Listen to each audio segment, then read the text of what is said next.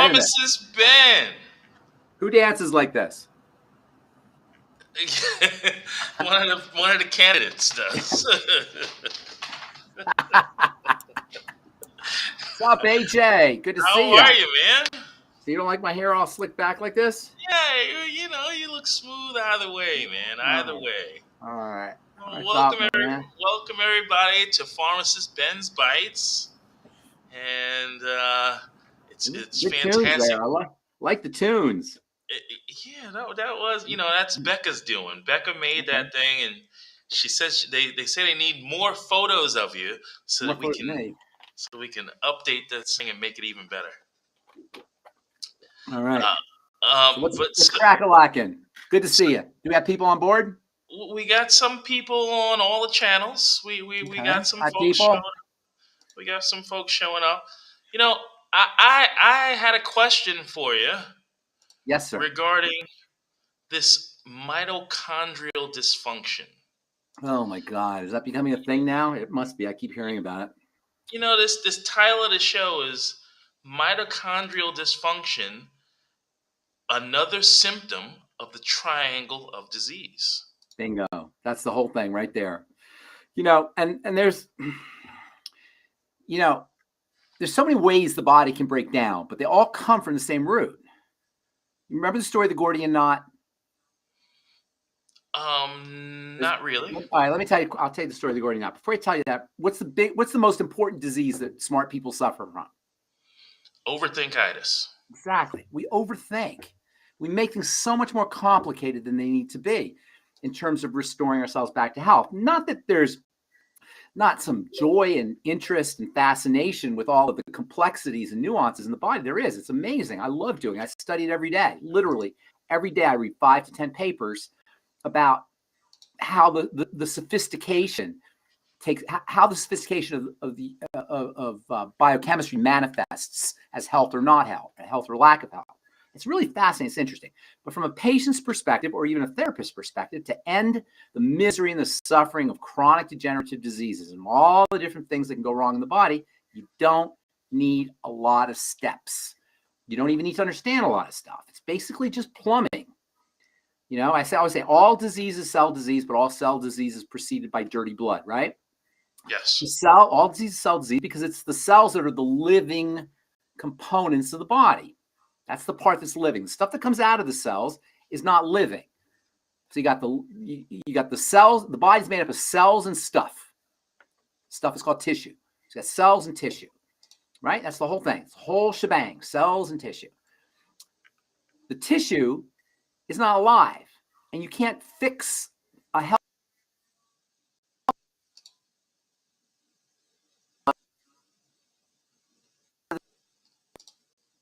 The cell oxygenated and detoxified by the blood. Additionally, as the blood is circulating, it's generating electrical charges, a zeta potential, they call it. And this movement of fluid accounts for electricity, accounts for detoxification of cells and feeding of cells and oxygenation of cells. And this is the crux. This is where the disease process takes place. So the only thing we need to figure out if we're not as healthy as we should be is what's going on in the blood. Well, the blood is a closed system. It's within vessels. It's not interacting with any part of the body except for 2 places. One, you can get into it through the skin. That's why you have to be careful with injections. And for the most part, it's coming in from intestinal issues, which means food and digestion. And that's everything. Now, in addition to food and digestion, there's also a second stage in the processing of food, and that involves energy. That involves the transformation of food into energy. And this is why blood sugar is so important. And this is why metabolic syndrome, which you know about, and Becca and doctors wrote a book about, affects so many different systems. Pretty much every system, really, because every system depends on energy. So the first step, the food gets broken down in the digestive system. The second step, the broken down food is transformed into energy. That's the 2 steps. First 2 points in the triangle of disease, food and metabolism, or food and energy, we'll say. The mitochondria are the place inside the cell where the breakdown components of food get converted, specifically the fats and the sugars, get converted into energy. They call them the powerhouses of the cell. But these things are so fascinating, mitochondria. For example, mitochondria used to be independent entities, and they had their own DNA. They have their own genetic coding, mitochondrial DNA. You may have heard that on CSI. Sometimes they'll test mitochondrial DNA. So mitochondria have their own DNA. That's kind of amazing, right? Cells have DNA, but these substructures within cells, about 100 to 1,000, sometimes even 10,000 mitochondria within cells, they have their own DNA. They're like their own creatures. And they indeed started as their own creatures. Cells, there's two kinds of cells. You've got primitive cells, which are like bacteria, and you have advanced cells, which are animals, plants and animals. The primitive bacteria they call pro for primitive, prokaryote. A karyote is the Latin term for cell. So prokaryotes are primitive cells, ancient cells, have been around for 3.5 billion years. And then you have eukaryotes. EU means good, advanced. Prokaryotes primitive, like bacteria. Eukaryotes like good cells or advanced cells like us. Advanced cells are very complex. Prokaryotes have no mitochondria, which means prokaryotes cannot produce energy in that same way that eukaryotes do, and this is why they don't have the same kind of they don't have the same kind of advanced and complex behaviors that eukaryotes do. Eukaryotes are very complex cells. It's thought that many billions of years ago, several billions of years ago, there were bacteria that merged with prokaryotes, and via their merging, they became eukaryotes. These bacteria, prokaryotes cannot process oxygen. Bacteria cannot process oxygen like eukaryotes can. Eukaryotes became oxygen processors by this merging that took place between these ancient two types of bacteria. It's thought that mitochondria are the end results of these old bacteria that merged, the merging bacteria. And today it's thought that the eukaryotes are a combination of the prokaryotes plus what used to be a type of bacteria, which are now what we call mitochondria. And this is what allowed for the great advances of eukaryotes and animals and all of the wonderful things that these eukaryotes do. It's this merging. But because mitochondria originated as independent organisms, they still maintain their own DNA. It's almost like we have a foreign invader inside of our cells. Not really an invader, but a foreign visitor inside of our cells. You follow what I'm saying? Yeah. And this makes mitochondria extremely fascinating. They have their own genetics. There's no other organism or organelle that has its own genetics. So mitochondria are incredibly important is the bottom line here. They're also very fascinating. You're hearing a lot about mitochondrial dysfunction for good reason. The biggest problem we had for eons as human beings was getting enough calories, undernourishment, right? Today, our biggest problem is the exact opposite. It's overnourishment, over calories, over energizing. And this creates a burden, a stress on the mitochondria. Mitochondria are the structures inside a cell that convert the food into energy. We got way too much food. So mitochondria are freaking out. They're burnt out. They're overloaded. And this is one of the things that happens with mitochondrial dysfunction is you get an overloading of mitochondria. Plus, the mitochondria, they're processing energy. So they're at the quantum level, the tiniest levels, they're producing energy. So there's lots of sparks of energy that are flowing off. And, anytime you have energy production, you have sparks. The mitochondria are susceptible to sparks. So in addition to now being stressed from being over-energized, you have excess sparks because the more energy, the more raw materials coming into the mitochondria, the more sparks they're going to be. Think of a mitochondria like a factory, like a transforming factory. Food goes, and I'm being very simplistic here. So if you're a biochemist out there, I do know that this is not really food that's happening, but simplistically, food goes into the mitochondria, energy comes out, right? If you have a whole bunch of food coming in, that puts a burden on the mitochondria, and it creates more sparks. And so today we have a problem that you're hearing about called mitochondrial dysfunction. And this mitochondrial dysfunction is, there are supplement companies, healthcare professionals, functional medicine people who are focusing on how you can fix the mitochondria. But and everybody listening to this video knows, you can't fix the mitochondria. You got to take care of the cause of the mitochondrial dysfunction, which is the over-energy, the over-nourishment, the over-calorization. And this over-energy, over-calorization, over-nourishment is the end result of how we eat. Mitochondrial dysfunction is largely an eating problem. There's other things probably that are involved too. But for the most part, it's an eating problem. We eat too much. We over-energize. So yes, you're right. It comes down to the triangle of disease, the first 2 points in the triangle, all the 3 points in the triangle of disease. So I love talking about mitochondria. Super fascinating, very interesting. Unless you're a biochemist and you're really interested in this kind of stuff, you don't need to know any of this stuff. If you're sick, if you get migraine headaches, or you have osteoporosis or cancer or whatever you have, you're not going to get better by fixing your mitochondria. You can't go eat at McDonald's and not nutritionally supplement and live a stressful lifestyle and smoke and drink and do all the things human beings do and say, I'm going to fix my mitochondria. That's crazy. So unless you're a chemist or a researcher, or you just like this kind of stuff, you don't need to know about that. You just need to go back to the triangle of disease. And that's the whole message here. You know, we love to overthink, and in a way, I don't want to say it's done intentionally, but what ends up happening is we get disempowered because we're like, how the heck am I going to understand all these biochemical reactions and biochemical phenomena? There's no way. I'm just a regular person. You know, I'm going about my life. I can't study molecular biology and try to figure out what's going on in my DNA and my mitochondria and my metabolism and what's going on inside with all the biochemical reactions that are happening inside a cell. It's overwhelming. And what it does is not only disempowers us, it empowers the scientists. It empowers the professionals. It empowers the machine, the medical machine. Some people say the medical mafia. It empowers them and disempowers us. What we're trying to do is put the power back where it belongs, which is right in our laps. We need to take our power back, and that's really what this is about. And we take our power back not by trying to manipulate the mitochondria, but by eating better, supplementing, reducing your sugar intake, making sure you're lowering cortisol by relaxation strategies and breathing and meditation and spirituality and all the things we know we have to do. So yeah, I can talk about mitochondria. I love talking about mitochondria, but from a health perspective, from a reversal of disease perspective and an enhancing of longevity perspective, it doesn't matter. You work on your food, you reduce your calories. And this is one of the reasons why, by the way, why calorie reduction leads to an extended lifespan. And why calorie reduction is one of the most powerful strategies you can use to reduce inflammation and the end results or the symptoms of chronic degenerative disease. Calorie restriction with optimum nutrition.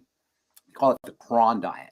Calorie restriction, optimum nutrition is one of the most powerful things you could do, not only to prevent degenerative disease and to extend your lifespan, but even to reverse it if you're dealing with it. Okay, I've had a question in my mind. How would someone reduce the amount of sugar they intake? Like lots of ways.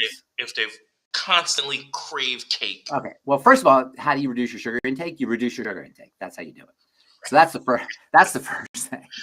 But what you're talking about is how do you hack into your sugar cravings, right? And there's a couple ways to do it. One of the best ways is with amino acids, and actually with protein in general. Protein gets turned into sugar pretty efficiently. It's a process called gluconeogenesis. Gluco means glucose, like sugar. Neo means new. Genesis means the origination of it. So gluconeogenesis is a new way of originating sugar. The old way of originating sugar is through the intake of sugar or the intake of fat.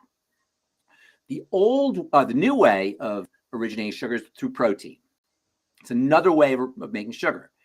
But protein gets turned into sugar much slower. I should say protein gets turned into energy much slower than sugar gets turned into energy. Sugar gets turned into energy very quickly. Fat gets turned into energy a little bit slower, and that's why fat's better as a source of energy than sugar. But protein gets turned into energy very, very slowly. So it gives you slow energy, and the body likes slow. The body doesn't like fast. The body likes slow. You ever see those people in the park doing this? Tai Chi. Tai Chi. Mm-hmm. Yes. When you're slow, the body relaxes. The body calms down when it's slow. You don't want to give the body lots of stuff. It freaks out when there's lots of stuff. There's chaos. Do you ever have 100 things to do and the phone's ringing off? You know, in the pharmacy, we have the phones ringing off the hook and we're helping people and we're filling scripts and we're doing all this stuff. You go crazy. You ever had that situation? I had a day like that this morning where everything's going, this, dun, dun, dun. You know, this person needs this and the phone rings here and I got to make this product and this going on. You go nuts. It's not a good, it doesn't feel good. From a cellular perspective, that's what's happening to our bodies. It's like a person trying to, you ever try to be a one-armed paper hanger. You know, it's a very stressful situation. Protein gives the body slow energy, much preferred source of energy, but it gives it energy. So you get the benefits of energy without that spike. So the first way to reduce your protein intake or reduce your sugar intake or hack into your sugar cravings is to eat more protein. Specifically, there are amino acids that can help with sugar cravings. One of the best is called, or one of the most important, maybe the most important, is glutamine, which you'll find in high protein foods. The TMR shake is not only a great source of glutamine, but it's also a great source of whey protein. It's one of the best sugar, anti-sugar supplements or sugar anti-sugar craving nutrients you could ever use. TMR shake. All right. Also Fit Shake probably too, but I love the TMR shake because it tastes delicious. Have you had the TMR shake? No, I haven't had any. Man. Delicious. Get it with almond milk and put a banana in there. Oh my God. Like a dessert. So good. Longevity is doing all this thing with shakes now. Have you noticed this? The new shakes? There's all these new shakes that are coming out. I don't know, birthday cake and cake. There's going to be a mint julep shake coming out. And Michelle's going crazy with the shakes. She's loving the shakes. All right. So Annette here on YouTube is asking, she's got osteoporosis and she's been on longevity for 2 years, the Mighty 90 and OsteoFX, and she's still dealing with her osteoporosis. Oh my God. Longevity products don't work. Oh my God, they must not work. Slap the back of your hand for saying that. Oh my God, they don't work. I still have my. No, I'm just kidding you. Because I had a cracked hip. And my cracked hip was fixed pretty in quick stead. Well, osteoporosis is a sign of degeneration. It's not a disease or an illness. It's a symptom of bodily degeneration. One of the most dramatic and problematic aspect of the aging process, the part that we hate the most, is deterioration of the connective tissue. Quick digression, just take a step back here. The body's made of 4 types of stuff. It's a composite. Body's a composite of 4 types of stuff. I say stuff, really tissue. Sometimes the word tissue is intimidating. It sounds all biological and science, so we'll call it stuff. So the body's made of 4 kinds of stuff / tissue. You've got the bulk of the body, and then the body's coated and it's electrified. The coating of the body is called epithelial tissue. The electrification is called electrification stuff is called nervous tissue. And then the bulk of the body, what I call the flesh robot, is made up of steak. What are you eat steak, right? You eat steak, it's got 2 parts to it, right? Those 2 parts are the stuff you eat and the stuff that's around the stuff you eat. The stuff that you eat is the muscle tissue. When we eat a steak, we're eating the muscle tissue. That's the red. It's the stuff everybody likes, is the muscle tissue. And then within the muscle tissue, you got white stuff flecked inside, marbling, right? That's called connective tissue. A steak is a cross-section of the flesh robot of a cow. You take the flesh robot, which is the stuff underneath the epithelial tissue that's coated without the nervous tissue. You ever see the body's exhibit? You know, I always talk about the, right? Absolutely, yeah. The flesh robot is the body's exhibit. That's the connective tissue and the muscle tissue. The most profound and problematic aspect of the aging process is deterioration of the connective tissue. This is what freaks everybody out. This is why people don't want to get old, because the connective tissue deteriorates. So the pain and the loss of movement and the heart disease and the vascular dysfunction and the ruptures and the hernias and the scoliosis and the hunched over appearance and the worst, the wrinkles and the thinning skin and the laxity, these are all manifestations of connective tissue deterioration. And the sine qua non, the very essence of anti-aging, is building the connective tissue. And in fact, before Doc was the mineral doc, he was the connective tissue doc. He's been talking about the connective tissue. And his first, I'm pretty sure it was his first formulation was the pig pack. which is a connective tissue building supplement, or actually a couple connective tissue building supplements. So anything you can do to build the connective tissue will slow down the aging process. If you're in it, it will help reverse the aging process, and it will prevent the aging. Well, I'll say prevent it. Eventually you'll age, but it'll slow it down dramatically. Almost everything we do as a culture, from smoking cigarettes to drinking alcohol to eating lousy food to stressing out to not being not nutritionally supplementing to eating a lot of sugar, deteriorate and destroy the connective tissue. Also, when cells die, or excuse me, or when our excretory organs, specifically our kidneys, don't work as well, we start to accumulate acid. Acid will also deteriorate connective tissue. So between sugar and toxicity and acid and stress and malnourishment and over-energizing and poor mental and emotional and spiritual strategies, we destroy, or we deteriorate, or we're responsible for the degeneration of our connective tissue, and this is what accounts for the aging process. Osteoporosis, osteo means bone, porosis means porosity, is a description, it's a word that describes degeneration of bone. Bone is connective tissue. So it's the same thing. Bone is, osteoporosis is deterioration of the connective tissue called bone. So you can't fix the bone. You can't fix degeneration of connective tissue. You can't fix degenerated tissue. You cannot repair degenerated tissue. What you can do is you can stimulate the production of new tissue, of healthy tissue.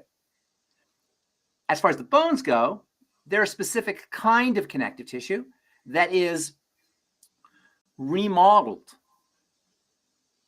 The remodeling process involves breaking up old bone and building new bone, and this is constantly happening. As we're sitting here today, old bone is being destroyed and new bone is being built up. There are specific cells that eat old bone. They process old bone and then use the materials to build new bone. And there are other cells that build bone. The bones that destroy, that eat old bone or destroy old bone are very important because they get rid of the weak stuff. Right? If your bone is weak and your bone cells are weak and fragile, you want to get rid of them. So you want to replace them with new ones, right? Your bone tissue, I should say. Your bone tissue is weak and fragile. You want to get rid of it. This is very important. Remodeling of the bone is how we assure a constant supply of new, strong bone. Does this make sense? Do you follow me? Yes, absolutely. Right? All connective tissue is remodeled. This is a very, very, very important biological function. So you don't have old stuff, old, weak tissue. So isn't that cool how the body prunes out the old tissue and builds new tissue? This is an amazing thing. The cells that destroy the tissue are called osteoclasts. The cells that build the tissue are called osteoblasts. These are the two types of bone cells, osteoclasts and osteoblasts.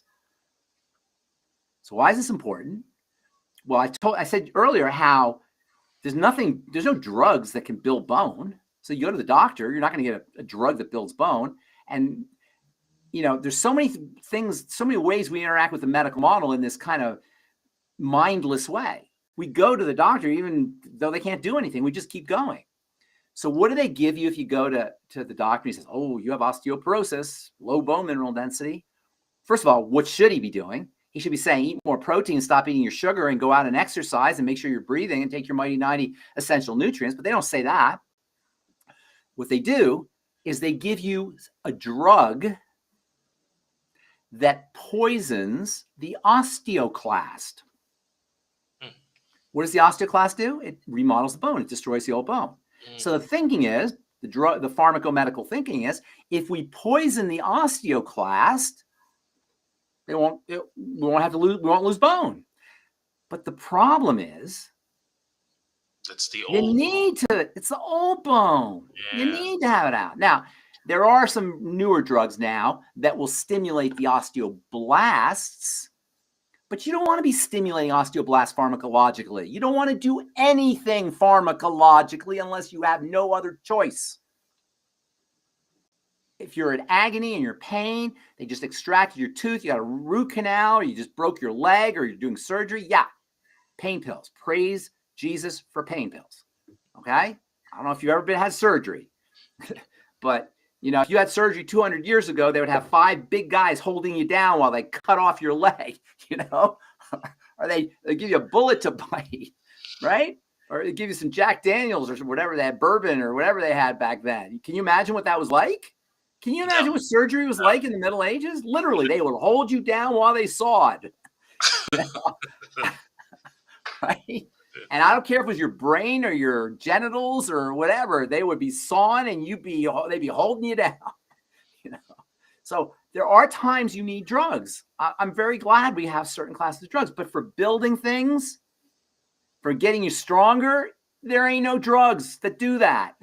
All drugs work by shutting things down. That's why they're called anti-arrhythmics or anti-inflammatories or beta blockers or proton pump inhibitors. They inhibit, they suppress, they block, they anti. That's how drugs work. But it doesn't matter, because if you have osteoporosis, what's causing it? Number 1, acidity. So you support the body so it's not producing too much acid. Number 2, sugar. You reduce your sugar intake. Number 3, malnourishment. You start taking in nutrients. The most important nutrients for building bone are going to be collagen building nutrients. So you get on the Healthy Bone and Joint Pack. The beautiful thing, by the way, about building collagen and connective tissue using nutrition is not only do you build your bone, you also prevent wrinkles. You also build cartilage, so you prevent or you reverse arthritis. You also strengthen your fascia inside your body, so you don't get ruptures, you don't get hernias, and you don't get prolapses. You also strengthen the skeleton. The heart sits on a connective tissue skeleton, so you strengthen the heart. You also improve the vascular functioning, blood vessel functioning. You make the blood vessels stronger, and that's the beauty of nutrition. You take your Healthy Bone and Joint Pack for your bone and joints, you get less wrinkles. You get a better cardiovascular system.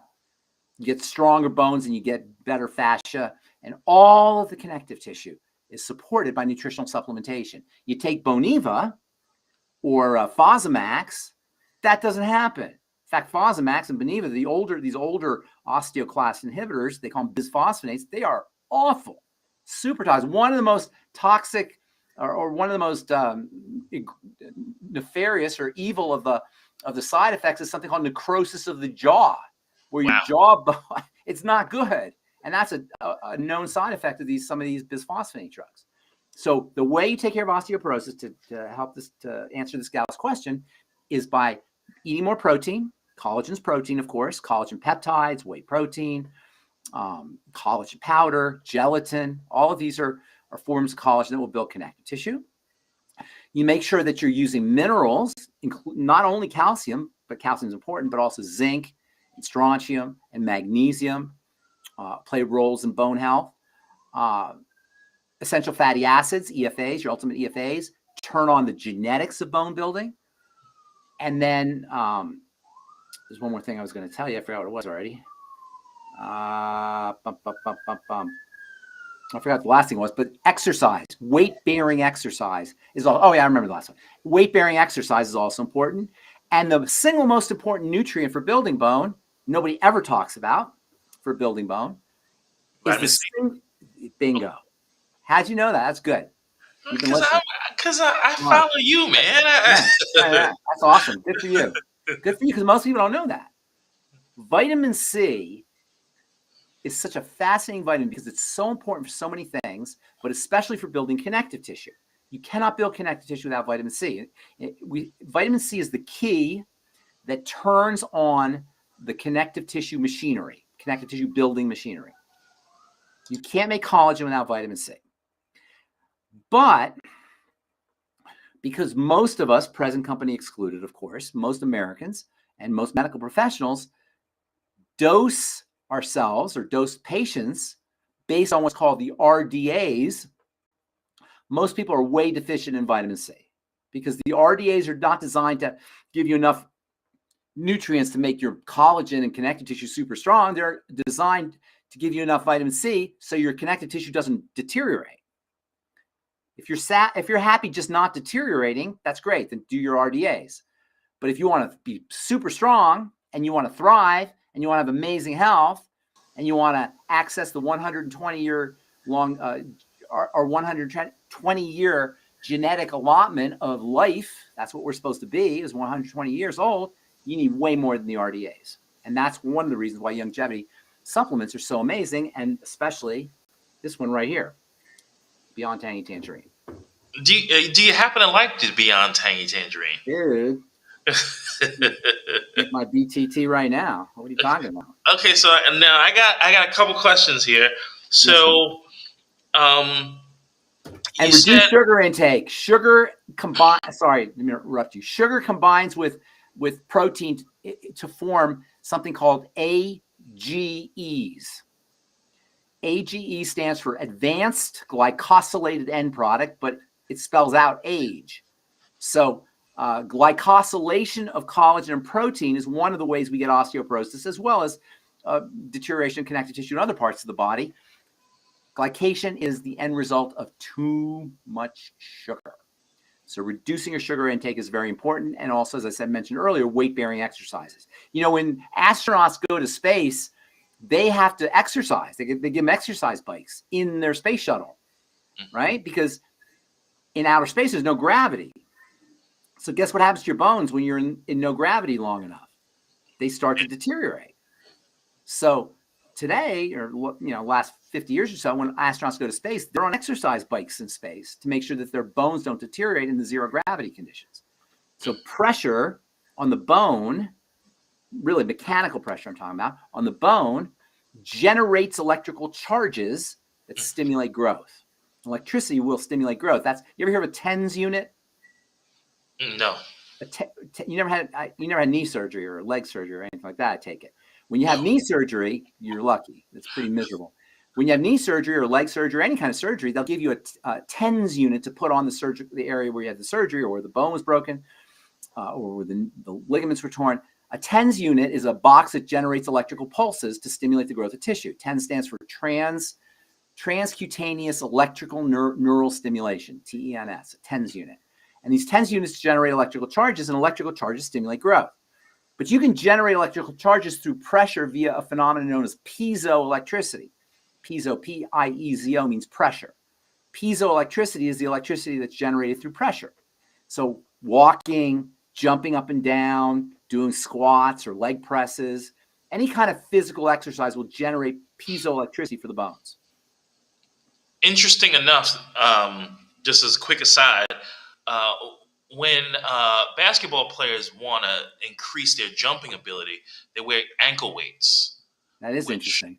Yeah. Increases... Well, that's not quite piezoelectricity, but that way when they jump, they're jumping with more weight on the bottom of their body. So it's like a workout. It's resistance training, basically. Yeah. It's an interesting thing to do. I wouldn't advise regular folks to do it. You got to be a little bit strong. You can put too much resistance on your joints, especially on your knees if you're not an athlete. But for athletes, it's great. Yeah. When we used to play baseball, we'd put a donut on the bat. Did you ever play baseball when you were a kid? Remember the donuts? Yeah, I know what it is. Yeah. Why would you put a donut on the bat? Because then they take the donut off and you got way more bat speed. So if you practice jumping with weights on your ankles, you take the weights off, boom, you can jump out of the gym. Which is, right? Yes, that's the phenomenon. That's what happens. Yeah. All right. So my question is just nutritionally, you mentioned some things, but for the osteoporosis, but can you put it into terms of longevity products? I mean, a healthy bone and joint. It couldn't be simpler. Healthy bone and joint pack. Okay, but what about the MSM? Where does that play a role? Yeah, there's I call them satellite products. Remember the hub and spoke. You have the hub, which is healthy bone and joint pack, and then there's some spoke products. Yes, probably the Osteomag, Mineral Toddy, the MSM, Ultimate MSM, CFX, Zinc FX. I'm probably missing a couple. Let's think real quick. You might want to, if you really want to go all out, I would do digestive support to make sure you're absorbing all these nutrients, I-26 and such, if there's any underlying digestive problems. And then the healthy bone and joint pack, healthy blood sugar pack, or at least the sweeties, because of the glycation as an anti-glycating strategy. Let me think if there's anything else that's important. I mean, a TMR shake or any whey protein, collagen peptides. Okay, couple more questions here. Becca mentioned that she knows someone wanting to know about the birth defect leading to cyclopism. The birth defect leading to cyclopism. I don't know if she wants to know, but leading remember, Doc says there's no such thing as a genetic disease, right? And so obviously birth defects happen, right? And I don't know about, they're all basically the same. There's something affects the genes as the fetus is developing in the womb. There's lots of things that can affect the genes as the fetus is developing in the womb. For example, if you're smoking cigarettes, that's going to affect the fetus. That's going to affect the genetics of the fetus. If you're under a lot of stress, that's going to affect the genetics of the fetus. If you're malnourished, that's going to affect the genetics of the fetus. If you're secreting histamine or toxicity in the bloodstream, that's going to affect the genetics of the fetus. So there's lots. If you eat a lot of sugar, that can affect the genetics of the fetus. So good living, basically, supplementing, eating correctly, relaxing, all of these are the ways you prevent genetic defects of the fetus. Now, the genetic defects can show up as cystic fibrosis. They can show up as muscular dystrophy. They can show up as all kinds of things. Cyclopism or inborn errors of metabolism. There's all kinds of different ways that genetic dysfunction or genetic mutations can show up. I don't know if mutation is the right word, but deficiency. Poor genetics can show up in a fetus and then in a baby, but it all involves the same thing: the toxicity or the malnourishment or the hypoxia inside a womb. Remember, there's only three things that can go wrong with a cell. It can be starved, malnourished. They can be suffocated, hypoxic or low oxygen, or they can be toxic. Starvation, suffocation, and toxicity. Those are the only three things that go wrong with a cell. Likewise, that's a cell in a fully formed human being, but it's also a cell in a developing fetus. Starvation, suffocation, and toxification. Which genes are affected doesn't really matter in terms of what caused the problem. That's kind of a random thing, or maybe it's not random. Maybe some genes are more susceptible than others based on history. I don't know the answer to that, but it's all caused by starvation, suffocation, and toxification. Again, don't overthink. Starvation, there's a few basic principles. All disease is cell disease. All cell disease is preceded by dirty blood. The only thing that go wrong with the cell is starvation, suffocation, and toxification. So if you work on the digestive system and the blood sugar system and the adrenal thyroid axis, you make sure you get the right nutrients, you make sure you're breathing correctly, and you've reduced or you've eliminated any kind of chronic inflammation, and then you keep the system clean, you're going to be fine. The body wants to be healthy. The body wants to heal. If you're not fine, starvation, suffocation, toxification, and then the triangle of disease. Address all of those points. Okay, so we have some folks out on YouTube and Rumble and Facebook and Twitter. Hey, Ruth Ellen is helping us. Hi, Ruth Ellen. And then we have Annette and Dave and Eric. Hey, everybody. Joe and Bruce. Oh, wow. And, we have a number of nice folks. Crowd. True Health Solutions. And then who is True Health Solutions? I've been seeing them around lately. You know what? We know that True Health is part of the family. I just forget exactly who True Health is. Okay, but our buddy Eric in Kenya is asking. Eric in Kenya or Eric and Kenya? Eric lives in Kenya. Eric lives in Kenya. Wow. Yeah, he's up late. Impressive. He's up late. He's a diehard. Hey. So why are additives such as titanium dioxide, polyvinyl pyrrolidine, and purified talc added to supplements? Polyvinyl pyrrolidone. I don't know if I've ever seen PVP in a supplement. PVP is sticky. I don't know if I've ever seen that in a supplement, but that has a sticky quality. I use it sometimes in skincare when I want to make something that sticks to the skin, like for surgical procedures or for healing. Sometimes iodine is put in PVP. PVP is, I don't think it's ingested. I'm pretty sure it's not ingestible. It's usually in some topical nutrition, some topical supplements that are supposed to stick on the skin. PVP he's saying he's saying he's heard that it's carcinogenic. It could be. It could be. I don't know that people eat PVP though. Okay, The but other if one you was, put it on topically, is it going to be a problem? no, it probably won't. It's a very big molecule, sits on the surface of the skin. That's why it's used. For example, there's a PVP is used with iodine for for a surgical solution when you need the iodine to stick on the wound. Mhm. So PVP is a kind of sticky stuff. Like I said, I make masks with it, and sometimes I use it in topical products that I want to adhere to the skin. It has an adhering quality to it. Talc, and what was the other one? It's. I already said the other one was. Ta- I ta- don't know if talc is added to internal nutrition. Talc is associated with cancer because it's a very big. It's associated with lung cancer. In fact, there's a lot of class action lawsuits against Johnson & Johnson for their baby powder, which contains talc. And then titanium dioxide. Titanium dioxide makes things white.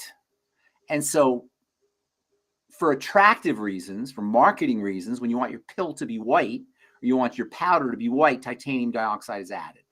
I don't know that it's carcinogenic, although, and let's talk about that carcinogenic thing first. Carcinogenesis, the stimulating of cancer, strictly works, or most of the time, not always, most of the time works by duress, by putting a burden on the cell, keeping the cell or the cell from being able to do what it can do. So yes, talc interferes with cell chemistry in the lungs. If you breathe talc, it can be associated with cancer.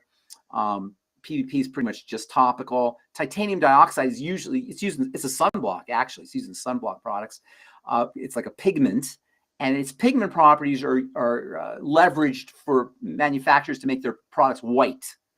So titanium dioxide is sometimes found in skincare products that you want to be white, or it's found in pills or capsules where you want the powder to be white. It's just for attractive reasons. It has no functionality. I don't know necessarily that it's going to cause cancer, but it's not going to do you any good. I never heard of PVP or talc being ingested. I may be wrong about that, but I haven't heard of it. Okay, so is there a particular something that you'd like the people to know? Is there something that you want people Anything I to want take people to know? on? Yeah, anything you want the people to know. Yes, that's a lot of things. One of the things is don't overthink. If you're sick, don't overthink. Second thing is, if you have a chronic degenerative disease, there's nothing the doctor's going to do for you. There's nothing you can do. There's no tools in the medical magical bag of tricks to help you with a chronic degenerative disease. That's a life. These are lifestyle things. And don't blame the doctor. And I say this all the time, and I'm going to say it again because I think it's really important. Don't blame the doctor. It's not his fault. They're good people. They make mistakes. Okay, yes, they make mistakes. Everybody makes mistakes. They're not perfect, but they're not bad people. They're really good people. I know a lot of doctors. I have a lot of friends who are physicians, and they're, by and large, really good people who got into the business to make a positive difference. The problem is we're asking them to do things that are not in their skill set. They're not in their wheelhouse.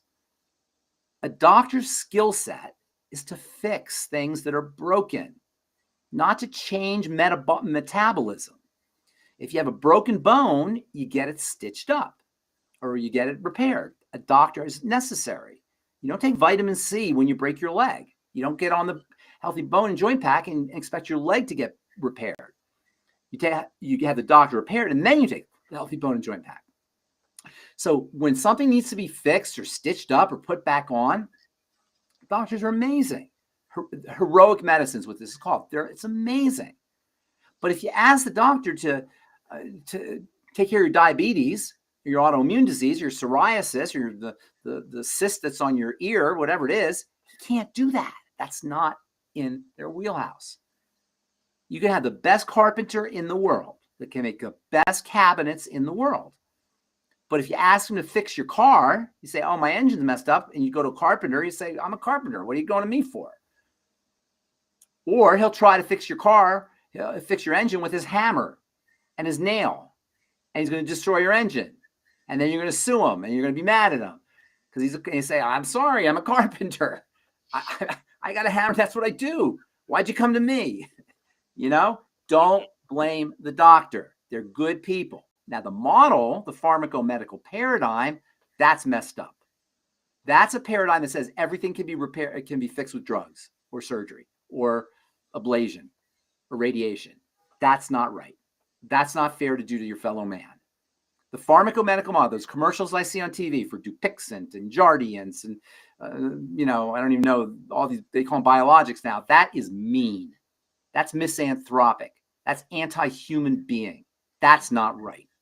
But don't blame the individual doctor. It's the paradigm.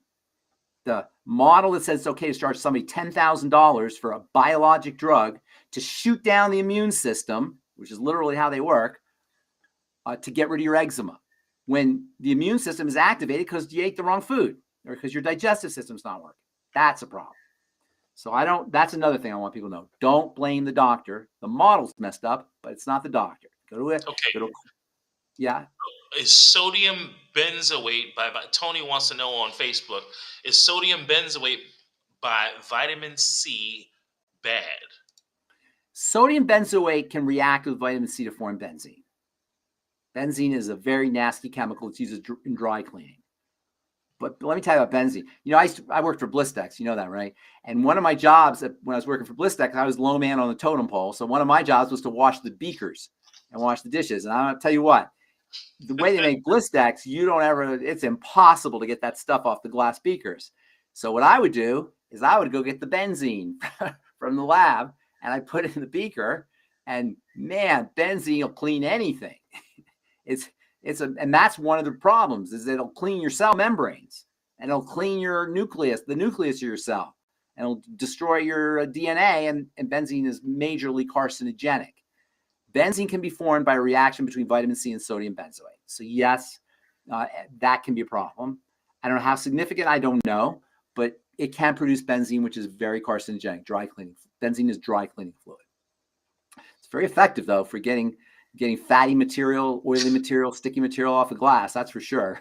And clean your mirrors with it real well. I can't believe they left you in the lab to start. They left me in the lab with the benzene. Imagine the things that you were doing. I did all kinds of things. I hear something funny. This was the 80s, the early 80s. And in the lab, the Blistex lab, Dr. Jones, who was the guy who invented Blistex, and it was his lab, he was a pharmacist. He's a medicinal chemist, and he has all these old, from the 1920s and 1930s, herbs. And one of them was marijuana. And this was in the 80s. And he had this big, big vat of 50-year-old marijuana in the lab. And I was tempted. I'm sure you did. No, I didn't. I was tempted. No, I was only 20. I was like 22 or something. And I was tempted, but it looked so bad. It was 50 years old. But yeah, it was huge. It was this huge glass vat thing. I don't even know how to describe it. It was filled with 50-year-old marijuana. That's something else. That's something else. Okay. So I guess we can wrap up. Mary Mack is on with us. Hi, Mary Mack. Hi, everybody. And the other name on when we said that True Health Solutions is our buddy Albert in South Africa. Oh, Albert. Yeah. Albert. What's up, Uncle Albert? Yeah. Cousin Albert in South Africa. So people are staying up late around the world to catch your show. I love it. All right. Well, this will be recorded too, so you can This review it. is recorded. And I guess my last question is there something to fear given that today is Friday the 13th? Oh, do you know why? Do you know why Friday the 13th got a reputation for being? Do you know the story? I've heard different stories. I'll tell you the story. Okay, and then I'm gonna fact check you. Okay, well, there's some religion involved, so I don't want to offend anybody. I'm gonna fact check you. Okay, you can fact check me. You can do it right now. 13 is the number of the woman. Do you know why 13 is the number of the woman? No. Because women there are 13 moons in a year, and 13 times 28, or 365 divided by 28 is 13. So there's 13 moons in a year, 13 menstrual cycles in a year. So 13 represents the female, numerologically speaking. Friday is Freya's day. Do you ever wonder where the names of the week come from? Well, yeah, I'm familiar because they come from astrology. Yeah. Moon Day, Tuesday. Tuesday was a Norse god. Mm-hmm. Woden. Wednesday is Woden. Yeah. Thor's day, the god Thor. And then Freya's day. Freya is the. I thought it was Frigga. It might be Frigga. You know this, right? It might be Frigga, but its G is in Norwegian is Fry. Uh-huh. So Freya's day, Frigga's day, right, is the god. Freya represents Venus. So Friday is Venus's day. Saturday is Saturn's day. Sunday is Sun's day. Monday's Moon's day, like that. So anyway, Freya's day was Venus's day. So Friday, Freya's day, Venus's day, the 13th, the number of the woman, was considered a day of fertility.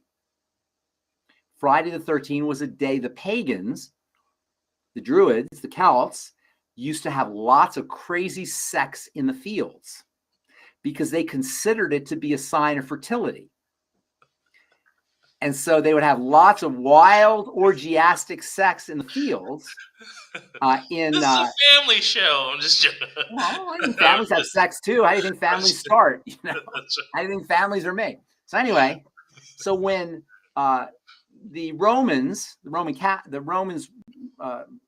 conquered Britain and Ireland, and it wasn't the Romans, it was the church really. They brought Catholicism with them, and they couldn't have that. You couldn't have people, having crazy sex in the fields every Friday. So they made that into they turned that into a bad day, into a cursed day, in order to keep the pagans from going wild on Friday the 13th, and it eventually developed into, as legends do, it developed into a superstition. Friday the 13th, but just Google Google the origination of Friday the 13th. Amazing, because I heard a totally what did you hear? Similar story. So, what did you hear? Something to do with Freemasons, so the Knights Templar, and the day that the Pope said that they had to be beheaded. I know it was. I think this guy. I forgot his name. The Knights Templar, the head of the Knights Templar, was killed on Friday the 13th, I believe. Yeah, and I forgot the guy's name, who was the head of the Knights Templar, but he was kind of a rabble rouser. And first he was used, but the Knights Templar were first used by the church. This is getting into a little bit of conspiracy kind of stuff. Yeah, first the Knights Templar were used by the church, but then this guy, I forgot the guy's name. He's a very famous figure in history. And he decided he was going to be more powerful than the Pope, and of course that won't fly.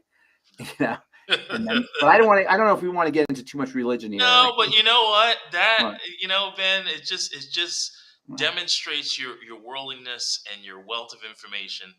Well, yeah, I like history. I'm sort of an amateur historian, and that's kind of why I love Dr. Wallach. What I love most about Dr. Wallach is he's the same way. Like when you read his books, he brings in history and sociology and anthropology and geology and nutrition and anatomy and biochemistry and medicine. He brings it all together in this incredible weave of all these different ideas. And I always found that very, very appealing. That's why I love his books. And that's why I really connected with Dr. Wallach. But yeah, I do like to do that. I do like to bring things in like that. Interestingly enough, his book Black Gene Lies, I tell people, yeah, it's got to do with nutrition and chemistry, but it's a history book. It's a history book. Like there's things in there that, and I consider myself pretty well versed on Black history, but I learned a ton of stuff from reading Black Gene Lies. Is that right? Is it pretty accurate? Do you recommend it? I haven't read that More one. than accurate. Nice. Isn't that amazing? It's insane how detailed this thing goes through American history. Yeah, he's pretty fascinating guy. Epigenetics is like a whole walkthrough of medical history. Epigenetic, yeah. Yeah, that's my favorite book of Dr. Wallach's. And by the way, the guy's name was Jacques de Molay. Jacques de Molay. Okay. Fantastic. Well, Pharmacist Ben, I hope today brings you enormous amounts of luck. Thank you so much, and thank you everybody for listening in. And we'll be back at you for a DWD, an official DWD. And can you imagine next Friday is going to be September 20th? Yes, the weather's going to change on us pretty rapidly here. It'll be fall. I think next Friday is fall. When does fall start? 20th? 22nd. 22nd. Yeah, 21st, 22nd. All right. All right. Enjoy your weekend, AJ. We'll see you soon. God bless everybody. Enjoy our outro music. Okay.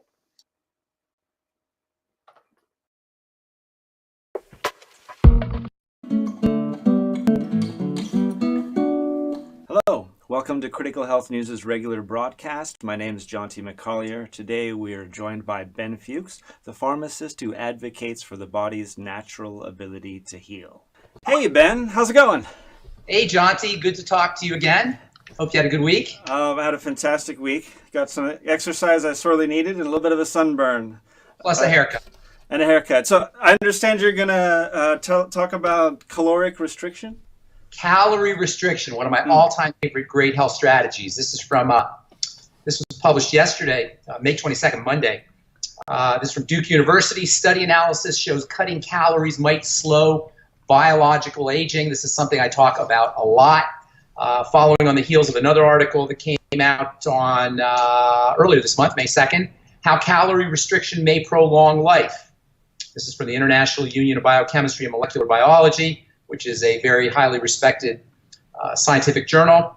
When the body does not have enough sugar for energy, it burns fats, resulting in a buildup of what are called ketone bodies. Now, we've talked about the ketogenic diet in the past. The ketogenic diet is a diet that helps the body produce ketones. Ketones are like little nuclear bombs of energy.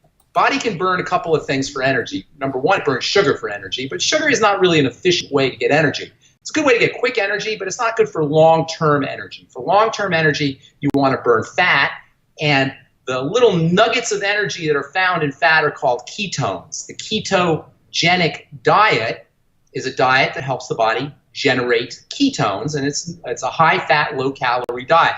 It's a combination of high-fat and low-calorie, and this is really the key. A ketogenic diet was actually started was developed at the turn of the 20th century to mimic fasting. So there's a lot of connection between ketogenesis, the production of ketones, and low-calorie calorie restriction, or even, if you like, fasting. One more article, and then we'll get into some of the ideas about calorie restriction and how it works to promote longevity. This is from New Scientist magazine. Permanent diet extends primates' lives by years. This was a long-running trial done on macaques, which is a type of monkey, that found that calorie restriction found that allowed these monkeys to live 3 years longer, which equates to 9 years longer in people. We all want to live longer. We all want longevity. But we don't just want to live longer. We don't just want longevity. We want longevity with energy, longevity with vim and vigor, longevity with this sense of bounding out of bed in the morning and feeling great about our lives. And this is where calorie restriction comes in. You know, we live in an empire of food, John T. We are induced by the empire to eat. All the great empires throughout history have always been empires of food. The Chinese Empire, the Roman Empire, the Persian Empire, the Sumerian Empire, the British Empire, the United States Empire. There's always been this connection between empires and foods, and great wealth is created by people eating a lot. Problem is, the human body was designed not to eat a lot, but to eat very little and to eat nutrient dense. And there is the key to calorie restriction. Number one, calories represent heat. The more heat you put in the body, the more work the body has to do to cool itself down. And this costs nutrition, and this costs energy, and ultimately it costs us years on our lives. Secondly, calories induce inflammation. Every time we eat, an inflammatory response is stimulated or activated. The body goes into a protective mode. Inflammation is protection. And the body goes into a protective mode every time we eat. And I'm talking eating salads or eating quality fish or quality meat or eating good food. It doesn't have to be eating junk food. Now, if you eat junk food, the inflammatory response is amplified even more. But any kind of food that enters into the body is going to jack up the immune system. It's going to induce a protective response. And this, too, will have a negative impact on longevity. The third element to calorie restriction is it stimulates the production, it stimulates the activation of fat burning. The less calories you eat, the more likely you're going to be to burn body fat for energy and produce ketones for energy. Ketones are not only associated with longevity, they're associated with fighting cancer, they're associated with stabilizing blood sugar, they're associated with mental health, brain health issues. Pretty much every marker you can think of when it comes to health is activated by the ketogenic diet, by calorie restriction, and also by intermittent fasting. Why is this important? Well, it's cheap, it's free, it's something we can all do ourselves. We all eat way more than we need to be eating, including myself, and there's reasons for this. The body is hardwired to find calories for eons. For literally hundreds of thousands and millions of years, our problem was not too much calories, it was too little calories. So we get great reward from ingesting calories, and we get even greater reward from ingesting energy-dense or calorie-dense foods. And what have we done over the last 150 years? We've perfected the art of densifying calories. Soda pop and desserts and power bars and processed foods of all kind are high technology foods that take advantage of our ability to squish a lot of calories into a small amount of food. Now, if we just ate a little nugget of our power bar, that would be one thing, but most of us are eating the whole power bar. Even things like fruits, watermelon and apples and pears and plums have been genetically modified over the course of 1,000, 2,000 years to be super high energy dense. So when we eat a whole banana today, we're getting many times the caloric intake that our ancestors got when they ate a little tiny plantain or a little tiny banana. You ever seen little crab apples? Yeah, I've eaten compare them some. to a big apple and compare them to a big apple. They're not very sweet, right? Sure. They're kind of tart, and they don't have a lot of sugar in them. But over the course of 1,000 years, 2,000 years, we figured out how to turn that crab apple into a big, fat, red, juicy apple that, while it may have some nutritional value, also has a lot of calories. The bottom line here is calorie restriction leads to longevity. Calorie restriction is anti-inflammatory. Calorie restriction supports the body's ability to burn fat for energy, to produce ketones, which are super high energy compounds important for the brain, for the blood sugar system, for the immune system, as well as for longevity. Calorie restriction is cheap. What you got to do, however, because we're hardwired to look for calories, what we got to do is we got to learn to put our attention into our body and away from our brain. And this is really important. A lot of times when we think that we want to eat, we're really eating from here. We're not eating from the body. In fact, a lot of times the body's begging us not to eat, but we still mentally, because of the hardwiring, because of our brain, we're still going for the food. It's like, you ever feel full after a meal and then somebody brings some cherry pie or some apple pie, and all of a sudden you got room for the apple pie. Now, you may pay the price a few hours later because you really didn't have room for the apple pie, but the fact of the matter is that the brain sees those high calories, and that represents survival, and that represents something that the brain wants. That food represents something that the brain wants inside the body. But by placing our attention not just in our body, but in our intestine area, in the center of our body, many times we can bypass the craving that is not a physiologic craving and not based on a need, but based more on our brain's desire for, or our brain's drive for survival. Focus on the bottom, focus on your belly, focus on the center of your body, and you'll find that your cravings are less. You'll find that you're eating less food as well. Another thing that you can do, and this is really important, is supplement. Taking supplements or using nutritional supplements is a way of putting nutrition in the body without calories. Many times when we want to eat or we think we want to eat, it's because our brain is sensing low nutrition. Our brain is sensing a drop in the B vitamins or a drop in the electrolytes or a drop in essential fats, and the only way it knows to go get those nutrients is by sending the person, us, out for food. By using nutritional supplements, you can pack nutrients inside the body. The brain or the blood will have more nutrition in it, and when the brain reads the blood, it'll say, "Oh, you're satisfied," and the drive for sweet foods or high-calorie foods or caloric-dense foods will be diminished. So you got lots of strategies. Use nutritional supplementation. Focus on the bottom of your belly. Drink more water. That's another great way to enjoy calorie restriction. Water fills you up. Water dilutes your blood, so you get energy. The brain gets more blood, has a higher blood supply when the blood is diluted with water, so drinking water can help. Eating fiber with your meals or eating fiber between meals. That's another way to enjoy the beverage, to leverage the benefits, enjoy the benefits of calorie restriction.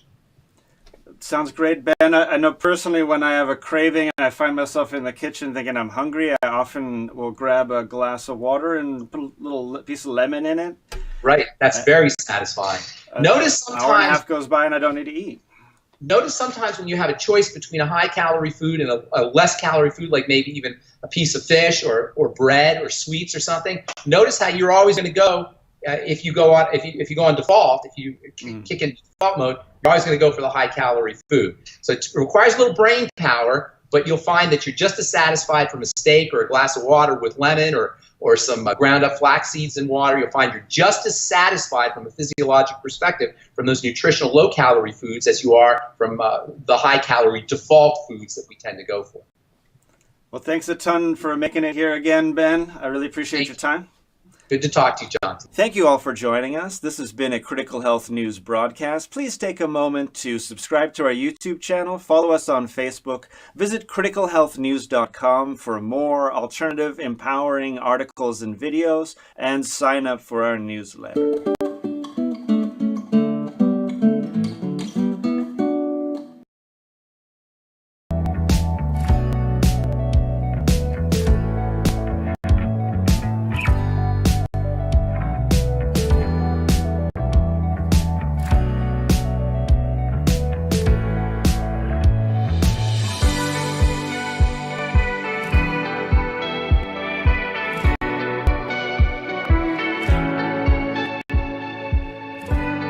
The content of this program is to provide nutritional education only. This program is not meant to take the place of your primary care physician. The FDA requires us to let you know that our products are not meant to treat, prevent, diagnose, or cure any diseases. As an empowered individual, you have options available. We are honored to have one of the founding fathers of epigenetics here to guide us with the best options to obtain or maintain optimal health, Dr. Joel Wallach. Welcome to Daily with Doc and Becca.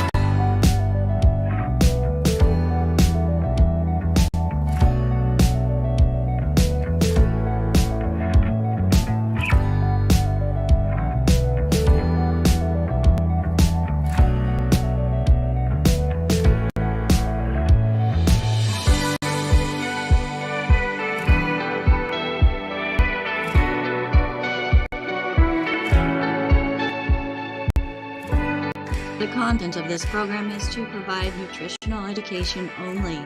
This program is not meant to take the place of your primary care physician.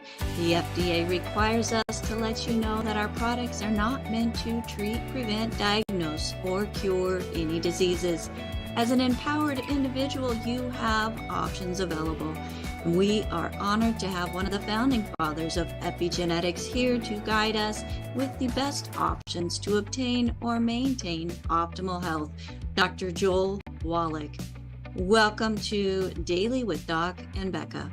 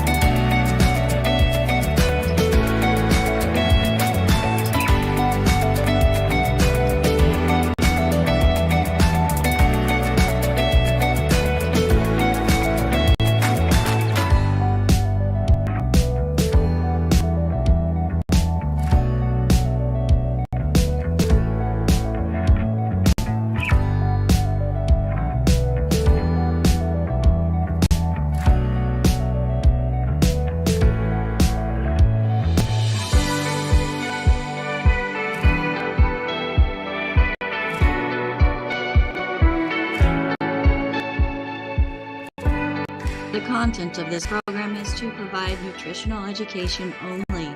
This program is not meant to take the place of your primary care physician. The FDA requires us to let you know that our products are not meant to treat, prevent, diagnose, or cure any diseases. As an empowered... All right, thank you so much, Ruth Ellen Sanchez. If it wasn't for co-hosts, this whole thing would just not fall into place. But welcome everybody to Daily with Doc. My name is Becca Dukes, and I'm honored and privileged to be the hostess of this program, where we are bringing to you nutritional information from a doctor that is not an overnight show up. He has been doing this and teaching this, and not just teaching it, but he did the research that led him to be able to link over 600 different poor health conditions to nutrient deficiencies. Can you imagine? At least 9 to 10 different nutrient or different symptoms, poor health symptoms that are associated to even just one mineral. And then we've got 60 minerals that the body requires. So 60 times 10, that's 600, folks. There's over 600 different poor health conditions that are linked to nutritional deficiencies. And Dr. Wallach has just been absolutely gung-ho. He's relentless. He doesn't and hasn't wavered on the importance of these 90 essential nutrients for decades. Now, as research comes along and he's finding, okay, there's more things that are actually contributing to poor health that are being pushed as being healthy. And when he looks at the research, he looks at the data, he looks at the things that a pathologist would look at, a scientist would look at, he is bringing to us more and more information that allows us to be empowered as individuals and take control of our own health. So with that being said, Dr. Wallach, I know you've got a great topic for us. So please go ahead and share with us what it is that is on your heart and mind today. Let me get you added up here. Where did he go? I'm here. You're here? Well, I'm so glad that you're here. We are. There you go. See, co-hosts, they help make everything happen. So thank you so much, Ruth Ellen, for grabbing that. Dr. Wallach, we do a lot of talking. And there's a lot of times that we are communicating with people through private consultations, through public questions, and they talk about, or they think that it's okay for different symptoms to be occurring because of their age. Is that true? No, age does not cause any disease. Okay, and of course, that's one of the fallacies of the medical profession. Oh, you're getting white hair because you're getting older. You got to expect that. Oh, you have arthritis because you're getting older. You have to expect that. You're getting high blood pressure because you're getting older. You have to expect that. You're getting diabetes because you have high blood pressure and other things. So you might expect the diabetes thing to pop on. None of that's true. All of those are nutritional deficiency diseases. You heard me, they're all nutritional deficiency diseases. When a doctor starts talking to you about them being a genetic disease and your whole family is going to have it and blah, blah, blah, blah, blah, that's when you have to say, okay, I'm going to excuse myself. Please cancel all my further appointments because you and I are done because you know nothing about disease if you're saying those things, which is, I can take them to court if they want, okay, because I'll beat them every time, okay.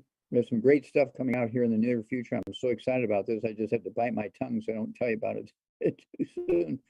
Okay, but what I want to do is talk about some of the common things that afflict everybody. Because let's just look at bones.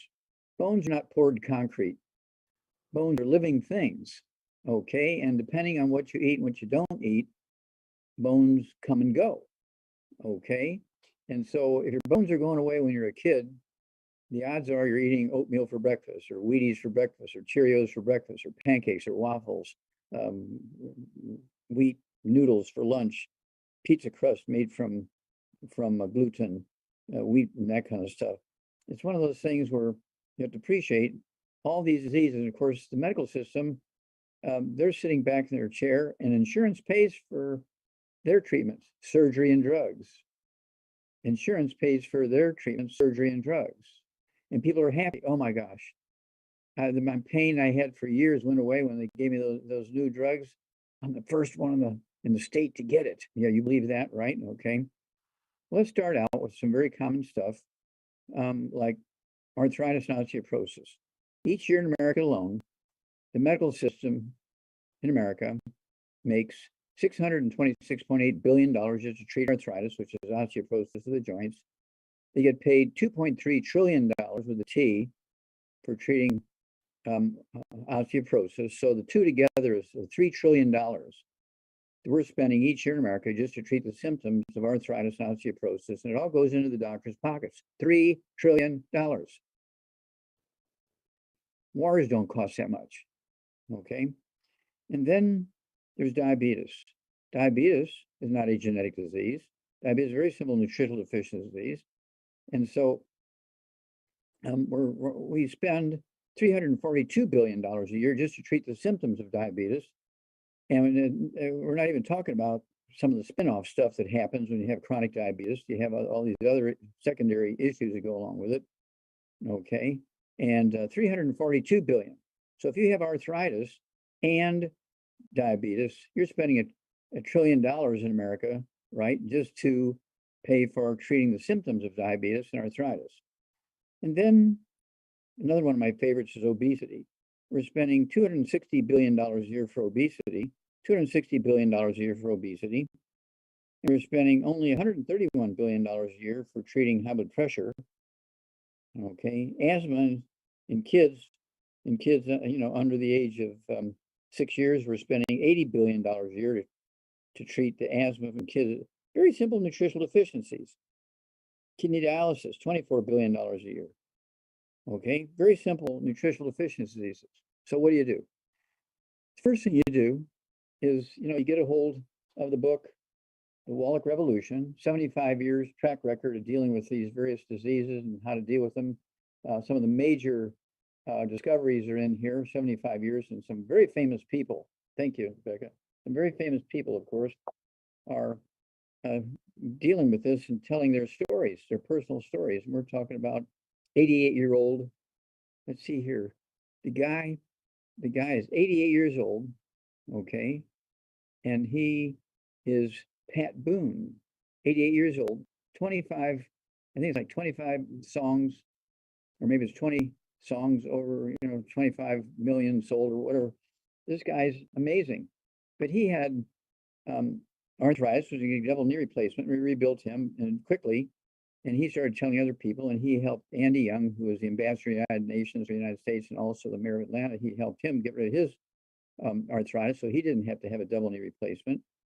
And then Danny Glover, famous actor and comedian, okay, he had all kinds of severe things going on with his knees and his hips, but he also had seizures. And so he got on our program. We got rid of his seizures and we rebuilt all his bones and everything. Remember, bones are not poured concrete, they're living things. And so, if you get 10 of those books, or 10 of any of my title books, so you get a nice discount. So that's The Wallach Revolution, 75-year track record. And all these people, famous people, are jumping in because we helped them and didn't charge them anything. Now that freaks them out. We didn't charge them anything. They could pay for it. Okay, now they paid for the products, but they didn't pay for my services. We did it all for free. So I do the same thing for you. I don't charge you for my services. I don't send you a bill like a doctor would do. Okay. And then we have epigenetics, which is the summary of my thesis, which is in the Smithsonian Institute of National Treasure. Thank you. And that's a picture of me in 1976 when I discovered the first non-human cases of cystic fibrosis in space monkeys at Yerkes Primate Center in Emory University in Atlanta, Georgia. And I got fired because they said it wasn't a genetic thing. It was easily reproduced. We could have a colony of monkeys with this. We could create research animals with it, and they fired me. So that's when I went back to school and became a physician. So let's look at some of this stuff. The first thing you need to do when you have a diagnosis of these diseases, okay, we're talking about arthritis, diabetes, heart disease, osteoporosis, high blood pressure, diabetes. The first thing you have to do is get rid of all the bad stuff. Now, if you're taking all these nutrients, you're not going to get those diseases. I've never had any of these diseases. In 2 months, I'll be 84 years old. I have never had any of these diseases. Okay, I can take on anybody my size and weight, okay, no matter how old they are, because, you know, I feel like I did when I was in my 30s. Okay, so let's start out with arthritis and osteoporosis, very common. We spend more money on treating arthritis and osteoporosis symptoms than any other disease, you know, several of them combined. And so you need to get rid of all the bad stuff. No fried foods, no processed meats, no oils, no glutens, no wheat, no butter, oats, no sugar, no carbonated drinks. Even the diet one's got to go.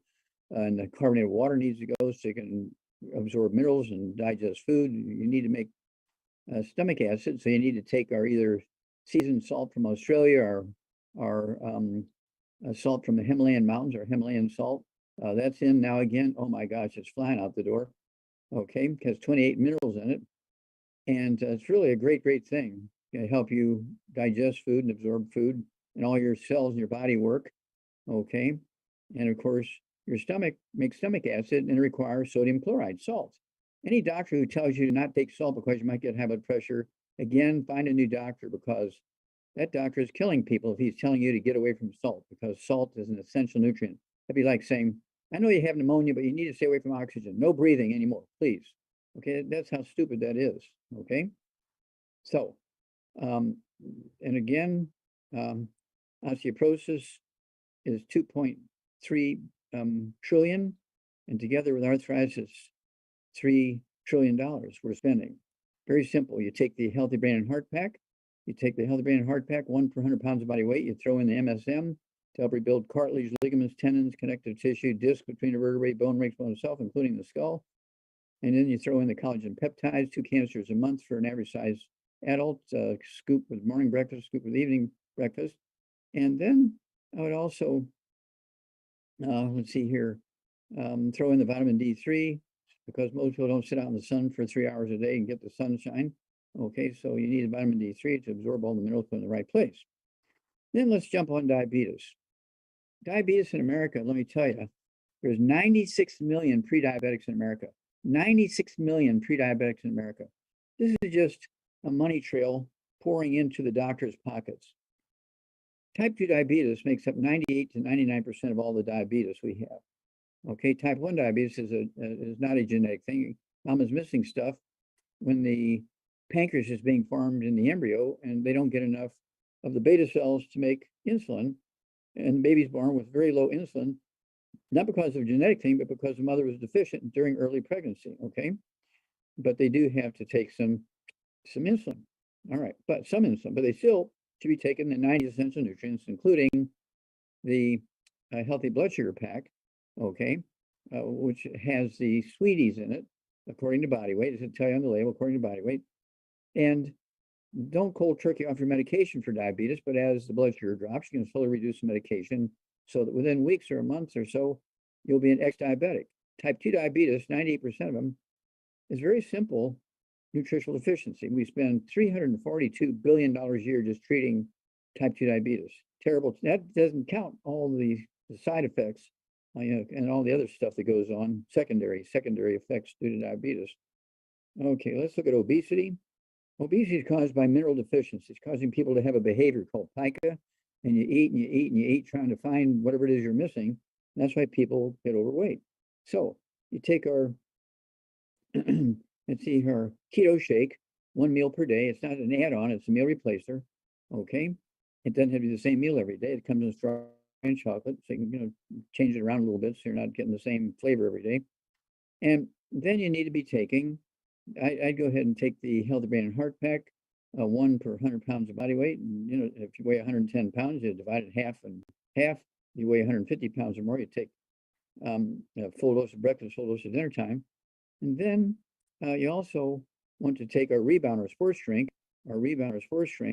okay, which has 75 minerals and 25 vitamins, amino acids in it.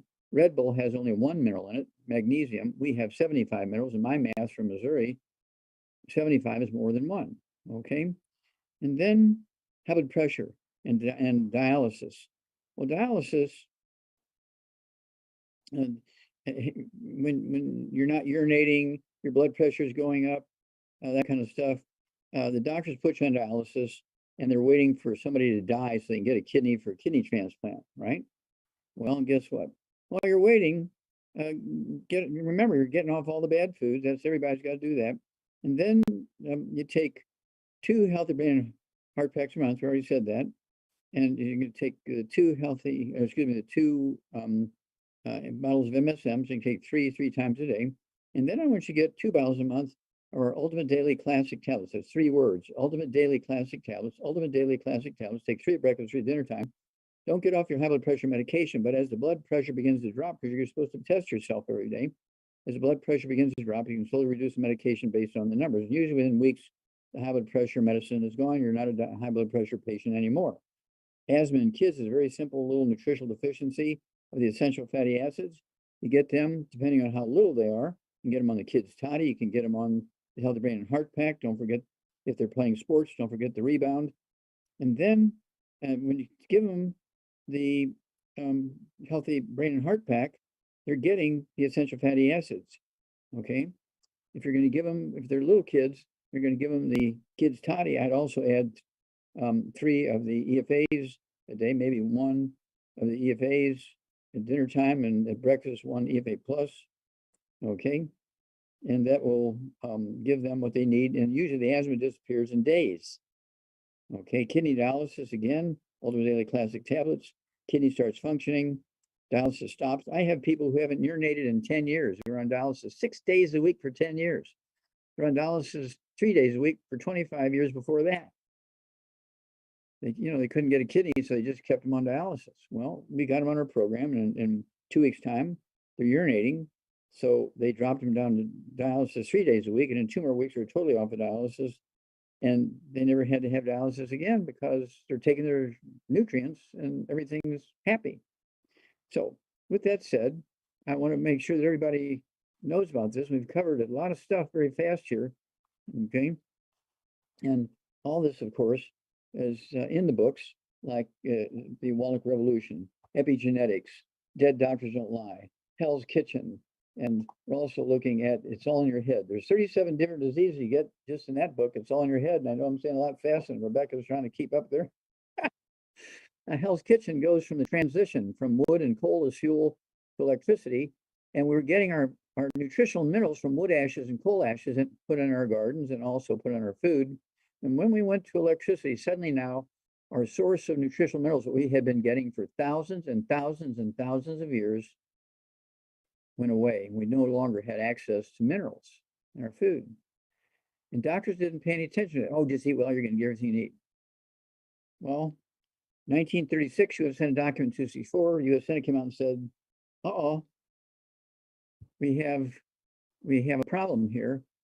U.S. Senate document 264, 1936, we no longer have sufficient amounts of nutritional minerals in our farm soils to support healthy human longevity.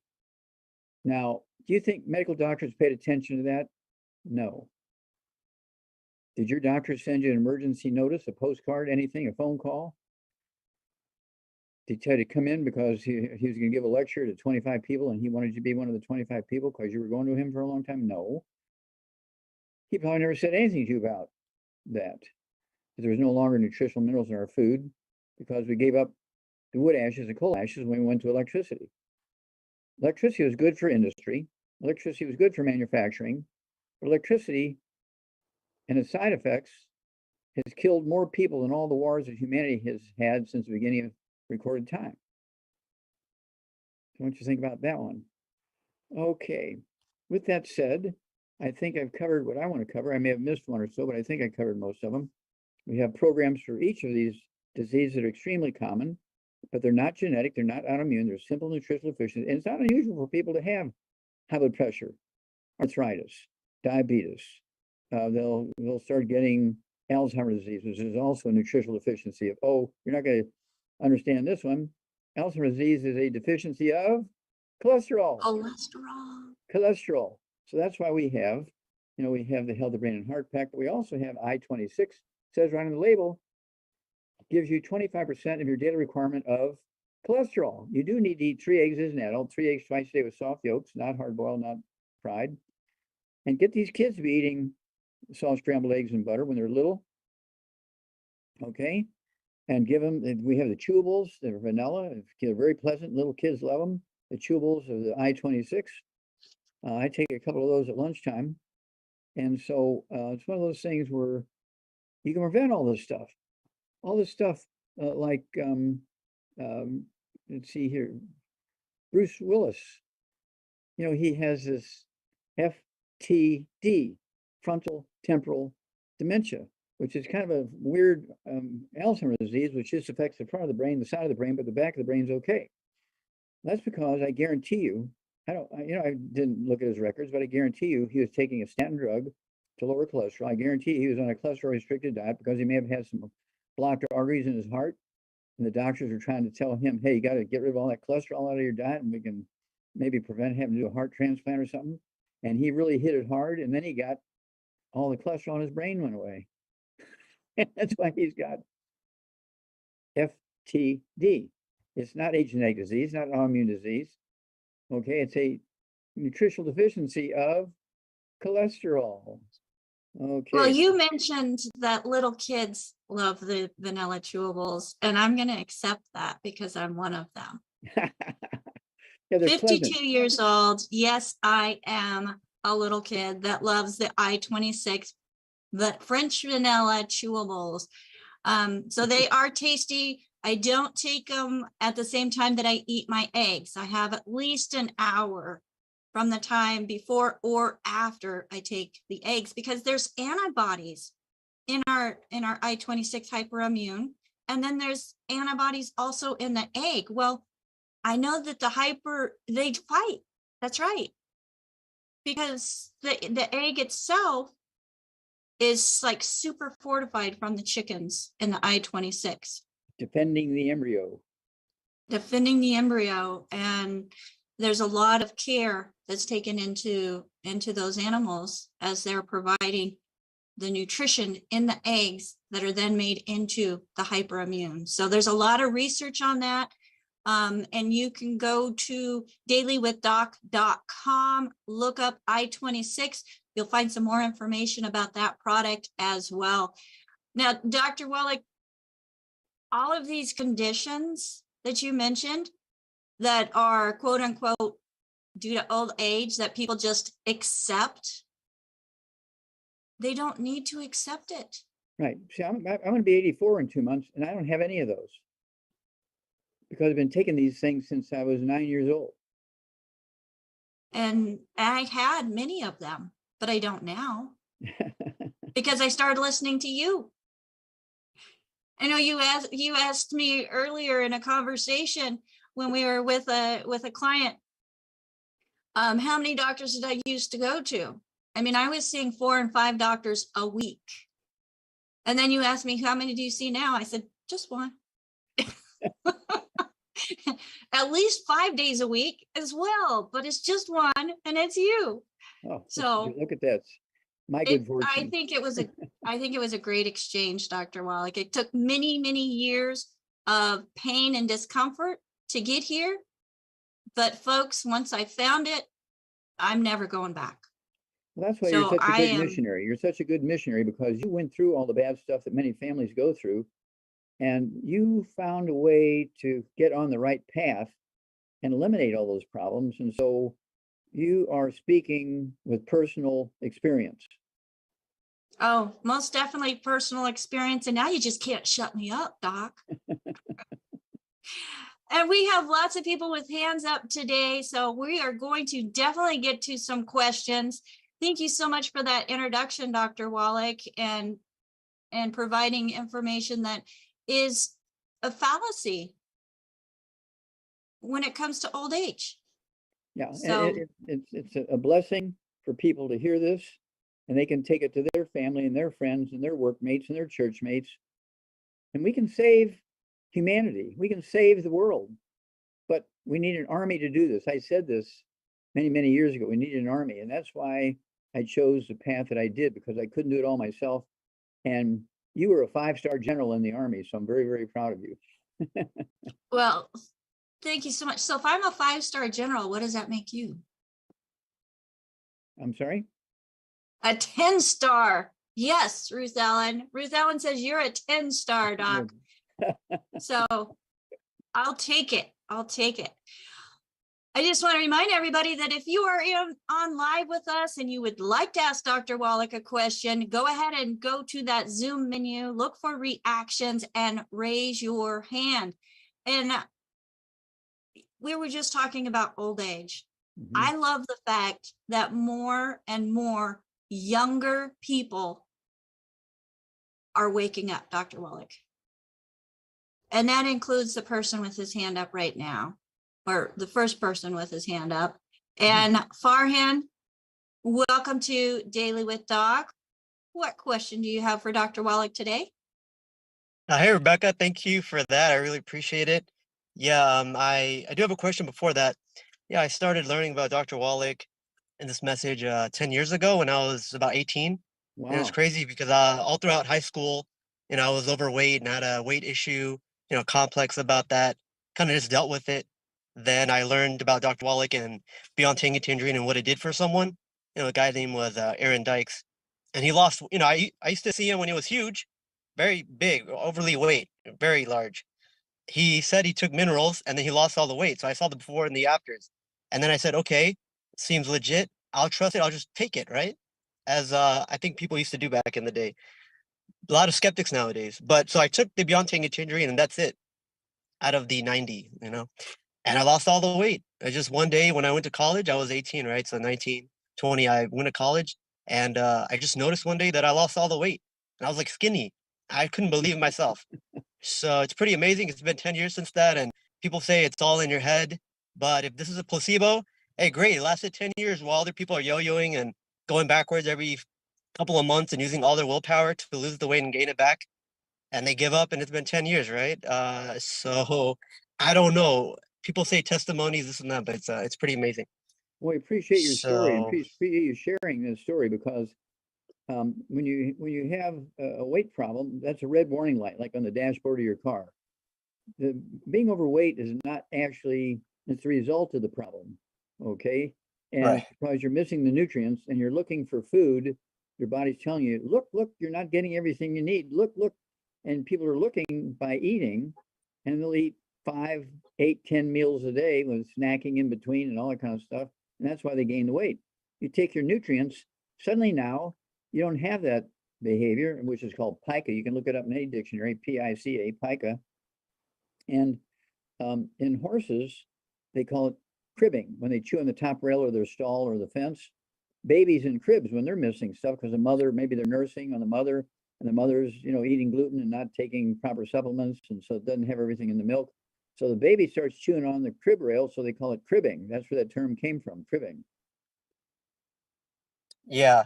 No, it's amazing because I had the same thing. I would eat dinner and then I would just crave eating chips afterwards. And there was no one to stop me. And if there was, well, I just go myself. I didn't need someone to take me. I'd always buy a bag of chips every day. Once I started taking just the Beyond Tangy Tangerine.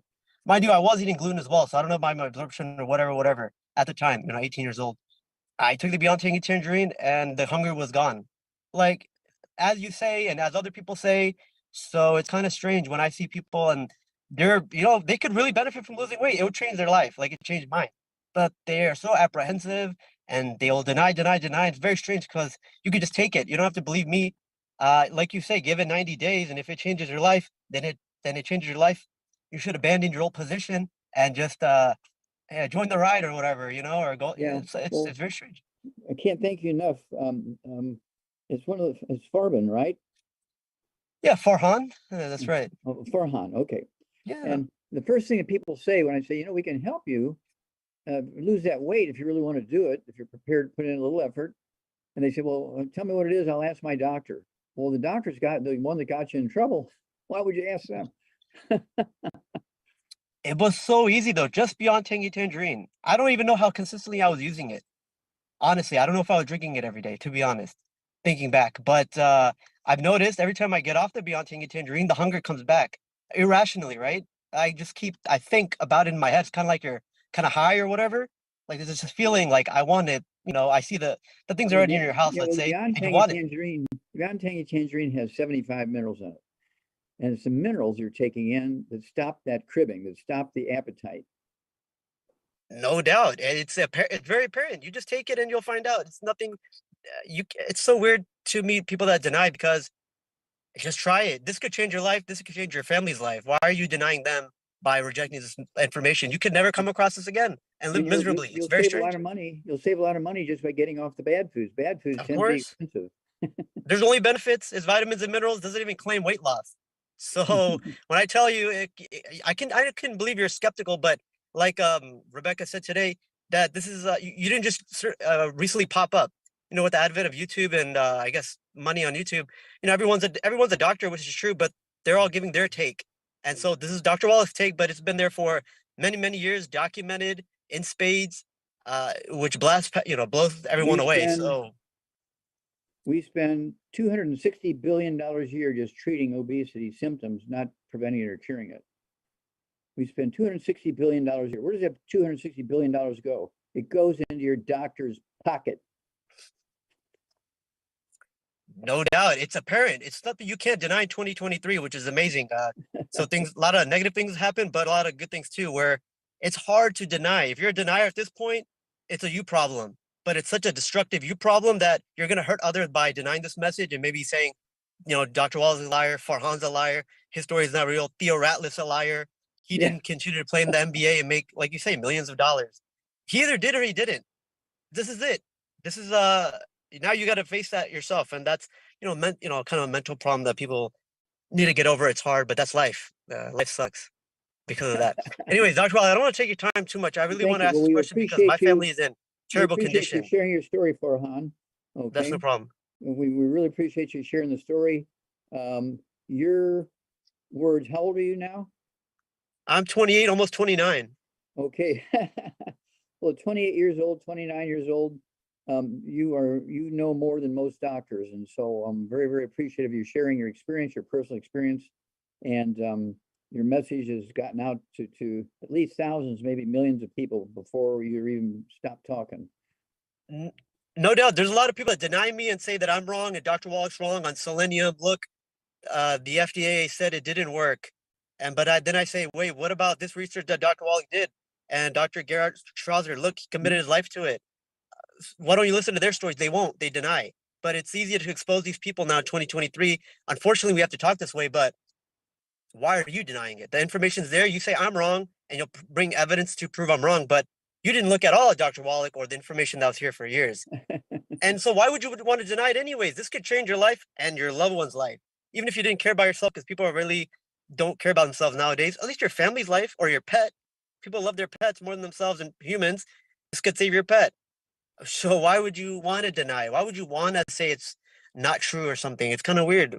But people maybe need that perspective now. But yeah. Okay, well, thank you, sir. We appreciate this, and keep up the good work. And let's do some conference calls with you and some of your friends and associates and things. Let's get that message out there. Yeah, that'd be awesome, because I'm going to graduate as a health coach soon, hopefully. That'd be nice. Yes, you are, Farhan. And so did you have a question as well? Yeah, really quick. So I have a relative who is about 60 years old. They weigh 170 pounds. They're about 5'5" tall. They have hyperthyroid. Their doctor says they have high cholesterol. They have some emotional problems, let's say. She does, it's a female. She wakes up to go to the bathroom uncontrollably sometimes, so she just goes. She has to wear a diaper. She also had a stroke in the past, so she's paralyzed from the right side. So I'm wondering, she really wants to hopefully get better from at least the paralysis, of course, right? Is there anything you could do for her, Dr. Wallach? Okay, yes. The first thing is she has osteoporosis of the skull. That's why she's getting up 3, 4, 5, 10 times a night to urinate. Okay, the skull is squeezing the spinal cord. The spinal cord is telling the urinary bladder to urinate. She doesn't have a prostate gland, so we don't need to do a prostate biopsy because girls don't have prostate glands, okay? And women have more of this issue than men do, and so doctors freak out because they don't get to make any money on a woman who gets up 8 times a night to take a pee, right? Now, if it was a man, Yeah. right away they'd schedule him for a prostate biopsy, okay? But Yeah. it's one of those things where it's osteoporosis of the skull, and so also let's see here, she's 5'4". You know, she claims to be 5'5", but yeah, I would say Okay. 5'4". I don't know. Okay, 5'5", 170 pounds. All Yeah. right. Yeah. So I'd have her take 2 healthy brain and heart packs a month, 2 healthy brain and heart packs a month, a full dose of everything twice a day. We also want her to have the MSM 2 bottles a month. So you can take 3 at breakfast, 3 at lunch, 3 at dinner. That's going to help her rebuild the skull. I want her to have the Connective 2 bottles a month. So you can take 3 of those twice a day. So the brain cells will talk to each other. I want her to have our Ocean's Gold, 3 of those twice a day. Our Fucoid Z, 3 of those twice a day. And they're from 2 different oceans, but they both have 8 or 9 different seaweeds in them. Okay, getting all those minerals that make the thyroid happy. And then we have the seasoned salt from Australia, and we have the Himalayan salt, which is back in now. I want her to heavily salt her food. Now, my first scientific paper I wrote was a mass die-off of 500 because of a thyroid issue. Okay, they died in one night, 500. Yeah, I heard it. Yeah, okay, and it was sheep, but they've been getting nitrates, which you can get in bacon and ham and bologna and salami and hot dogs and stuff like that. They're getting nitrates from a fertilizer in the neighboring farms, and the temperature dropped to 16, and they all died of hypothermia. They were perfectly normal the day before. They were 6 months old. They were ready to be sheared after Christmas, and after the New Year's, they were going to go to slaughter. And that night, the temperature dropped from 45 down to 16. They all died of hypothermia. I wrote that up, got it published in a veterinary journal. And when I was in Africa working on the White Rhino Conservation Project, Marlon Perkins, the old Mutual Omaha Kingdom show, and Barry Commoner, the head of the Department of Biology at Washington University in St. Louis, got a $25 million grant from NIH with that paper. I came back, they made me the pathologist on the project, and that's how it all started. Okay, so we're very, very familiar with this. And please share as much of this information as you can with your friends. Some will buy into it and take action and get the benefit, and some will just laugh and say, I got to ask my doctors first. And everybody makes their choices. You know, everybody doesn't believe in God. Everybody doesn't believe in nutrition. Everybody doesn't believe in everything. And so it's one of those things where people make their choices and they pay the price. So thank you. And I think I answered your question. Okay. With the Ocean's Gold. Let's see here. Fucoid Z, Z Radical, the 90 essential nutrients, MSM, and get rid of all the bad foods so they can absorb all that stuff. Okay. Mashallah. Yeah. Thank you so much, Dr. Wallach. I'm sorry to take everyone's time. I just have so many questions. Everyone's sick in my family, and it's at that place where they might go. So it's either you take the supplements now or you're going to go, just like those people just recently went. So okay, well, God who do you want? Thank you. Thank you. Thank you. Thank you. We appreciate you, and we look forward to you continuing to help other people because, you know, you earn an income from us as you help other people. We send you a check every month. It's one of those things. So you're going to be rewarded for what you do. Thank you. It's a no-brainer. This is amazing. Thank you, Dr. Wallach. God bless everyone. You. All right. Thank you so much for coming on. I look forward to hearing some great testimonies from you as well, from your family. Let's next go to Paul. Paul, go ahead and unmute yourself. You are on live with Dr. Wallach. Hi there, Doc Wallach. How are you doing today? Okay, Paul. How can we help you, sir?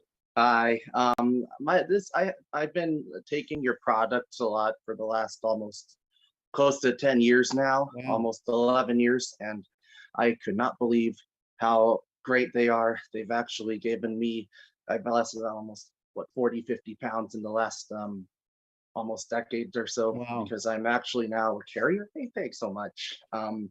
But my questions, it's a two-parter. The first part is going to be I guess I'm a postal carrier working with the U.S. Postal Service. This is for two of my coworkers.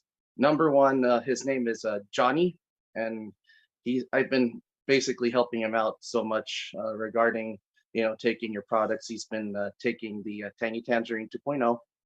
He's been also taking the selenium, and he's also been taking the the Flora FX and the Ultimate Daily enzymes, or Ultimate Enzymes.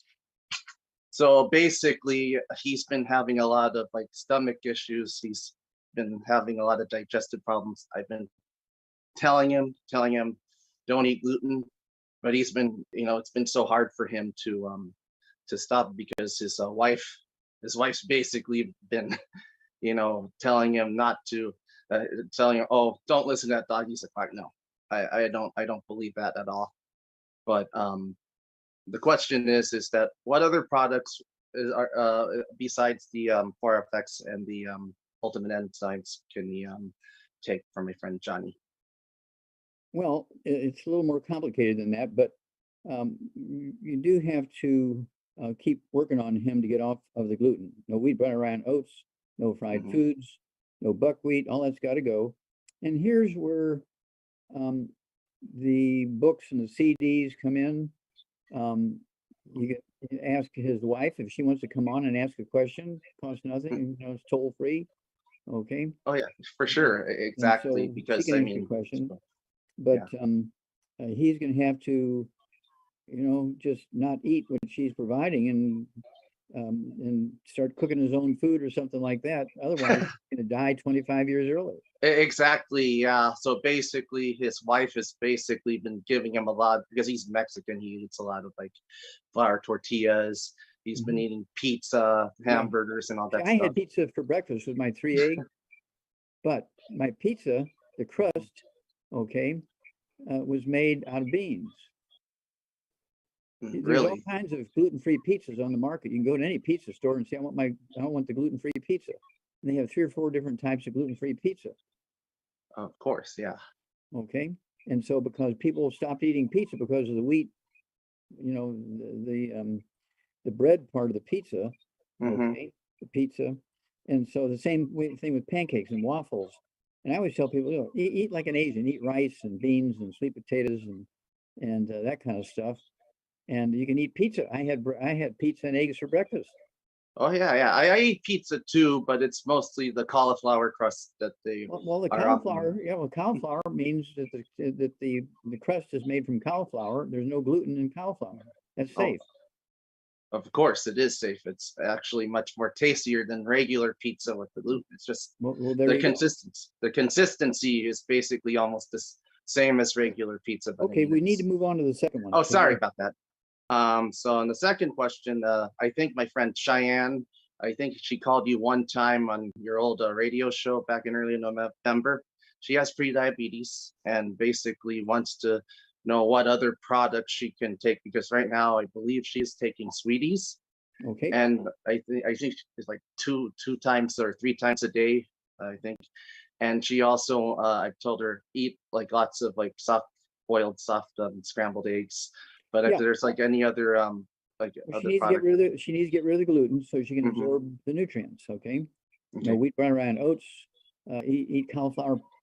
Eat cauliflower pizza. I know. It's really delicious. Yep, very delicious. And then she needs to have rice, sweet potatoes, that kind of stuff, and the Sweeties is perfect. It has the nutrients that are necessary to prevent and reverse type 2 diabetes. Type 2 diabetes, which makes up 98 to 99, depending on the community, 98 to 99% of the diabetic population, is totally 100% a nutritional deficiency disease. There are no genetics involved. There's no autoimmunity involved. Your body's not going to attack it itself. And there's no, even if everybody in your family's got diabetes, because they're all eating the same way. Okay. Of course. Yeah. And so if they're all eating the same way and they live in the same place, and nutritional minerals do not occur in a uniform blanket around the crust of the earth, they occur in veins like gold and silver. And so what if you live in a place where there's none of those nutrients? Plants do not make minerals. Plants make vitamins, amino acids, and fatty acids, but plants do not make minerals. You're dependent on what may be or may not be in the soil. And so the only way you can cover the blank spots is to supplement and take all 90 essential nutrients. Then you're getting it all, no matter where you live. Of course, I mean that's what I've been already like emphasizing that almost every day. But I'm just making sure that they get that in their head, and I wanted them to. I'm dead serious because I mean sometimes I get the feeling that they're not taking me very seriously, but I wanted to be sure that I Yeah, well, see, sort you of can be an angel. I mean, there's a lot of people that don't take God's advice, and so you shouldn't feel too shouldn't feel too bad if they all don't take your advice. I mean, they do the same thing to me. They say, "Well, I got to ask your doctor." I said, "Well, you're not going to get the right information by doing that, but it's a free country, do what you want." But I've done my job. I've given you the information, and I didn't charge you anything for it. Let's see how much your doctor charges you for the misinformation. Yeah, it's gonna be like a big difference. This makes a big difference for sure.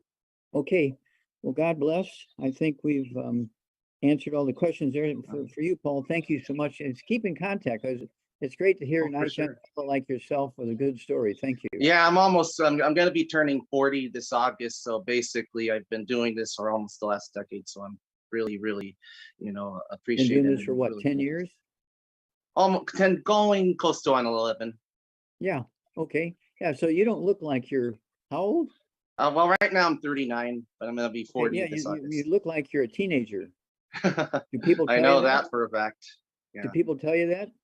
Well, they think that I'm like a young 20-year-old. Yeah. Yeah, you do. You look like you're 18 to 20 years old. So that's great. That's a good say, look, Marjorie, I'm 40 years old, but I look like I'm 20. Wow. You're growing older every day. You want to look younger and younger every day as opposed to older and older every day. Do what I'm doing. And she'll listen then. Of course, definitely. And Becca, you do a great job with this Zoom call. I mean, this has filled a lot of the void that has been left by the radio show. And I hope you continue on the great work and keep up at it with Doc, because he's number one and he's my favorite. And I really appreciate you, Doc. Thank you, sir. We appreciate you and all the work you're doing, because it's a beautiful story. And of course, Rebecca's a 5-star general in the Army. And if you kind of, grow your own business with longevity, won't take long.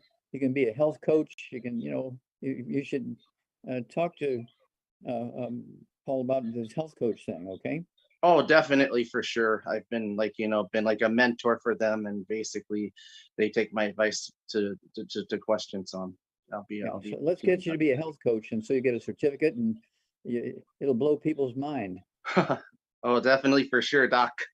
Okay, God bless you, sir, and thank you. Thank you so much. I'll see you soon. Bye. Thank you so much, Paul.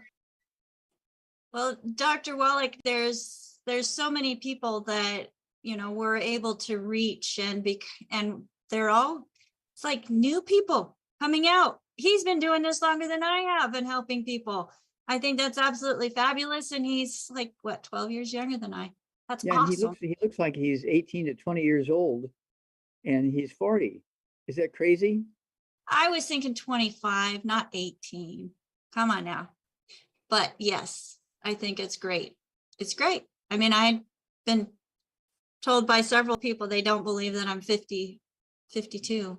No, you look like you're 30. I don't feel it. You look like you're 30. So, well, thank you, Dr. Wallach. So I've got a hand or a question here in the comments. Let's see if we can get to it really quick. Okay. So Just a Mom says, my son, 14 years old, has an anaphylactic allergy to tree nuts, diagnosed by an MD at the age of 22. What is trema? Tree nuts. Oh, tree nuts. Okay, I didn't. Tree nuts, pecans, walnuts, cashews, hazelnuts, those things. Okay, what happened? Does he get, she doesn't say what happened. But at 14, he may just get diarrhea. Does he get asthma? Does he get diarrhea? Does he get pain? I mean, okay, so anaphylactic, Dr. Wallach, he stops breathing. Oh, that's a symptom. Yeah, that might be something kind of serious to, take note of. The first thing he should do is avoid eating nuts. Duh. Come on now. Let me finish. You're interrupting. So he's currently at 14, 175 pounds at 5'4". Can he ever become not allergic to tree nuts? And how do we go about this? So they are on some of the longevity products. But Dr. Wallach, so we're looking at a young man. He has allergies to tree nuts, 175 pounds, 5'4". What are your recommendations? So allergies are found in the gut or caused by a compromised digestive system. Where would you go? Where would you start? Well, the first thing he's got to do, and the family's got to do, the whole family, okay, including himself, they've got to get rid of all the bad foods. No fried foods, no processed meats, no oils, no gluten, no wheat, butter, iron, no sugar, no carbonated drinks. Even the diet one's got to go, or carbonated water's got to go. And let's see, I want him to start out with something simple. I don't believe there's tree nuts in the Healthy Brain and Heart Pack. I don't think there's. No, I don't believe so. You know, there's 215 nutrients in there, but I don't believe there's any nuts in there. And then, so we'd have to double check that, but I don't believe there is. And then, if he weighs 175 pounds, you say I want him to have 2 of the Healthy Brain and Heart Packs per month, take a full dose twice a day. And then I also want him to have the, let's see here, Connective. Okay, 2 bottles of that a month, so he can take 3 twice a day so the brain cells can talk to each other. I also want him to take our kind of anti-inflammatory stuff. Okay, what do you like for anti-inflammatory stuff? Well, the MSM is very anti-inflammatory. So is the glucogel. She did add in here that he is also asthmatic and has eczema. So we're talking about EFAs. We're talking EFAs for sure. Mm-hmm. So he could have 3 times a day. I'd take 3 twice a day of the EFAs and 3 twice a day of the EFA pluses. I only weigh 142, so he could do that. Okay, and let's start there. All right. Well, thank you, Dr. Wallach. That'll help just the mom get some more nutrition into her little guy so that he can start creating a different health journey. And I know, Dr. Wallach, that it's time for you to go to your next program. So thank you again so much for squeezing us in here. We love you. We appreciate you. And we'll see you tomorrow. Yes. Well, thank you so much for all you do. And thank you for the team. And thank you for all of our followers. They're really asking great questions. I'm very proud of everybody. And thank you very much. God bless. Yes, God bless you too, Dr. Wallach.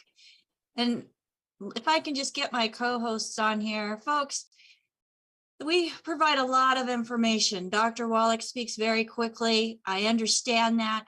You can go and find the replays for our programs on dailywithdoc.com. There, click up there where it says health articles, and then you can select Daily with Doc.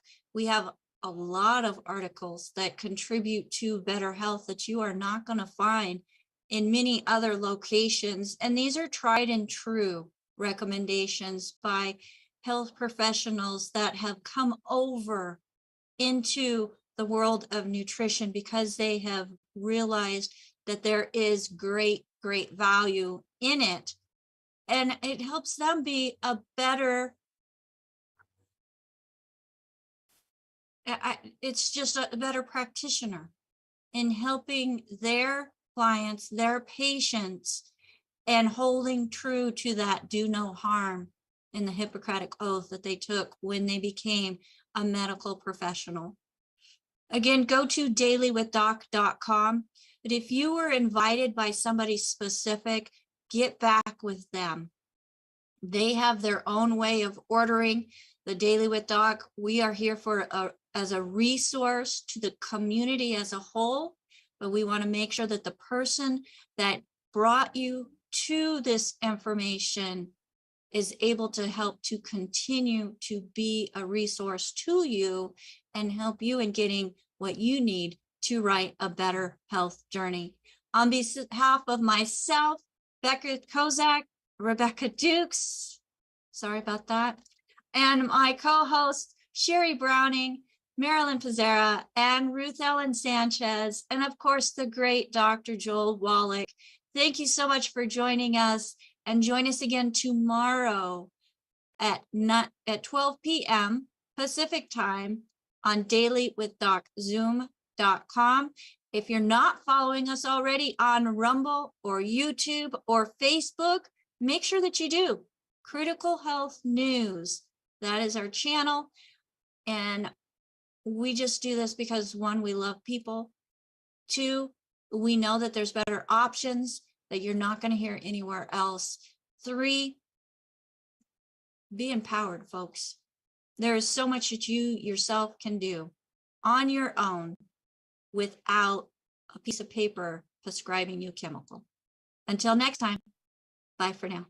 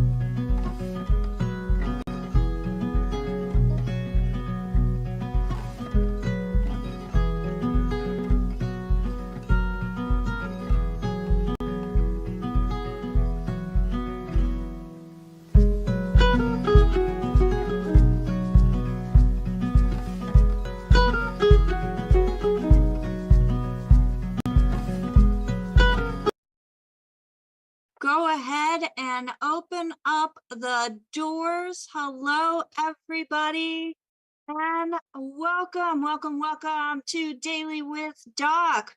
My name is Becca Dukes, and I am humbly honored, to be able to bring empowering information to you Monday through Friday from 12 to 12:50 p.m. Pacific time. Oh, there's just so much in this world, folks, that can be overwhelming. Well, when it comes to health and wellness, it doesn't have to be. And that's the nice thing about the program that we bring to you with Daily with Doc. So this program is being sponsored by dailywithdoc.com.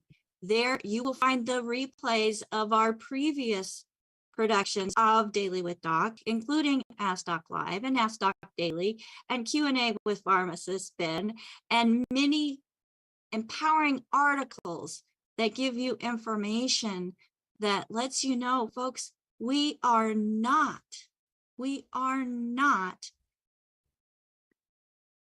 chemical deficient. We're nutrient deficient.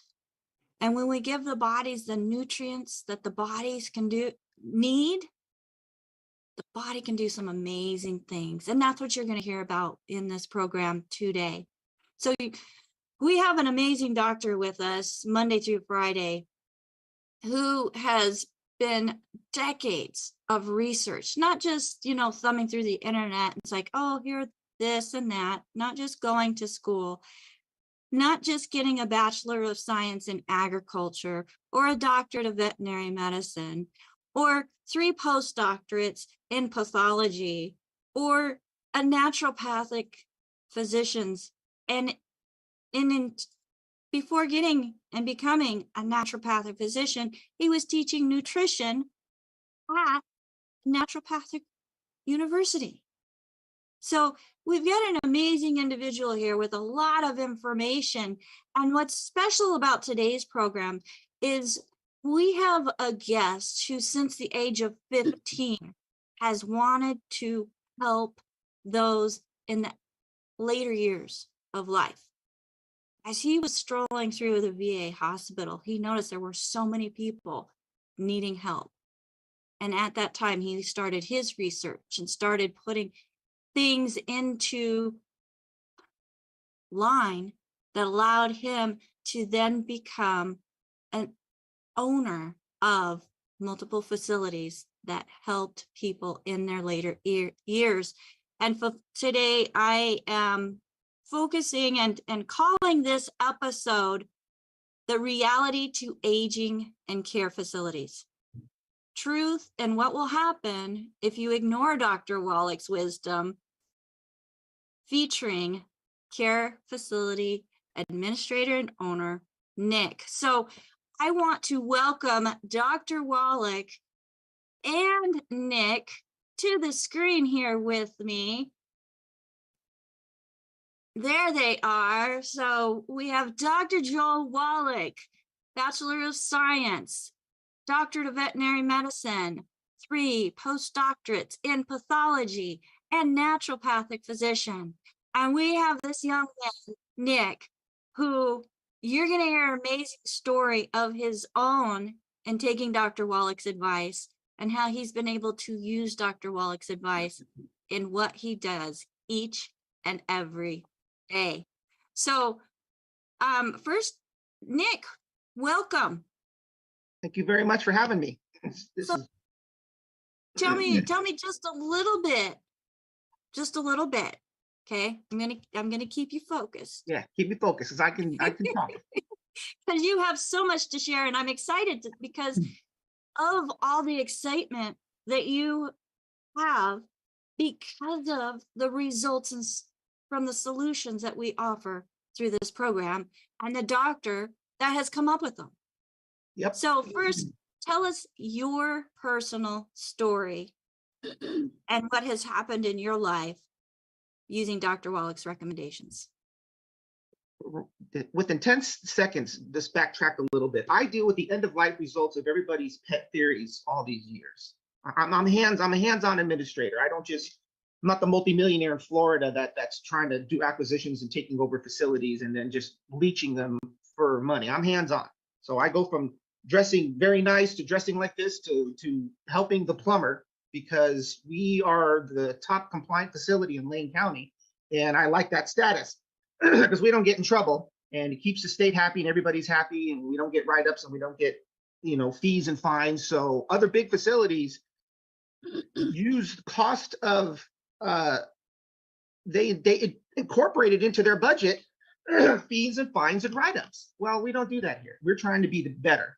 So when I was young, I had asthma and dermatitis and dark depression and leg cramps.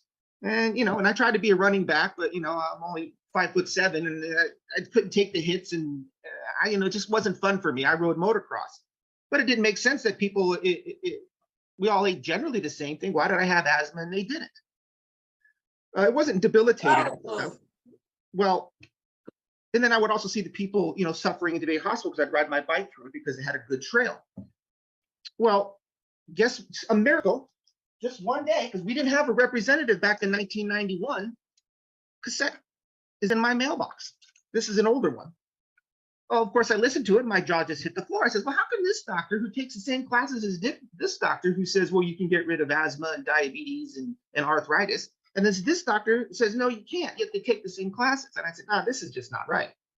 So I didn't know what to do back then, and still suffering with the asthma. I still have my original Primatene Mist up in a locked cabinet at our facility from 1992, because now you have to get a prescription for it.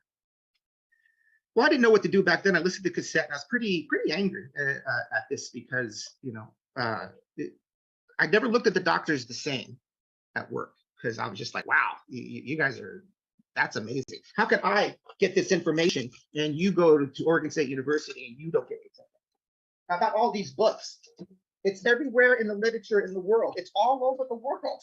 Everywhere you go, there is this kind of information.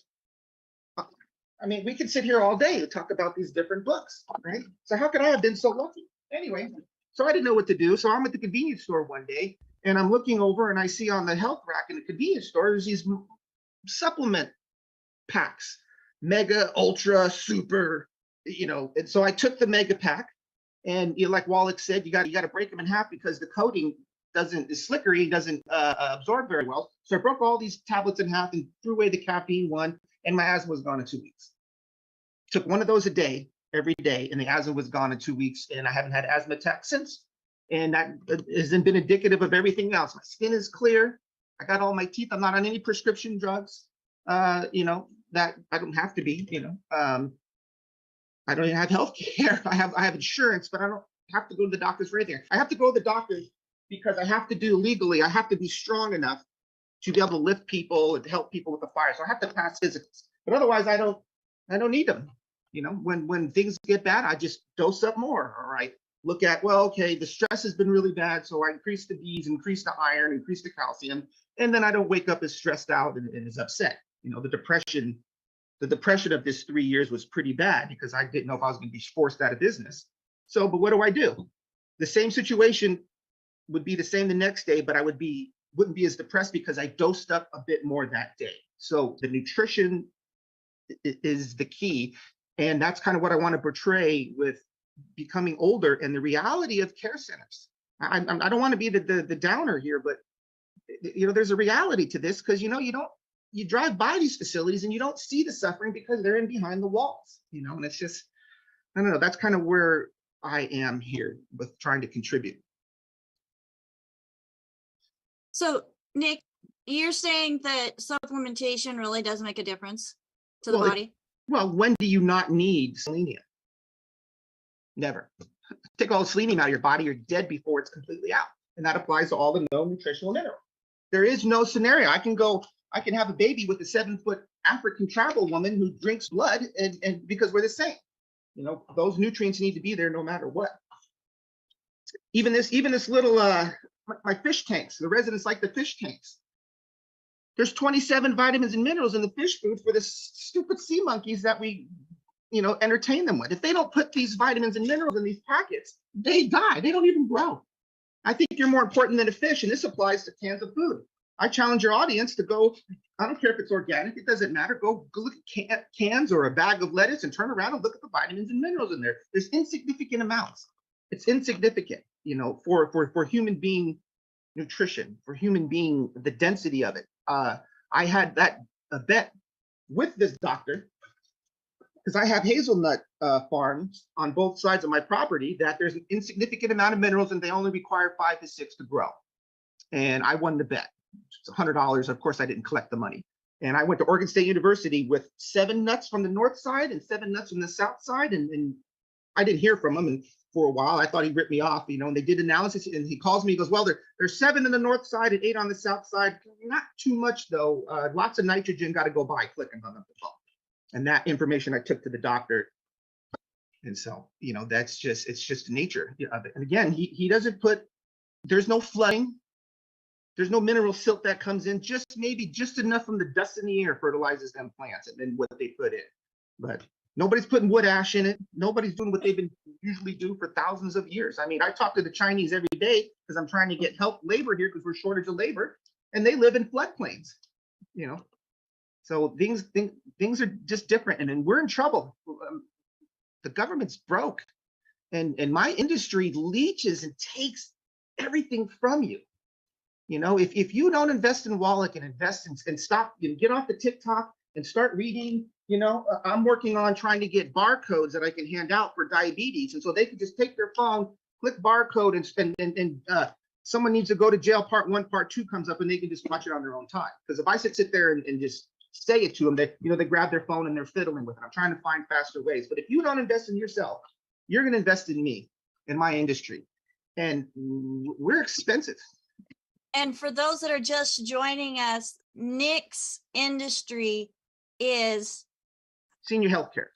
Senior healthcare. And Nick, you don't have to be a senior to walk through the doors of your healthcare facility, because I know you've had some fairly younger than me, people in your care. Yep. I can show you the example when you're ready too of an extreme. My most, what I would say, popular case with this particular resident, I was able to legally focus much more of Wallach's protocols, because I can't legally give them vitamins, minerals, amino acids, fatty acids. But hey, guess what? I can make shakes. And it just so happens Dr. Wallach has a few shakes. Yeah, there you go. So I don't have to give them an insure. I can out of there. They can't legally tell me what to feed. We eat normal food here. We got pizza and lasagna and we got treats. But by law, they have to eat 3 meals a day plus a snack have to be offered. And the kitchen's open 24 hours a day. So everybody gets whatever they want. Starved. And so here's another question for you, Nick. How important has it been for you and your residents in adding or not adding gluten within the diets? I'm in competition with 200 other facilities. If I didn't do this, I don't have a strategic advantage. I can show legally hundreds of medication reductions. I can show before and after pictures of people that have skull cap and they pull their socks off, because these other bigger facilities, they have tons and tons of attorneys. I have my 4 litigation attorneys, but their attorneys are way more powerful than mine, and they get away with literally murder. You know, they kill one of my residents every year. I lose a resident through a medical procedure. And so, and it's a win-win in the sense that I usually don't get a medication, a payment reduction. Their eyes are sharper, they're clear, their skin is healthier. They start getting my record. I got rid of type 2 diabetes on a Parkinson's person. I did it in less than 31 days. That's my record. And so there's no comparison to when I go and look at other facilities compared to what we do and how quickly they turn around. And my letters of recommendations and you know, the families come in and they haven't seen their parents in a couple of months and they're like, Mom, wow, you look great. And then the tears start coming in their eyes, and then they're starting to remember things that they didn't remember before, and then they can stand up, and then they can go out with the family. Sometimes families will come with 5 or 6 people because they anticipate how hard the workload is going to be that they took care of them. Well, they come and pick up and take their families, and they can walk. And so, you know, again, it's win-win. There's no negative scenario to it, except for the fact that you know, the state will sit there and say, well, you know, they can eat gluten if they want to. They have patient rights, but you know, we sign a contract and they have to eat it in the room. and you know, and that's legal. We're staying within the law, but we're getting fantastic results. That's fabulous. So, Dr. Wallach, do you have any questions for Nick? I'm just amazed at all the great things he's doing, and I can't thank him enough for being a warrior on the front lines here, making things happen. And of course, this is what I used to see in the autopsy room. When you do 32,000 autopsies, you see a lot of stuff. And it was just make you cry when you'd see all these young kids, you know, who are just 3, 4, 5 years old dying. You'd see kids who are in their teens dying. You'd see young people in their 20s and 30s dying. You'd see people in their 40s dying. And these are the athletes. You see the life expectancy of a professional athlete in America who makes millions of dollars a year, their life expectancy is 56.3. 56.3. The life expectancy of billionaires in America is 66.7. This is crazy. Okay. Now in Japan, their life expectancy is 84.7. The life expectancy of the general population in America, depending on whose data you're looking at, is 73 to 75. Okay. And it's one of those things. Oh, if I didn't say it, emergency room doctors, their life expectancy is 58.7. Okay. This is terrible. Okay. And so I can't thank Nick enough for doing what he's doing. And of course, we deal with athletes all the time, and athletes die early because they sweat and they just drink water. That's what the doctors teach them and their coaches teach them. Just drink water to rehydrate after you exercise. But when you're sweating out all these nutrients. And so we came up with Rebounder sports drink with 100 nutrients in it. Red Bull, the biggest seller on the market for energy drinks and sports drinks, only has one mineral, magnesium. Okay. And we have 75 minerals in ours. Which one has more? 70 in my math, 75 is more than one. Okay. They run energy from sugar and caffeine, and we run energy by healthy metabolism. There's a huge difference there. And so this is what we do with all of our projects. We deal with over 600 different diseases. We have 5,000 products. And I'm going to have to go and do a study here quickly. And maybe by next month, I'll find out how many people we have who are active associates and distributors, what their average age is. Okay. Okay. That'll be very interesting. Because I get so much feedback from people, you know, telling me what's going on. When you look at the people who have the longest life expectancy, it's the Hunzas in the Himalayan mountains. The Hunzas' life expectancy, remember, we're 73 to 75. The Hunzas are 120. Many of them live to be 30, 40, 50 years of age. And that's because their valleys are surrounded by active volcanoes, and this ash is falling under their fields and their lakes and everything. They're drinking water that is heavily mineralized by this volcanic ash. They're growing their crops in fields that are heavily mineralized by the volcanic ash. Okay. And it's the fact that they have all these minerals. And the only thing that I have not quite gotten done yet is to do a hair analysis on about 100 of these tons of people. So I think that's my next step, is to get a hair analysis and find out what minerals they're getting, where they're at compared to where we're at, because minerals support your immune system. Your immune system is your bone marrow. Most people never see their bone marrow. Okay, thank goodness.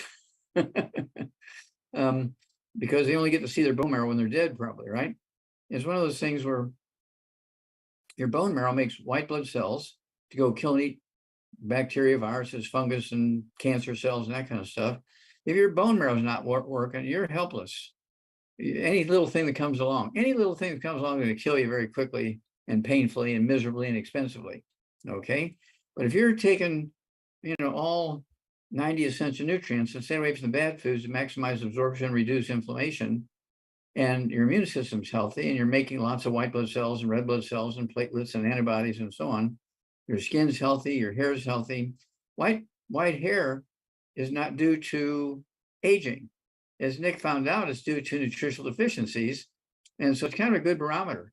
If you have to dye your hair 3 times a month because your hair, is white, you want to stay away from all the bad stuff. We have a good food, bad food list. We have a book. It's called Dr. Wallach's Cooking Without the Bad Foods. There's 300 pages of safe recipes and safe cooking methods.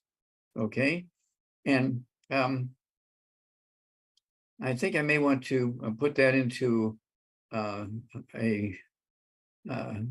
something, and in addition to being a book, I want to make a kind of a film out of it. There you go, make a film out of it also, so people can just stick it, on their computer and show it to a dozen people at the same time or so forth. That book saves thousands of lives a day, okay, because of the information. You have to be able to absorb the nutrients, you have to be able to utilize the nutrients, and you have to take the nutrients. You cannot get them from your food. Plants only need 3 minerals, we need 60. Plants do not make minerals. And when a doctor says, oh, just eat well, you get everything you need, don't waste your money on vitamins and minerals, you need to get a new doctor immediately. Fire them on the spot. I'm sorry, I'm terminating our relationship. I'm going to hire a doctor that recommends high quality vitamins and minerals and knows what they're doing when it comes to nutrition. And for my own safety, I'm terminating our relationship. Bye-bye. Okay, and people need to be educated enough so they feel comfortable in doing that. And once you fire enough doctors, they'll start learning about nutrition, because the word will get out. Boy, if you don't get these guys on nutrition, you're not going to have any patients. Okay? Well, they'll blacklist you. Yeah, There they'll you go. blacklist you, that's for sure. So, Dr. Wallach, one thing that I wanted to point out, which you have been saying for years, is to eat like an Asian. And one thing that Nick had said is that area there is covered in floodplains. So the things that are growing in the ground there in China, where he's having to go to find Bottomland, to work the bottomland, they have just more nutrition in their food. But folks, when we can't have more nutrition in the food itself, then we need to be intentional. Yeah, let me throw one piece in here, because bottomland existed from the beginning of time. Okay, floods every spring. When the floodwater receded, it leaves a silt behind. It got mixed in with the topsoil, and the plants there had more minerals in it. So bottomland always had more fertility. Well, when we came out with electricity at 3 o'clock in the afternoon, Monday, September 4th, 1882, on Pearl Street in New York City, on the bluff overlooking the construction of Brooklyn Bridge, Thomas Edison pulled a switch. Okay, and suddenly now we had hydroelectric, and within 20 years, all the bottomland in America went away, because we dammed up the river, so there was no more floods. And all that good, highly minerally nutrient food that people were getting from bottomland was gone. Okay, and so more and more people were dying at a younger age from simple nutritional deficiencies. And of course, the doctors love it. Oh, just go to this grocery store, okay, and you get everything you need. Well, if they're only supplementing with the standards fertilizer, which is NPK, nitrogen, phosphorus, potassium, the plant is happy, but you need 60 minerals, so you're 57 short. Okay, and there's again 600 different diseases you can get from nutritional deficiencies. And the reason we should be living the longest, and Japan should be the longest lived peoples, with the exception of the Hunzas. If the Hunzas can live to be 120, we should be able to live to be 150. Okay, we have the knowledge and capacity available to us, but we're following the wrong coaches. When it comes to nutrition, doctors know little or nothing. If your belly's full and you're not hungry, they're happy. Okay, that's all they care. Your belly can be, Dr. Wallach, your belly can be full and you're still hungry. That's true. Because the body doesn't have the nutrition that it needs, which is called what, Dr. Wallach? PICA. You develop PICA, P-I-C-A, and you start eating 10 meals a day instead of 3 or 2. I only eat 2 meals a day. I have a snack at lunch. I'll have 2 cheese sticks, and let's see here. I'll take a Rebound. I'll have a Rebound drink with 100 nutrients in it, and those 2 cheese sticks. And let's see, what else do I have with that? I think that's it. Yeah, not much. So It's just my lunch. We don't need empty calories, folks.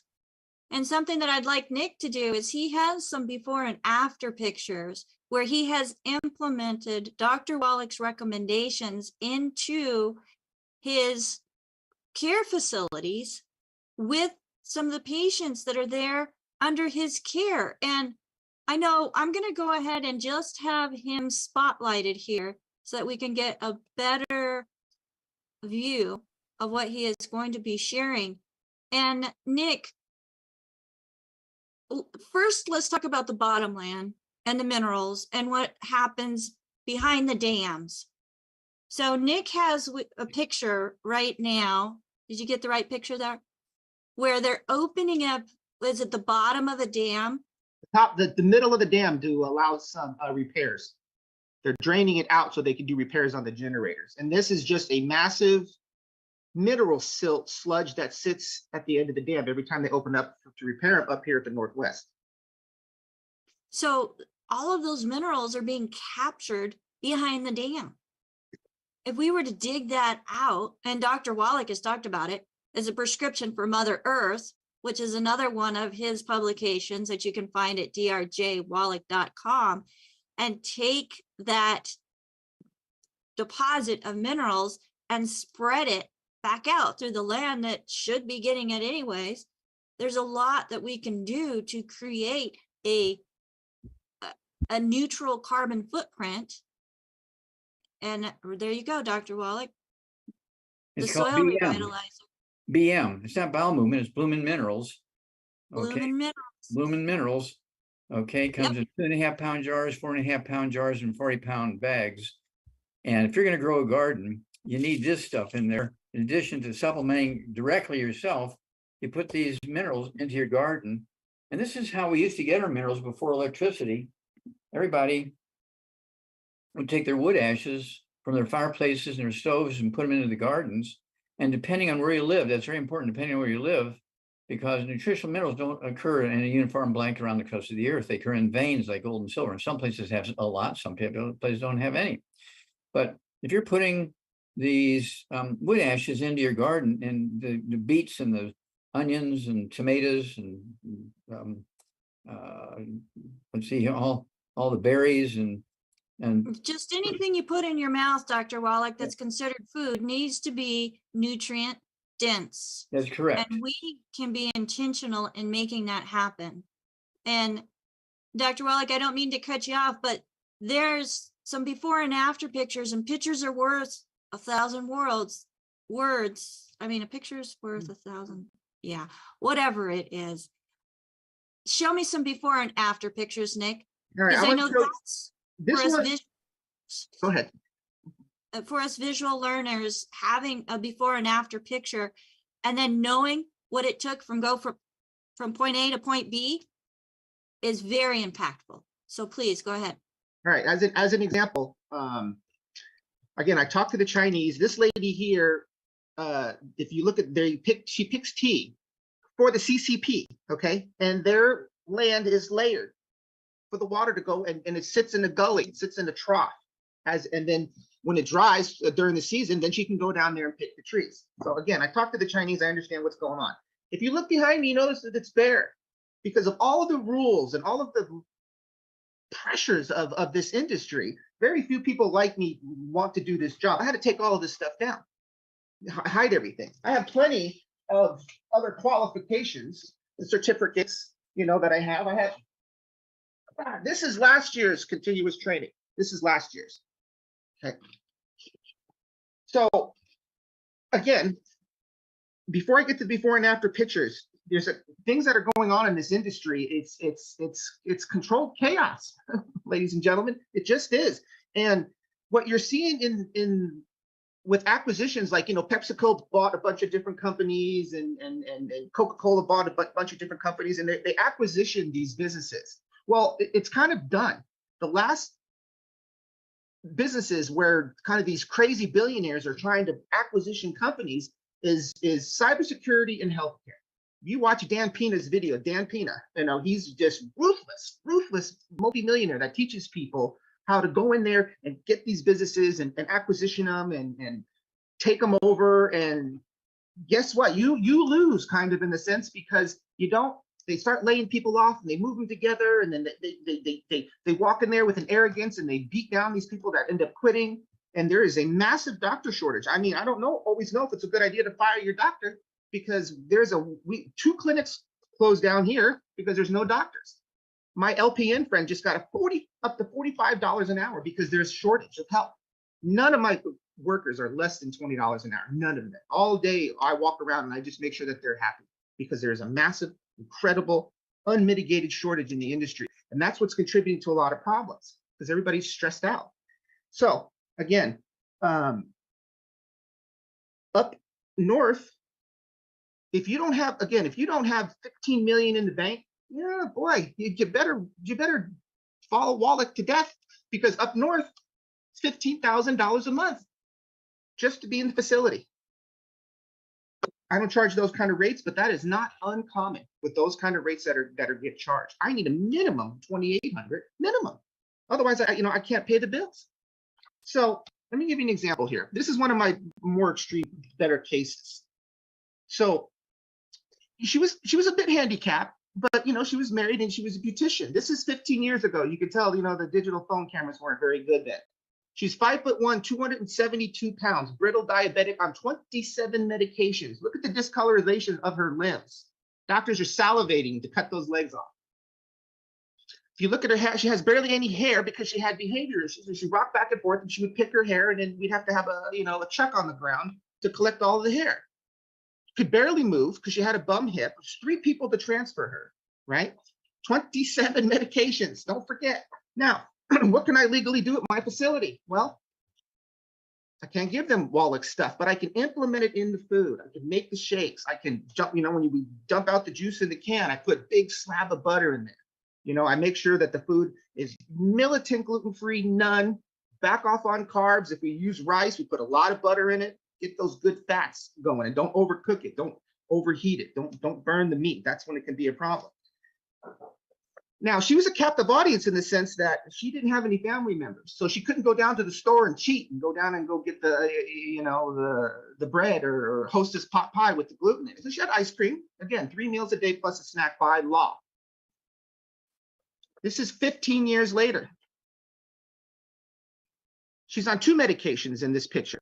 She's 115 pounds. It's would be her genetic weight. If you look, she has hair and she has mild color. How does someone 15 years later who goes from this can get on an old junky quad to go? She couldn't ride it, but she can get on it where she couldn't hear before. Her doctor hates my guts. But guess what? Mr. Wallach, they killed her with the procedure, so she don't live here anymore. I had her for 15 years. But your tax dollars paid for 15 years of her being under my care because the industry let her get this bad. That is the reality of it. And again, when you go home tonight and you sit and you're comfortable in your house and you got your feet up and you're in your own home and your own shelter and your own security, remember what happens in the industry. That something's going to happen. You possibly remember what Wallach said, the #1 cause of bankruptcies is medical issues. And then guess what? I've done plenty of estate sales where I'm in people's houses and they're selling their stuff, and then the resident is hitting me and screaming and yelling and telling everybody to get out of their house, and because they're going to sell everything that you own and they're going to put it in a fund because you have assets, you're a private pay, and that's what everybody they'll crawl over you to get to private pay. And if you move into a facility, you better make sure they have a Medicaid contract, because when all your money goes away, it's called spin down, you're out. Unless they have a Medicaid contract. And then usually the pay is half. So if I charge $4,500 for a private pay, I only get $2,800 if they're a Medicaid. And then if they're really hard care, you have to spend hundreds of dollars doing exception paperwork to try to get that extra help. This is the reality all over anymore. And again, with acquisitions.com and Dan Pena buying up these businesses, it's just getting worse. And that is unfortunate, the reality. You guys have got to figure out a way to make it as convenient as possible to take your supplements, carry them with you. Who cares if they give you, look, in the restaurant, you got a bag of minerals? Who cares? I'm not in any pain. You got to figure out a way to watch those videos and implement it. You don't want to go crazy, but if you don't invest in you and him, you're going to invest in me and my industry. And it's not as pleasant as everybody wants to make it out to believe. That's kind of a Debbie Downer negative, but that's part of what I want to do, is to get not scared straight, but get you to focus and prepare your assets. They go back 5 years. The government goes back 5 years and they look at all of your assets and your friends, and you own land and all of that stuff. And they're going to get it one way or the other. I have no problem with telling you to go get an attorney and figure out a way to protect your assets. if you think you're in that age group where you can be needing medical care. So as we listen to Nick, folks, do you know people that are aging, that are in the state or looking at becoming in that negative health state where they're on 27 different prescriptions? As he just showed, it's not too late to change the diet. It's not too late to get the nutrition going into the body so that the body can do what it's designed to do. And Dr. Wallach has made it simple because he's done all the research. He's already put together the formulas. All we have to do is put them in our mouths. So invest in yourself now so you don't have to invest in Nick later. I like Nick. He's a great guy. I have a waiting list of people that they're just not going to listen. I had a lady a couple weeks ago. She's like, she's got a trach on her throat, and she goes, "I'm not going to give up my bread." I'm like, "Oh, okay. You know, there's gluten-free bread, but I understand. Have a good day." To walk off. So I'm gonna have a waiting list no matter what, because there's just enough people that just don't listen. So I'm gonna say, Nick, we need to have a conference once a month or once a week or something like that for, you know, free conference people can get on, people like that. Okay. Now, in a couple of weeks, I'll be 84 years old. And most people, because of my energy and all the things we do, I mean, I'm all over the place. We're going to be doing a big event. What is it? The beginning of June. What? The beginning of June. Yeah, we're going to be doing this, what? In the desert? So it's contact in the desert. And folks, Nick was talking about stress. If my hair totally turns gray, it's Doc's fault. And so it's contact in the desert. So just saying, but that I'm looking forward to it, Dr. Waller. Maybe I can help. I got a little more free time lately. Nice. And that's it. We are looking for help. We are looking for people who don't want to fall victims to a system that's failing us, that's continually managing sickness. We're into milking the system. Yeah, they're milking you, folks. Yeah, you're a slave to the system too. Once you get in the system, the state will come take you away. This is the resident who I got rid of the diabetes in 31 days. His caseworkers always had this attitude towards us since the first day he moved in. And they're moving him out because he gets depressed once in a while. Well, guess what? If you went to a court and you had to do a trial, you have to be clean and sober. You can't be high or on drugs. Well, he's on so many CBD medications because he's gluten-free, he's absorbing them more, and they started becoming more too much. So he would just sit there and go like this, and because they had Parkinson's, they thought it was normal. He couldn't make quality decisions, but because he just gets depressed once in a while because he's still young enough and wants to go out and do things. That's his number one issue, is he wants to go out and go do things. He can only play air hockey. He can't ride a bike. He can walk, but he can't do anything with his hands. Well, they move him out to a facility that has more, and they just took him. They didn't even tell me he was coming. They just went in there and they brought my competition into my facility and just grabbed him and took him. Nothing I can do about it. Well, I'm doing something about it, but there's really nothing I can do about it. They just took him. Again, this is the reality of the system. And if you fight and you get angry, the doctor will drop you and he'll blacklist you. He'll put you on a piece of paper and say, this guy's not compliant. And that's something that I just wanted. I'm glad you brought that up because I have a question over here. Shannon was wanting to know out on YouTube, what does it mean to be blacklisted? Well, folks, if you're non-compliant with a doctor because you're not going to take the drugs that he's prescribing and you want to do something else, they can blacklist you. And then no doctor wants to look at you or to care for you. But if you're taking the supplementation and you don't have the need for pharmaceuticals, then you don't have to worry about dealing with doctors. For the most part, I mean, there's cases. I mean, we don't prevent, diagnose, cure any diseases. The products don't do that, but your body can do amazing things. And Dr. Wallach talks about emergency room doctors. There's a need for emergency room doctors when it comes to having accidents and things that are more than just breakdown of the body. But yeah, I remember 20 years ago, Wallach came to Roseburg, Oregon, and I helped him with his luggage to unload stuff. And I'm looking at his skin, and he's 64 then. I'm looking at his skin and it's nice as mine. And I'm like, what's up with that? And we're both carrying the same heavy stuff. And I was almost as winded as he was. And he just like looks at me, he goes, well, you're not dosing enough. And then shut the door and just took off. You know, I never seen him again. But you know, it's you know, you just got to do it. Nobody in my family lineage has ever lived to be past 70. So I'll be 54 here in June, you know, and so I made the choice. You got to make the choice. Do I really only have 16 Christmases left? You know, and that's kind of indicative everywhere. You know, I have a collector room of stuff.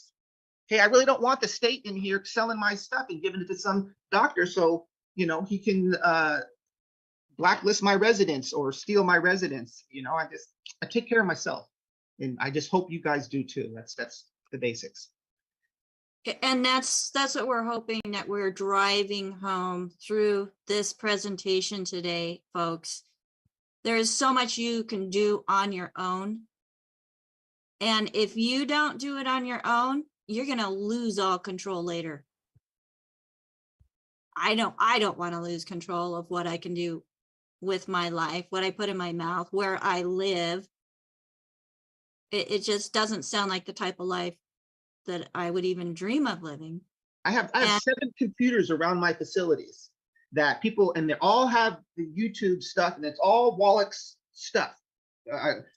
Open a new tab, open a new tab, open a new tab, and they can just come by and just press click, and I let it play in the background.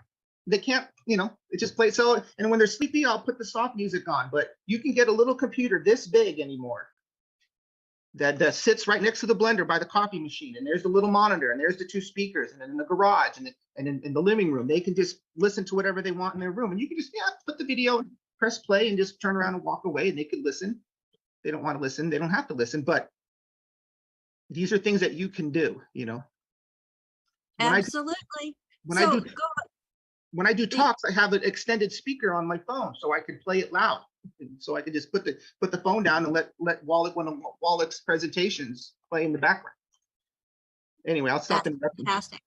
That's fantastic. I love it. I love it. And that one thing I love about YouTube is you can create a playlist, or you can just subscribe to a channel and do a continual play on all of the programs that are on Critical Health News channel there on YouTube. And then we have it on Rumble as well.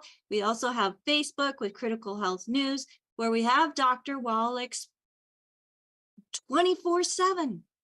24/7. We can access the information that Dr. Wallach has been talking about for years. And on our channels, we have many years of history, Dr. Wallach.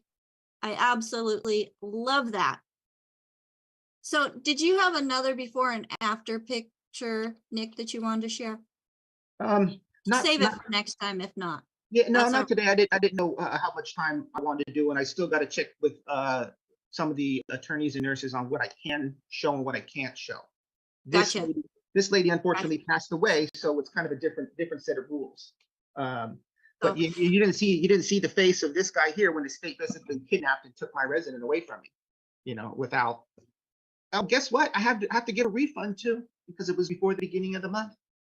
You know, this is how it is. You know, it's just is. You know, so I don't know. You know. So we need to be part of the change, Nick. The part of the change that then gives people the nutrition that the body needs. Dr. Wallach started it. We're just part of the army. Yep. And joining forces and being in this, you know, I don't like fighting, but it really is. It's a fight for our own rights to be able to hold on to the nutrition, because the food is not containing it. It is just not there. In copious amounts. I get people that nitpick and argue, oh, there's 15 vitamins. Yeah, 0.000%. It's insignificant for you. It might be okay for the caterpillar and the grasshopper to eat it, but not for you. Absolutely. Absolutely. In Dr. Wallach's book, Hell's Kitchen, it talks about the transition. The transition. Yeah, so Talks about the there you go. Talks Let's about play doctor, rares, forbidden cures. Yeah. He's Well, this got, talks about the he's got a lot of them. transition from wood and coal as fuel, and we put the wood ashes into the gardens and into our food, and we put it in there as a spice and as a fertilizer, but we didn't realize it. But we were getting all the minerals that those plants were sucking up out of the ground when we burned the wood. We took those wood ashes, which are 98% minerals and 2 or 3% carbon. Okay, same way with coal ashes. And then when we switched over to electricity, doctors said, oh, just eat well, you get everything you need. They never said, you got to make up that difference. You're not getting those minerals anymore from the wood ashes and coal ashes. And this story, and this transition, this failed transition from thousands and thousands and thousands of years of getting our minerals, our nutritional minerals from wood ashes and coal ashes to going to electricity. How many minerals do you find in your oven when your oven is an electric oven? How many minerals do you find in your refrigerator if your refrigerator is an electric refrigerator? How many minerals do you find in your electric lights when your ceiling lights or electricity? If you have a generator, okay, how many minerals do you find from your generator that's generating electricity? And you have these panels outside from the sun driving those generators. Okay, there's no wood ashes anymore. There's no more coal ashes. So you have to make up that difference. Okay. And so we treat our cars better than we treat ourselves. We treat our cars better than we treat ourselves. We don't just put dirt from Texas in our car and say, hey, there's bound to be some oil in there. That's dirt from Texas. We don't do stupid things like that. Okay. And so this is the reason why we are so successful in pulling people out of the hole and adding 15 to 20 years to their life. And so this is Hell's Kitchen. I love this little book. It's only a little book. It's not a big, not one of my biggest ones. But it's a book that tells that transition that changed humanity from thousands and thousands and thousands of years of being a mineralized, which I say species, being a mineralized species, to being a non-mineralized species. And we're paying a horrible price, including all these emotional problems. There's so many nutrients that are necessary. And of course, we have the I-26, which prevents and reverses Alzheimer's disease, which prevents and reverses MS, multiple sclerosis, Guillain-Barré syndrome. This new one now, which is FTD, frontal temporal dementia. Okay, you've heard of that one, I'm sure. You probably get some of them in your place. That's easy fix too. That's what that one drives me nuts, Walt. That is so whatever. Anyway, go ahead. Yeah, after the after the freedom, okay, from all these minerals, okay, and also from wood ashes and coal ashes, suddenly now everything is made from electricity. We don't have those ashes anymore, and people are paying the price. And of course, we have this book, okay, I'm sure you have one of these, a Wallach Revolution. This is a 75-year track record of some of the big cures we've made over the years by putting nutrients into people's foods. When they were told they had a genetic disease, there was nothing to do about it, and we would cure them in 3 weeks, kind of thing, by giving them nutrients, particularly minerals. And so this is where we come from. And we cannot thank you enough for all you do, because you have recognized the need for these nutrients. You have recognized the need for protection of these folks. You recognize the need to stay away from the bad stuff. And we're, it's like everything else. We will save a percentage. We're not going to be able to save everybody because, they're being pulled all these different directions. And we just hope and pray that we save the majority. That's our goal, is to save the majority in a healthy, productive, loving manner. And I think the new future market is China and Dubai, where there's lots of people with lots of money that don't want to get in the system, that want to, be out playing golf at 90, 100 years of age. They're rich. They live in these beautiful areas. Let's you and I talk to them. Okay, yeah, let's do it. It's just, remember Someone Needs to Go to Jail Part 2, where the athlete Prince kid, all the Kings, they can't save Prince, can't save Michael Jackson, can't save Colin Powell, can't save Justin Bieber. Really? He's got a facial tip. They can't save you, and that's just not their field. You get something in your eye, you go down to Roseburg with my eye doctor lady, love her. You get hit by a truck and the doctor puts you back together, fine. Your appendix ruptures, which is from a gluten issue. You go to the doctor, fine. You pay the bill, you shake his hand. That's what they went to the school for. That's where they take all the big lessons. But they will tell you that they only take 2 weeks of nutrition in 10 years of school. I just asked Ruth Ellen. I was at the shop yesterday talking to an RN about her husband diabetic. You should have seen the look on her face when I told her that you get rid of kidney dialysis problems all the time.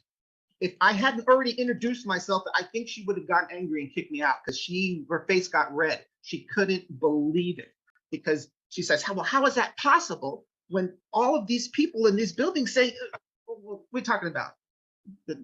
Go back to work. That's how they will talk to you.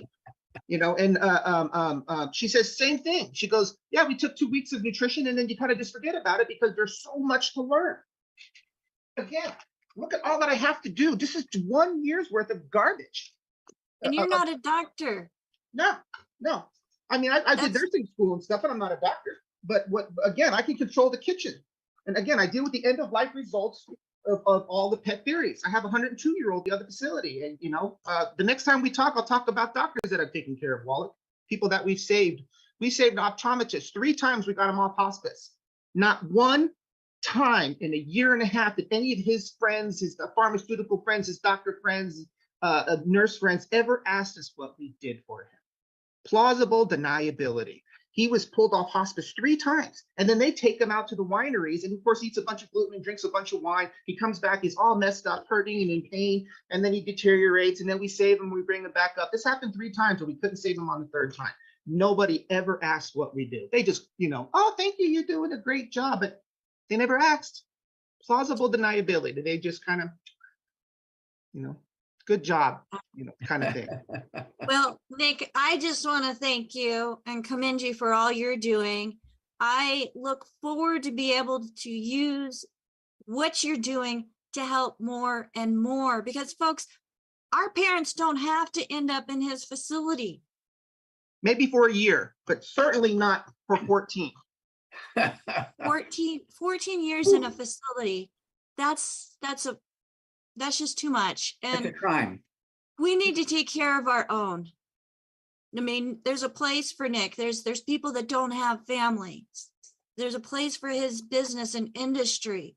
But even in that business and industry, we need to start making a difference and not be under that control that prevents us to be able to even give somebody supplements. It's not in the food. It should be mandatory to be given as a supplement at all ages, even though I don't like to be dictated to. If it didn't take Dr. Wallach telling me what I needed to do, what I have to do, I would not be here today. I would not be here. So I know Dr. Wallach needs to be somewhere else right now because he's got another program starting. So Dr. Wallach, thank you again for being here with us today. And thank you. Both of your teams. Well, absolutely. And Dr. Wallach, thank you for making that impression on Nick so many years ago that allows him to be able to do what he does now. So I'm going to say bye to you. Bye-bye, and thank you, Nick. Thank you. Yes, thank you, Dr. Wallach. We love and appreciate you. And folks, Nick is one individual. Oops, sorry. I miss Ruth Ellen. Ruth Ellen, I need you. But as individuals coming together, working together, making an impact in communities, we can then impact the world. And that's what we are calling out for, more people who have that passion, even if it's just 1 or 2 people, to help see them have a better quality of life. So get back with the person that shared this program with you. Join us. Go to dailywithdoc.com. Use that contact us. If you have questions, contact us. Let us know. I know our show, we kind of went pretty deep. We didn't have time for Q&A today, but I know there's a lot of people out there that are in a position like Nick that want to do more for those that they work with.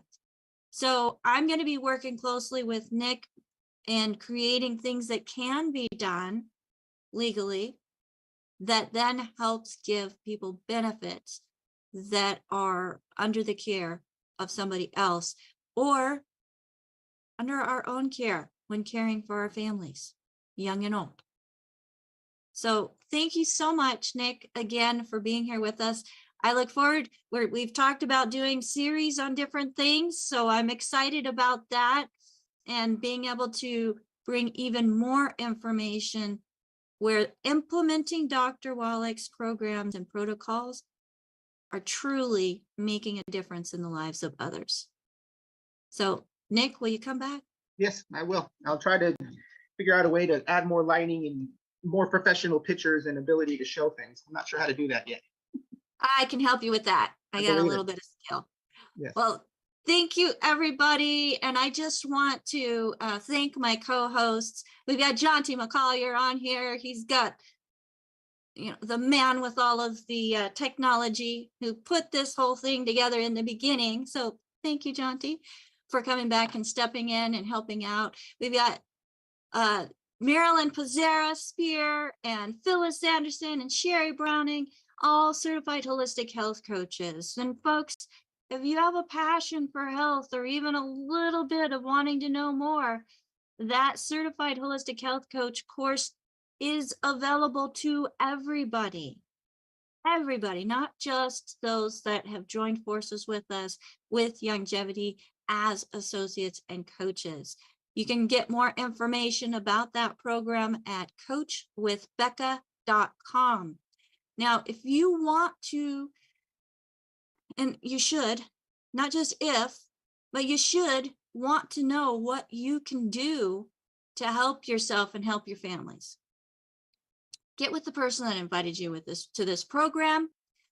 Go to dailywithdoc.com. If you've never spoken to anybody about Youngevity or the program, let's get you connected with a certified holistic health coach that can help you choose the right items needed to meet your individual needs.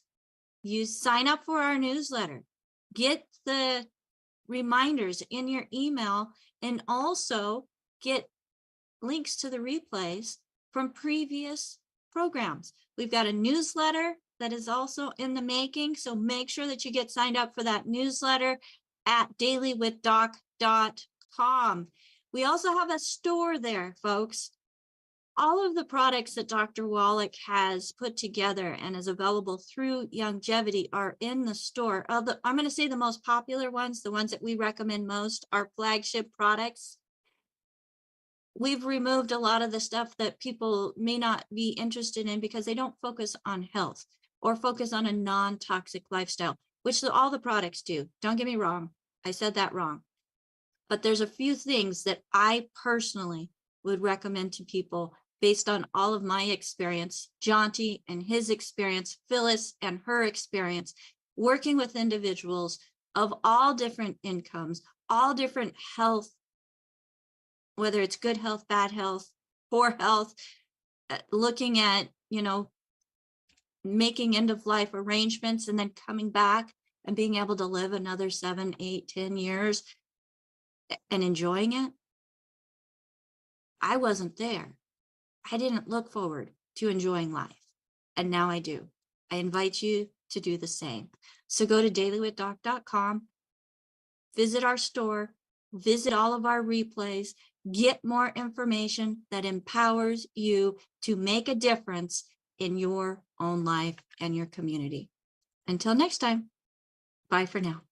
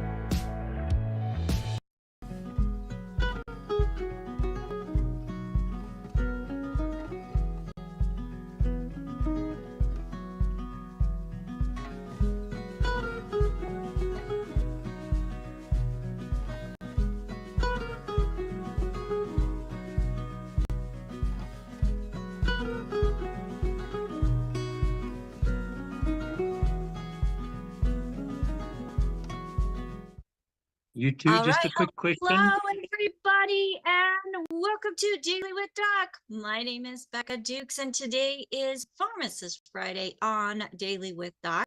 We are so excited to have you join us for an hour of empowering information that gives you information that you can use to help yourself and be more of an authority in your own health journey. Now, this program is being sponsored by Daily with Doc. You can find information about us by going to our website, dailywithdoc.com. You'll find more information about myself, Dr. Joel Wallach, and also our guest on Pharmacist Friday, Pharmacist Ben Fuchs. Now, if you were invited by somebody specific, make sure that you get back with them, as they cared enough and took the time to share this program with you. Let them know what you liked best about it. And folks, if you are not working with anybody, we have an amazing team of certified holistic health coaches who are here to help those that have never tried the product before and are wanting to create a better health journey. Now, as the Director of Student Services, of the Institute of Holistic Health, and also a trainer with the Critical Health News team, it is my honor and privilege to be able to bring this program to you each and every Friday. So we're actually Wednesday, Thursday, Friday. And then Fridays we have Pharmacist Ben, unless one of us are traveling, and then we will have somebody that is also an expert in the field of health and nutrition and how it relates to why the body may or may not be operating the way it optimally should be. So if you are watching us on any of the platforms, please make sure you let us know that you are there. Send a like, a share, make sure that you're following us. And in order for us to be able to thank you because you've done that, make sure you go to dwdgiveaway.com. That is DWD, like Daily with Doc, giveaway.com. Now, today we have with us Pharmacist Ben Fuchs. So Pharmacist Ben has been in the industry for decades, folks, where he has a passion to help people, and not just help people, but help people understand how the body works, how the pharmacy industry and how pharmaceuticals can be helpful or not, and options to those pharmaceuticals using nutrition. So I am going to bring to the screen with me Pharmacist Benjamin Fuchs. Hello, Pharmacist Ben. Welcome to Daily with Doc. Well, hello, Becca Dukes. So nice to see you, and everybody else. Nice to see everybody and not see everybody. See and not see, yes. So for those that are here in the Zoom room, and we love to see your shining faces. So go ahead and turn on your camera so we can see you. For those of you that are watching our live stream or listening to one of our replays, you're welcome to join us here. Go to dailywithdoczoom.com. Again, that's dailywithdoczoom.com. Wednesday, Thursday, Friday from 12 to 1 p.m. Pacific time. So Pharmacist Ben. Yes. I get questions from people who are wondering what they can do to help themselves when they have connective tissue issues. So like their connective tissue is too loose, like a rubber band that's overstretched and not bouncing back. Right. Or those that are like a rubber band that is all dried up and ready to crack, and they don't have the movement and they're afraid to move. Okay. So what's up with the connective tissue? What the heck is the connective tissue anyway? By the way, before Doc was the mineral doc, he was the connective tissue doc. Did you know that? Is Doc on the call? I don't think Doc's here. I don't see that Doc is on. Doc can vouch for that. In fact, what got my attention when I first told that story about listening to Dead Doctors Don't Lie, and I put it on, and here's this guy talking about all these things that we learned about in pharmacy school. That's how I really got got into longevity and became a big believer in Doc's message. Well, one of the things he used to talk about before he talked about the minerals, of course, but one of the things he talked about a lot was about the pig pack, right? That's where I started. With the pig pack, which Yes. which is a great name. It gets your attention, the pig pack, right? Well, the pig pack is the complex of supplements that is designed to build the connective tissue, because connective tissue disease, unbeknownst to many of us, is really most of the health challenges that we suffer from are connective tissue related. And the number one thing that you want to do to stay young and healthy and flexible and have energy and be strong and vital and reduce pain and all the good stuff is to strengthen your connective tissue. All the stuff we hate about aging is associated with connective tissue deterioration. So focusing on the connective tissue, building the connective tissue is critical if you're going to stay young and healthy for a long time. Now, the body is made up of 4 types of stuff. In biology, we don't say stuff because we're scientists, so we don't say stuff. We say tissue. But tissue is kind of a sort of an intimidating word sometimes, so I just say stuff. So tissue is just stuff. The body's made up of 4 kinds of stuff, i.e. tissue. You have a central portion, which is made up of 2 types of stuff, and then that central portion is covered like M&Ms. You know, it's candy coated, and then the whole complex is electrified. So the covering, the candy coating, is called epithelial stuff or epithelial tissue. You may have heard that term, epithelial. The electrification, the electricity, is called nervous stuff or nervous tissue. So you have epithelial tissue, which covers the whole complex, and then you have electrical wiring, which is called nervous tissue, and that's what gives the body the electrical energy that is responsible for activating the muscles, etc. And then the central part of the body, the core part of the body, I call it the flesh robot. That's the bulk of our bodies, and the classic manifestation of the flesh robot is demonstrated in the bodies exhibit, which is going from museum to museum around the country. You may have seen the bodies exhibit.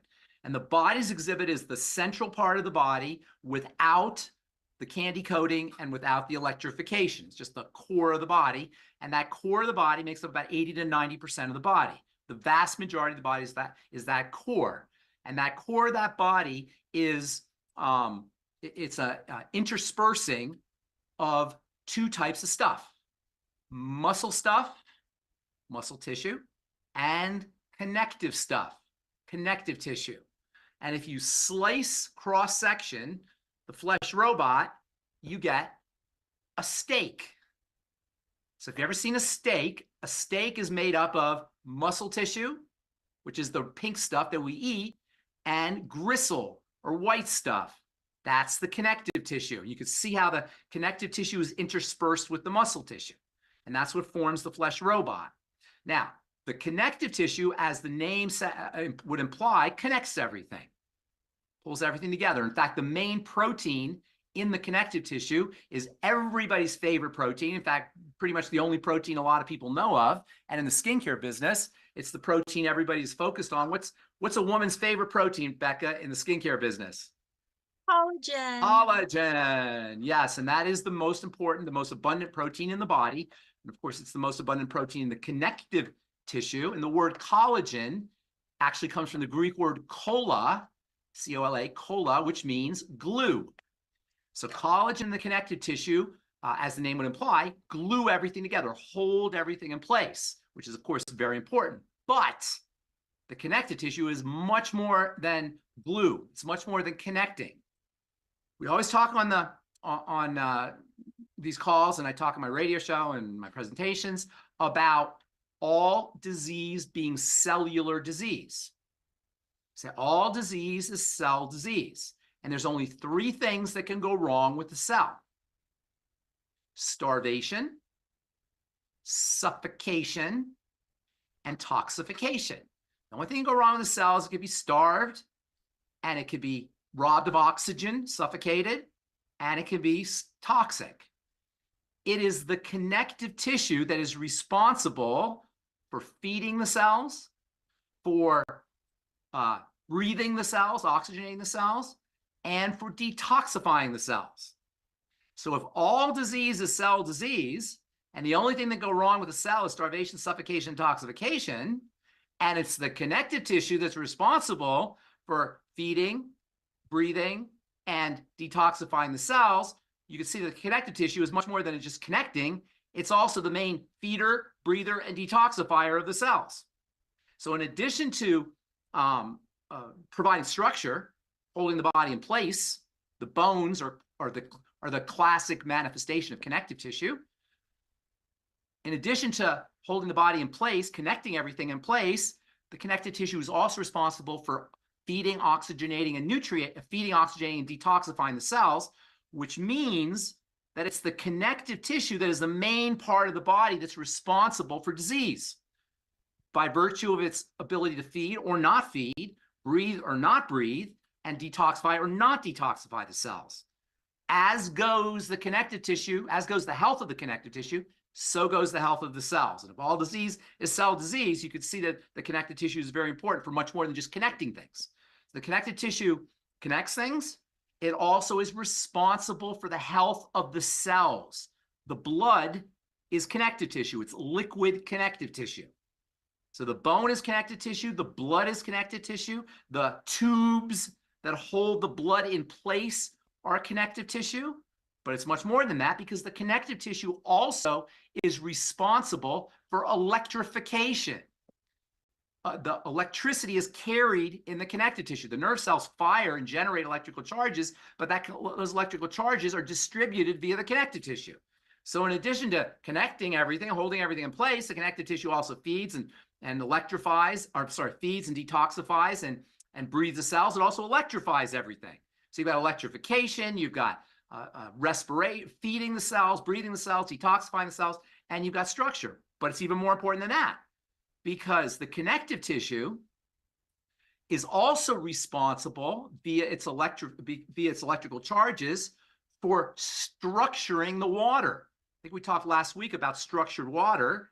The water maintains its structure by its interaction with the connective tissue. So that the connective tissue is holding everything in place. The connective tissue is responsible for the health of the cells. The connective tissue is electrifying the body. And the connective tissue is structuring the liquids, structuring the water portion of the body. You can start to see how the connective tissue, how important the connective tissue is. If there's one thing you want to do to stay healthy, it's to focus on the health of the connective tissue. And it should come as no surprise that as we age, all of the signs of aging, all of the diseases that are associated with aging, all of the unpleasantries that we have about aging and that we spend billions of dollars every year, hundreds of billions of dollars every year to try to correct, are related to deteriorating connective tissue. Now, I'm in the skin business. Some of you guys know that. I've been in the skin business now for going on 40 years. The number one skin problem that people have as they age is deterioration of the connective tissue in the skin. What's really important to recognize about deterioration in the connective tissue in the skin and deterioration in the connective tissue in the body is the connective tissue is a system. So when you do things that strengthen the connective tissue in the bones, perhaps, or in the joints, you will strengthen the connective tissue in the skin. You will strengthen the connective tissue in the heart. You will strengthen the connective tissue in the cardiovascular system, the circulatory system. You will strengthen the connective tissue that wraps around all of the organs. You'll strengthen the connective tissue between the vertebrae. You'll strengthen the connective tissue everywhere. So by using things that build the connective tissue, we'll talk about that here in a second, the entire connective tissue matrix from head to toe is strengthened. Which is why arthritis medicine is one of the best things you could do for your skin and your heart and your blood vessels. Not to mention your fascia, which are like a spider web that wraps through all the organs.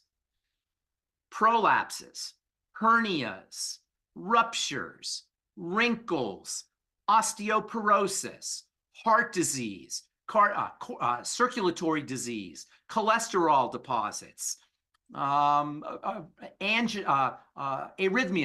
tachycardias, fibrillations, all are connective tissue related. This should be such good news for anybody who's dealing with any of the manifestations of aging, because it means all you got to do is work on your connective tissue, and you can strengthen every one of these systems, including improving the oxygenation, nutrition, and detoxification of all of the 100 trillion cells in the body. So connective tissue building is job number one for anti-aging and for keeping your body living younger longer. Not just in the visible signs, but in the internal signs as well. And there's tons of ways to build the connective tissue. One of the most important ways to build the connective tissue is to do what Doc has been talking about for years, and this is how he came up with the pig pack, which is to eat connective tissue. When you eat connective tissue, you build your own connective tissue. It's what the pig pack is all about eating connective tissue. For years, people would eat bone soup. I've been talking about bone soup for a long time. Bone soup is where you take the bones, which are connective tissue, and put them in water, and all of the water-soluble ingredients in the bone and the cartilage and all the white stuff that's in the knobby part of the bone go into the water, and you're drinking connective tissue. It's the best way to get connective tissue into your system, or connective tissue building nutrients in your system, because you're drinking them.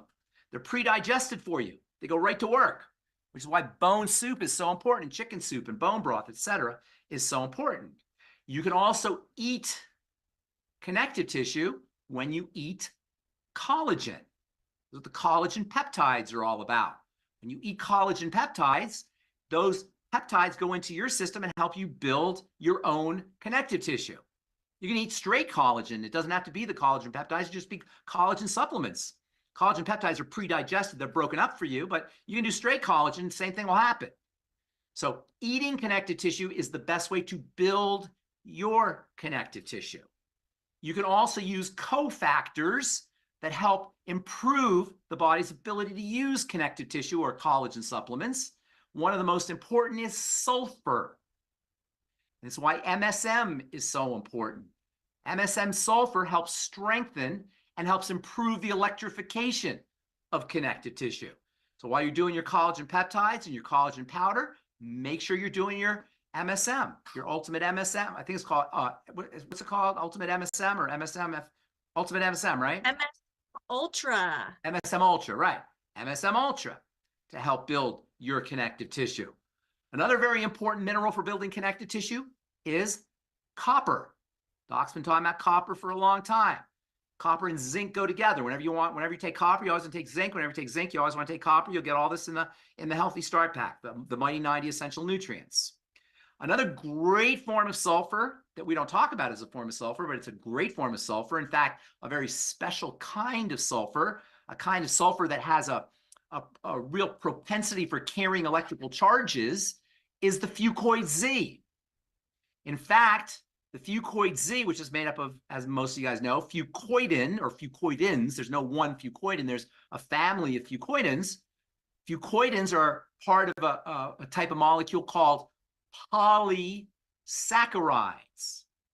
And polysaccharides are a very important component of the connective tissue. Collagen is the protein component of connective tissue, and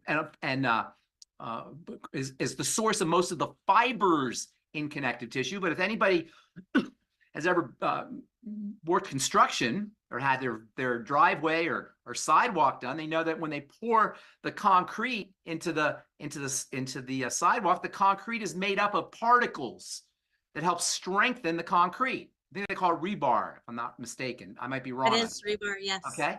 I don't know much about construction, but I know that they put particles and solid material in the concrete to make it even harder. The body does the same thing. The collagen is the fibers, but the polysaccharides are like support the strength of the fiber. Fucoid Z is the polysaccharides. You may have heard of, actually, I'm sure most of you have heard of this molecule I'm going to talk about here in a second. It's been in the news for the last 10 or 15 years, especially in the skincare world. And this is a polysaccharide that is maybe the most important in all of connective tissue science. And that's a polysaccharide called hyaluronic acid. Hyaluronic acid has become all the rage in skincare because it helps build the connective tissue. It's a polysaccharide that supports the collagen in the connective tissue. So using things like hyaluronic acid, which you'll find in the Healthy Bone and Joint Pack, as well as collagen and collagen peptides, Healthy Bone and Joint Pack and collagen peptides, and then minerals, which you'll get in the Healthy Start Pack, can help you build your own connective tissue. But there's one nutrient without which you cannot build connective tissue no matter how much collagen peptides you have, no matter how much collagen you have, no matter how much copper and zinc you have, no matter how much polysaccharides you have, you will not be able to make connective tissue without this one nutrient, which is the key that turns on the engine of connective tissue production. Without that key, you can have all the gasoline and all the oil in your engine, but you can't turn it on. You know what that key is? What that nutrient is, that the key that turns on the production of connective tissue? I don't know exactly, but I'm going to take a guess of vitamin C. That's exactly what it is. It's vitamin C. Vitamin C is the key that turns on the engine of connective tissue production. By the way, I forgot to mention one of the most important sugars. It's not exactly a polysaccharide, but it's a sugar amine, they call it, for building connective tissue, is glucosamine, the glucogel caps. The glucogel caps, by the way, contain a hidden nutrient that nobody talks about when you look at the nutrition facts, you don't even see, and that's connective tissue. The glucogel caps are glucosamine in a wrapping of connective tissue. They take the connective tissue, they wrap it around the glucosamine. What is that wrapping? It's, say it louder. Gelatin. Gelatin. Gelatin is connective tissue. It's collagen specifically. So I forgot to mention the glucogel caps are also very important for building connective tissue. So vitamin C turns on the engine. Glucogel, hyaluronic acid, the Healthy Bone and Joint Pack, the collagen peptides provide the raw material. And you need them both, which is why I always tell people when you're doing your glucogel caps or your collagen peptides or your collagen powder, make sure you do it with Beyond Tangy Tangerine, because the Beyond Tangy Tangerine has vitamin C that will help your body utilize all the raw materials for building connective tissue. Scurvy, which we've talked about in the past, is a connective tissue deteriorating disease. That's why it's such a horrible disease. Scurvy is when your blood vessels explode. They're connective tissue. Your teeth fall out of your gums. Your gums are connective tissue. Your joints deteriorate. Your joints are connective tissue. Your bones get really soft. Your bones are connective tissue. You get skin wounds and ulcerations that don't heal. Your skin is largely composed of connective tissue. Scurvy is a connective tissue disease. Today, we don't have scurvy anymore, as I've said many times. You know, I'll say it again because I like saying it, and plus it's very important. We don't have scurvy anymore, but we have subclinical scurvy. We have subclinical connective tissue disease. What does subclinical mean? It's not bad enough for you to go to the clinic. It's subclinical. So you don't have to go to the clinic being the hospital.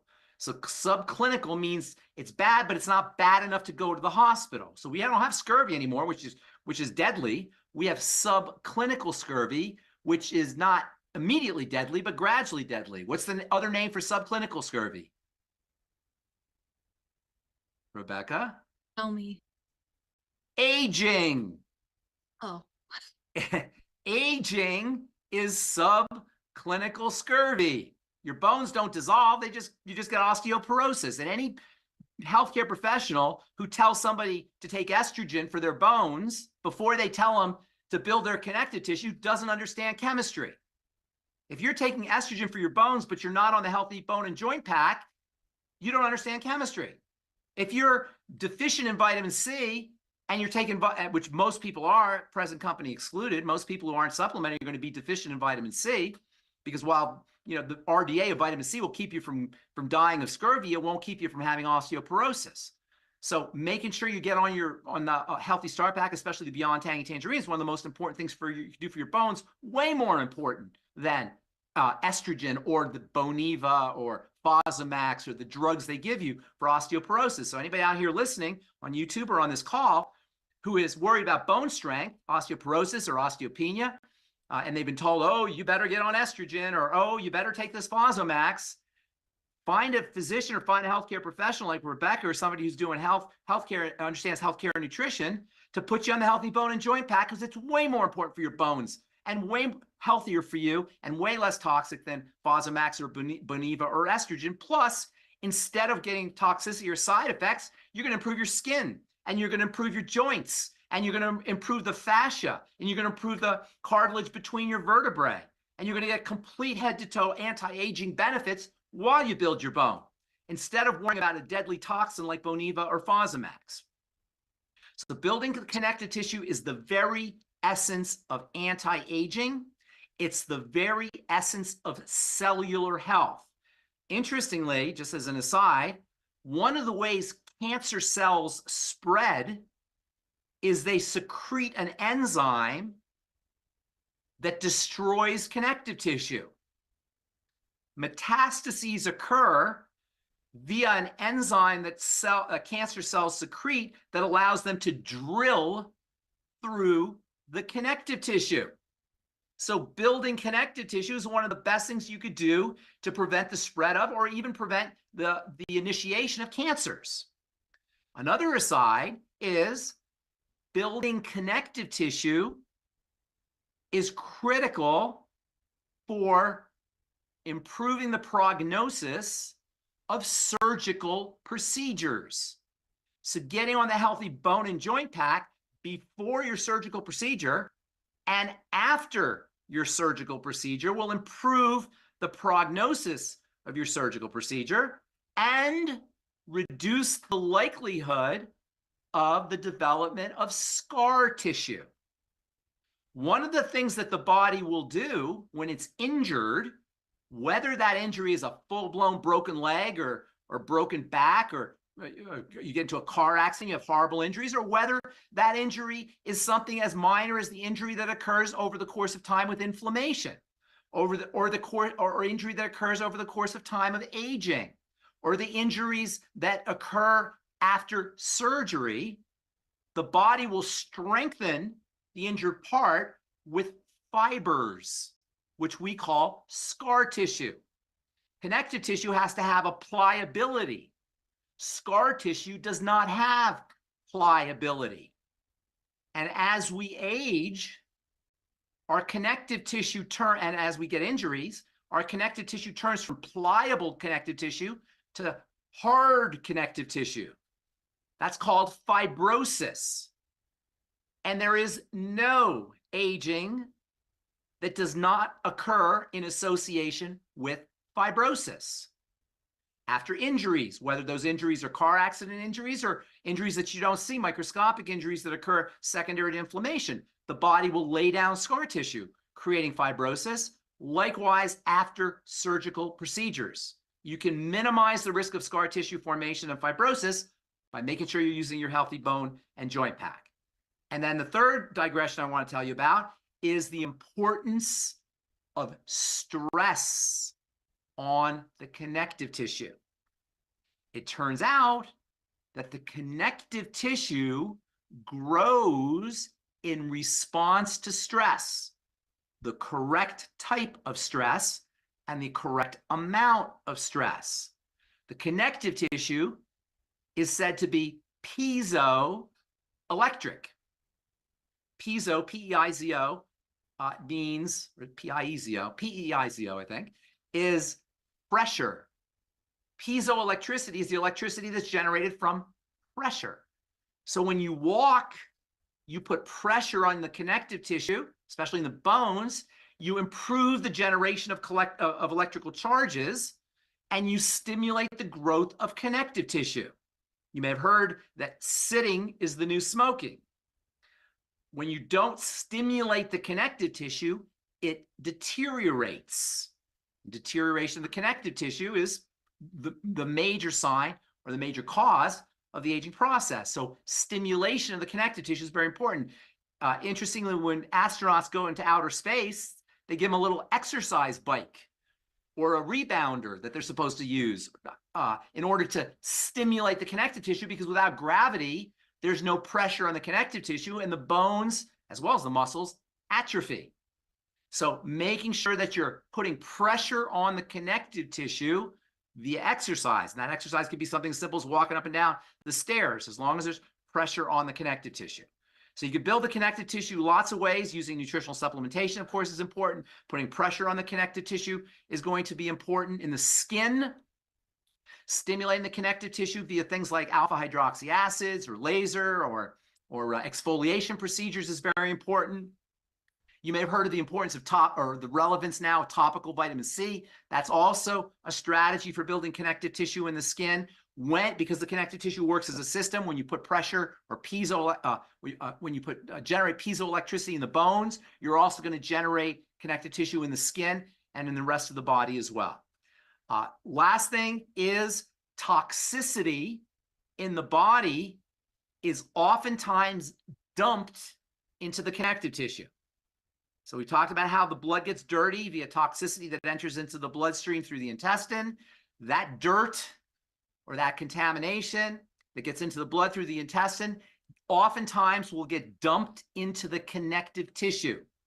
This can also result in inflammatory and immune reactions in the connective tissue, and this is one of the reasons for connective tissue diseases, especially autoimmune connective tissue diseases, and there's a whole bunch of connective tissue diseases that are associated with toxicity. In fact, that's the major cause of connective tissue disease. So if you have a connective tissue disease, and there's tons of them, there's hundreds probably, at least dozens of connective tissue diseases, you want to focus on, number one, eliminating toxicity that's entering in through the digestive system. And it's very rare that somebody will have a connective tissue disease without having leaky gut or some kind of intestinal problem, as well as using all the strategies we just talked about for building the connective tissue. So we emphasized building the connective tissue and strengthening the connective tissue for aging, but also the same thing goes for connective tissue diseases like ALS or amyotrophic lateral sclerosis, which is Lou Gehrig's disease, or EDS, Ehlers-Danlos syndrome. There's a whole bunch of these different connective tissue illnesses,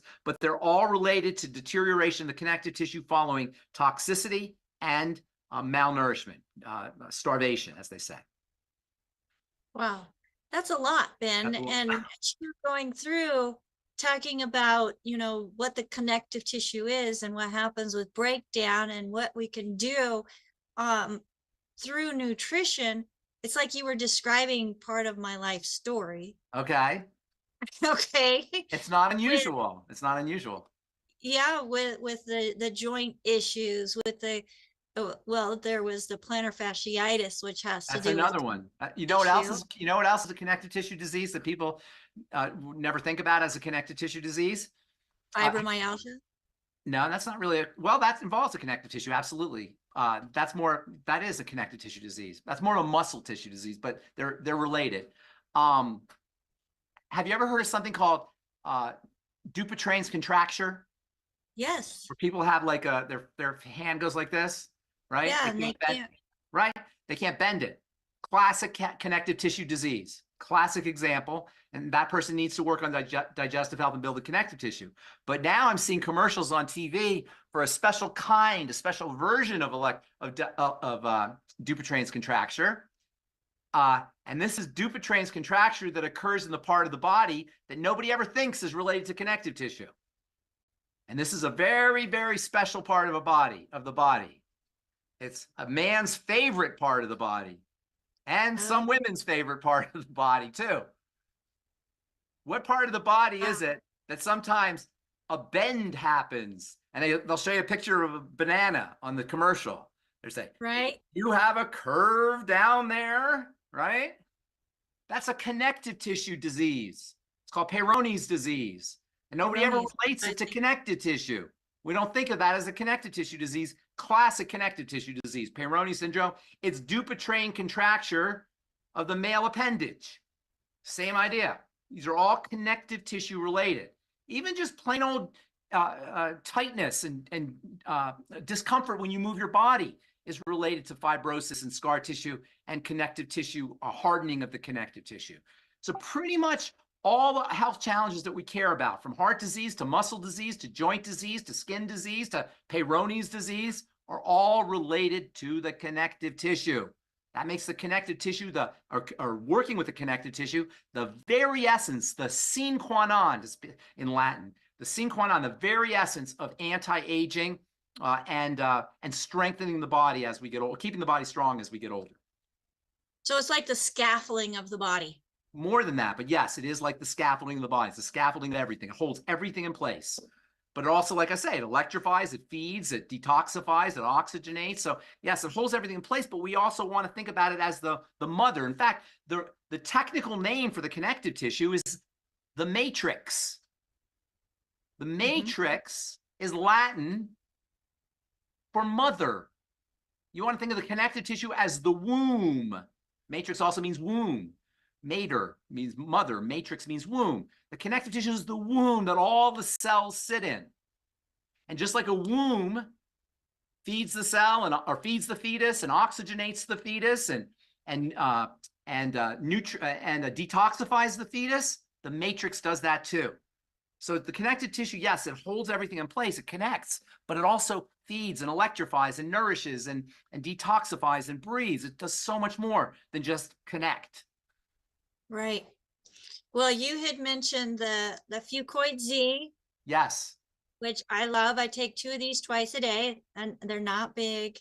And if it's not part of, if it's not, I don't know. I don't think the Fucoid Z is part of the Healthy Bone and Joint Pack, but it should be. It's a secret sauce. Yes. But the glucogel. Yes, the glucogel is part of the Bone and Joint Pack. That's right. When I first started, Ben, I heard Dr. Wallach say a 150-pound person should be taking 3 times a day. And it even says here 1 per 10 pounds. And some of the stuff that I've read. And I did that. And 3 times a day, it takes 2 of these bottles. But within 3 months, I no longer had my joint pain. I no longer had the pain throughout my body as far as quote unquote fibromyalgia. I no longer had the pain that was going into my hands that I was looking at doing carpal tunnel surgery for. Didn't have to, and I still don't have to. It's just all these different things. And then my skin, I keep saying I'm gonna put up before and after pictures because I look like a totally different person. Just besides the weight loss, you know, the toneness, the color, structure of my skin and everything is so much better now. And yeah, I feel great at almost 53. You're a kid. Better than I did when I was in my 20s, Ben. And it's all because of finding the program that we talk about and we promote. And the reason why we promote it is because it works. It works. I wouldn't be here today if it didn't work, because I couldn't promote something I don't believe in. And I think you're the same way. I couldn't live with myself if I didn't tell people about the Beyond Tangy Tangerine and the Healthy Start Pack and the Fucoid Z and the MSM Ultra and all the wonderful longevity products. I couldn't look at myself in the mirror. Knowing what I know about the difference it makes in people's lives in terms of longevity, if they're healthy, in terms of longevity, or in terms of recovery if they're not healthy, I couldn't look at myself in the mirror if I didn't tell everybody about it. Yeah, absolutely the same here. Now, what do you think about the mineral sticks? You're getting a full dose of collagen, a full dose of plant-derived minerals in water, which so many people are dehydrated as it is, not getting enough fluids. I think that's a perfect fit. Anytime you put your nutrients in, anytime you liquefy your nutrients, you get better absorption. So for those of you who are constantly insisting on pills, did you hear what Pharmacist Ben just said? Anytime you put your nutrients in water, you get better absorption. You bypass digestive issues. Yeah. So, wow, that's a great introduction for today's programming, and really focusing on the matrix, the scaffolding of the body in what is known as connective tissue. There's so many things that can go wrong with the body whenever your connective tissue is not connecting. Connecting. That's right. Perfect word. Well, everybody, thank you. We just want to make sure that if you learned something, get back with the person that shared this program with you and tell them what you learned, and send us an email. Let us know what you learned as well. You can go to dailywithdoc.com, use that contact option. Let us know what you liked best about the program. And if you have questions, you can always email us, questions@dailywithdoc.com, which we do have some questions that are coming in. And one of those questions, Pharmacist Ben, has to do with RSV. So we have a gentleman as a farmer up in Montana. He says, what can you tell me about RSV? I have my oldest granddaughter, who will be 7 in June, had RSV when she was about a year old, and has lingered effects similar to asthma. And the doctors have her on steroids twice a day to keep the airways open. They're hoping that she will grow out of it. The second granddaughter, who is 3, has no medical issues at all, but the youngest, who is 3 months, seems good, but the parents are wanting to give her an RSV vaccine after the experience with the oldest daughter. So, one, is it hereditary? RSV is a cold. It's beyond silliness. It's sometimes I wonder how. I gotta like calm myself down here. Prednisone is way worse than RSV. Now, RSV can be a problem if you're for infants and for older folks, but it shouldn't be. If it's a problem, you have a patient with a compromised immune system. The problem is not the RSV. The problem is the immune system. RSV should resolve itself in a week or 10 days. If it doesn't resolve itself, you have an unhealthy patient. And the answer is not to further destroy the patient's health with prednisone. And, you know, I would love it if that doctor would be on a call like this so I could actually talk to the doctor. So, because I hate having to say these things behind people's backs. But it's so absurd and ridiculous and almost anti-human to put a child on prednisone, which will ultimately affect the way the child develops, the development of the child. And I would, you know, you can't just take somebody off of prednisone, but you should talk to your doctor about getting the child off of prednisone. But you got to work on the immune system. Why the RSV was a problem. RSV should resolve itself. If it doesn't resolve itself, you've got a compromised immune system. So you say, how is the immune system compromised? The same way all of our health is compromised, with our diet and our lack of nutrition. So if the immune system is overloaded, mostly with foods, because the child doesn't do much aside from foods, but if it was an adult, it could be smoking, it could be drugs, it could be IV, it could be alcohol, it could be all kinds of stuff. If it's an adult, but as a child, it's usually only going to be food. So strengthen the child's immune system. Nobody needs an RSV vaccine. That's drug company propaganda. Nobody needs an RSV vaccine. What you do need is to strengthen the immune system. How do you strengthen the immune system? You get them off any immune compromising foods. Dairy could be a big problem for some people. Gluten can be a problem for other people. Lectins, plant defensive molecules can be problems for other people. We've talked about histamine and toxicity getting into the bloodstream through a leaky gut. Salicylates in foods can be a problem for some people. You have to do a food diary. You have to isolate problem foods. You got to eliminate those problem foods. RSV should resolve itself. If it doesn't resolve itself, you got a compromised immune system.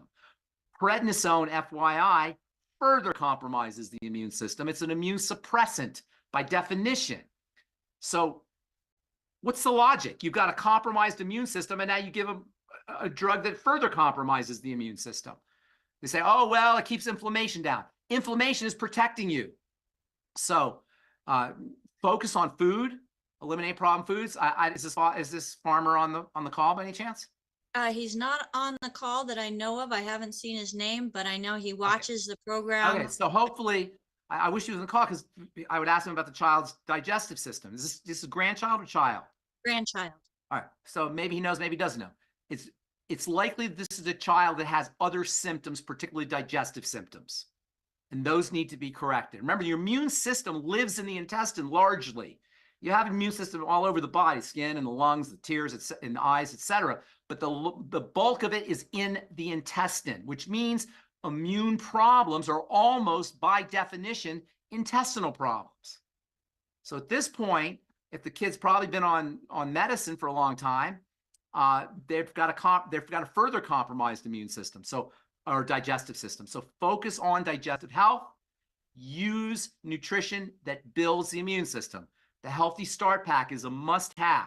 The Fucoid Z, the Restart Your Life, the CFX, the Zinc FX. These are all nutrients that can help protect the immune system and strengthen the immune system.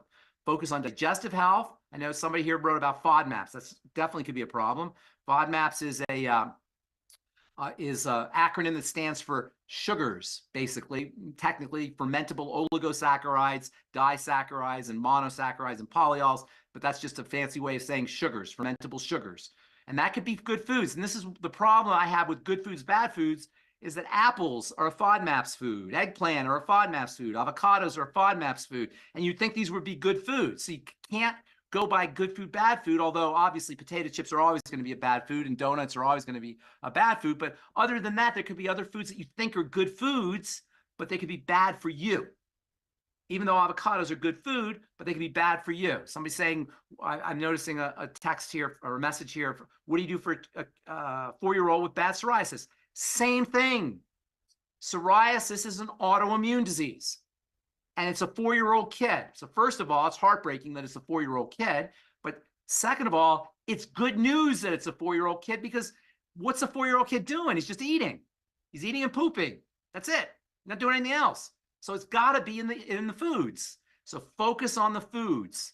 And then somebody else says here, onion. I'm getting these chats. I was never getting them before. It's nice to see these.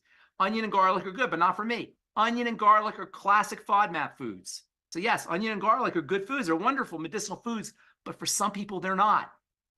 So you got to focus on your particular battles.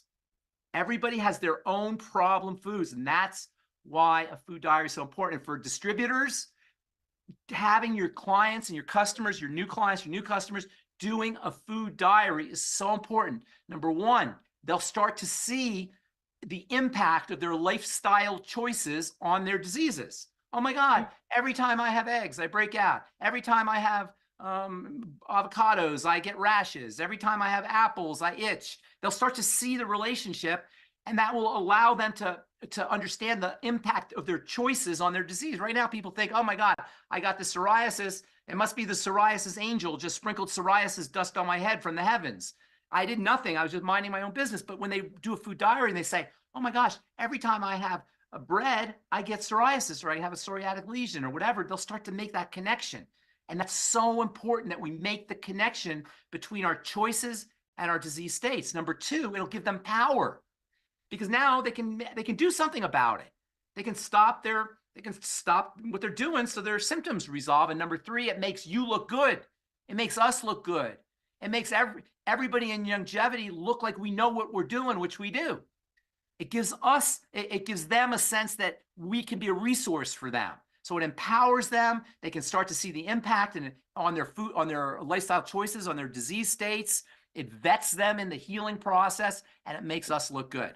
Always have your client, especially if they have a long-standing, complicated health challenge, work on foods, work on the food diary. Not because I'm Mr. Organic Guy, not because I'm David Avocado Wolf and I want you to eat organic and only eat good. You know, there's this preachy quality that can be associated with foods, and you don't want to go there.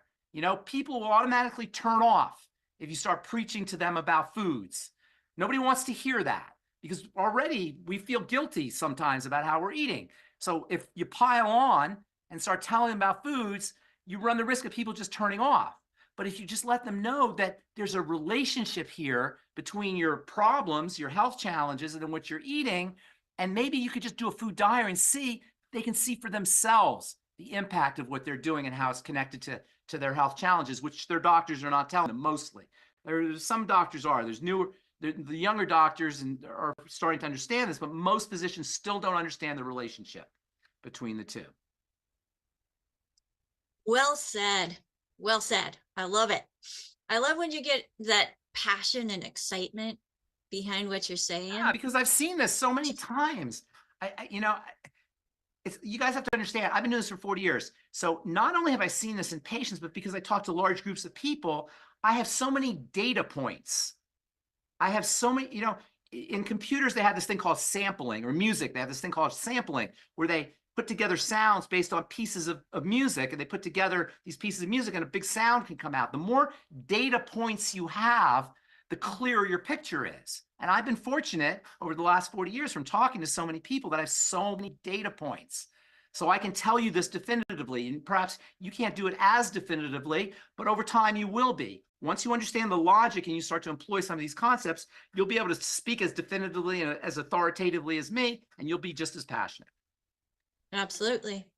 Well, we only have about 7 more minutes here, but we have lots of hands up and questions. Elliot says, thank you all for all you're doing. Great work. And he has a question for you. He wants to know, does it matter what time I take my tangy tangerine? And does it matter if I mix the 2 scoops with half a gallon of water? Well, first of all, half a gallon of water, 2 scoops are fine, but you want to sip on it all day or over the course of some time, because your body will excrete what it doesn't use. So if you do it all at once, you'll get some benefit, but you won't get maximum benefit because you'll end up eliminating a lot that your body doesn't use.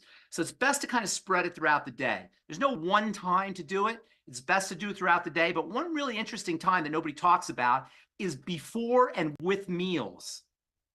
If you do your Beyond Tangy Tangerine before and with meals, you'll find yourself satisfied with less food, because the nutrients that you're getting from the Beyond Tangy Tangerine will trigger satiety and satisfaction. And food is a very hard thing for the body to do. It's the hardest thing we do, is to eat. Obviously, we have to eat, but the less we eat, the better off we are. In fact, the less we eat, the longer we live, as long as we're getting the nutrients. Remember, there's macronutrients and micronutrients, and most of us are getting plenty of macronutrients, but not enough micronutrients. Although proteins tend to be deficient because we're eating a lot of carbs, most people most of our problems are micronutrient related versus macronutrient related. If you do your Beyond Tangy Tangerine with your meals or before your meals, you'll eat less food, and you'll get better absorption of the nutrients in the Beyond Tangy Tangerine because your digestive juices will be going. So I always like people to drink Beyond Tangy Tangerine with their meals or before their meals, but also throughout the day, rather than in one, we say in pharmacy, bolus. A bolus is a dose. So rather than one bolus, one dose, where you just glug down 2 scoops, try to spread it out throughout the day. All right. And the next question real quick. Should we start people out on the bone and joint pack? Yes. Or the digestion pack? Well, for what? It depends on what you're doing, but yeah, you can start them on both. Just throw in the digestive supplements with your bone and joint pack. The Perfect. bone and the digestive, I'm not sure, I don't know what the digestive pack is exactly, but I think it has the ultimate microbiome, probably, and the nightly essence. It has it has the digestion pack actually has the ultimate enzymes and flora FX. I personally like the ultimate nightly essence. That's my favorite. So I would do that one. That's just my personal favorite. Maybe you have better luck, I don't know, with the Flora FX. Probiotics are a little tricky. Everybody's going to respond differently to different formulations. So you got to play with it. But I like the nightly essence personally. Ultimate enzymes, ultimate microbiome. I'm sorry about the daily digest. I love that one. I don't know why they discontinued that one, but what? They discontinued. Oh, the daily. Yeah, okay, I love daily that one. digest. I love that one. I'm very disappointed. So I would add all the digestive nutrients with the bone and joint pack. All right. Thank you for that. And let's go to a hand that is up. And Shantae, unmute yourself, please. Yes, ma'am. All right, let me get back to my notes. I had put it in the, okay, so I got 3 issues and I'll name them off. Yes, sir. Not me. Okay. 3 different people with 3 different conditions. Okay. All right. So this first lady has lymphoma, but it's a special kind. They're calling it What did you say? I didn't hear what you said. Lymphoma? Yes, sir. Yes, sir. Okay. And they're calling it a special kind, a plasmacytic. Plasmacytic lymphoma? Probably. Yep. Okay. So I didn't know, I know what I did for her, but I just wanted to confirm. I told her I don't think there'll be anything better. I mean, Dr. Wallach and pharmacist Ben will probably have other things to add to it, but I don't think you can go wrong. And we did a healthy start pack in selenium. Yeah, the plasmacytic doesn't matter. It's the lymphoma part, and really that's just cancer.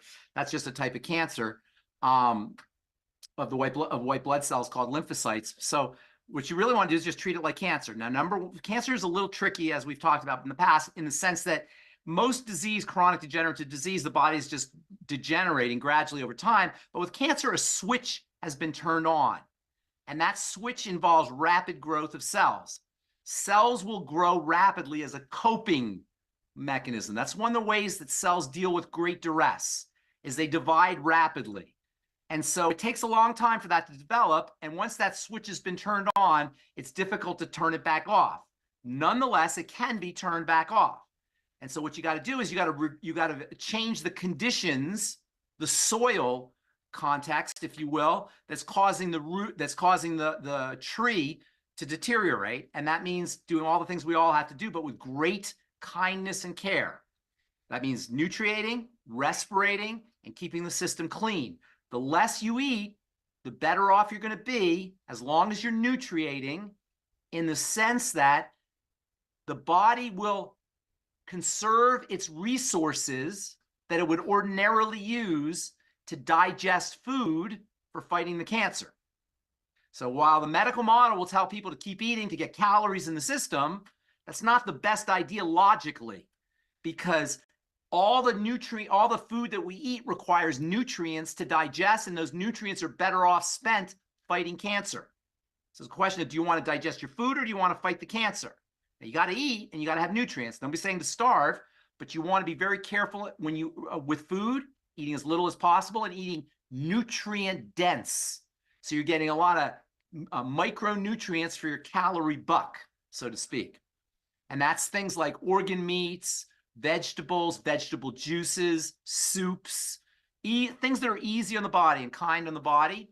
And then, of course, the healthy start pack. You can also throw in the Restart Your Life, which is very important for boosting the immune system, as well as the Fucoid Z.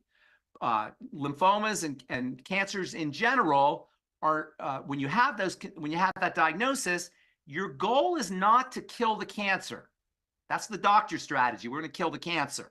That's a very primitive strategy. And I anticipate 100 years, 200 years, or 300 years from now, when they look back at the year 2024, the 20th century and the 21st century, they'll say, man, those guys were primitive, because our idea is that we kill the cancer. There's the success rate of killing cancer is not very good, because it's the environment that the cancer cells are in that's the problem. As long as the environment is conducive to cancer or to carcinogenesis, you're going to have cancer. That's why cancer rates return. In fact, nobody ever said, even doctors say you're not cured of cancer. They have a 5-year survival rate. And that's what's considered a cure, is if you can hold off for 5 years, because they're not taking care of the environment, the biological environment that the cell is living in. So how do you take care of that? Starvation, suffocation, toxification. You keep the blood clean, you work on digestive health, you pound the body with nutrients, you give it as little excess work to do through digestion, you oxygenate, exercise, hyperbaric oxygen, all the things we all have to do, but a cancer patient has to do it with much more vigilance. And the fact that it's lymphoplasmacytic doesn't really matter. It's the lymphoma part, it's the cancer part that really matters. Right. Okay. All right. So what about neuropathy and hernias? I think you've already really covered hernias. I already covered hernias. Everything we talked about, connective tissues for the hernias. A hernia is a tear, basically. And then an organ pops through that tear. Prolapses, hernias, and ruptures are all the manifestation of deteriorating connective tissue. The body, all the organs in the body sit in the connective tissue like fruit in a Jello mold. Jello, by the way, is connective tissue. So if you've ever seen a Jello mold, you got pineapple and cantaloupe and honeydew, and they're all sitting in this matrix of jello. That's how the body is. You got your spleen, you got your intestine, you got your lungs, you got your heart. They're sitting in a matrix of connective tissue, like pineapple sits in a matrix of jello. The body is built like a jello mold with the organs sitting in the connective tissue, like fruit sits in a jello mold. When you have a hernia, or you have a prolapse, or you have a rupture, your pineapple's popping through. Your pineapple is dropping. Basically, it's popping through the jello. That's what a hernia. That's what a hernia is. Your cantaloupe is sticking through the jello, so to speak. So you strengthen the jello. Neuropathy is an inflammatory condition of the nerves, and it is horrible. I've seen it many times. I've seen it with my eyes, but I talk to people all the time with neuropathies, particularly a neuropathy that happens in the fingers and the toes. That's called peripheral, because it's the periphery, the peripheral neuropathy. It is a very, very, very common side effect of dysglycemia and diabetes. It could be a lot of things, but the first thing to consider is blood sugar. When the blood sugar gets high, it can start to burn through the nerves and the connective tissue. And that feels like literally like burning. So you got to treat that peripheral neuropathy patient should be treated like diabetics. They're probably, most of them already know they're diabetics, but even if they don't, they should be treated like diabetics.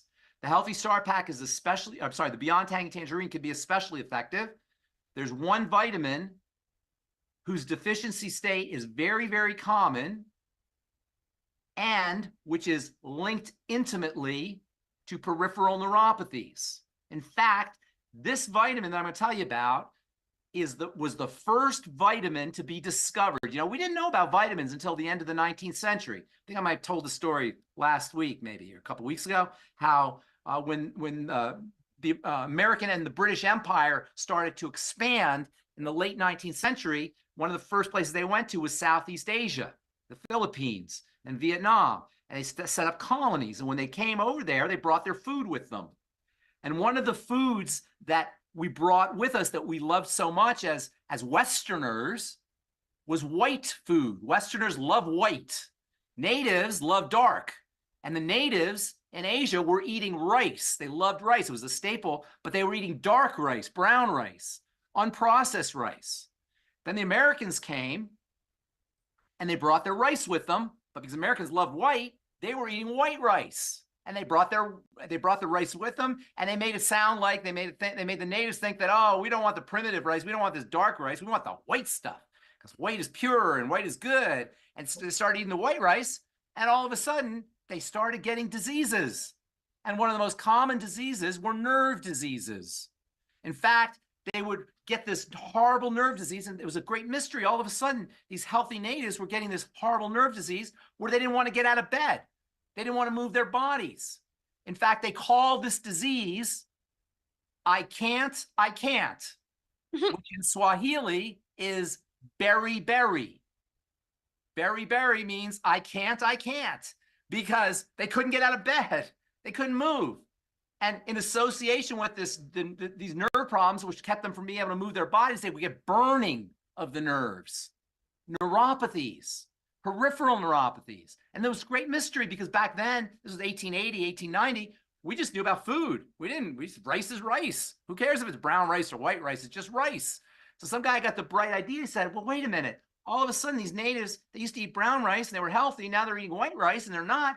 Maybe there's something in the polishings of the rice, the coating of the rice that we're removing to make it white. And so they started studying the polishings of the rice. And lo and behold, they found this incredible molecule in there, and they started giving the polishings of the rice to people who had beriberi and neuropathies, and their beriberi went away, and their neuropathies went away. So I said, what is this magical molecule in the rice?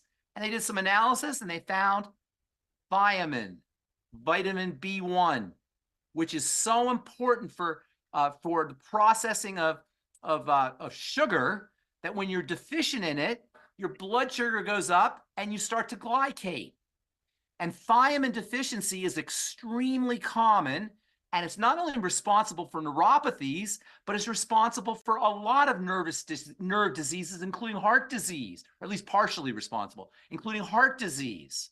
chronic constipation, mental health problems, dementias. In fact, thiamine is so important for the brain that when alcoholics, when they find alcoholics on the street drinking, vodka and whiskey out of the paper bags, and they're talking to pink elephants and leprechauns, they'll take thiamine and they'll stick it right in the blood. They'll put IV thiamine, and immediately they sober up. Their hallucinations go away because thiamine deficiency causes dementias and hallucinations and cognitive health issues, in addition to peripheral neuropathies, in addition to chronic constipation, in addition to cardiovascular disease. And thiamine is associated with sugar processing. So the more sugar you eat, the more processed food you eat, the more alcohol you drink, the more thiamine deficiency you're going to have. Think about kids. They go off to school after eating Captain Crunch and a Danish and a glass of orange juice, and then they go and they shoot up the school, or they have ADD issues or emotional issues, or they have learning issues. They don't need Ritalin. They need thiamine. They need vitamin B1. They need the Beyond Tangy Tangerine. So for peripheral neuropathies, I always suggest Beyond Tangy Tangerine, as well as the Healthy Blood Sugar Pack. And the hernias, we talked about. Okay?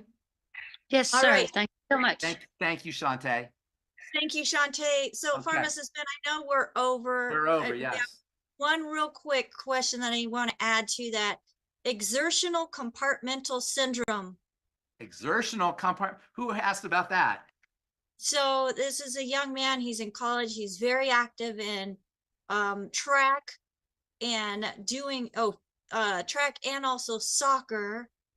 And he has been told that he has exertional compartmental syndrome, Yes. similar to plantar fasciitis and Yes. What else does he have? First of all, I can tell him what else he has. And you could probably tell him what else he has too. He's got a digestive health issue, long-standing, because that doesn't happen very often. So he's malnourished. Exertional compartmental syndrome is a fancy way of saying he hurts when he exerts himself. That's basically what happens. So if he's an athlete, he's going to be in pain afterwards. So it mostly affects the muscles, but it can occur anywhere. Mostly affects the muscles. So first of all the digestive health strategies. Second of all, Healthy Start Pack, especially the Ultimate EFAs, which are very important. And I would be giving him extra Ultimate EFAs as well as extra BTT Beyond Tangy Tangerine, and all of the digestive support, but have him do a food diary first, because chances are pretty good something is getting into his bloodstream through a leaky gut, i.e. histamine or gluten or peptide or immune peptides, or something's getting through.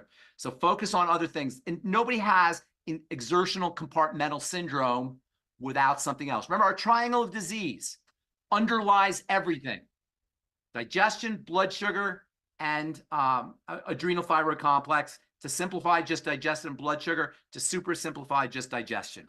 I would do a food diary, all the digestive stuff, plus the Healthy Start Pack. Rebound FX might also help, the electrolytes in the Rebound FX. In fact, all of the electrolyte-rich complexes might help. He might have an electrolyte issue as well. Okay, so with him being very athletic, Mom, did you want to add anything to that? We have Mom here? Mom is on with us, yes. Yeah, and put she Mom asked on. this question, Put Mom sent on. me a message earlier. So go ahead, Jill, unmute yourself. Hi, can you hear me now? Oh, Who's yes. Mom? Who's Mom? Jill? Okay, I took my headphones. Yep, it's me. Jill My son McGroarty? takes. Jill Yeah. McGroarty? Hi, Jill. Hi. Is this your son? It is, and my son takes a lot of supplements. Well, it's not a supplement problem. You could potentially be right. You could potentially be right about the Thanks a digestive lot. issues. Thanks a lot, No, Jill. no, Potentially because- be right. What the heck's that supposed to mean? Potentially. I am right. Potentially. Okay, sorry. You're right about the digestive issues, because Mom had severe digestive issues. And how old is your boy, Jill? He's 19. And But the thing hang on, my son doesn't. The thing my son does not take is OsteoFX. No, that'll help. That'll help, but that's not really the core of the problem. Okay, that's what I wanted to know. No 19-year-old should have a problem with exercise or with moving his body. Okay, so Jill, your son's 19. You've known him for a long time, presumably, right? Yeah. 19 years. You're probably there. You were probably there from the very beginning, I'm assuming, right? Yeah, So, for sure. so has he not had digestive problems long-standing? No, they're not apparent to me, but So was it he? is. He definitely eats gluten. So Okay. I'm All sure right. you're Well, right. I'm sure you're right. Yeah, that is more than likely what it is. So he didn't have problems, colicky problems when he was a kid. If he's 19, usually they started really early. If he's 19 is too young. Yes, he did. He did when he was a kid. He was on pharmaceuticals, and then when I started him on nutrition, all that went away. Did he have ear infections? No, he just had, he spit up and he had acid reflux, and they put him on Prevacid and Singulair, but he's been off of that since he was 9. Okay, great. But he had him. He has nutrition. Okay, but he had long-standing digestive problems. Heartburn. It's funny because GERD, reflux disease, is not uncommon. I used to have to make baby Zantac when I was working for Walgreens and Kmart. I would have to make baby Zantac for newborns because they would have reflux.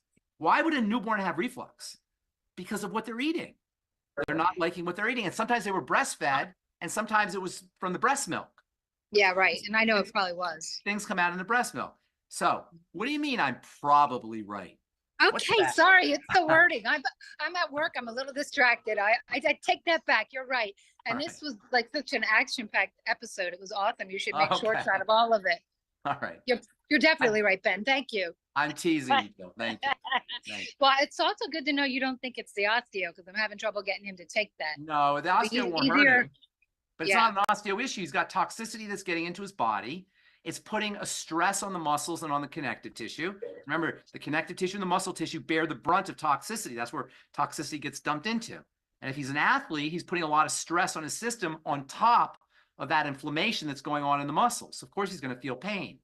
A couple of supplements that you might want to consider in addition, just strictly for the pain, are vitamin E and alpha lipoic acid. Those are two, but as long as the toxicity is getting into his system, he's going to have a problem. Good news, well, it's good news and bad news. The bad news is it's going to get worse. He's only 19. Imagine when he's 29 and 39 and 49. The good news is you could add years to his life and prevent the development of horrible diseases down the road by making corrections now. Awesome. You're the best. Thank you, Joe. Thank you, Ben. All right. All right. Do you have time for some more? No, I've got it. It's 2:14. I got to go. I'll take one more. One more. Okay. Next one in line. AJ, what question are you bringing to us today? Just to want to verify, Ben, thank you for taking that extra question. Just want to verify for somebody who's got ulcerative colitis. So we're trying to repair the connective tissue and the microbiome. So I got the Start Pack, the Ultimate Microbiome, and I did a few Core Z. Food is the number one thing. You got to stop the bleeding. Change the diet. Change the diet. It's like if you have, imagine you have like a sewage pipe that is dumping sewage into the river. You can do all kinds of things to clean the river, but as long as sewage is being streamed into the river, you're going to have toxicity. You can clean the river with chelating agents and with filters and whatever they do to clean rivers. The river's up, but as long as you have this stream of sewage that's going into the river, you're going to have a problem. Got to stop the bleeding. And that's usually foods. Food diary is the best thing you can do. But continue on with all the supplements for sure. And then our good friend Rob wants to know what can he do for energy besides the rebound? Pollen burst. That'll give you a ton of energy. It's caffeine though. I mean, hopefully he doesn't have a problem with caffeine. Also the Beyond Tangy Tangerine, first thing in the morning. Even just plain water is very energizing. But I was like Beyond Tangy Tangerine. Plain water is really awesome for diluting blood sugar, for energy, gets you more blood to the brain. But the problem with drinking water just straight is you dilute your electrolytes and your water-soluble vitamins, the B's and the vitamin C and the B complex. So what you want to do is you want to do water, but then you want to add Beyond Tangy Tangerine periodically. So water plus Beyond Tangy Tangerine. Water's great, but you got to add Beyond Tangy Tangerine periodically to keep yourself from losing the benefits of your electrolytes and your water-soluble nutrients. You're the man, Ben. Thank you. Thank you, AJ, and thank you, Rebecca and Jill and Marilyn and did I see I We've think I got saw Albert and saw Phyllis Phyllis. there somewhere. Phyllis is, I think Yep. Yep, Phyllis. Phyllis and all the folks at So- Longevity. Thank you, everybody. I appreciate all of you. And we'll see you next week, I hope. Oh, next week All I'm right. gone. I'm gone next week. I was gonna say next week you told me you're I'm gonna out be of in town. the fair. I'll be in the UK. So, Okay. all right. All Well, right. thank you so much, Pharmacist Ben Fuchs. Let's give it up for Pharmacist Ben, who is Thank you. absolutely awesome. I know we do.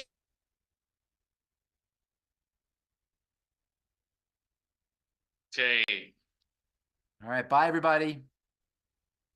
Thanks, Pharmacist Somebody Ben. muted you. Did I Bye, mute? Ben. Bye. So I just got an email in from somebody from Pete in Phoenix. He says, I joined today for the first time. Really enjoyed this show. Extremely informative. I've read all of Dr. Wallach's books and we'll reread too. He said, one error I heard regarding your age. You meant 36, I think, not 63. Folks, I'm 53. 53. So if it sounded like 63, no, but that would be really impressive, wouldn't it? But thank you very much for the 36. I'll take it. I just want to say thank you to all of you for taking the time, investing this time in yourself to be able to just be a sponge and absorb this information so that you can squeeze it out either into your own life or into the life of others and allow them to be able to get just a touch of what it feels when your body is no longer deficient.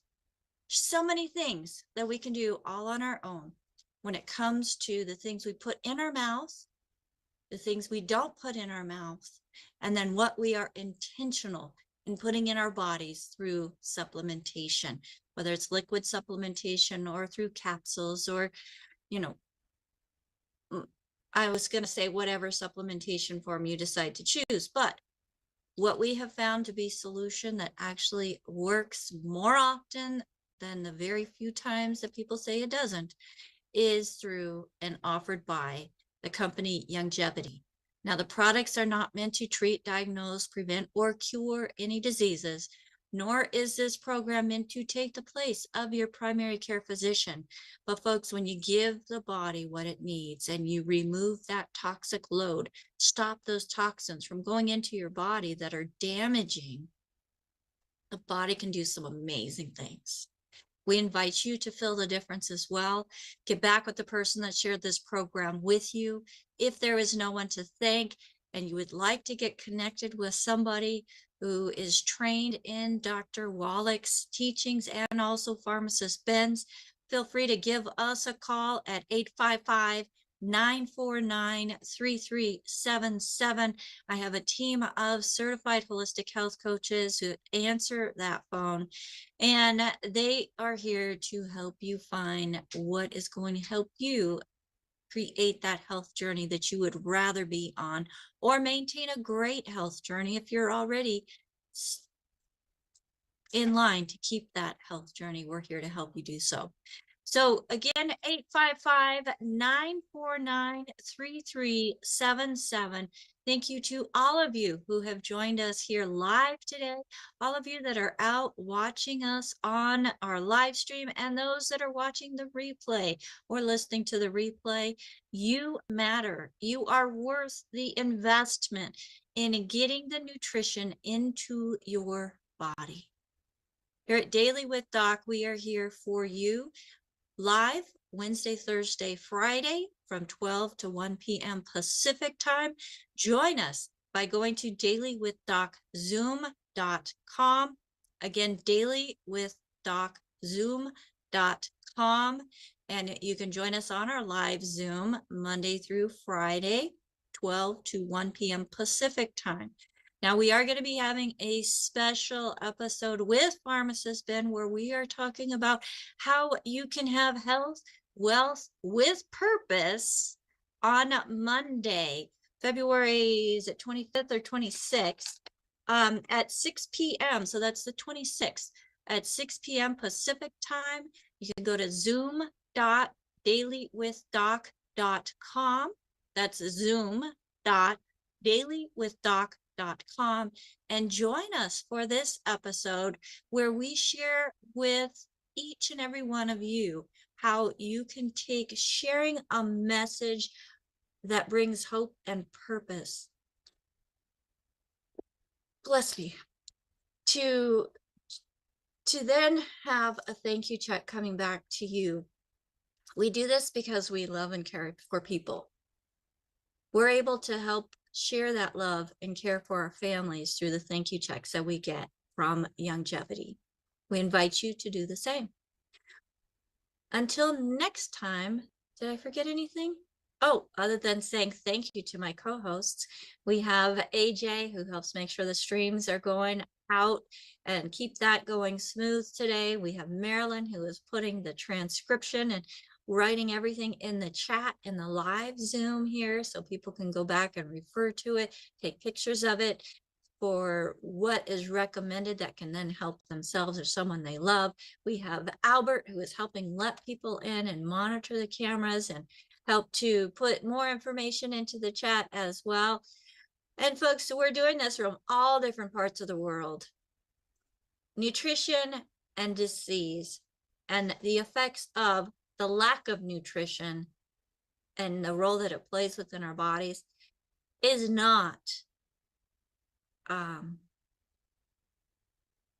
has no discrimination. It can affect all of us. And we invite you to reduce the effects of nutrient deficiencies within yourself, your families, and your communities. And together, we can do it around the world. My name's Becca Dukes. So thank you for being here with us today. Bye for now.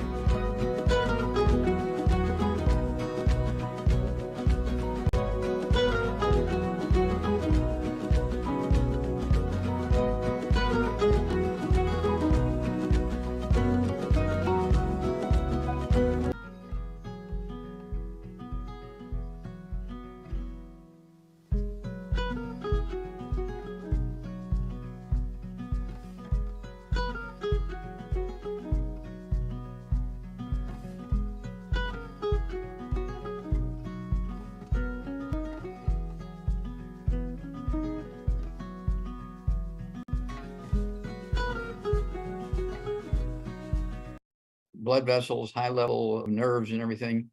But when the skull is squeezing, the optic nerve and the optic artery and the optic vein, that macula dies. It's called macular degeneration. And doctors want to do surgery and they want to give you new glasses and all that kind of stuff. And really you need to be dealing with the skull. Okay. And so then, of course, when you have, let's say, problems with high blood pressure and kidneys, you're on dialysis. Well, that's because the arteries are blocked in the kidneys. You're not getting these proper circulation into the little glomeruli, which filter the blood. Okay, get the dirty stuff out of the blood and put it into the urine so you can pee it out. All right, and then the veins, of course, again bring the cleaned out blood from the kidneys all the way back up to the lungs and the heart, and that's that cycle. And so, and then of course you have to worry about what you eat. Your doctor has made a mistake 100 years ago. It's going on maybe 200 years now. Okay. Yeah, I'd say it's a little over 100 years, maybe 150 years. Doctors blame plaque in the arteries, because you can see this in the microscope when you take make a slide out of an artery that was plugged. You can see that the walls of the artery were thickened with a fatty substance, and they said, this is cholesterol, and they blamed cholesterol on plugging of the artery. So you got to stop eating eggs, stop eating animal fat, and take these drugs we've come out with. The pharmaceutical industry came up with these drugs to lower your blood cholesterol. Okay, and it's one of those things where they made a huge mistake. Okay, they've killed, I'd say, millions of people. Okay, by getting them off of gluten. Okay, they've killed millions of people by getting them off of gluten, because gluten makes wait. So they killed millions of people getting them off of cholesterol, though, right? I'm sorry. Gluten. Thank you. Cholesterol. Thank you. Cholesterol. Okay, thank you. Thank you for correcting me. Yeah, cholesterol. Yeah, they got everybody off of the cholesterol. Okay, but they should have kept them on more cholesterol and no gluten. Gluten was the problem. Okay, gluten, of course, was forced on people when doctors would say, the reason why you're constipated is you don't eat enough grain. You need to eat more whole grain, eat more whole grain, eat more whole grain, eat more wheat brought around oats, eat more wheat brought around oats. And to take a little break, have some buckwheat pancakes and buckwheat cereal for breakfast and so forth. And of course, all these grains, wheat brought around oats, have gluten in them, the bad guys, gluten. And it causes all those villi in your intestine to go away. The villi, the little finger-like projections that make the lining of your intestine look like a shag rug. When that shag rug villi go away because you're eating gluten, okay, your intestines look like a plastic tube. You lose 90% of your absorptive surface, and then you're really in trouble. Okay? And it's one of those things where you got to pay attention here. You must eat eggs. And of course, we have an I-26. It says right on the label, provides 25% of your daily, one dose provides 25% of your daily requirement of cholesterol. Well, my doctor says I have to take my cholesterol lowering drugs. Okay? No. You don't want to take cholesterol lowering drugs. You want to take the I-26. You want to eat 3 eggs twice a day with soft yolks, not hard boiled, not fried. And people with plugged arteries, we take people who have really big trouble. They have not urinated in 10 years. Okay, now they've been in trouble for 25 years. They've been on dialysis maybe 3 days a week for say 10, 15 years. And then the last 10 years, they've been on dialysis 6 days a week because they haven't urinated at all in the last 10 years. We get them going on a healthy brain and heart pack. We get them going on the, let's see here. We get them going on the healthy brain and heart pack. We get them on the Ultimate Daily Classic tablets, the 3 of those twice a day, all the 3 words, Ultimate Daily Classic tablets. And it supports healthy blood flow through blocked arteries, supports healthy blood pressure. And suddenly now, after 10 years of not urinating, they're urinating. And so they drop the dialysis down from 6 days a week down to 3 days a week. And then in 2 more weeks, they're totally off of dialysis and they're going back to normal because suddenly now the arteries in the kidneys are working properly and bringing the dirty blood through the arteries into the kidneys. The kidneys are filtering it, okay? And then in the glomeruli, and then the filtered blood comes back up to the heart and the lungs through the veins, okay? That's how the cycle works. And so this is not a mystery, but it's one of those sad, sad, sad things where the medical profession has not corrected this in over 100 years. It's pushing 200 years. Has not corrected their mistake that they made many years ago, because they make so much money, okay, under the circumstances. Of course, the pharmaceutical companies love the cholesterol-lowering drugs, okay?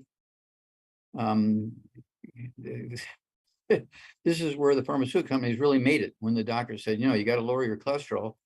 And they came up with these cholesterol-lowering drugs.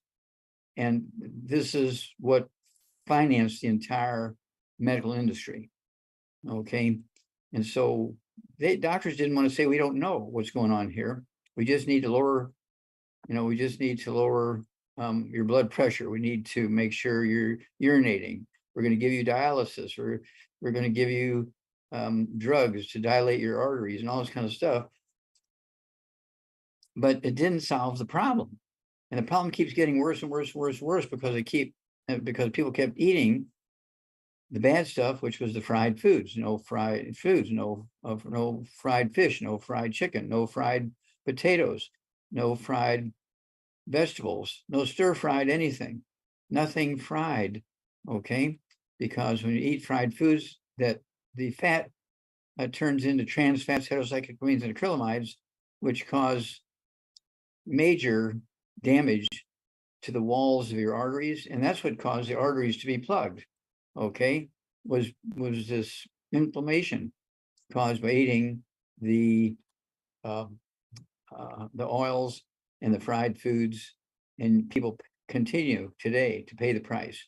People who eat those foods pay the price. Now, if you get rid of all those foods or bad foods, you save a lot of money, and you'll actually make money, okay, by getting on our programs, because now you're saving a lot of money by getting rid of all the bad foods that are expensive, and you can use some of that money to buy your longevity products and get on the right programs to support your kidneys, support your lungs, support your heart, support your brain, support your liver, support your lungs, support your muscles, support your arteries, support your veins, support your nerves, support your cartilage, ligaments, tendons, connective tissue, discs between the vertebrae, bones, all your glands, including, your sex glands and so forth, your eyes, your ears, all that requires these nutrients. Just think of your heart beating, 50 to 70 times a minute for 100 years, 24/7. Your heart needs some support. It needs blood flow. You have to keep those little coronary arteries open. Okay, and that's why we come up with the products we have. Okay, with all that said, I'm going to turn it over to you, Becca. All right. Thank you so much, Dr. Wallach. Now, for those of you who exercise and are out doing physical, of course, your heartbeat's going to be above 70.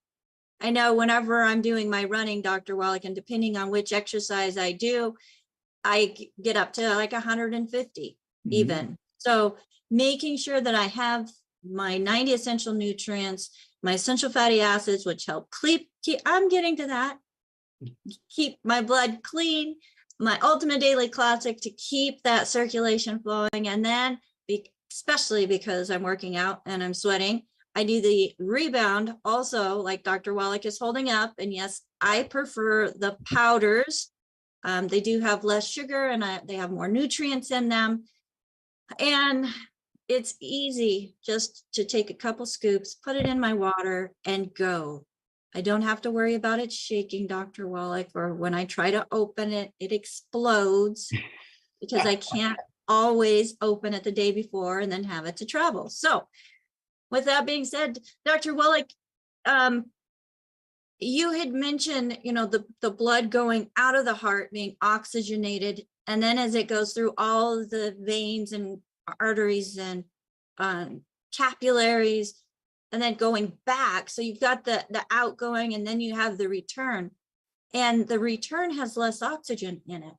That's correct. There's less oxygen, less nutrients, less of everything, because your body's been sucking all the goodies out okay, along the trail, okay, from the heart to wherever it's going, to the lungs and the heart and the brain and the liver and the kidneys and the muscles and the bones. But the return blood is low in everything. It's low in nutrients and low in oxygen, low in fluid. So it's a little thicker. The venous blood is thicker than arterial blood. Doesn't have the oxygen levels, doesn't have the food levels. And so it's, I mean, you can tell just by doing an analysis of a blood sample whether it came from a vein or an artery.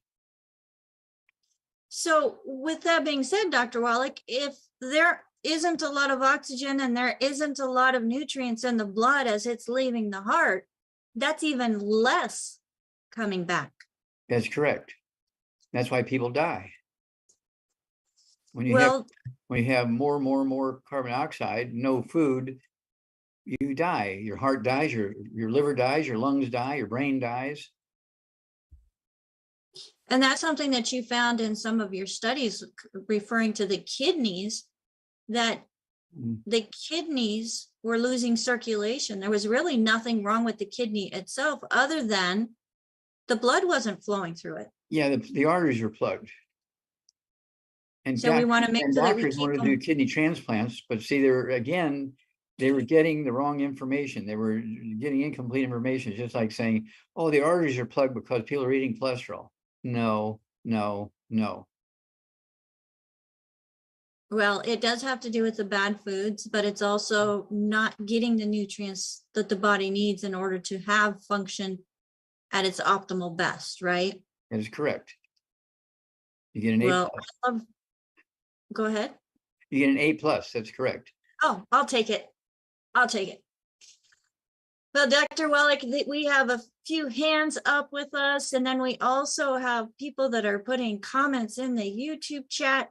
For some reason, I'm not seeing Rumble today, but let's go ahead and answer some questions, Dr. Wallach. First, let's go to Mike. Mike, go ahead and unmute yourself if you would, please. Okay, I unmuted. I can hear you too. How are you today? What can we do for you? Well, I've been on, I have a enlarged prostate, and I've been on medicine since 2015. And just this month, I had a problem where I couldn't urinate. So I'm in Florida. My doctor's in Maryland. He said, you're going to have to go to the emergency room, and they put a catheter in. And the next day I saw a urologist down here. They took the catheter out the following day. Then I was back in the emergency room the following week. So far they've done a cystostomy, they've done a CAT scan, and they won't do a MRI till the 12th. My doctor in Maryland, he's looked at everything. He just thinks it's enlarged. And so I'm calling I've listened to you guys on the radio at night a lot of times, and I'm just trying to learn. Okay, well, let's look at the prostate. Okay, it has many functions, and one of the things you have to appreciate. And let me ask you a question: before you had a blocked urinary system, how many times were you waking up at night to urinate? Once, 3 times, 5 times, 10? Once probably. Unless something was weird, sometimes it'd be twice, but usually just once. Okay, how many times you urinate during the day? Is it frequent during the day? Yes. 10 times during the day, like once every couple of hours? Yes. Okay, all right. And so let's see here. Do you have any tinnitus or ringing in your ears? No. Okay. Do you have any balance problems? Any issues with that balance or? No. Okay. Let's see here. Do you have anything going on with swallowing, voice changes, loss of sense of taste, anything like that? No. Okay. Do you have anything going on with your fingers or toes? Well, my fingers, when I'm sleeping, sometimes they'll sort of fall asleep if I got them in the wrong direction. Mm-hmm. Okay. Not my toes, but my fingers. Mm-hmm. Okay. Do you have anything going on? Let's see here. You say your prostate's enlarged. Did they determine this with a scan? Yeah, with the CAT scan. Well, I've always had one, but at this time it's way up there. Like Okay. Yeah, and it could be just a simple deficiency, okay, of nutrients causing that. Okay. And so they don't seem too concerned about wanting to get a biopsy, anything like that. Yes, yes.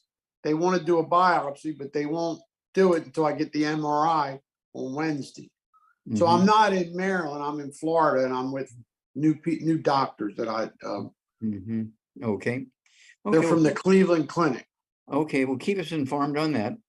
But basically, you could have osteoporosis of the skull, squeezing the spinal cord, and the spinal cord is squeezing the nerves during the day and the evening, and that's why you're urinating so much during the day, because your spinal cord is being squeezed by the skull, and the skull is telling your spinal cord is telling your urinary bladder to urinate during the day, okay, because your position and so forth, your vertical and so on.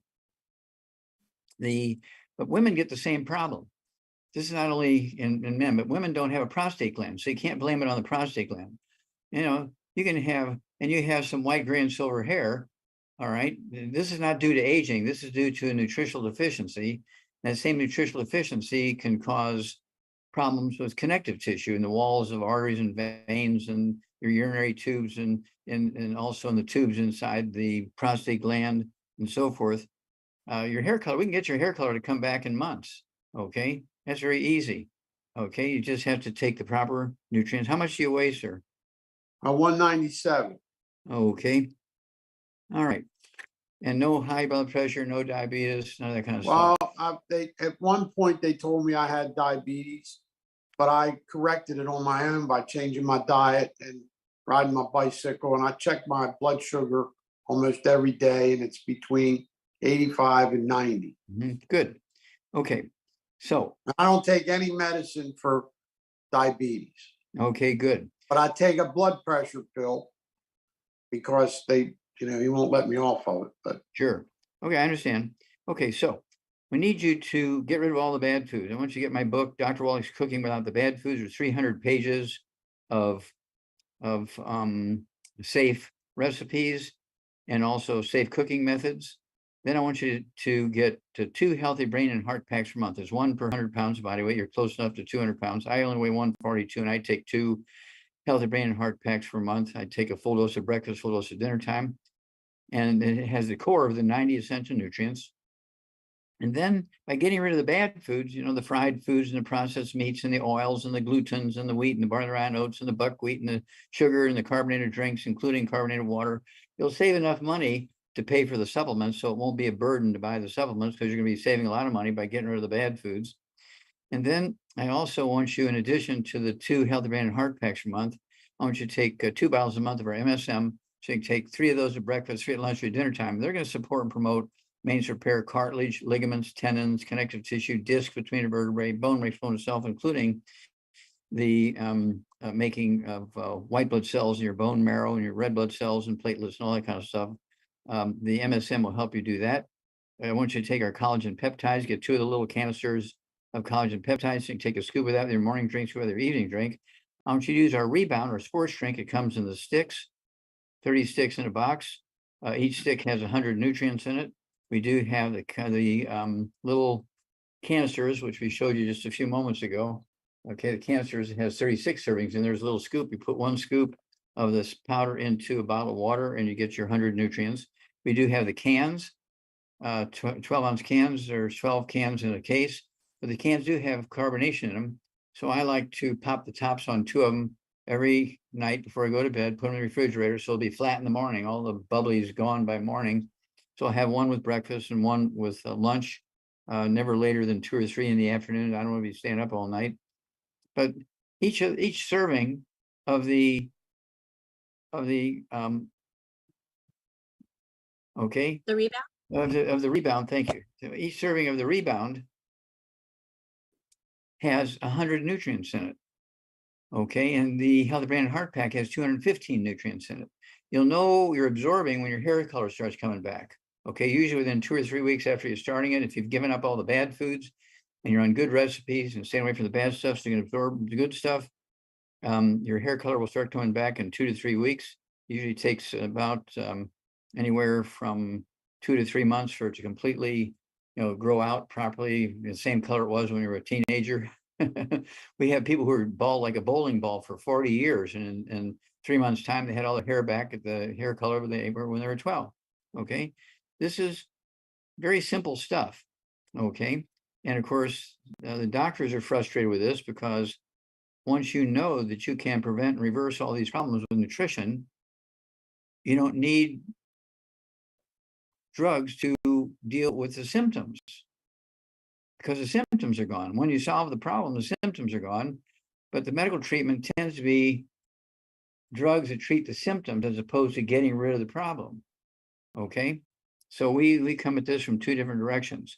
So keep in touch with us. Just remember, the book goes into the history of going from wood and coal as fuel for thousands and thousands and thousands of years to electricity.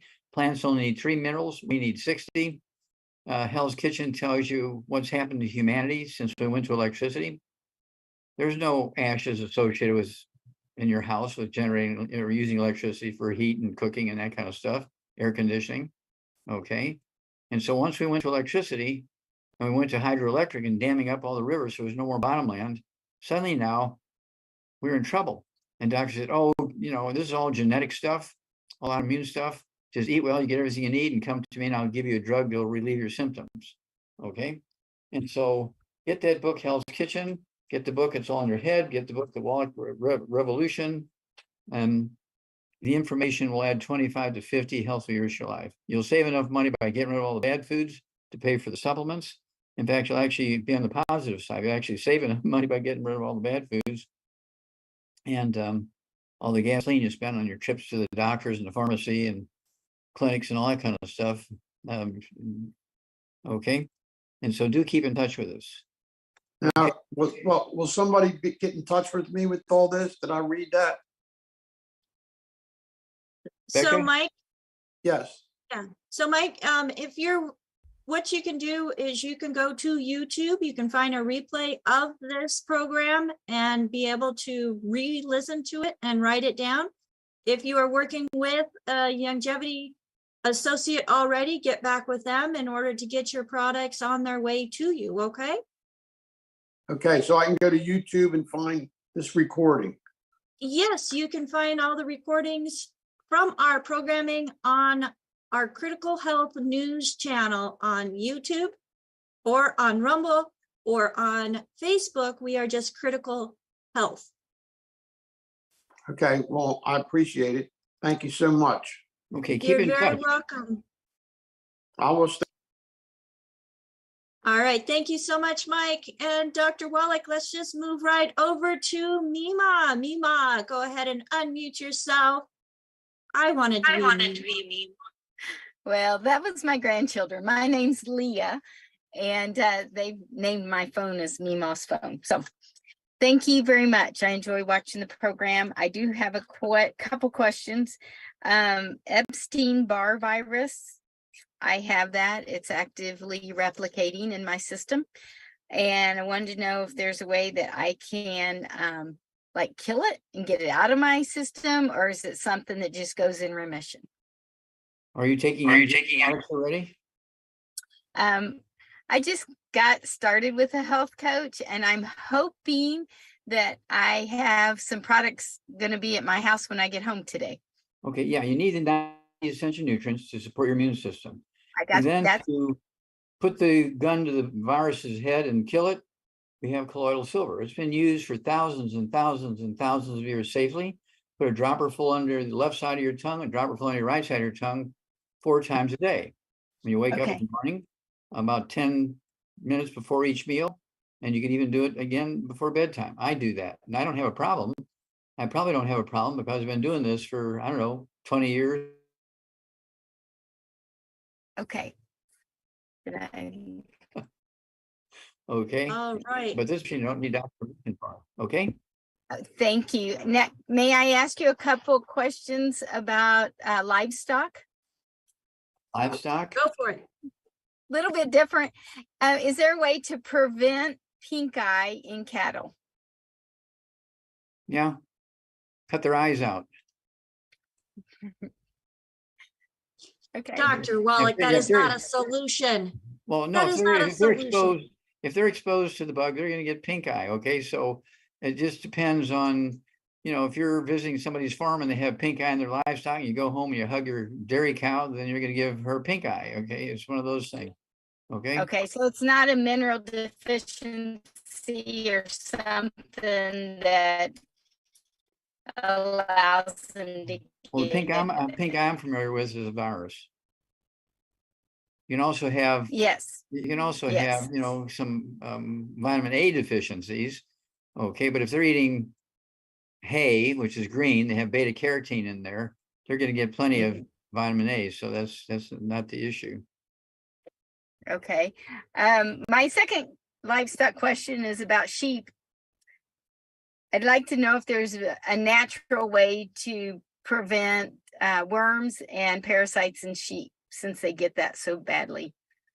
Okay, well, again, it comes down to contamination on your shoes, manure from somebody else's farm, somebody delivering hay to you, and they've got the manure on their feet and so forth.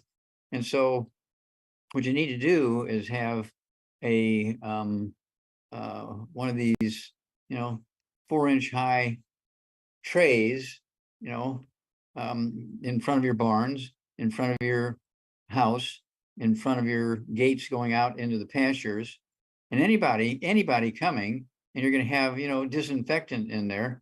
Okay, and people have to stand in a 1/2 inch of that disinfectant for their boots and their shoes and so forth for about 1 minute. You just can't step through it. Okay, no, you got to be in it for 1 minute and kill any parasites and kill viruses and bacteria and fungus and yeast. Thank you very much. You bet. Yeah, it's cheaper than a veterinarian coming out constantly. All right. Thank you so very much for joining us today. And Dr. Wallach, so I'm a little bit familiar with cattle and pink eye, and taking the colloidal silver that you recommended and putting a little spray of fine mist on the top of that bottle instead of doing the droppers, then as you're out in the herd, which I know some herds are a little more wild than others, they come right up to me, they let me pet them, just do quick little sprays in the eyes whenever you're out there. You're not touching, you're not doing any type of cross contamination. You don't have to get them to hold still while you do the droppers, but that little fine mist sprayer, you can get close enough, do it quickly. They don't even know. And it does amazing stuff on pink eye, whether it's in livestock or in humans, Dr. Wallach, because I've used it. Well, there you go. Without fail. So yes, colloidal silver, folks, you're gonna have to drink quarts of it if you want to turn blue. But for regular use, like Dr. Wallach recommends, even daily use, just a dropper on each side of the mouth a couple times a day, you are not gonna turn blue. And it actually gives the body that extra little boost to be able to work through the things that we're exposed to.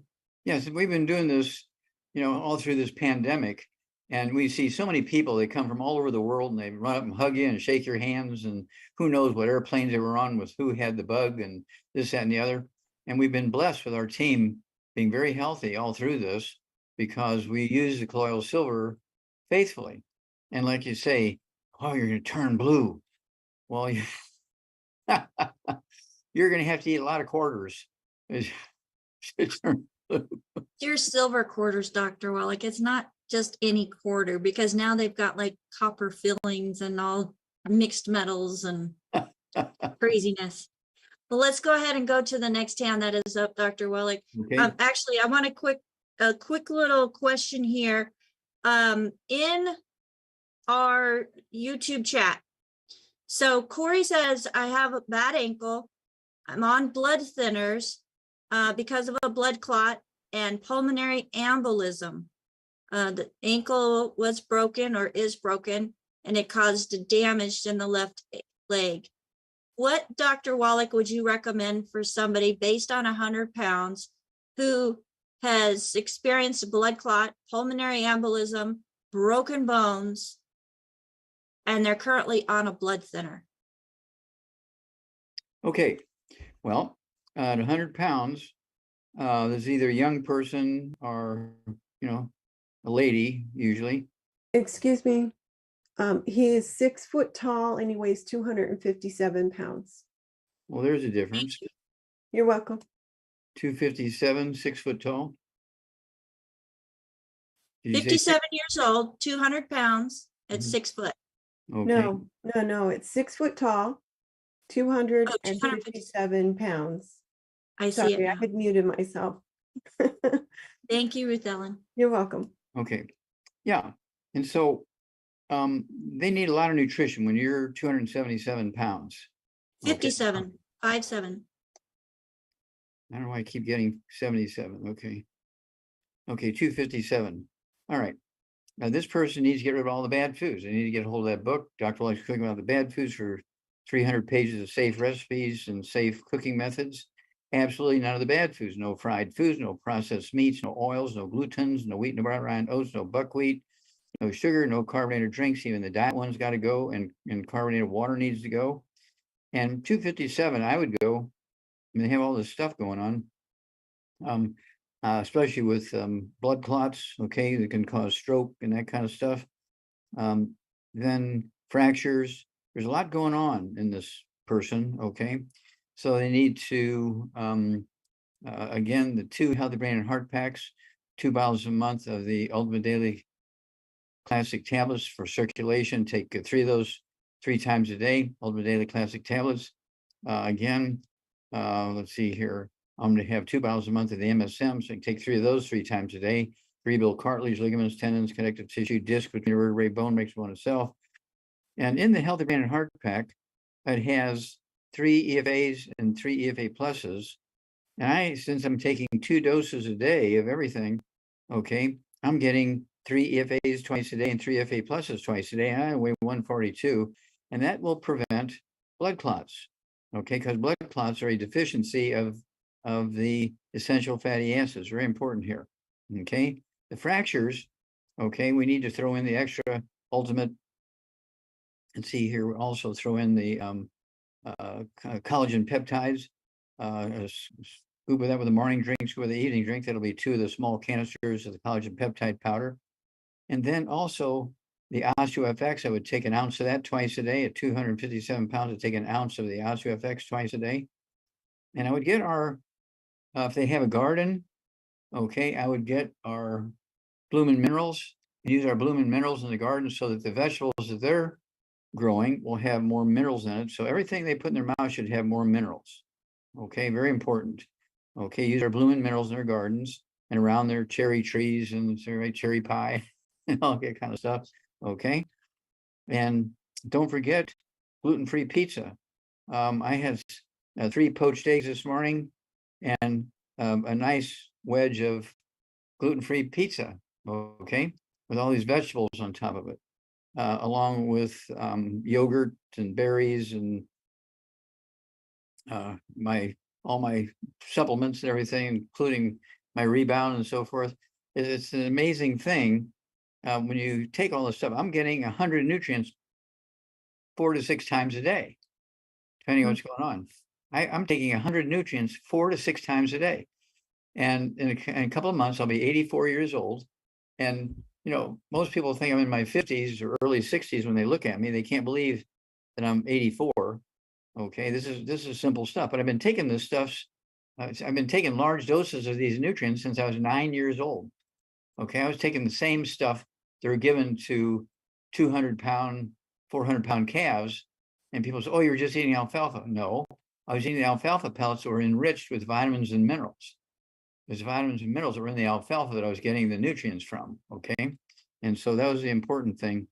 And of course, with that knowledge, we were able to get rid of things like, let's see here, cystic fibrosis. I'm the guy that found the cause, prevention, and cure of cystic fibrosis, thought to be a genetic birth defect. I'm the guy working with Jerry Lewis. I'm the guy who found the cause, prevention, and cure of muscular dystrophy. Gave it to Jerry Lewis. He took it to the Muscular Dystrophy Association. They fired Jerry Lewis summarily on, let's see, it was September 4th, 2011. they fired him, put a gag order on him so he couldn't say anything, and canceled the his telethon the next day. And his telethon over 46 years had raised $2.6 billion. And they summarily terminated him because he brought them the cure. Well, he died a couple of years later, but he knew in his heart we had been successful, because I had talked to him many, many times after they put the gag order on him. But he couldn't say anything, but I could share stuff with him. And I could hear him smiling on the other end of the phone, because he knew we had found the cause, prevention, cure of muscular dystrophy. We also found the cause and prevention of sudden death syndrome. Doctors were saying for years and years and years and years and years and years that sudden death syndrome was caused by mothers laying on the babies and suffocating them. I had to get my attorney, Jonathan Emord, and I, we sued the FDA 8 times in federal court on that one subject, got these nutrients put in the baby formulas, Enfamil and Similac and the like. We prevailed in all areas. We got the nutrients put in the baby formulas, and within 90 days after that happened, those 3 diseases just disappeared. Those 3 things just disappeared. You don't hear about those 3 things anymore because we put the nutrients in the baby formulas. And so we're very proud that we're responsible for that. It's amazing, Dr. Wallach, what happens whenever you give the body the nourishment that it needs, because we weren't made from just sugar and bottled oils. I mean, we weren't made from those things. We've got to give the body back the things that it was made from, the things that create healthy cells. And as long as we're doing it intentionally, making sure that it's going into the body, being consistent on it, there's a lot of things that we can do in writing our own health journeys, Dr. Wallach. Yeah, and of course, again, this was recognized, but by authorities in various organizations, and I did get let's see here. This is from the United Nations, 2015. This is the United Nations. Okay. This is let's see here. I won the award. Okay. A Lifetime Achievement Award from the United Nations. They only give out 2 or 3 of those every couple of years or so. I was very proud of that. And then in 2011, I actually got the Klaus Schwartz Award for discovering the cause, prevention, and cure of cystic fibrosis. That's me with Gerhard Schrauzer receiving that award. Okay, 2011. Okay, very proud of that.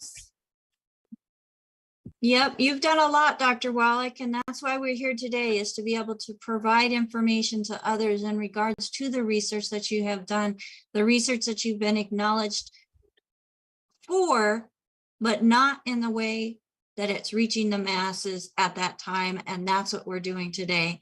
Let's go ahead and go to one more hand, Dr. Wallach, before you have to go. Yes. And Ted, go ahead and unmute yourself if you would, please. You're on live with Dr. Wallach. Hi, Dr. Wallach. Extreme pleasure. My honor to talk with you and have a chance to ask a question. The kind words. How can we help you? So I'm doing pretty well. I'm taking the 90 essentials for many months now. I still have I'm struggling with blood pressure a little bit. It can spike kind of high. So I'm wondering. Okay, how much do you weigh? I weigh about 200 pounds. Okay.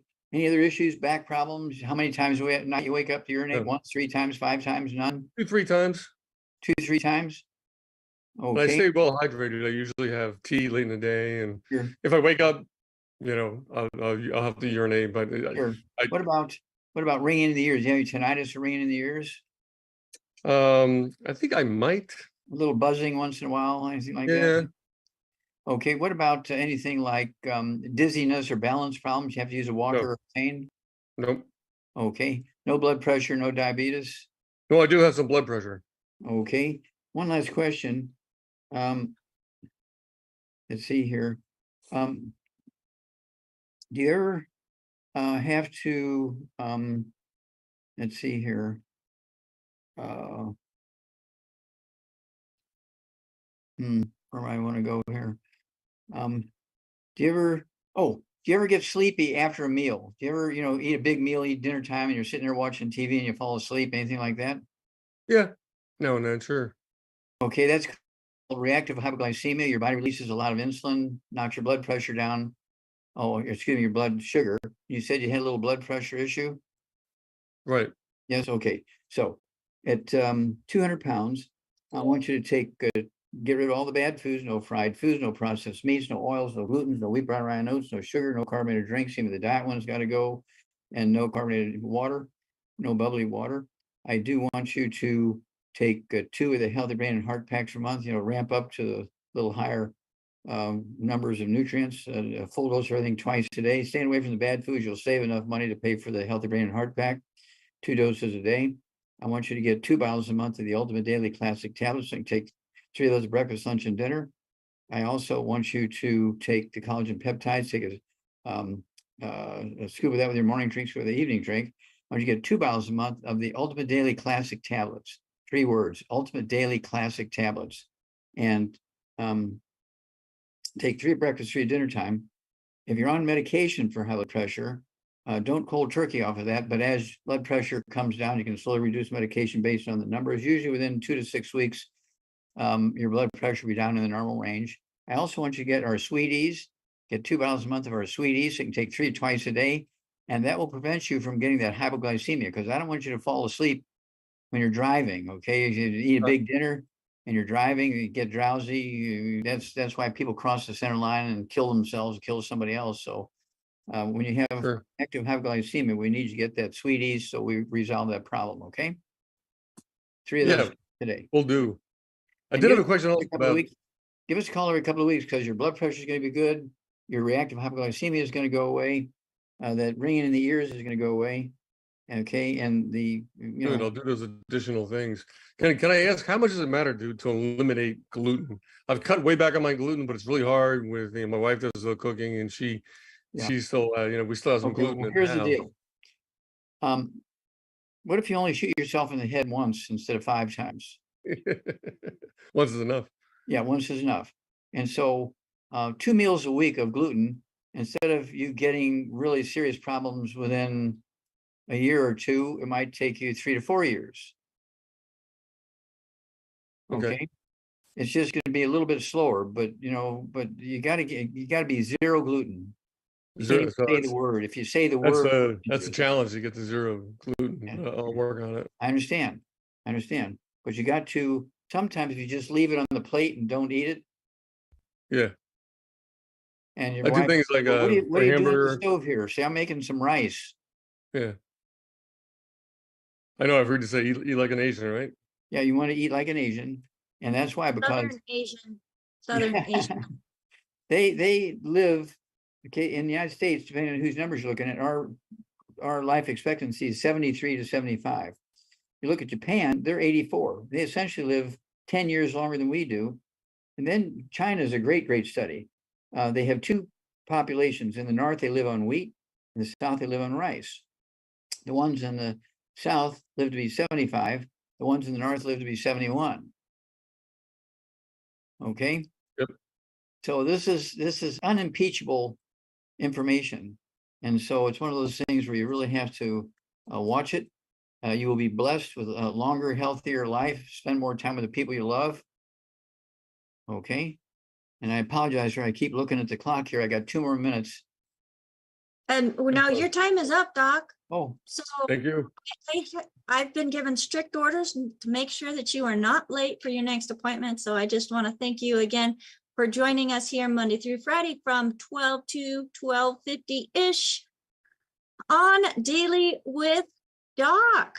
So thank you again, Dr. Wallach. You have a fabulous day and happy Easter. Happy Good Friday to everybody who takes the time to consider the day and the events that happened so many years ago on the day, not so much this specific day, but this is the day that we kind of observe it in the Christian faith.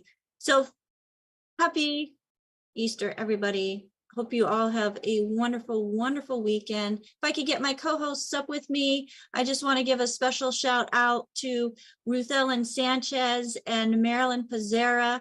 The 2 of them were working extra hard today as they were going through and making sure that the information was being shared in the chat monitoring our YouTube and Facebook groups, sharing information to me so that if we got to it or we had time, we could get to it. But folks, if we did not get to your question, please use our website and contact us option and send in your questions. If you are working with a longevity associate already, or somebody referred you specifically to this program, please get back with them and say, thank you for sharing this information with me. How do I myself get on the products that they were talking about? And if somebody shared this program with you, it's possible that they may have their own special way of ordering. If nobody has ever shared this information with you, you found it on your own, and you have never tried any of the longevity products, we do have a shopping cart and store. We have a store with a shopping cart on dailywithdoc.com. But again, that's for people who are not currently working with somebody who are associated with longevity. Now, Ruth Ellen Sanchez, she does like extra duty with me. She keeps me in line, and I am so thankful for that. All the things that she has learned as I have stretched her and taken her out of her comfort zone. Thank you, Ruth Ellen, for You're being welcome. with. You're welcome. I appreciate that.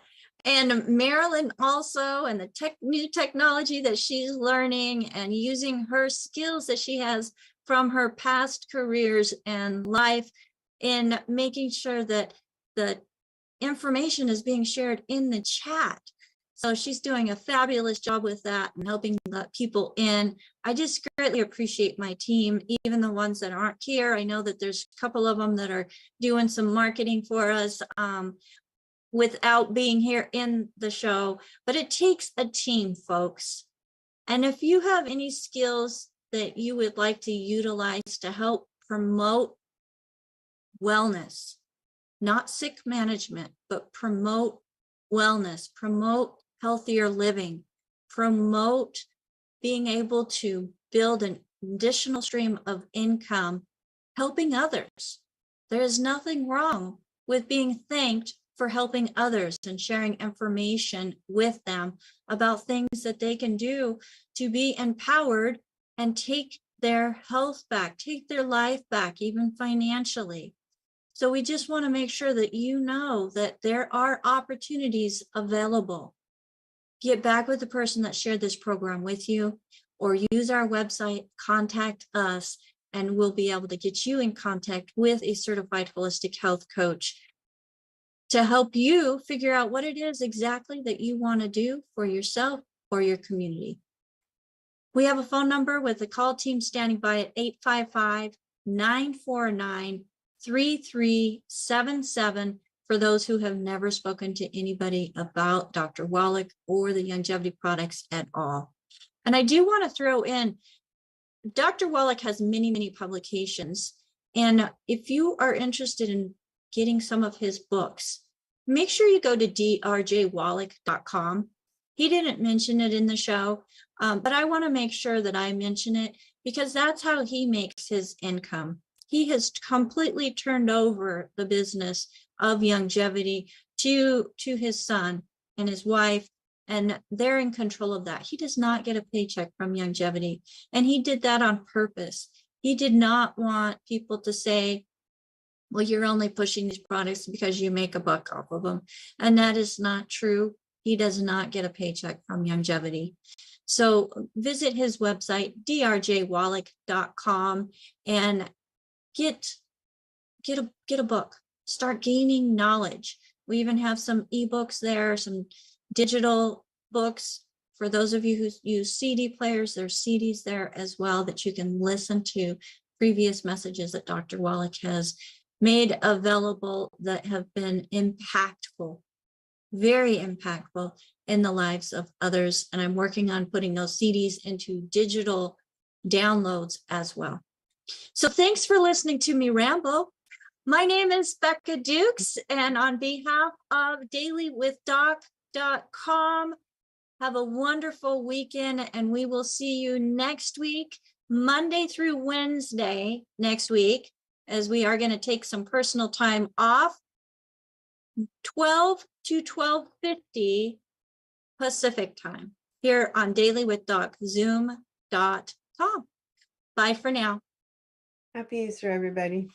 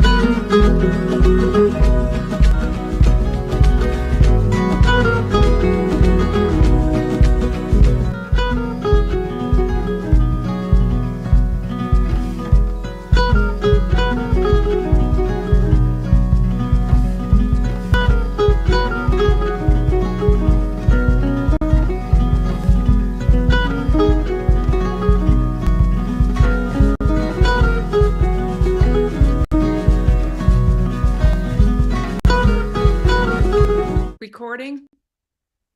Oh, thank you, Phyllis. Hello, everybody, and Recording in welcome progress. to Daily with Doc. My name is Becca Duke. I'm so excited to be able to come to you once again on Friday as we are bringing empowering information that gives you more insight and knowledge as to what happens within the body, what we need to make sure things are happening, and, answering questions as to why things are going awry. So today on Pharmacist Fridays with Pharmacist Ben Fuchs, we are going to be doing more of that. Now, we are a resource for an amazing community. I want to make sure that if you were invited by somebody specific, make sure that you get back with them and thank them for inviting you to listen to this program. If you're out on any of the social media channels, any type of video streaming system, and you have the ability to send us a comment or let us know that you are there, please do so. And don't forget to subscribe and follow our channels here on Critical Health News or Daily with Doc. Folks, we're in for a great show today, and it is my honor and privilege to bring to you somebody who was told, maybe you're just not Kmart material. And we are so thankful for that, because he did more than just want to prescribe a chemical to help people. I would love to bring on the screen with me Pharmacist Ben Fuchs. Thank you for joining us again, Pharmacist Ben. Thank you for having me. It's an honor to be here. It's an honor to be wanted. You are very wanted. Yes. It's an honor. I take that seriously. I don't take that for granted.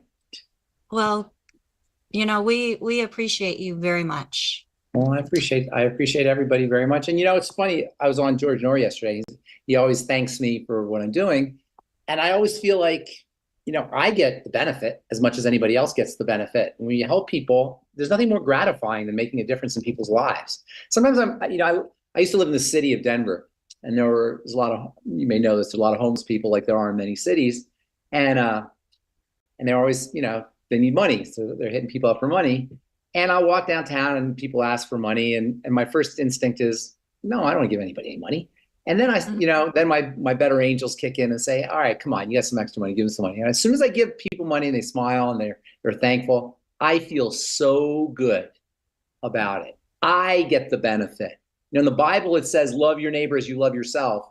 And what that really means to me is that when you love your neighbor, you're loving yourself. Why? Because when you love your neighbor, your oxytocin goes up, your dopamine goes up, your serotonin goes up, your immune system gets boosted, your parasympathetic nervous system is activated. You get the benefits when you love somebody. So when you love your neighbors, you love yourself, you're actually literally loving yourself, because it's your biochemistry that changes. And conversely, when you have road rage, or when you're angry at somebody, or when you're not forgiving them, it's your cortisol that's going up. It's your life that's being shortened. It's your blood pressure that's being raised. It's your immune system that's being suppressed. It's your tissue that's not recovering. So when we're angry at somebody or not forgiving somebody, we're the ones who suffer. And likewise, or conversely, when we love somebody, we give something to somebody, we get the benefits. So thank you for allowing me to have these wonderful benefits every Friday and every day during the week. And it's my honor and great privilege to be able to help people.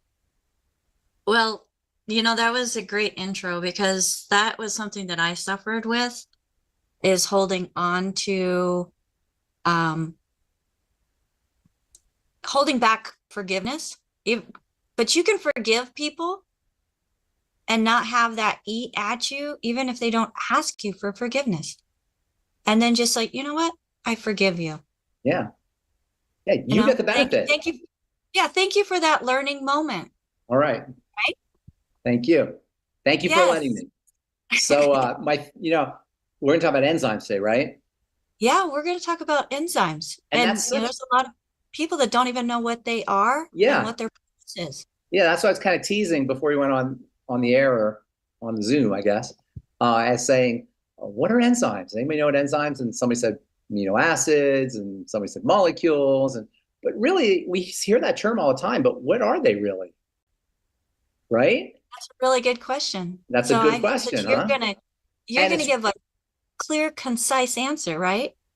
Well, I'll give a clear, concise answer, and then I'll explain. Clearly and concisely, they're the single most important class of molecules in the body. The vitamins that we talk about are coenzymes.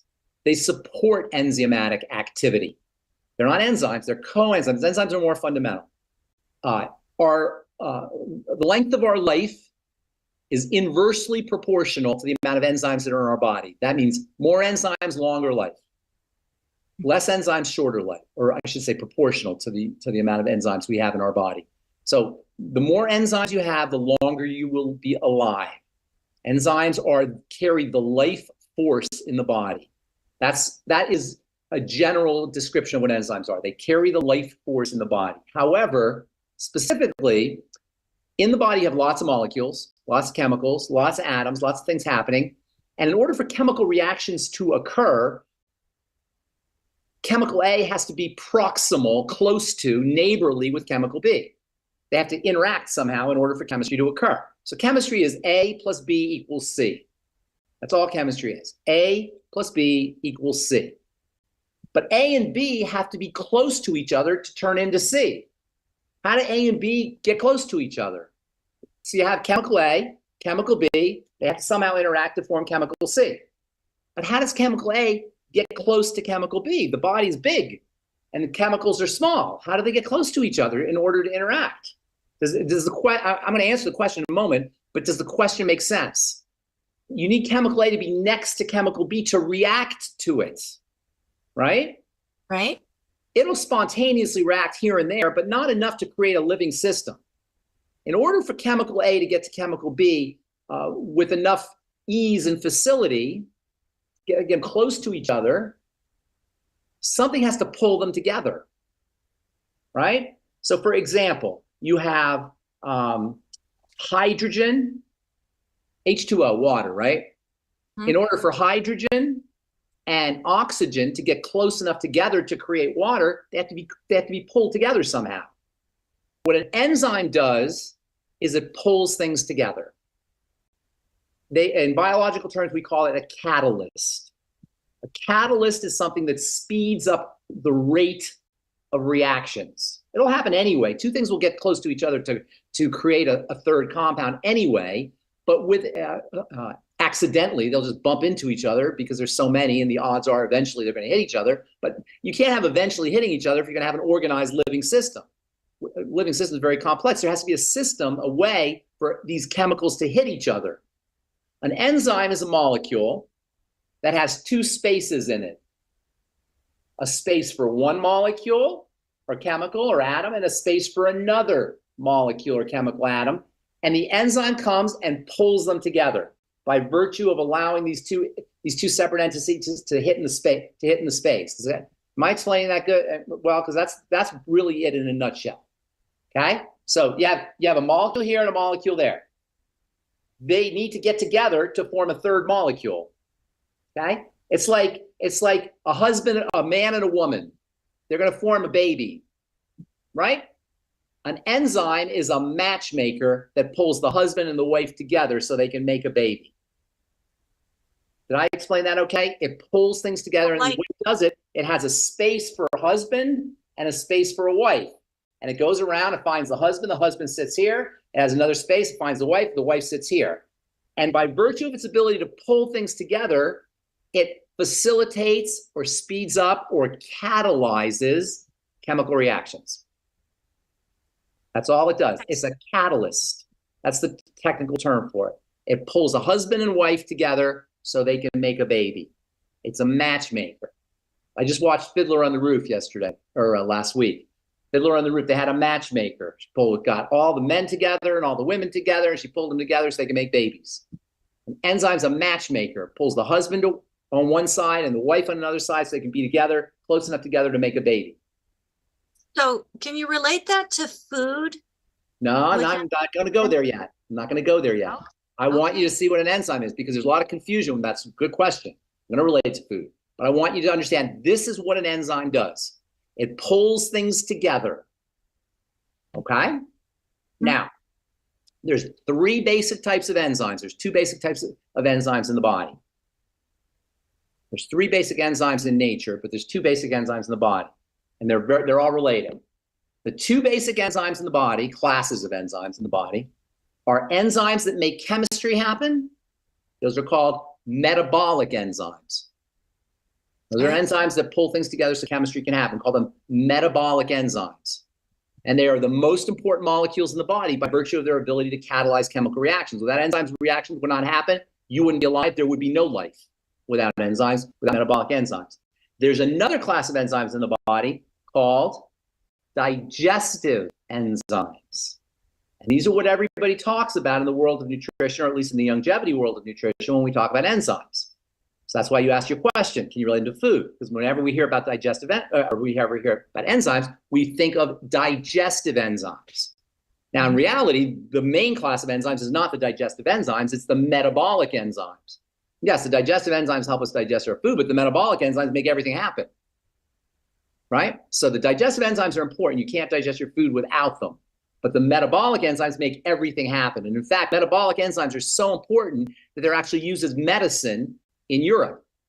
Doctors write prescriptions for metabolic enzymes. So when you're old or you're sick, or you have some kind of illness, they will write a prescription for a metabolic enzyme to improve your health. Metabolic enzymes improve biochemistry. Okay? Now, the third enzyme is extremely fascinating and related to all this. That's called food enzymes, but just stick that in the back of your head because we're going to get to that in a second. They have two major classes of body. Enzymes catalyze chemical reactions. They make things happen. They make chemistry happen. Those are metabolic enzymes. They make digestion happen. Those are digestive enzymes. Digestive enzymes, think of pulling things together.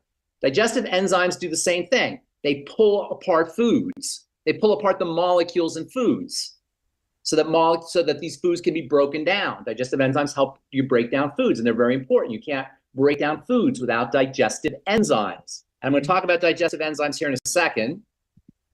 But right now, I want to tell you that, hang on a second, someone's calling me. Digestive enzymes require the appropriate pH, acid level. You have to have acid in the stomach, and acid in the stomach works to activate digestive enzymes in the stomach. Not all enzymes require acid. Some require alkaline, the opposite of acid, but digestive enzymes require acid. So with enzymes, digestive enzymes, you always want to make sure that there's acid in the stomach. And a lot of people don't have acid in the stomach, so their digestive enzymes don't work even if they have them. Keep that I'll talk about that here in a second. The reason I told you about metabolic enzymes is because there's a very interesting relationship between digestive enzymes and metabolic enzymes. When you run out of one kind of enzyme, the other enzyme will make up for it. As we get older and our digestive enzymes are becoming suppressed, or we don't have enough digestive enzymes, we don't get enough digestive enzymes supplementally or in foods, our metabolic enzymes will get shunted over to become digestive enzymes, and you'll run out of metabolic enzymes quicker, and your biochemistry won't work as efficiently.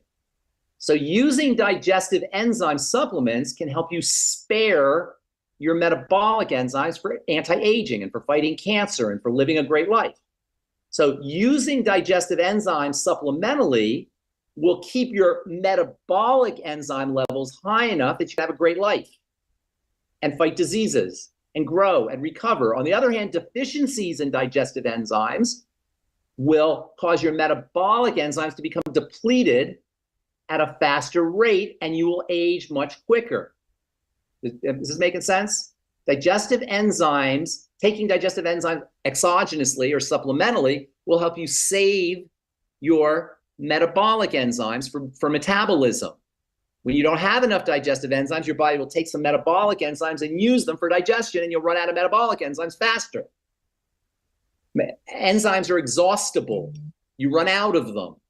So replacing them through supplements can help you save your metabolic enzymes. Now, throughout evolutionary history, human body's been around for hundreds of thousands of years. You couldn't go to the health food store 100,000 years ago in the African savannah and buy metabolic and buy digestive enzyme supplements. So the way the system is supposed to work is we are supposed to get enzymes from food. These are called food enzymes. This is the third class of enzymes. Remember, so there's three classes of enzymes. You have metabolic enzymes, you have digestive enzymes, and you have food enzymes.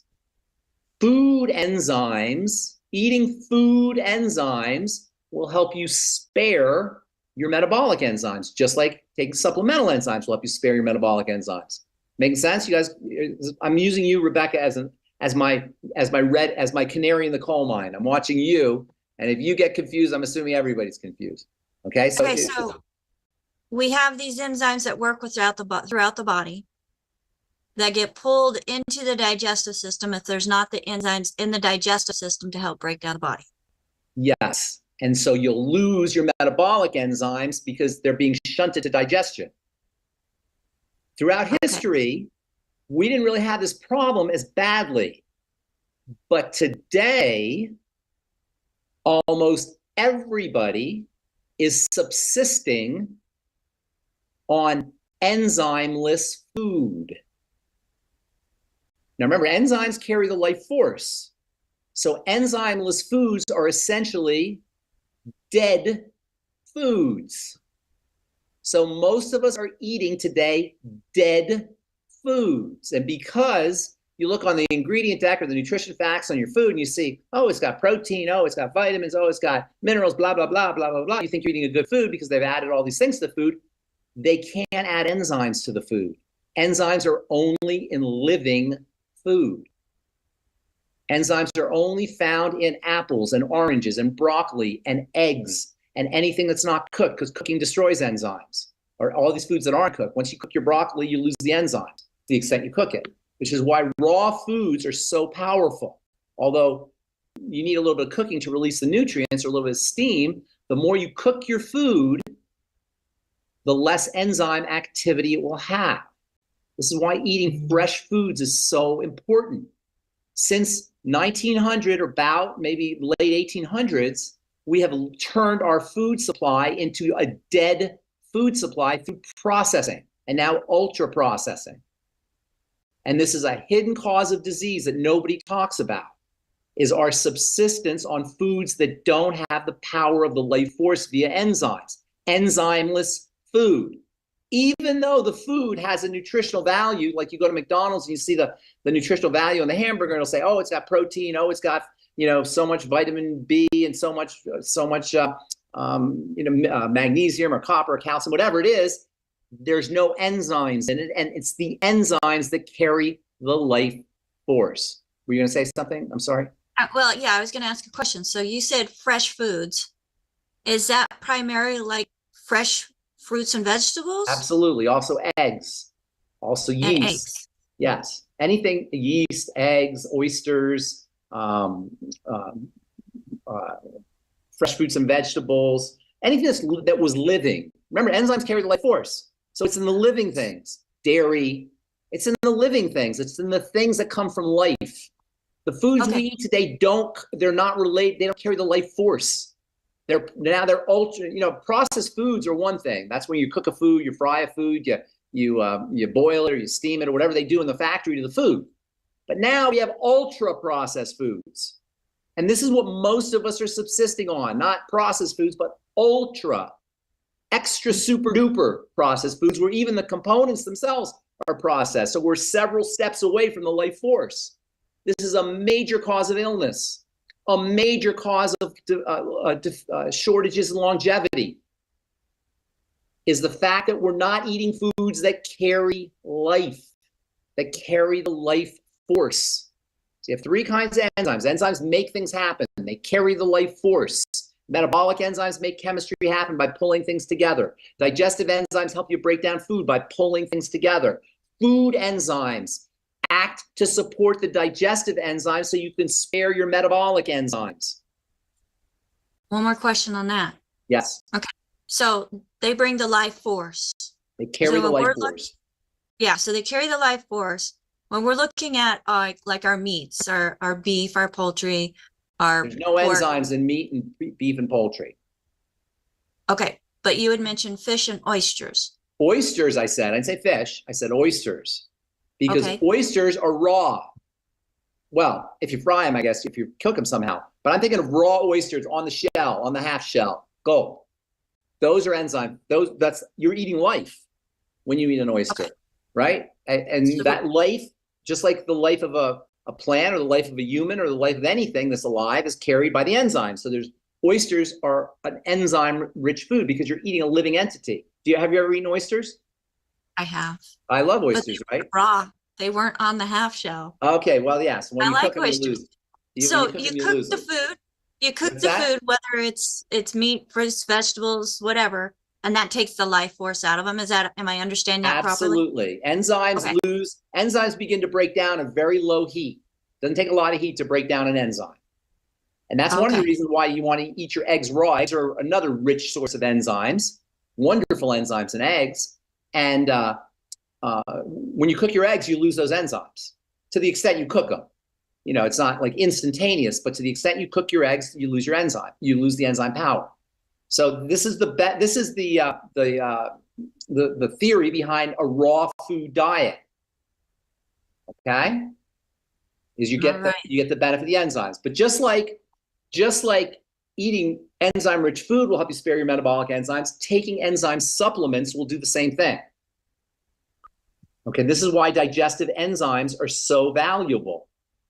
There's many reasons why they're valuable, but this is a hidden cause of a hidden benefit to using digestive enzyme supplements is they help you spare your metabolic enzymes for fighting diseases and for living a long life. So when we talk about digestive enzymes, we think about them for the digestive system, but what we want to do is we also want to think about them for overall metabolic benefits, for overall biochemistry benefits, for overall anti-aging benefits. See what I'm saying? So if you take the digestive enzymes, do they become metabolic enzymes at any time? They will help you spare your metabolic enzymes, but, and I'm going to talk about that in a second, there are systemic benefits that digestive enzymes give you. In addition to helping you digest your food, they have some very important benefits for the body as a system. Okay, and I'll talk about that here before we finish, but let me talk about them digestive enzymes for digestion. Okay, you can tell an enzyme in biochemistry. Biochemists and scientists always want you to know what they're thinking when they use words. So words are very descriptive and give you a lot of information. In terms of enzyme chemistry, the suffix at the end of a word ACE, A-S-E, refers to an enzyme. So whenever you hear ACE at the end of a word as a suffix, you're talking about an enzyme. In the digestive system, you have three main digestive enzymes. One is called a protease, and that will help your body break down what? Proteins. Proteins. And then you have a lipase, and that will help your body break down? Fats. Fats, lipids, correct, lipase. And then you have amylase, which helps your body break down carbohydrates. Those are the three main digestive enzymes: proteases, amylases, and lipases. And if you look on the Ultimate Enzyme supplement, you'll see protease, lipase, and amylase. I'll tell you how much is in there. Now, Youngevity's got another wonderful product that has a lot of metabolic enzymes in it called Truzyme, I believe. It's a True to Life product. It's one of Dr. Ari's products called Truzyme. And that one is absolutely packed with metabolic enzymes. There's 15 different metabolic enzymes in there. And then also there's an enzyme that's in the nightly essence called nattokinase.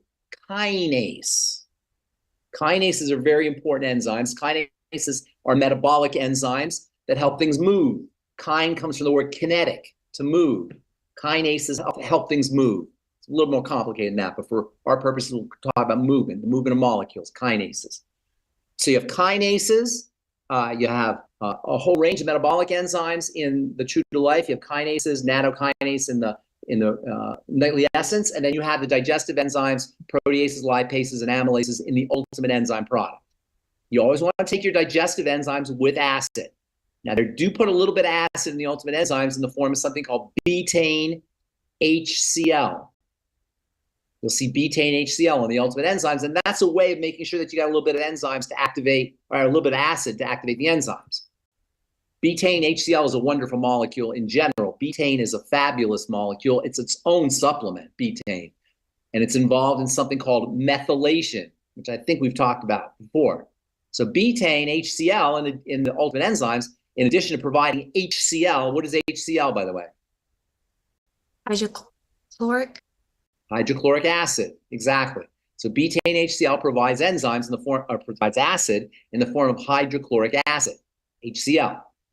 But it also provides betaine, which is a great molecule on its own. So you get betaine HCl, multifunctional molecule, but for our purposes here, it acidifies the enzymes. I don't think it's enough. So I always tell people to take a little acid. I used to tell people to take the noni juice, but recently I found out, disturbingly, that there's no more noni juice. So apple cider vinegar will have to do. Apple cider vinegar, by the way, is a wonderful, wonderful supplement for a lot of reasons. Digestive support, but also for its electrolyte content. It's got potassium in there, and it's got some magnesium. It's got some B vitamins. It's just a great, really nice supplement. Yes. She brought that up. Lemon juice works too. Someone's asking about lemon juice. Is that a? Yeah. Yeah, lemon juice works too. Absolutely. But since you brought apple cider vinegar up, I've had people say that they drink a whole cup of apple cider You can drink vinegar. as much as you want. I think a cup's quite a bit, but it's not going to hurt you. I personally do a swig just in the middle of the day. Do it on an empty stomach. It kind of gives you a little high, a little buzz. But yeah, it's a cup's quite a bit, but you don't need to do as much, but it's not bad to do. I mean, you're not going to hurt yourself by doing a cup of it. I drinking it straight, not diluted, is okay. Yeah, you can do it either way, but I glug it out of the bottle.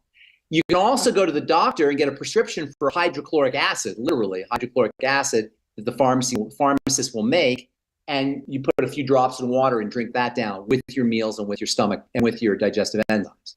So just taking digestive enzymes, the point is just taking digestive enzymes isn't enough. You got to take it with a little bit of acid.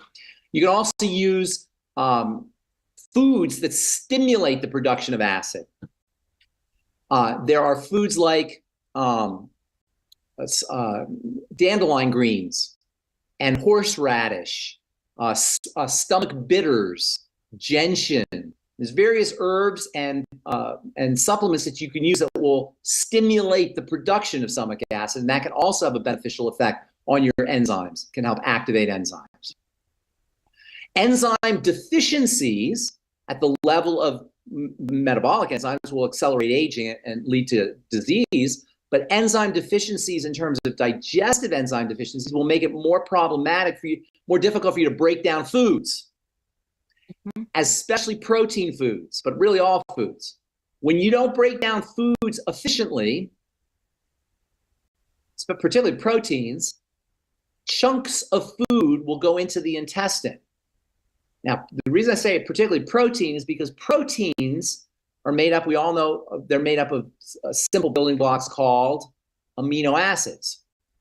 But amino acids don't get turned into protein until they get turned into peptides.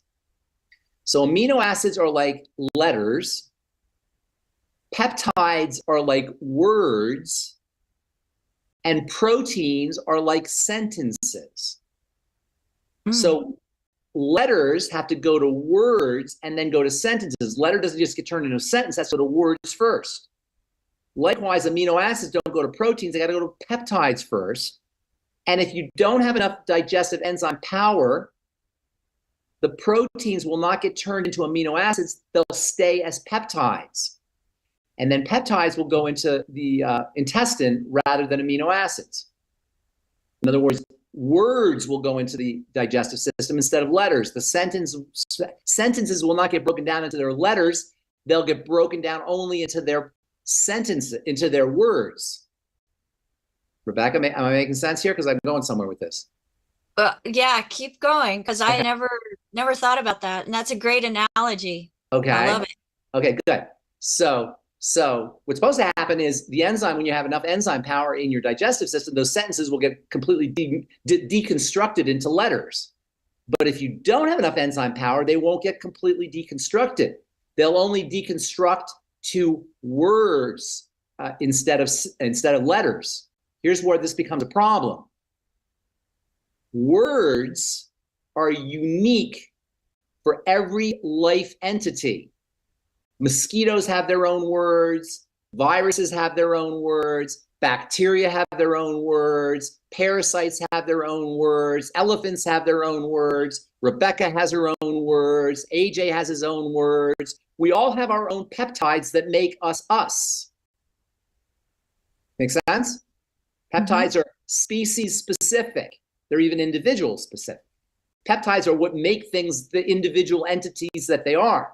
Consequently, the immune system, which is our defense system, is always on the hunt for peptides to see if the enemy has gotten into the body.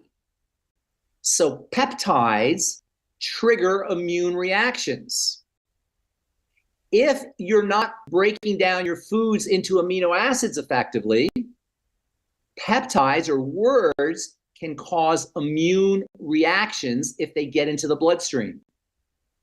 And this is the cause of autoimmune issues. And the cause of many inflammatory and immune issues is enemy peptides or perceived foreign peptides that have gotten into the blood, activating the immune system. So breaking down your foods from using enzymes, from sentences to words, all the way to letters is very important for preventing inflammatory and immune diseases and illnesses. Complete breakdown of proteins is important to prevent immune activation. So now you have another benefit for digestive enzymes that transcends digestion, and that's to prevent immune and inflammatory reactions. And we find that digestive enzymes have anti-inflammatory properties for that reason. They support the digestive process, they support digestion, they support the complete breakdown of proteins. And this is one of the reasons why proteases are used as medicine in Europe. Another benefit to digestive enzymes, particularly proteases, is they can break up proteins in the blood. Proteins in the blood take the form of clotting and fiber formation. And we find that proteases are anti-clotting, and they can thin the blood.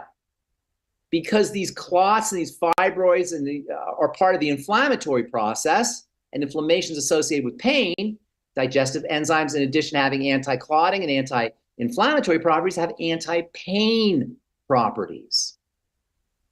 After you have a trauma, you fall and you break your leg, or you have a surgical procedure done, clotting is part of the body's healing response.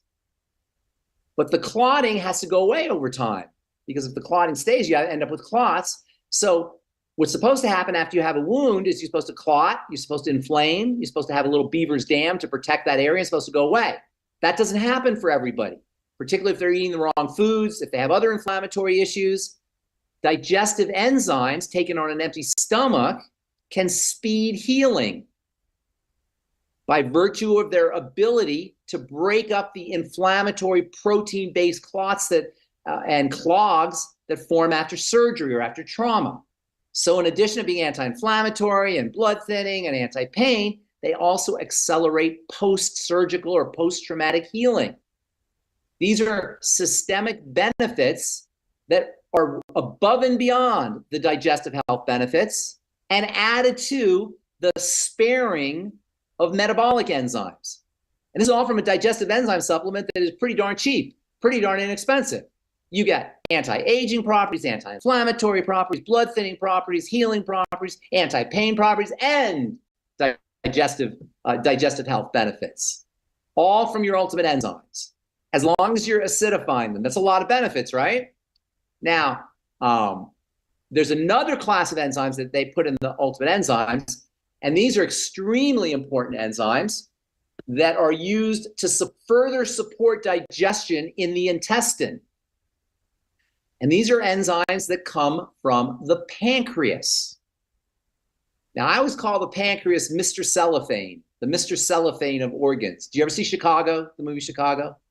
I did. Do you remember Mr. Cellophane? I do. Remember, you could see right through him. Nobody knew he existed. Mr. Cellophane. I forgot the song. I would sing it for you, but I don't remember how the song goes. Can you sing it, Rebecca? No. Okay, I'm just kidding. AJ, you want to sing it for us? No, I'm teasing. So Mr. Cellophane is, nobody knew who he was. That's why they call him Mr. Cellophane. He was transparent. The pancreas is the Mr. Cellophane of organs. Nobody really knows about the pancreas. Yet we do know that pancreatic cancer is the most deadly form of cancer. Why would pancreatic cancer be so darn deadly?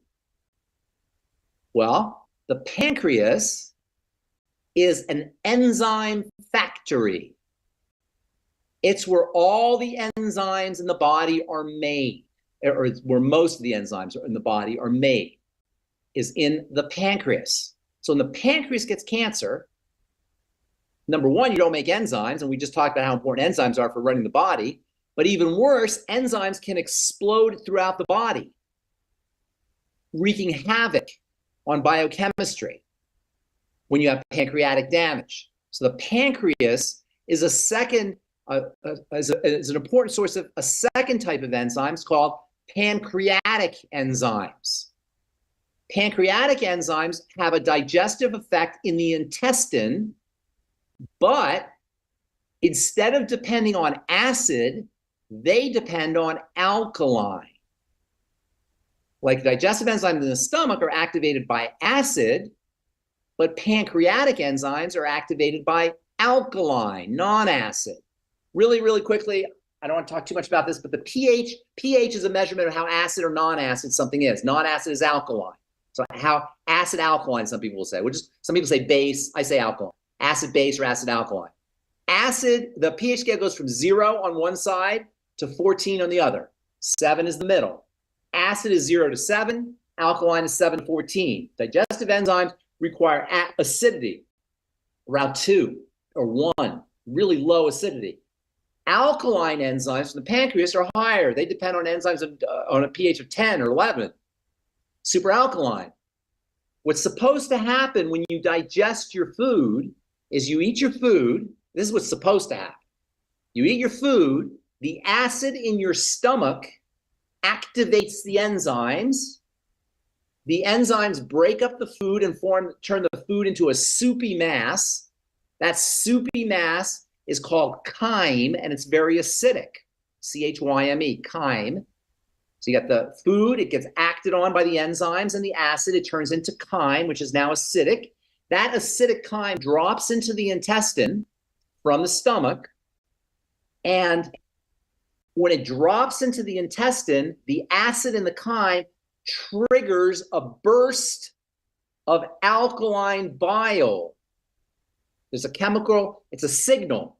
That acid signals a release, and you get a big squirt of bile. And that bile is alkaline. Bile is very alkaline. And the alkaline bile changes the pH of the acid chyme. And now instead of acid in the intestine, you have alkaline in the intestine, which provides the perfect environment for the pancreatic enzymes, which are getting squirted into the intestine. However, if you're not making stomach acid, which many people are not, number one, you're not going to be able to completely digest your food. Number two, you're not going to trigger the burst of bile to alkalinize the contents of the intestine. And number three, the pancreatic enzymes won't be activated. Are you guys with me? Rebecca, is that too much? Is this TMI? No, we're going pretty deep, and some of us love this deep. And AJ's like, come on, bring it. Well, this is important because digestive enzymes now, when they're working appropriately now, digestive enzymes are also going to work in the intestine, not just in the stomach. They're going to support intestinal digestion.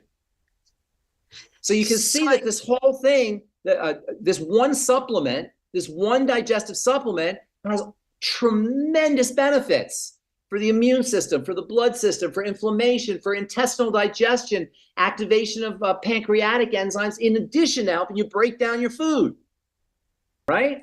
So my question and this is all for pennies a day. Yeah, for pennies a day. Pennies That's a day. right. Yes, go ahead.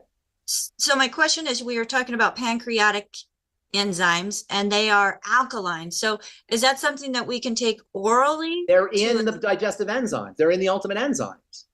Okay, so they're called pancreatin. They call them which is really pancreatic juice. It's not just the enzymes, it's a bunch of other things, but it contains pancreatic enzymes. You can buy pancreatic enzymes at the health food store. For patients who have cystic fibrosis, they'll take pancreatic enzymes. Pancreatic enzymes have also been used to treat cancer, especially pancreatic cancer. So pancreatic enzymes are among the most powerful digestive enzymes you could ever take. In addition to the proteases and the lipases and the amylases that you get in the ultimate enzymes, you also get pancreatic enzymes. So the acidity of the stomach doesn't nutrify them? No, because the pancreatic enzymes don't go into the stomach. They go into the intestine. They're not going into the stomach. But if you're taking them orally. Oh, if you take them orally, yes, that's not going to disturb them. Okay. I just wanted to get some justification on that for myself. Yes. All right. Okay. So those are all the wonderful benefits of the ultimate enzymes, as well as the TrueZyme, the True Life True enzymes. And that's why when we talk about enzymes, we do ourselves and our customers a disservice if we only emphasize digestion, because they play so many different roles in the body, including going as far as to longevity, to increase our longevity. Your ultimate enzymes are longevity promoting, in addition to being important for digestion. They're anti-pain, they speed up healing, they improve blood flow, they improve intestinal health. If you have, we talked about SIBO in the past, ultimate enzymes can help support or help reduce the symptoms of small intestinal bacterial overgrowth. There's so many wonderful benefits to this really relatively inexpensive supplement. It's crazy not to be using it on a regular basis. And of course, one of the best ways to improve enzyme chemistry in the body is to eat as much unprocessed food as you can. And the more you subsist on processed food, the more work your body's going to have to do on its own breaking down that food. According to in nature, when we ate food throughout history, just up until very recently, whenever we ate food, we got enzymes. Even when we ate meat, for a long time anyway, until we learned to cook, we got enzymes. Animals, when you eat a food, when an animal eats a food, when a lion eats a zebra, it's not cooked. It's not cooked. In other words, the enzymes in the zebra pre-digest the meat for the lion. The enzymes in the animal, in the meat, are pre-digested for the lion to get maximum benefit from the food. Now, nobody's going to be eating a raw zebra here, but you can see how, because we cook our foods, we lose a wonderful source of pre-digestion or enzymes. There are many animals, by the way, called ruminants. Have you heard of ruminants, like cows that chew their cud? They have an extra stomach. Mm-hmm. They have a forestomach, a stomach before their stomach that is packed with enzymes that helps them pre-digest their food. And that's how come they can eat grass and we can't eat grass. They pre-digest their food. So they can eat all the grass on the, they can just munch on all the grass and become big and strong because they have this forestomach. That's what a ruminant is. Ruminant has an extra stomach to pre-digest their food with enzymes.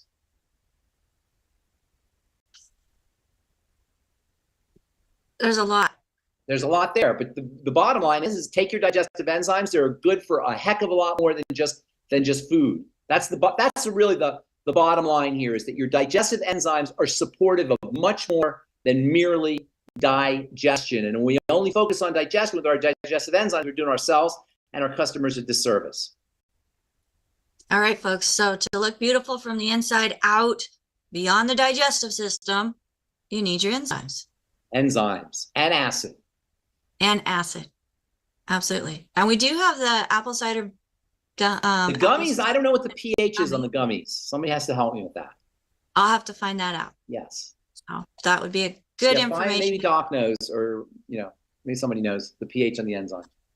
I will find out. Now we do have questions. We have hands up. But the first question that I want to ask is there's And by the way, let me just say this one thing real quick. Grains are problematic because grains are seeds. And seeds are also problematic. They contain something in them to keep the seed asleep. Seeds are sleeping. Their life, they can turn into a big plant, a tree even, or anything that grows, but they're asleep. And one of the ways nature puts a seed to sleep is with molecules called enzyme inhibitors. So seeds are packed with enzymes, but they're not alive because nature doesn't want them living until they find water and until they find dirt, until they have a good place to grow. So nature has packed seeds with enzyme inhibitors. But when you add water to a seed, you turn it into a sprout. And the difference between a seed and a sprout is the enzyme inhibitors have all been degraded, and now the enzymes have been released. And that makes, while seeds are very problematic, grains and seeds are problematic, sprouts are among nature's most powerful foods because the enzymes have now been released by the water and the sun and the dirt, especially by the water. So how about flaxseed? And they get ground up. Now, when you grind up a flaxseed, if you ate a flaxseed by itself, you won't get any benefit. If you grind up a flaxseed, you'll get benefit, but only quickly. Only if you grind it up and eat it quickly. If you grind it up and let it sit, eventually the nutritive values, the nutritional value will be degraded by oxygen and by light if it's in the light. So ground up flaxseed should be ingested fresh. Grinding up seeds on their own probably won't release the enzymes, but if you add water to them, that can release the enzyme inhibitors. That can deactivate the enzyme inhibitors. That's why sprouts are so important. And AJ asked about hemp seeds. All seeds contain powerful nutrients because seeds are life in potential. They're not life. They're life in potential. The water is what releases the life. Now, if you eat a seed by itself, you might get some benefits because seeds are packed with nutritional benefit, but a lot of people have problems with seeds because nature wants its seeds to go into the ground, not to go into your stomach. We're taking advantage of the power of it, but that's not what nature intends the seeds to be. Nature intends the seeds to make plants, not for human beings to have, or animals to eat them. That's why they contain enzyme inhibitors, to keep us from getting too much benefit from the seeds. Nature doesn't want you eating its seeds. That being said, seeds contain wonderful nutrients because they're a life in potential, even though that life force is suppressed. Yes. So with seeds, do they have lectins or phytates? All of it. Lectins, phytates, these are all anti-nutrients. And they work to prevent, they do a lot of things. Number one, they keep the life force suppressed so the seed can wait to release its life force to where it's ready to grow. But they also have things like lectins and phytates that lock up nutrients that prevent them from being accessible. They also have molecules that are harmful to organisms like gluten. That's what the lectins are. Why would they have lectins? To keep animals from eating them. The animal will get a bellyache, it won't eat them, or the animal will die and it won't eat them. Or we won't eat them. That's what lectins are. Lectins are defensive molecules. So seeds contain defensive molecules. They contain anti-nutrients like phytates that tie up nutrients, and they contain enzyme inhibitors that keep the enzymes from working. That being said, there are wonderful nutrients in seeds. If you can eat them, the best way to eat your seeds is to sprout them. But of course, that's not always feasible to do. It's a little bit time consuming, but you still get some benefits from seeds if you can handle them. Not everybody can. And a lot of immune problems come from the ingestion of seeds via this lectin mechanism. I think that's going to be a show all in itself right there. Lectins?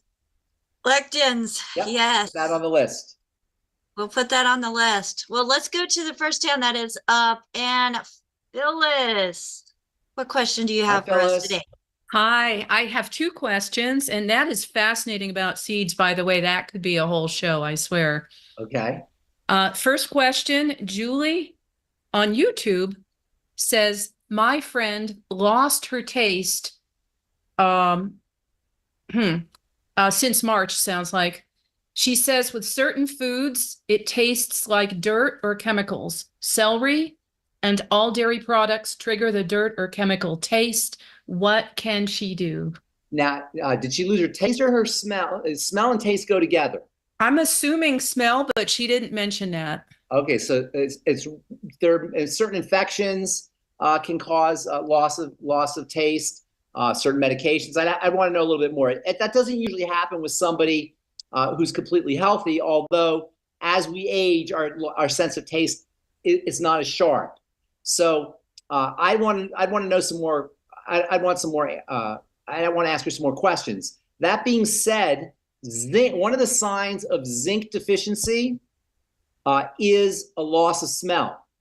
So not necessarily loss of taste, but sometimes smell and taste go together. So she might want to consider supplementing with the ultimate zinc. And if she has any kind of other health challenges, or she's on medication, we want to address those. That's not a primary, unless there's some damage to the taste buds. That's not a primary issue. That's secondary to something else. And I want to ask her other questions. COVID is notorious for causing a loss of smell, as well as sometimes a loss of taste, which is related to loss of smell. Gum disease can do it. Salivary gland infections can do it. Respiratory colds and flus and such, that can do it. I want to ask her some more questions. Sometimes diabetes and obesity can cause a loss of taste, so I want to ask her about that. And then also Sjogren's syndrome, which is an autoimmune disease that affects the salivary glands, that can do it. And then if she's a smoker, that can sometimes do it as well. I wonder if certain medications would do that. Absolutely, there's medications that can do that. And that's kind of a generic effect of particularly antihistamines. High blood pressure medicines can sometimes do that. Cancer medicines can do that. I've heard of lithium doing that.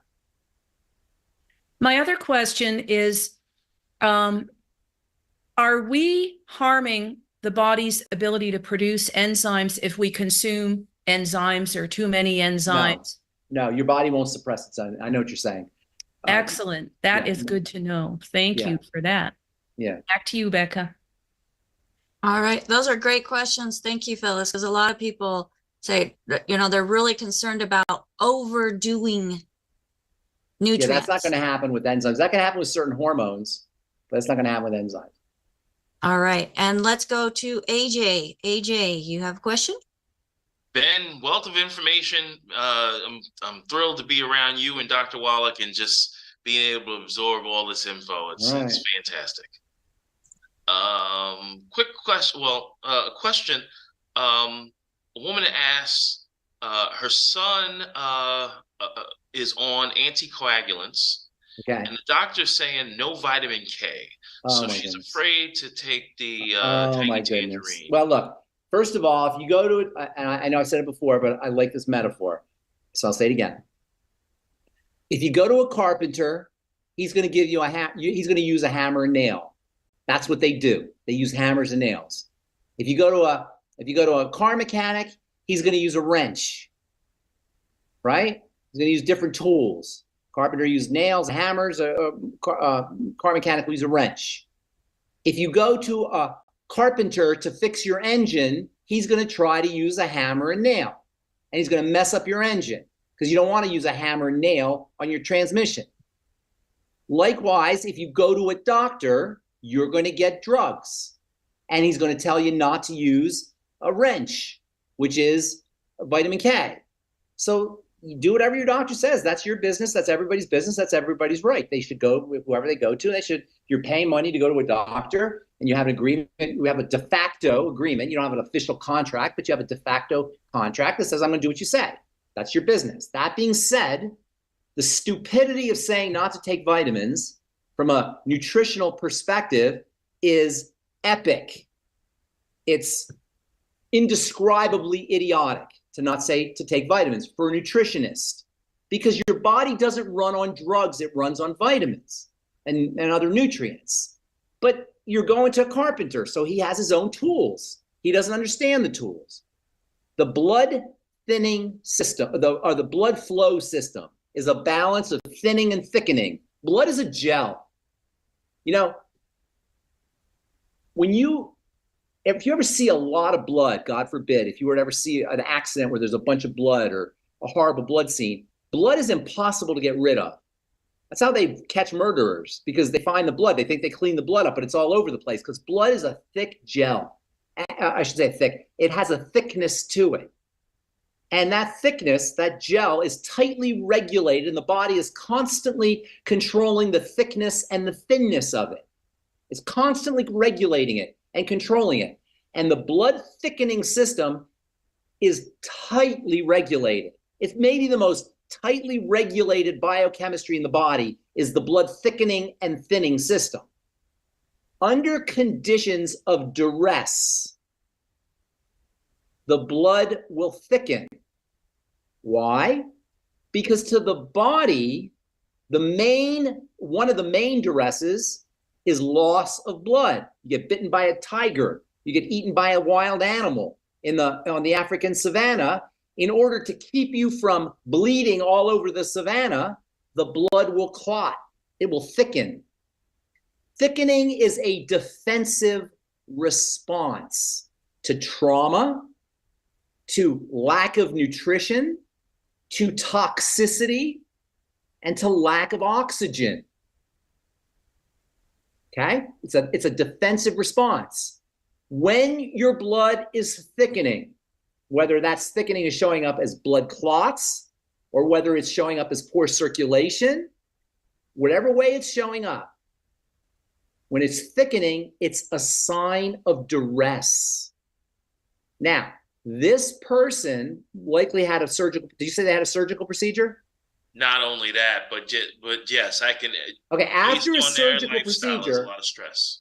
when you're laying on the operating table and you have a surgical procedure done, your body doesn't know you're on planet Earth in the year 2023 having a surgical procedure. Your body thinks it's on the African savanna and it just got eaten by a tiger. So it doesn't know about surgery. Your body doesn't know about surgery. It's just protecting you from bleeding all over the African savanna. So your body clots after surgery. That's one of the things the body does in response to trauma. It clots. So what do they give you after surgery? Heparin, which is a major blood thinner. Heparin is a blood thinner. So they don't want you to clot. Now, this person, I don't know if you said he's had surgery or you said he's under duress, has thickening blood. Thickening blood is a major response, is a typical common response to toxicity that's getting in from the intestine. We talked about leaky gut, talk about dirty blood. I always say dirty blood because I like the way it sounds. It's graphic. It gives you an idea of what's happening. But really what I'm talking about is clotted blood, clogged blood. So toxicity from the digestive system is a major cause of clotted blood. Stress is a major cause of clotted blood. Lack of oxygen through inflammation or poor respiration or elevated stress hormones, all is a cause of clotted blood. Dysglycemia, messed up blood sugar, is a cause of clotted blood. Pretty much all the things that go wrong in the body are mediated through thick, sticky, clotted blood, whether it's toxicity, lack of oxygen, sugar, stress, trauma. All of these cause the blood to thicken. The body, when it wants to thicken the blood, it will thicken the blood. It says, I don't care about you, AJ. I'm going to thicken because that's my evolutionary mandate, to thicken. I see stress, I see toxicity, I see a lack of oxygen, I see poor nutrition, whatever it is, a trauma, inflammation, I'm going to thicken. So in order to counteract that, because we're human beings and we're way smarter than the body's dumb. We're the doctor, we're the human. Ha ha ha, I'm in charge here, not you, you stupid body. I have a powerful drug that will thin. You think you're the boss? Wait till you try this warfarin. Wait till you try this Eliquis. We'll see who's boss here. And that's in essence what pharmacology and pharmacy is about. It's about giving the body the finger and saying, I'm in charge, not you.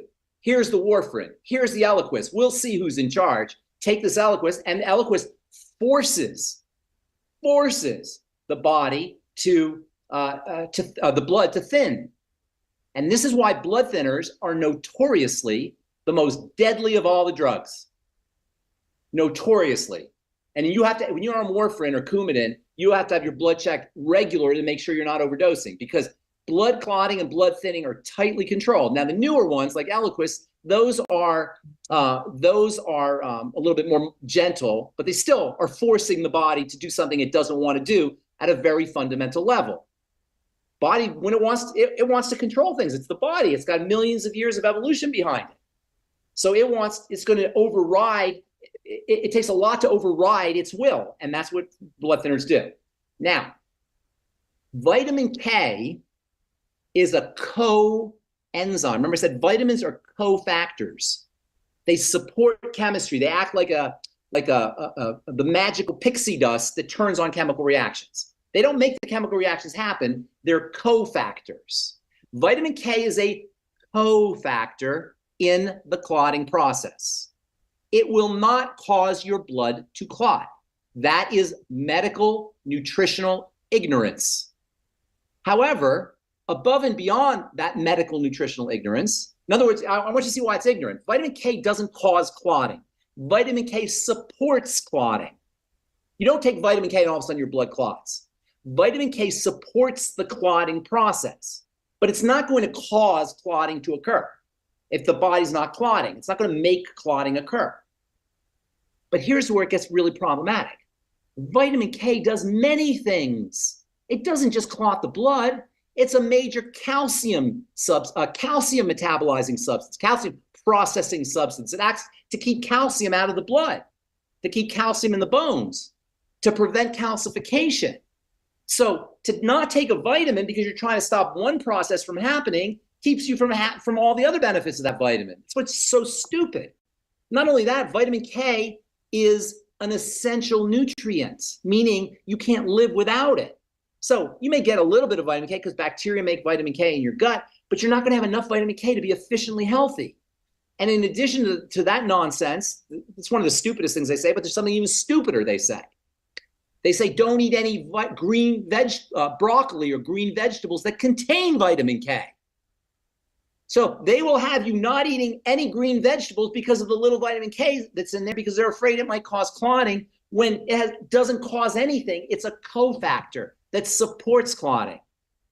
Now that I want you to see how ignorant the model is, don't blame the individual doctor. It's not his fault.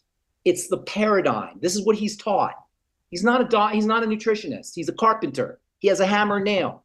His job is not to keep you healthy. It's to keep you from dying. And if we're satisfied not dying, and sometimes that's, if we're in a life or death situation, that's a good thing, then go to a doctor. Doctors are not there to keep you thriving. They're there to keep you alive. That's a good thing. Thrival is our business. Survival is their business. They're here to keep us surviving. If you want to thrive, that's on us. That's why we have longevity. Longevity is not here to help you survive. It's to help you thrive because we believe, and I firmly believe this, we are leaving health on the table. We're leaving longevity on the table because we're satisfied with the lowest bar. We're satisfied with just being alive. But we're leaving the ability to thrive on the table, the ability to have longevity on the table, the ability to be resistant to disease on the table because we're satisfied with just survival. Is that a bad thing that a doctor's helping you survive? No, it's not a bad thing, but don't expect him to help you thrive. Did I explain that okay about vitamin K? Fantastic. Okay. Absolutely. Okay, so and we are over on time, but I have one more important question for you. Yeah. And this is coming from Pamela. So Pamela, go ahead and unmute yourself, please. I know you've got a really important question you want to ask. I do. And my question is along the lines of the last question, but I've already decided that I'm going to go ahead and buy the longevity or the longevity health program. I'm going to buy it and watch my labs. I recently had a kidney transplant. Okay. And of course, with that, they don't want you to boost your immune system. Otherwise, it could cause rejection. Right. What do you say about that? Well, a kidney transplant is any transplant is a very serious operation, a very serious medical procedure. So yes, you're right. That's a foreign object in your body and your body's immune system is going to attack it. So you have to suppress your immune system. That being said, now you're at risk for a suppressed immune system. That means you're at risk for all kinds of health challenges. So the best thing you can do, you don't want to, you are on Sandimmune. What kind of drug they give you? As far as anti-rejection? Yeah. Tacrolimus and 5 milligrams of prednisone. Okay, so you're going to be at risk for immune problems. So the best thing you can do is strengthen your immune system in 2 directions. Number 1, by avoiding any kinds of foods that put a burden on your immune system, such as the processed foods, nutrient deficient foods, sugar, fried fats, all the things. You have to do all the things we all have to do, but you have to do it with extra vigilance. Okay, that's number 1. Number 2, and this is along the same lines as the last question, using nutrition to support immunity is not going to make your immune system attack. If you're on the drugs anyway, it's not going to have your immune system. It's not going to make your immune system. It's not going to allow your immune system to override the drug. The drug is way bigger than any nutrition. Yeah, it's huge. No. The drug is like Darth Vader compared to the nutrition, which is your little old grandma. Right. You know what I'm saying? Your little old grandma is not going to win a fight with Darth Vader. Right. That's not going to happen. That being said, the nutrients like vitamin C and zinc and copper and magnesium, all these immune boosting nutrients are going to help your body improve your body's biochemistry and biochemical functions on many levels, in addition to the immune system. Your drugs are going to take care of immune suppression. You're not going to override that. There's nothing in the world of nutrition that is going to override a powerful immune suppressant drug any more than your little old grandma is going to win a fight with Darth Vader. Okay. Okay. All right. Thank you. All right. All right. Thank you so much, Pamela. I'm glad we were able to fit that question in, because there's a lot of people that are having to make that decision of having transplants and then taking these drugs for life. Transplant is and their doctor telling them that they can't have transplant is a that's a serious situation, and that's an unusual relatively unusual situation. So you have to do certain things that you wouldn't have to do otherwise, and it's like, what are you gonna do? You're a rock in a hard place. So you had to have the transplant. Now that being said, I'm sorry, what is your name, ma'am? Pamela. That being said, the major reason for kidney disease, and I assume you had kidney disease, that's why they transplanted it, is that right? Yes. Was it cancer, or was it kidney disease? PKD. PKD, okay. So the major cause of kidney disease, Pamela, is what's called dysglycemia, which is messed up blood sugar. So what you could be doing now, because based on your history, you had a blood sugar problem, you should be paying very close attention to your blood sugar and taking great pains and great care to keep your blood sugar stable. That's one of the best things you could do at this point. Does that make sense? Yeah, well, my blood sugar is in normal range.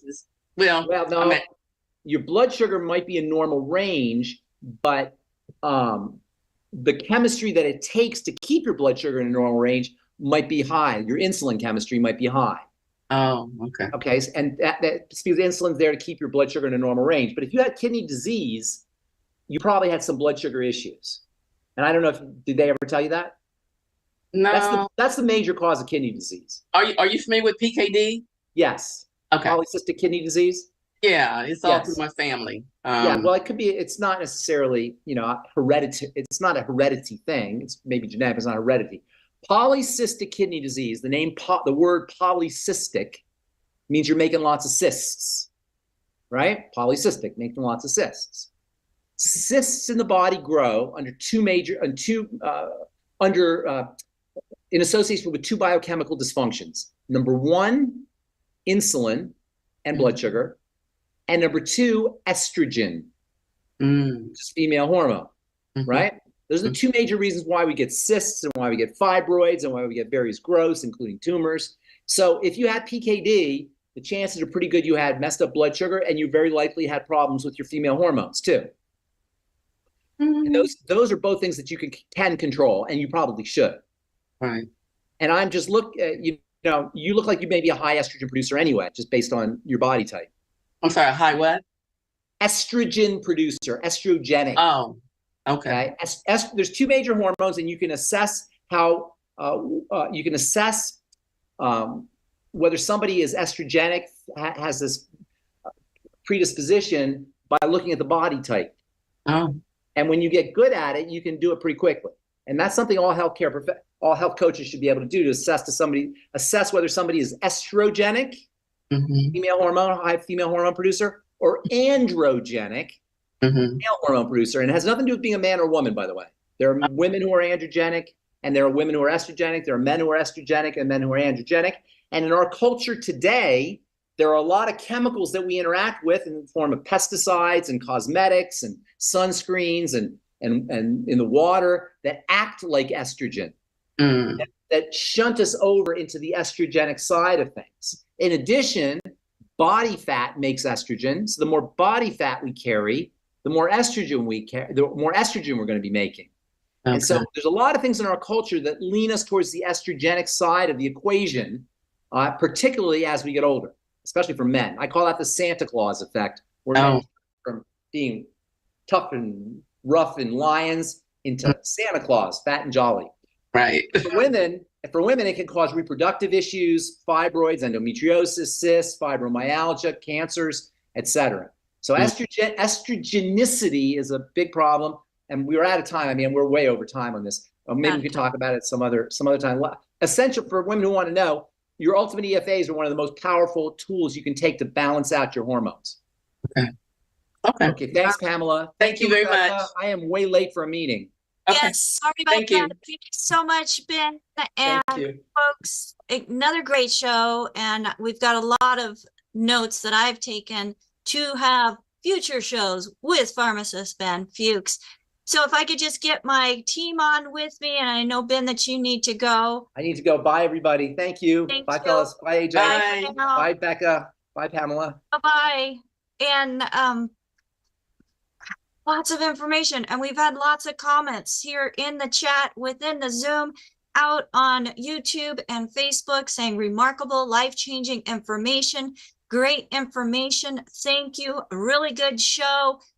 This is great. I love Pharmacist Fridays. So do I. I love every day, though, folks. Every day that you have the opportunity to bring information that is empowering into somebody else's life. And like Ben said in the beginning, be able to bring a smile to somebody's face.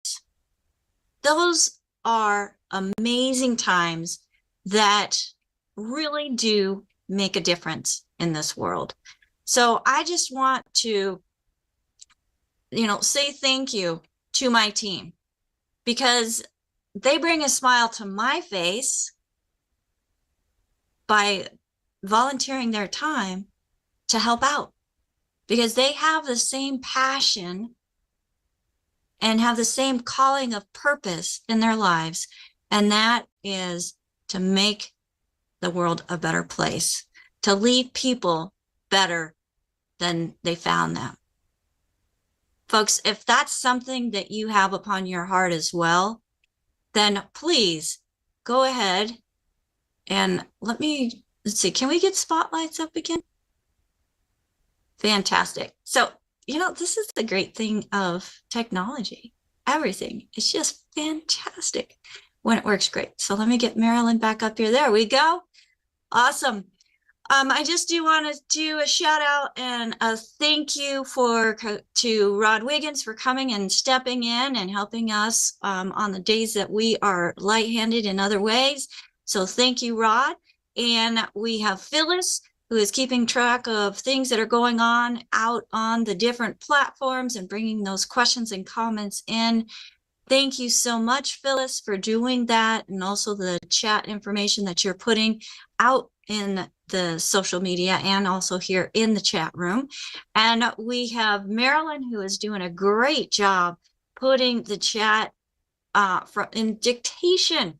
So taking those key points and writing out those big words, putting them into black and white text here in the chat. Marilyn does such a fantastic job on that. So thank you so much, Marilyn. And for AJ, who is helping to make sure all of the streaming is going smoothly, getting us out on those different platforms and bringing in questions as well. Thank you so much, AJ. Folks, I couldn't do this without a team. Jesus couldn't get the word of his message of salvation, or whatever your belief is. It takes a group, a crusade, to get that information out.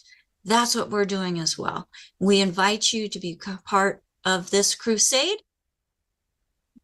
And if you would like more information about Dr. Wallach and the mission that he's on, he does have his flip chart, the 90 for Life Crusade to Save Humanity, available on his website at drjwallach.com.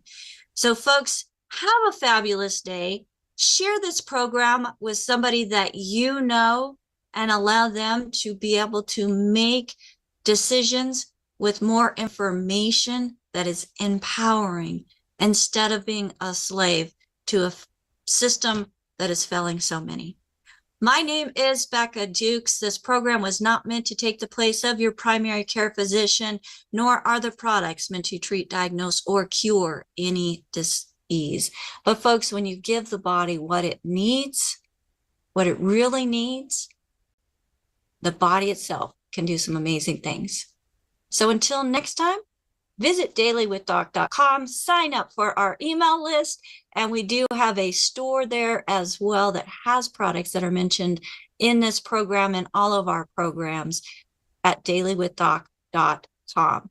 If you have questions and you have never spoken to anybody about longevity or Dr. Wallach or Pharmacist Ben or any of the products, make sure that you reach out to us. Let us help you. Use that contact option and send us an email with your questions.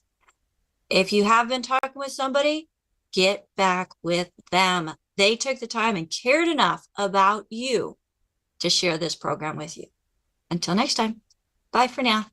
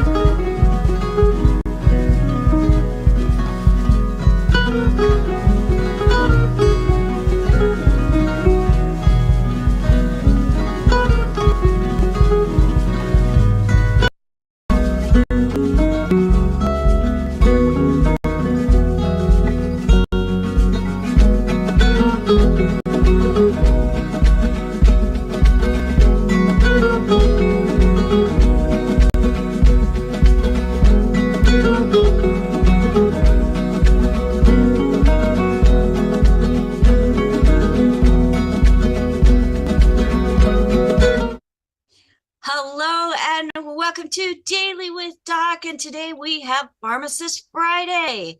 My name is Becca Dukes, and as the hostess of this program, I am super excited to be able to bring to the world empowering information that allows you to be more informed. Wait, what did I do? Put on your smile. Oh, put on my smile. It's there. We're good. Maybe. But anyways, oh, it's frozen. Now we're back. All right. Hello and welcome, everybody. My name is Becca Dukes, and this is Daily with Doc. We are a program that allows you as an individual to be more empowered and more of an authority of your own health and wellness. And in doing that, we're providing knowledge on things that you can do on your own without having to have a piece of paper to tell you how to do it or what to do.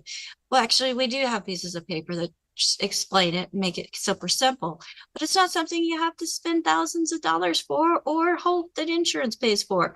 So, folks, today we are going to be doing more of that, and with the pharmacist, Benjamin Fuchs.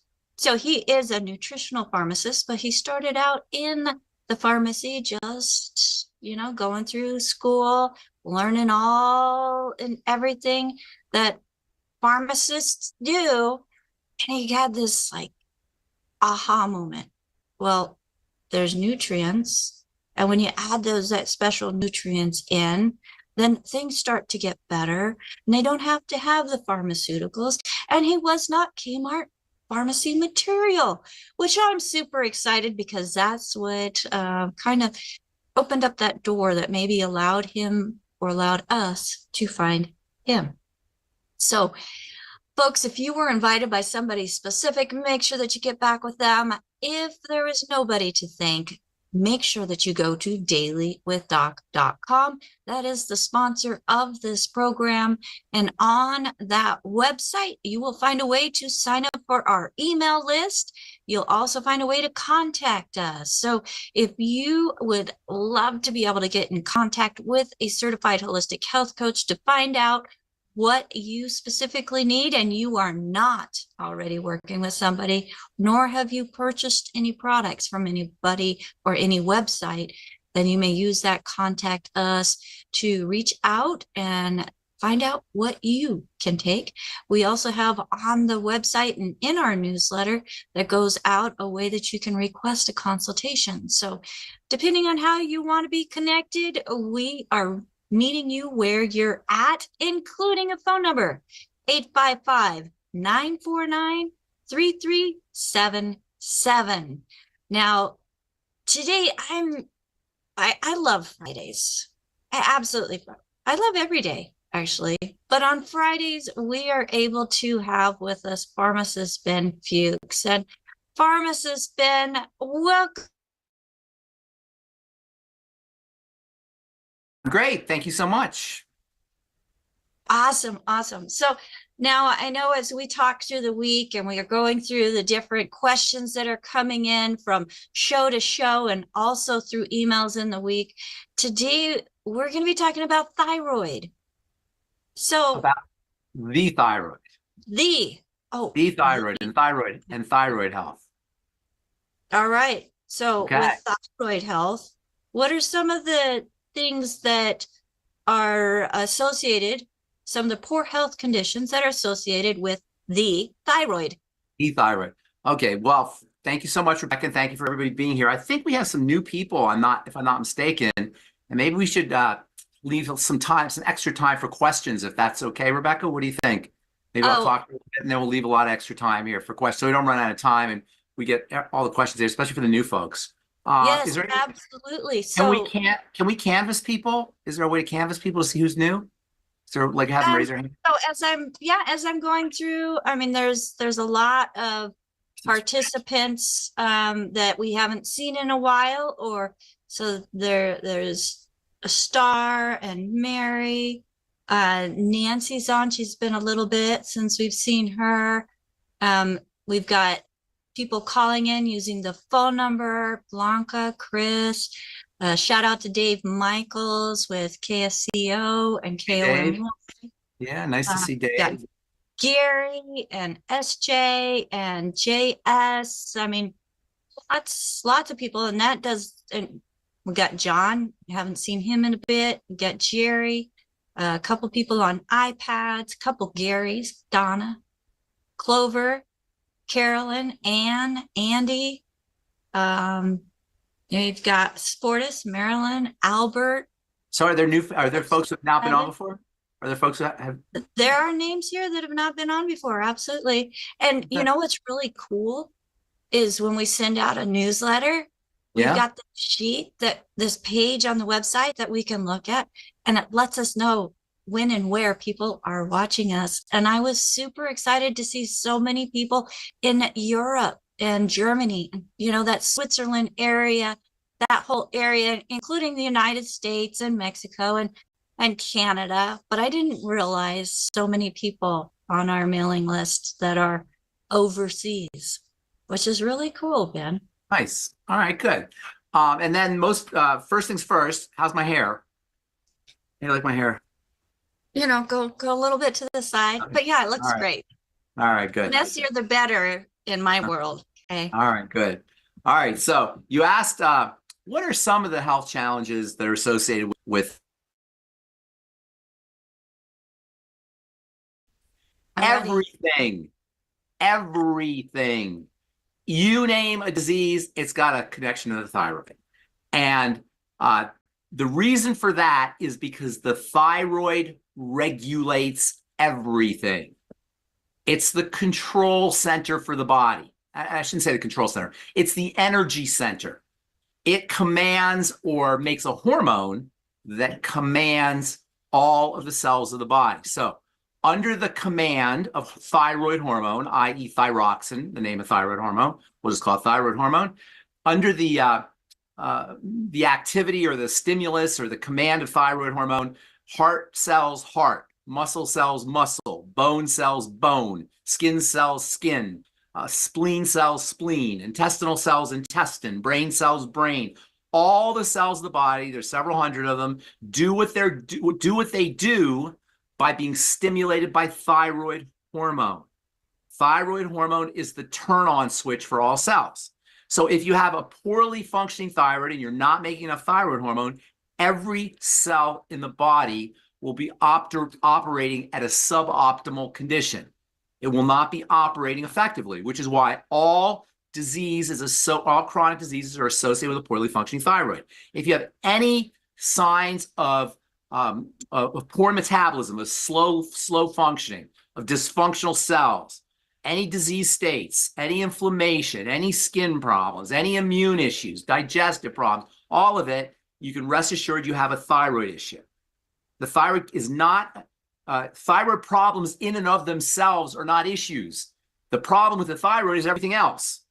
If everything else worked and you had a poorly functioning thyroid, it wouldn't matter. The problem with the thyroid is it controls everything, or it stimulates everything, or it activates everything. So if you have a poorly functioning thyroid, nothing's going to work.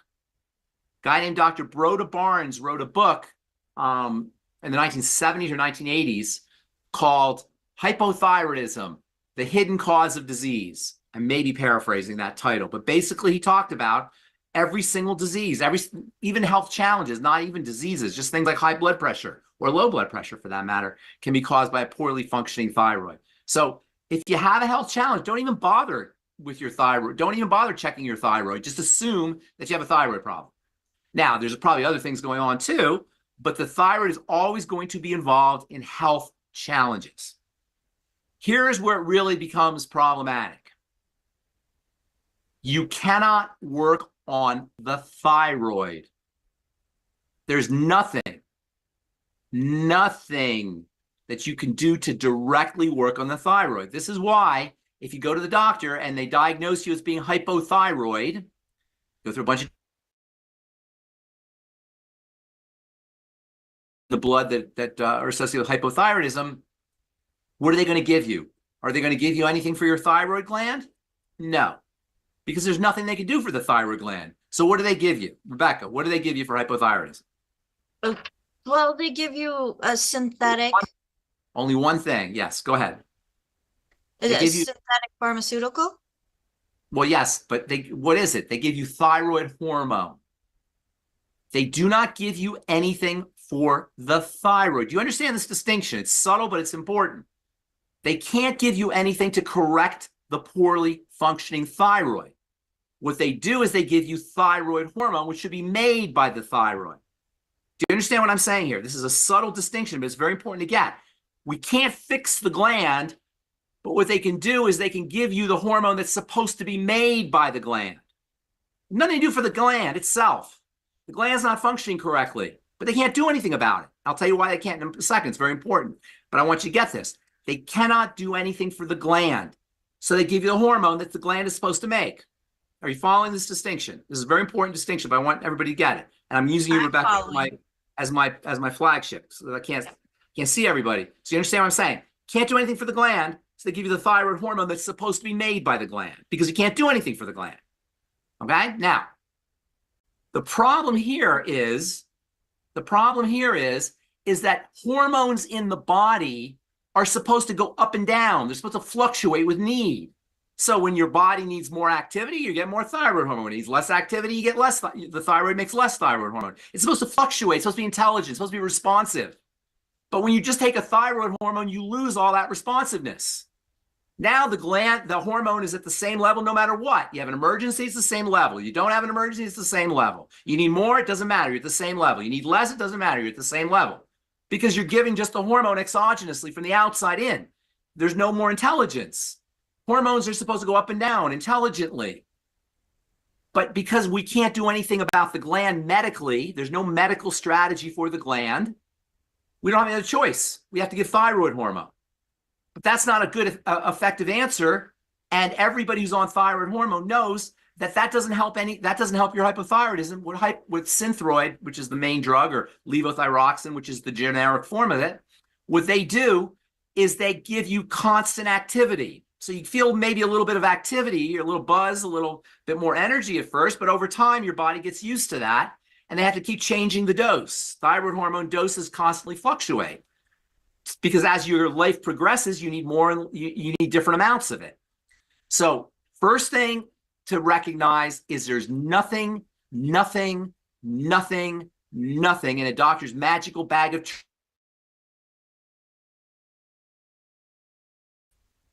And interestingly, every year in the top 10 dispensed drugs, thyroid hormone is in the top 10, usually it's in the top 5 of hormones dispensed, which means a lot of people have hypothyroidism. A lot of people.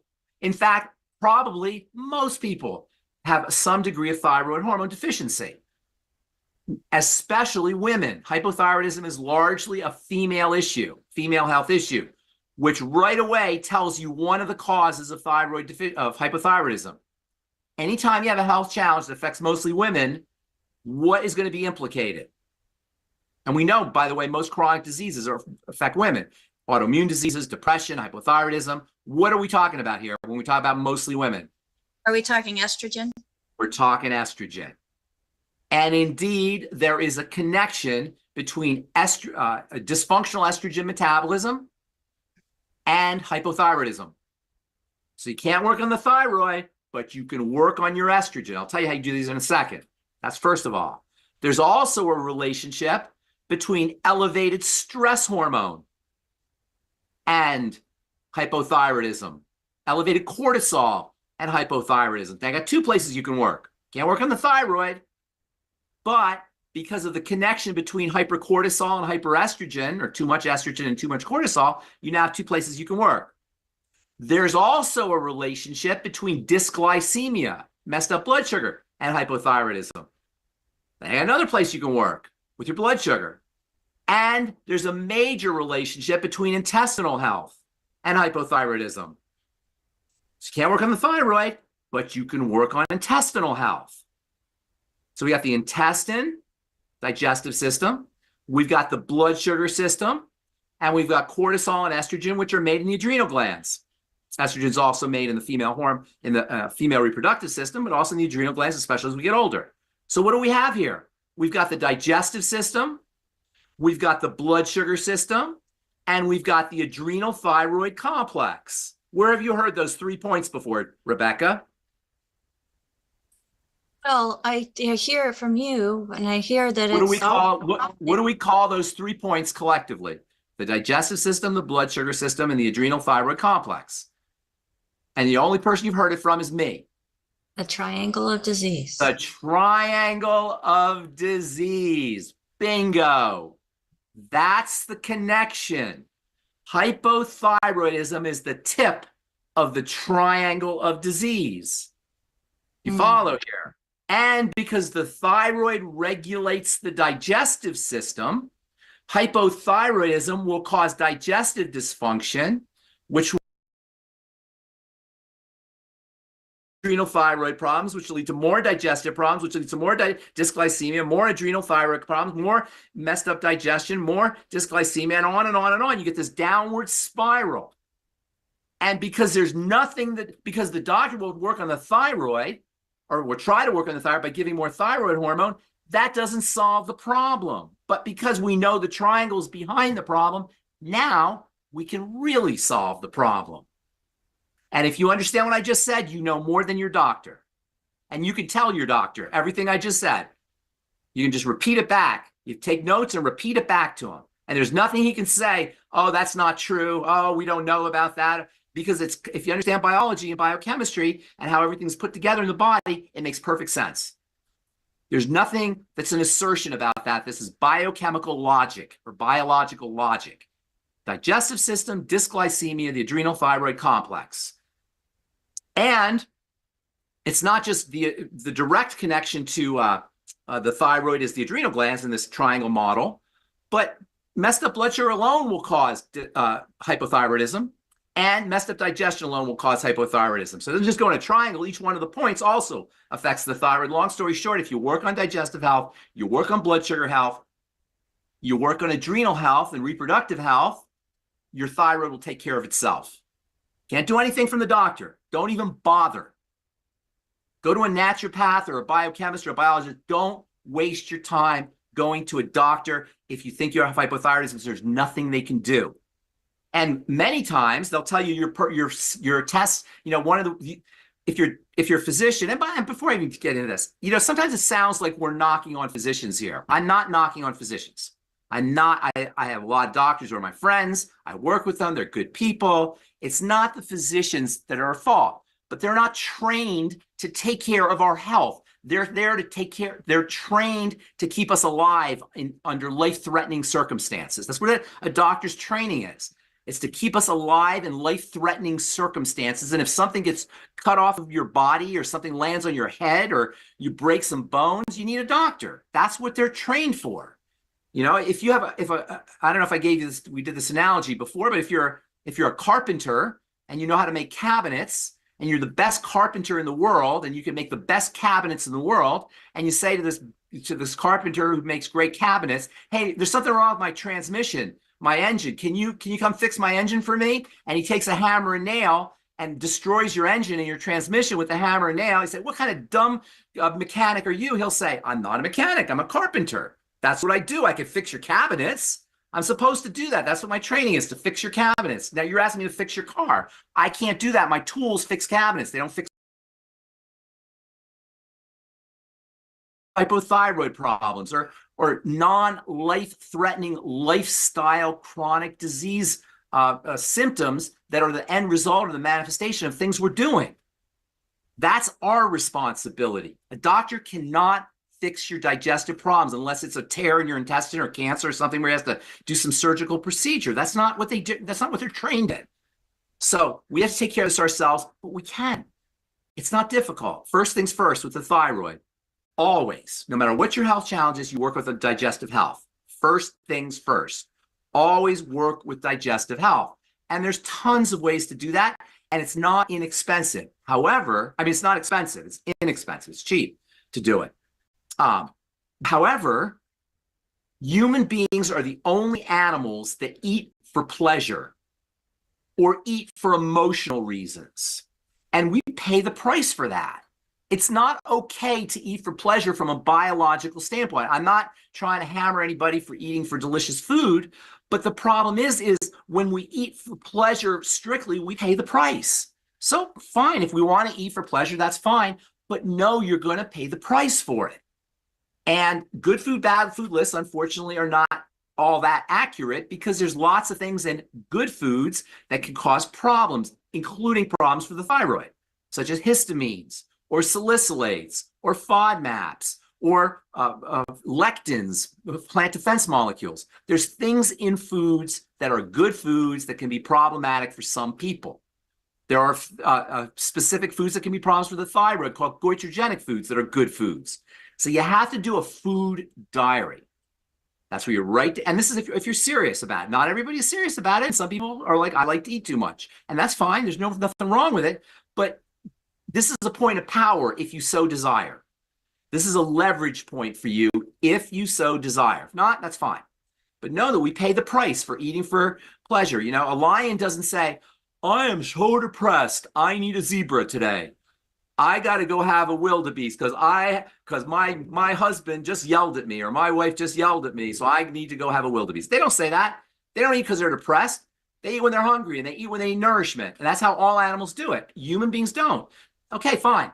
I like to eat. I'm not putting anybody down for eating, but just know this is a point of power that we have. So you do a food diary.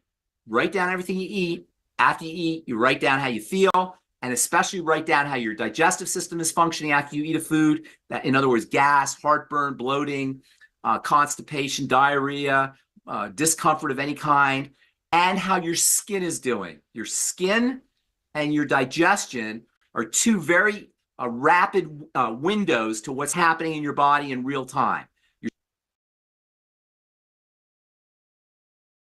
Your brain issues or cognitive issues. Some people get brain fog after they eat certain foods. So just keep track of everything you're eating and then start to eliminate foods. And the most likely problem foods are going to be the ones you like the most. Unfortunately, it's usually our favorite foods that cause the most problems because your favorite if a food is causing a problem, it's going to create a stress response, and the immediate sensation of a stress response is feeling good. When you get a surge in stress hormone, you tend to feel good. That's one of the things stress hormone does. In the short term, stress hormone is supposed to give you the wherewithal to cope with the stress, so you feel good. So under conditions of duress or the secretion of duress hormone, stress hormone, you feel good a little bit, and then when the stress hormone drops, you don't feel as good temporarily. And so usually it's our problem foods that are the ones that are the most problem. Usually it's the foods we love the most that are the most problematic. So that's a good place to start. Look for your go-to foods. And again, I'm not here to rip anybody for what they're eating. And distributors out there, distributors, never rip on somebody for what they eat. People are justifiably protective and defensive about their food choices. So you got to be really careful with that, but just have people recognize that it's a point of power if you so desire. It's a PowerPoint for you, if we so desire, okay? Then you start doing things for the digestive system. It turns out that the intestine activates thyroid hormone. Bacteria in the intestine activate thyroid hormone. So your body makes two kinds of thyroid hormone. It makes weak thyroid hormone, and it makes strong thyroid hormone. Weak thyroid hormone has some activating effects, but strong thyroid hormone is the one that kicks butt. The technical name for weak thyroid and strong thyroid is T3 and T4. T3 is active thyroid hormone. T4 is weak thyroid hormone. T4 has to be turned into T3. And it's bacteria in the intestine that turn T4 into T3. Does that make sense? Is that too confusing? The reason this is go ahead, I'm sorry. Well, that's good bacteria that helps. Yes. Healthy bacteria are what turn T4 into T3. So if you have an intestinal problem, you're not going to be turning your T4 into T3. And oh, by the way, what do you think Synthroid is and levothyroxine that you get from the doctor, the fake thyroid hormone? What do you think that is? T4, is that the T3? It's the weak stuff, the T4. Oh, T4.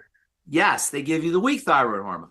So if you're not activating T4 into T3, you immediately have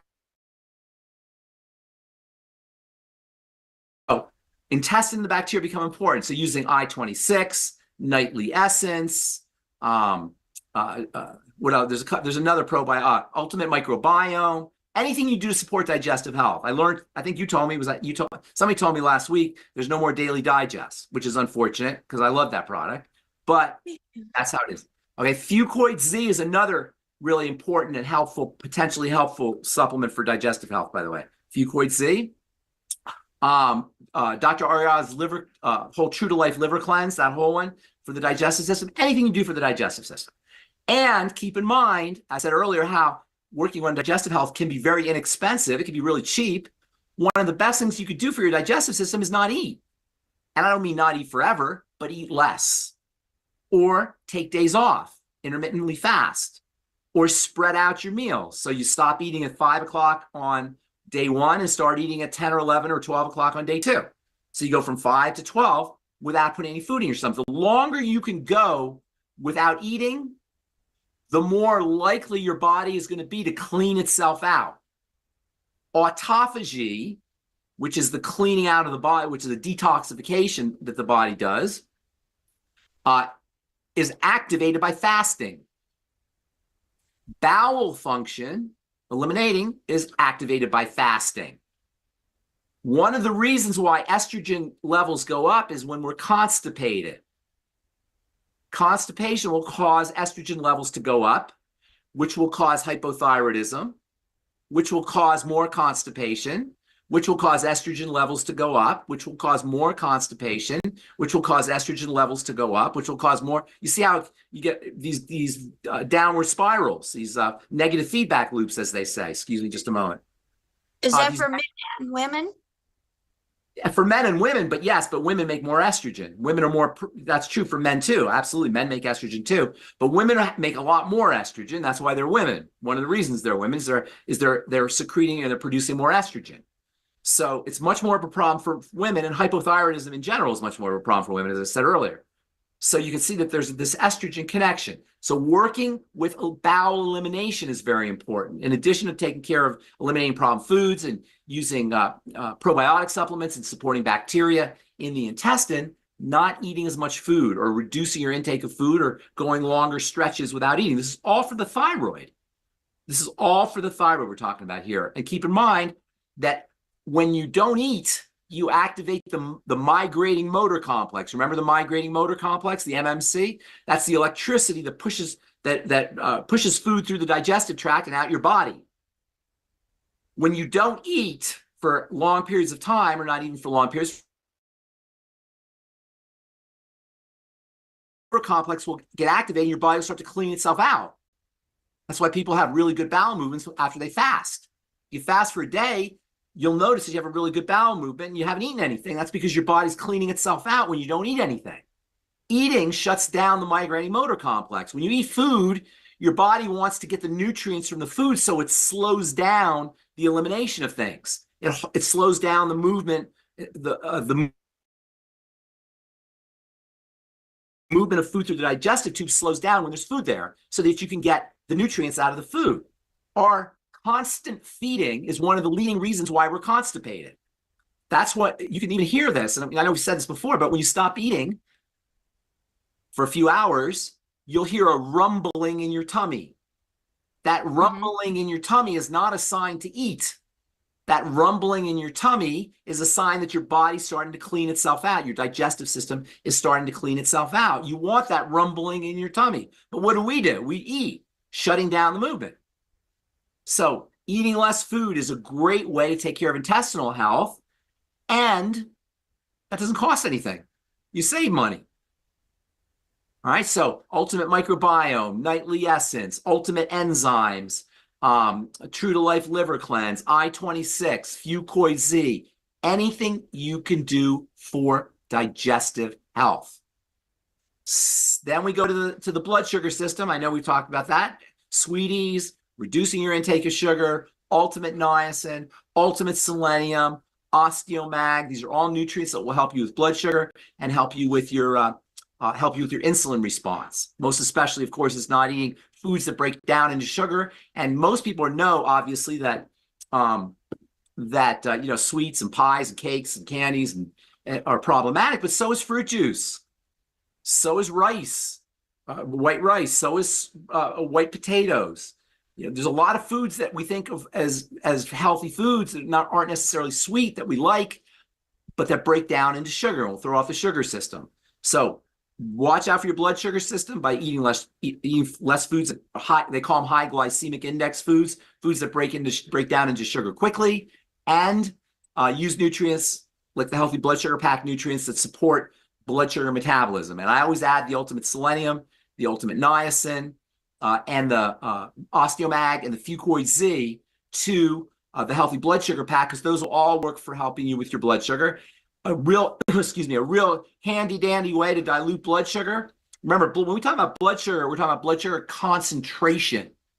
That means how much sugar is in the blood, the density of sugar in the blood. You can dilute blood sugar concentration by drinking more water.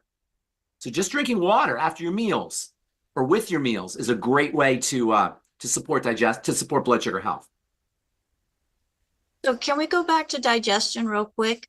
Sure. And looking at the healthy bacteria, the unhealthy bacteria, what causes more of the unhealthy bacteria in the system?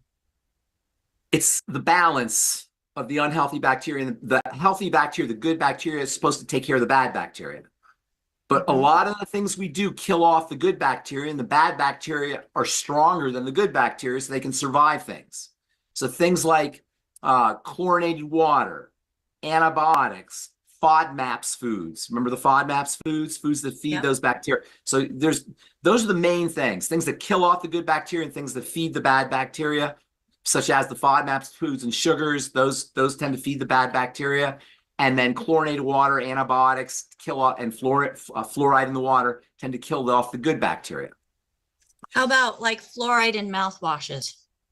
If you're not drinking it, it's probably not a problem. If you're spitting it out, but it's not helpful necessarily. But if you're not most of the time we spit out mouthwash. Okay. And just so everybody knows, you can go to YouTube or Rumble or your favorite platform, look up Critical Health News, and you'll be able to find that FODMAP interview that we did with pharmacist Ben, so that you too have an understanding of FODMAP foods and what they do within the body. So was it a short one that we did, or was it? It's a couple of months ago. We did a full Friday or Q&A with pharmacist Ben. Okay. All right, good. Yeah. Okay, good. Yeah, that's a, FODMAPs is a really important subject that we don't talk, in my humble opinion, anywhere near enough. All right. So, insulin resistance or dysglycemia, blood sugar, digestive health. Then we go to the adrenal glands. So just taking care of the digestive system and the blood sugar system, you're going to start to work, your adrenal glands will start to respond positively just by doing those first 2 points. So the most important 2 points are those 2 bottom points. I forgot to mention, or I did mention maybe, there's a complex of bacteria in the intestine called the estrobolome. The estrobolome, have you heard that term? Mm-mm. The estrobolome, ESTROBOLOME, estrobolome, is a community of bacteria that live in the intestine that reactivate estrogen. So estrogen is a very strong hormone that's supposed to be cleared out of the body quickly, and it gets cleared out through bile. That's one of bile's main roles, is to help us eliminate estrogen. You can tell right away if you have a gallbladder problem, you might have an estrogen problem. If you have a bile problem, you may have an estrogen problem. And by the way, it's no accident that most gallbladder, after women go through menopause, postmenopausal gallbladder issues are very common. And postmenopausal thyroid issues are very common. What do postmenopausal gallbladder and postmenopausal hypothyroidism have in common? Estrogen. So Problems with estrogen after a woman goes through menopause, believe it or not, you think, oh, I'm not making estrogen anymore. Not true. You're always making estrogen. What you're not making is the hormone that balances estrogen, and that can cause problems too. But I don't want to digress. I'll get into that in a second. Right now, I want to tell you about the estrobolome, which is a community of bacteria that reactivate estrogen. They make a chemical that activates estrogen. So your estrogen will go through the intestine, but if you have messed up bacteria, too much bacteria, SIBO, you may be reactivating your estrogen. So making sure you're clean, your bowels are working effectively is very, very important for all estrogen issues. It's not just hypothyroidism, but as a woman gets older, clearing out estrogen becomes extremely important. So anyway, back to our digestive system. You got back to the blood sugar system. You got the digestive system for the thyroid. You got the blood sugar system for the thyroid. You can't work on the thyroid directly. Nothing you could do, nothing your doctor can do to work on the thyroid directly, period. There's nothing they have that can do that. Best they can do is thyroid hormone, fake thyroid hormone, inactive, weak thyroid hormone. But if you work on digestive health by fasting, using probiotics, using your I-26, eliminating problem foods, all the things we know we're supposed to do, calorie restriction, and you control your blood sugar, you resensitize your body to insulin, you immediately are going to have a positive impact on your thyroid. Use your nutrients for helping blood sugar. There's a clear link between insulin resistance and dysglycemia and hypothyroidism. There is a clear link between dysbiosis and intestinal health or poor intestinal health and hypothyroidism. Nothing you do for the thyroid, but you got these 2 points that you can work on. Then we come to the adrenal glands. And working on adrenal health is also important. That is cortisol, all the things you could do to keep your cortisol down. Relax, psychological strategies. The adrenal glands are an important link between mental and emotional health and physical health.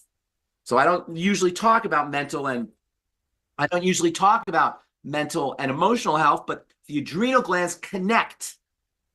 The adrenal glands connect the mental and emotional parts of our lives to the physical part of our lives. When we're under duress, cortisol goes up, and it creates all the issues with cortisol, including suppressed immunity, poor wound healing, accelerated aging, and hypothyroidism. So slowing down, calming the body down, slow, deep breathing, meditation, any cognitive behavioral therapy, CBT, which is when you just use your brain to deal with your emotional issues. It's called cognitive behavioral therapy. There's all kinds of things you could do to work on the adrenal glands, and then there's nutrients that you can use for the adrenal glands. The adrenal glands are maybe, and also the thyroid for that matter, now that I think about it, the adrenal glands and the thyroid glands are two very important storehouses for vitamin C. The thyroid and the adrenal glands. Both the thyroid and the adrenal glands are dependent on vitamin C. Both the thyroid and the adrenal glands are dependent on iodine. So making sure you get enough iodine. Most people are getting enough iodine, but it doesn't hurt to supplement with iodine because the recommended daily allowance of iodine, like all RDAs, is very low. So getting iodine, enjoying more iodine from supplements or from iodine-containing foods, which are seafoods. Iodine is an ocean mineral, an ocean element, I should say, not a terrestrial element. So people who live inland or people who are not eating seafood, those are going to be people who are more prone towards iodine deficiency. They put iodine deficiency used to be extremely serious problems. And when you have iodine deficiencies, your thyroid will get really big in order to scarf up all that iodine. Thyroid hormone is a major iodine-containing biochemical. There's lots of iodine in thyroid hormone. And when your body doesn't have enough iodine, you can't make thyroid hormone. The thyroid will get really big in order to suck up the iodine from the blood. That's called a goiter.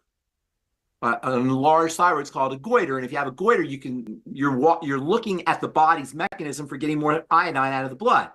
Now, you don't see goiters that much anymore, but 100 years ago, they were very common. So 100 years ago, they decided, well, in order to get people, to keep people from getting goiter and having problems with their thyroid, we'll put a little bit of iodine in the salt, and now we have iodized salt. So most people don't have goiter, severe iodine deficiency. And the reason I say this is because a lot of times when you're hypothyroid, your doctor, your naturopath will say to eat more iodine, enjoy more iodine. And while that's helpful to have iodine, it's not going to help you with your thyroid gland. It might help you make thyroid hormone, but if you have a problem with the gland, which is responsive to the other parts of the cortisol, the 3 points in the triangle disease, iodine's not going to help you. Nonetheless, iodine is not a bad, it's a very important element, and it wouldn't hurt you to have more iodine. So iodine for the adrenals and for the thyroid, vitamin C for the adrenals and for the thyroid, a really important nutrient for the adrenal glands that nobody talks about, unfortunately, is pantothenic acid, or vitamin B5. B5 is a really underappreciated B vitamin. The word pan in Greek means everywhere. Pantothenic acid is found in all cells, and it's very important for the production of steroid hormones and the processing of fats. Speaking of fats, EFAs are very, very important for all steroid hormone synthesis. EFAs, essential fatty acids. So making sure you're on your ultimate EFAs and ultimate EFA plus is also helpful for the adrenal glands. So using nutrients for the adrenal glands, working on the blood sugar system and the digestive system for the adrenal glands, and then calming the body down for the adrenal glands. If you can fix those 3 points on the triangle of disease, your thyroid will take care of itself. In fact, if you work on those 3 points of the triangle of disease, pretty much everything in the body will take care of itself. And that's the beauty of this model, this triangle of the disease model. You no longer have to worry about all the different biochemical pathways that are associated with the brain or the kidneys or the nervous system or any other neurological system or any other part of the body if you focus on those 3 points on the triangle of disease. And now the last thing, I'm going to take some questions here. The last thing is there's the most important or the most common cause of hypothyroidism. I just said the triangle of disease is behind hypothyroidism. But one of the most important comorbidities associated with hypothyroidism is autoimmunity. The thyroid gland is a subject of autoimmune disease. In fact, most hypothyroidism has an autoimmune connection. The body is attacking the thyroid. That's called Hashimoto's thyroid. Probably heard the term. Hashimoto's disease or Hashimoto's thyroiditis, they call it. Hashimoto's is an autoimmune cause of thyroid disease, and all autoimmune diseases are related to the digestive system, to leaky gut, to things getting into the bloodstream. So while autoimmunity is considered to be a cause of hypothyroidism, Hashimoto's hypothyroidism, it's still the triangle. It's still the digestive system. So there's an autoimmune connection, but you resolve it by working on the digestive system. So you still, no matter if you have Hashimoto's hypothyroidism or whatever your cause of your hypothyroidism is, you're still working on the 3 points: digestive system, blood sugar system, adrenal glands. If you want to simplify it, just work on the digestive system and the blood sugar system. If you want to super simplify it, just work on the digestive system. Well, okay? I love the fact that Longevity has packs that specifically say brain and heart, digestion, blood sugar pack. Yep. And for those of you who don't know, they even have an ultimate iodine that can be added to any of those packs that help to provide additional iodine. So you had mentioned several of the products as we're going through this program. And folks, you can get back with the person that shared this program with you to get those products. They have a special ordering system. Or if there's nobody that you're working with, make sure you go to dailywithdoc.com. We do have a store with all the products that Pharmacist Ben has mentioned in this program there, waiting for you to get them on board in your system. Because they don't do any good if they're sitting on the shelf or still sitting in the box. You got to open it up and start taking them. And you had mentioned the B5, and there's calcium and vitamin C is stored in the thyroid, is what you had mentioned. I didn't say calcium. I said iodine and vitamin C. Right. Iodine, vitamin C. Yeah, and also while that, while you mentioned it, now that you just reminded me, selenium and sulfur are also two important nutrients for the production of thyroid hormone. Selenium and MSM sulfur. So we have the ultimate selenium that also includes the things that help keep the connective tissue throughout the body strong. And then what was the other one you just mentioned? Vitamin C and selenium and sulfur, MSM and selenium. MSM Ultra, folks, and it also includes extra vitamin C too. So I love the formulas that are offered by Youngevity. That is a company that was founded by Dr. Joel Wallach, who is the main doc in Daily with Doc. So Pharmacist Ben, we do have lots of questions and we do have hands up. So let's go ahead and get to the questions. The first question we have, Shantae. Go ahead and unmute yourself. And I believe she has a question in reference to a show that you just recently did on Coast to Coast, where you were mentioning meats. So Shantae, can you unmute? Okay.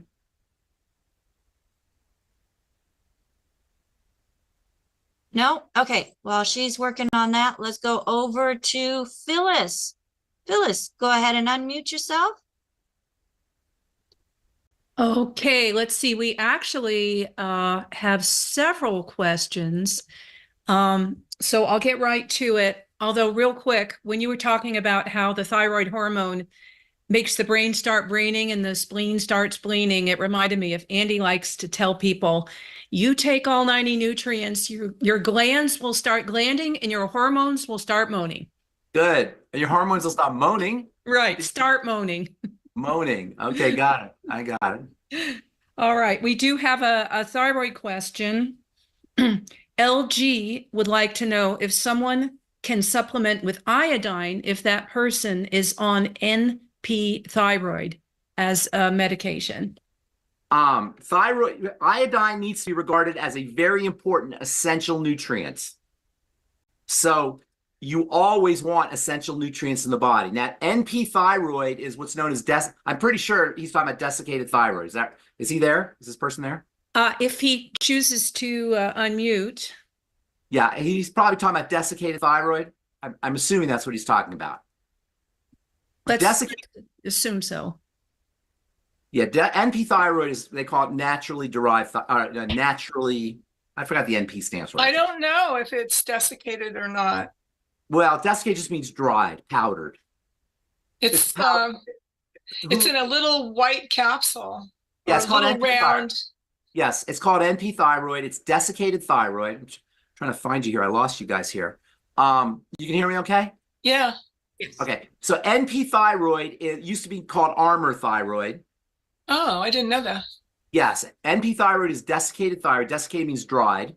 So they take the thyroid gland of animals, pigs usually, sometimes cows, I think it's pigs mostly, and they grind up the thyroid gland, and then they put it in a capsule, and they give it to you as a medicine. So you're eating thyroid gland, the idea being all the parts of the thyroid gland are not going to be in your body. You'll be able to make more thyroid hormone.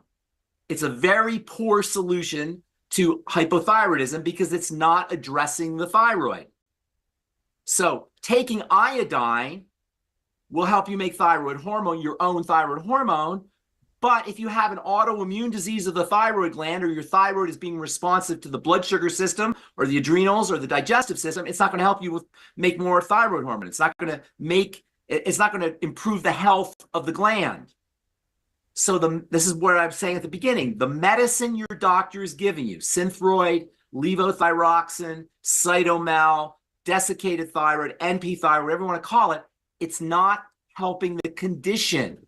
It's just replacing the hormone that the gland is supposed to be making. You see that? Is that a hard? I can't really see anybody, so you have to help me, Rebecca. Is that a clear distinction? It's not helping the gland. It's just replacing the hormone that the gland is supposed to be making, but the gland is still not working. You haven't addressed the cause, in other words. It's more. It's a little more specific than that. Yes, that's true, but it's a little more specific than that. It's the organ, the gland that is the problem, not the hormone. Yes, you're not making the hormone because the gland is messed up, but you can't just give the hormone and the problem goes away, because the hormones in the body are supposed to go up and down. They're supposed to fluctuate. When you have more need, your body makes more hormone. When you have less need, your body makes less hormone. I have an endocrinologist who flipped out last year when she found out I started taking bioidentical compounded hormones, and she swears she thinks I'm going to get cancer now because whether or not you're going to get cancer, we don't know that, but she's got a point. When you take bioidentical hormones, it's the same thing as taking Synthroid. Hormones in the body, listen, this is very, very important. Hormones in the body are supposed to be responsive to your life. Hormones are the connection between how you live your life and your biochemistry. So you have an emergency, your hormones go up. You have no emergency, your hormones go down. You're making a baby, your hormones go up. You're not making a baby, your hormones go down. You're building muscle, your hormones go up. You're not building muscle, your hormones go down. You're recovering from surgery, your hormones go up. You're not recovering from surgery, they go down. They go up and down depending on what's going on in your life. That's the beauty of the body. It's responsive. How do you change that? How do you change what your what your thyroid is not making? That's a great, is that Ada who's talking? No, LG Star. Oh, okay, LG Star, I can't really see you, but that's a great question. Here's how you do it, okay? You ready? You work on the digestive system, the blood sugar system, and the adrenal glands. That's the simplest way to control your hormones from a physical perspective. That is digestive health, blood sugar health, adrenal health. Digestive system, lay off of problem foods, eat less food, use digestive support nutrients, support the health of the stomach juices, all of that, digestive enzymes, anything you can do for digestive health. Work on the blood sugar system. Don't eat foods that spike your blood sugar. High glycemic index foods, they say. Fruit juices, sweets, potatoes, white bread, rice, pasta, basically the foods we love. You work on, and then you use blood sugar nutrients. The B complex, niacin, selenium, magnesium, chromium, vanadium, all the things that help with your blood sugar. Then you work on the adrenal glands. Calm the body down, meditation, deep breathing, muscle relaxation, vitamin B5, vitamin C, iodine, all the nutrients for the adrenal glands, all the strategies for the adrenal glands. The hormones will then take care of themselves. Now, remember, hormones are the connection also between your brain, or not your brain, your mind, and your emotions and your physicality. Hormones are the link between the invisible world of emotions and feelings and thoughts and the physical world, the visible world. So you got to work on that level too for hormone control. When you have an emergency, if you just find out you got fired from your job, or you get a bill from your credit card bill or the IRS or whatever, boom, your cortisol goes through the roof. So learning to calm the body down is very, very important for hormone health. Learning the relaxation response is very important for hormone health. So there's many ways that you can address, to answer your question, LG, there's many ways that you can modify hormones, because hormones are the connection between the invisible world and the visible world, and between the organs and the disease state.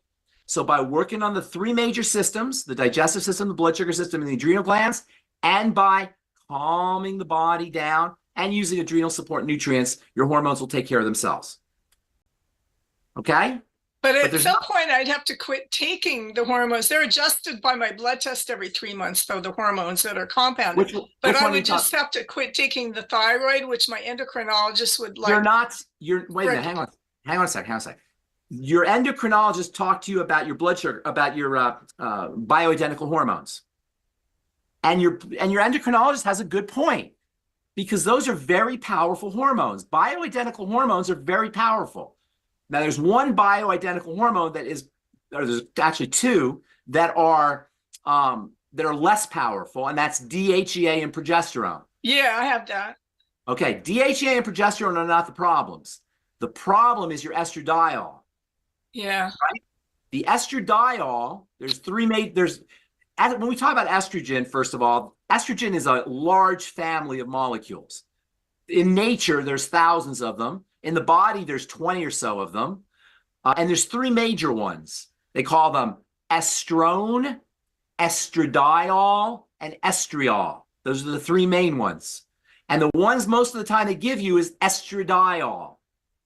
And your endocrinologist is absolutely correct, because estrogen is a very powerful hormone, and the body wants to get rid of it as soon as it makes it. There's no estrogen listed or estriol or The only thing listed is C bias, besides the progesterone DHEA, but it's C-BIEST. Okay, B as in boy or D as in David? C-B as in boy, IEST. Okay. That's the only thing. Well, the pharmacist should, that's not correct labeling, because biest, what does bi mean? Two, right? S means S. What does bi mean? BI. BI means. And then it's followed by 80/20. Hang on a second. I want you to listen to me, okay? Okay. Biest.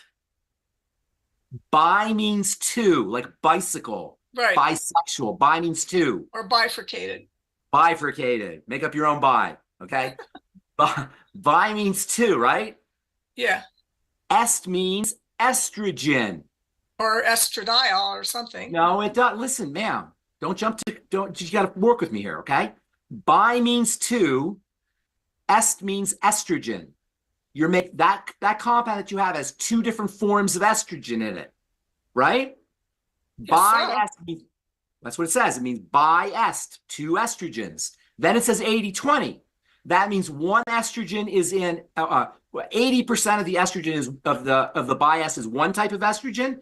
20% is another type of estrogen. Now, what the pharmacist should have done is should have told you which two estrogens he's using. It's probably estradiol and estriol, probably, but I don't know that. He just wrote a book that was published about a year and a half ago. I should buy his book so I know what he's doing. Well, I tell him, say, okay, it's great. The pharmacist, you mean? Yeah, he wrote a book. Yeah. Well, who's the pharmacist? Tell the pharmacist, look, it's great that you put biased, but can you tell me what the biased is? He'll gladly tell me if I ask him. Yes, you should tell him. You should ask him. It doesn't really matter. It's probably estradiol and estriol, but either way, you're getting estrogen, is my point. Estrogen is a problematic molecule. That's my main point. Estrogen is a problematic molecule because you need it, obviously, but the body wants to eliminate it quickly. The goal of the body is to get rid of estrogen because it's so strong. You know, when I was making estrogen creams in my pharmacy, I don't do it anymore, but when I was making estrogen creams in my pharmacy, or sometimes estrogen capsules, if I was off by a milligram, the patient would come back and she'd be depressed. She'd have weight gain problems. She'd be constipated. Just if I was off by a milligram, because it's such a powerful, it's the most powerful of all the steroid hormones. Estrogen is the most powerful steroid hormone, maybe the most powerful hormone of all in the body. And so the body has to get rid of it quickly because it's so powerful. If it stays around longer than it should, we have health problems. So if you're putting estrogen in your body artificially, you're running risks. Estrogen makes things grow. Estrogen's main role in life is to grow a baby. So it makes things grow. It causes cells to divide. This is why estrogen is on the FDA's known to cause cancer list of chemicals. This is why you've heard of estrogen-dependent cancers, because estrogen makes things grow. So you got to be very, very careful with estrogen, and I can see why your endocrinologist freaked out. Now, just as an aside, DHEA and progesterone that are in your cream, those are very mild steroid hormones. They're among the most mild. Progesterone you can get over, and DHEA for that matter, you can get on Amazon. They're hormones, but you can get them on Amazon. They're so mild. Do you follow me? Yeah. Estrogen is a serious, serious drug. The other steroid hormones, they're so mild you can buy them on the internet legally. So, and here's another really cool thing about estrogen, about progesterone. Progesterone while it's very mild, and progesterone helps relax you while estrogen is a stress hormone. Progesterone helps you lose water weight while estrogen helps you gain water weight. Progesterone builds bone. Estrogen doesn't build bone. Estrogen is an immune activator. It's associated with inflammation. Progesterone is anti-inflammatory. So progesterone is a way better choice for a steroid hormone than estrogen. And bonus, progesterone helps your body become more sensitive to the little estrogen you're making. So progesterone is dispensing progesterone is a way healthier medical strategy for a patient than dispensing estrogen, in my humble opinion, given its complete non-toxicity. So I can see why your endocrinologist would say that, because I also have a problem with using estrogen, especially now if you're hypothyroid, because we know estrogen can suppress the thyroid. Does all that make sense? Yeah. Okay. Okay. I hope that's not bad news for you at all. It's depressing. Oh no, but work on I want it to be, I don't want to be depressing. I want this to be inspiring. There's things you could do. What is this LG I'm talking to? Yes. Okay, so just so you know, LG, you probably had L stands for Linda if you just want to call me Linda. Okay, Linda. Just so you know, Linda, you must have had digestive health problems for a long time. Yeah, I'm permanently on famotidine. Okay, so how did I know that you have digestive health problems? Am I a psychic? No, I'm not a psychic. It's just this is how everything works. You know, you ever hear the leg bone's connected to the hip bone, the hip bone's connected to the backbone? It's all connected. You just got to see the pathways, how everything works. Everything's connected. So of course you had digestive problems. If you have these kinds of issues with your thyroid and with your estrogen, of course you've had digestive health problems. So work on the intestine. If you don't want to do anything else, just work on the intestine. All right. So it's already 2:03. I want to get a bunch of calls. Next week we'll do, or not next week, but the week after we'll do just calls, just questions. Okay. Do you have a few minutes for a few more questions?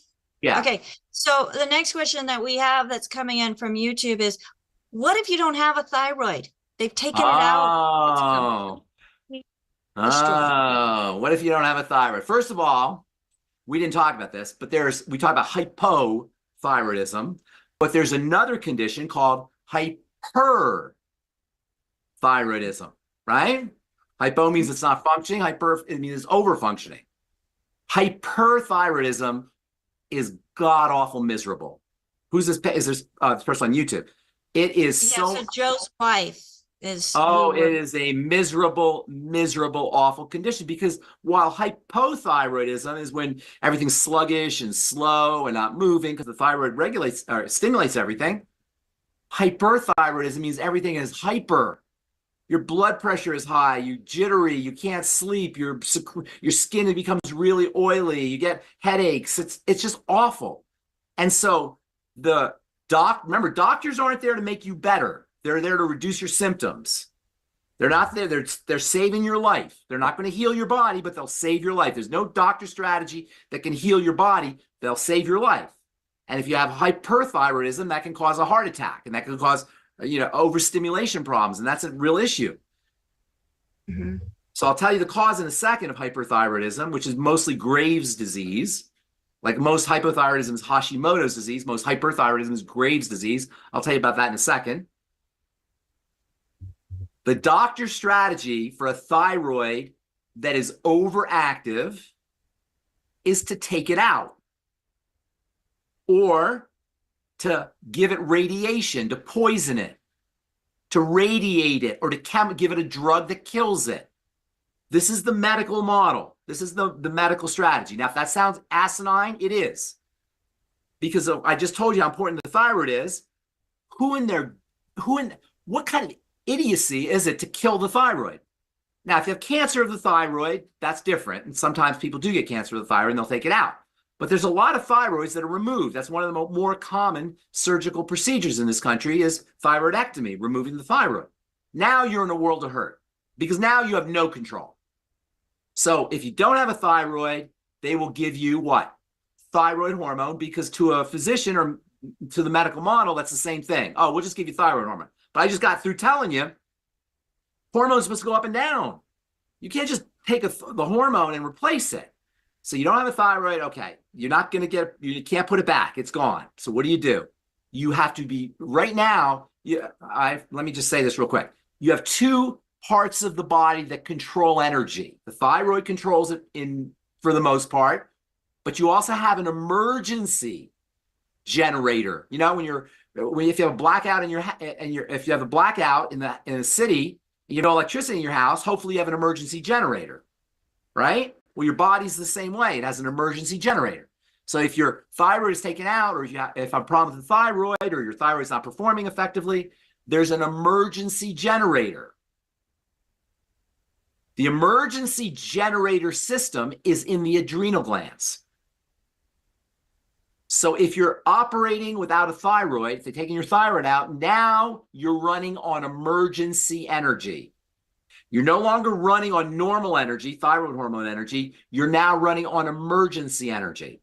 And this person who's got the thyroidectomy, who doesn't have a thyroid, will know that she has lots of problems with cortisol, because now that's taking over, that's doing the heavy lifting. So she's probably going to have issues with anxiety, or with sleep problems, or weight gain issues, or all the signs of excess adrenal gland activity. So it becomes very important for anybody with a thyroid, who has the thyroid taken out, or has the thyroid poisoned with thyroid with medication, or with radioactive iodine, to be very, very calm and loving to the body, because the body's already hyper stressed because it's running on adrenal energy. So calming the body down becomes very important. Not putting any stressors, including food stressors, in the body is very important. You have to be, we all have to be much more loving and kind to our bodies. But without a thyroid, you have to be extra calm and loving to your body. Calming the body down becomes very, very important. Making sure you're getting all of your Mighty 90 essential nutrients. So there's nothing you do specifically for thyroid once it's taken out, but you could be generally kind and loving to the body, as we all have to do, but this person has to do it with much more consciousness and volition. The Mighty 90 essential nutrients, keeping your blood sugar down, eliminating any digestive stressors, working on digestive health, and psychological and emotional strategies as well. Now, let me just tell you real quick about Graves' disease, which is hyperthyroidism autoimmunity. Again, it's the same cause. All autoimmune diseases come from the digestive system. They come from a leaky gut and toxicity that gets into the bloodstream through a leaky gut. That means all the digestive things we talked about, eliminating problem foods, doing a food diary, eating less foods. And I know I'm repeating myself over and over again, but that's a good thing. The reason I'm repeating myself over and over again, because there's not a lot of things to do. There's just a few things you have to do. And yeah, I'm repeating myself because these are the things you have to do. So without a thyroid, and you're not alone, there's a lot of people that have no thyroid, have had their thyroid taken out or poisoned or radiated. You're running on adrenal energy. So it means calming the body down becomes very, very important. Okay? All right. So what about those people who have all of these symptoms, yet the tests come back normal? You know, I hear that a lot. You know, they have all the symptoms. They go to the doctor, says, "Oh, your tests are normal." Well, you know, and whenever somebody tells me that, "Oh, the doctor said my tests are normal." First of all, what the heck does a normal test mean? You know, we just assume these things. We don't even question. So when they test your blood sugar, Rebecca, let's take blood sugar, and they say your blood sugar is normal. What does normal mean?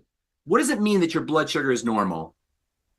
Well, coming from a statistics background, they're taking a whole bunch of numbers, creating what the average is. You've got your high, your low, and your bell curve, and where everything is. Exactly. Do you have a statistics background, really? I do.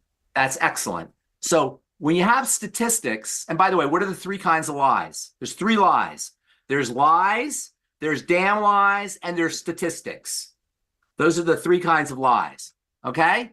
So statistics are based on averages. They're not based on you. They're based on averages. And when they tell you your blood tests are normal, they mean they're within range. And that range is called a reference range. So the question then becomes is, how do they determine the reference range? Does anybody ever ask that? Oh, my tests are normal. What does that mean? Normal compared to what?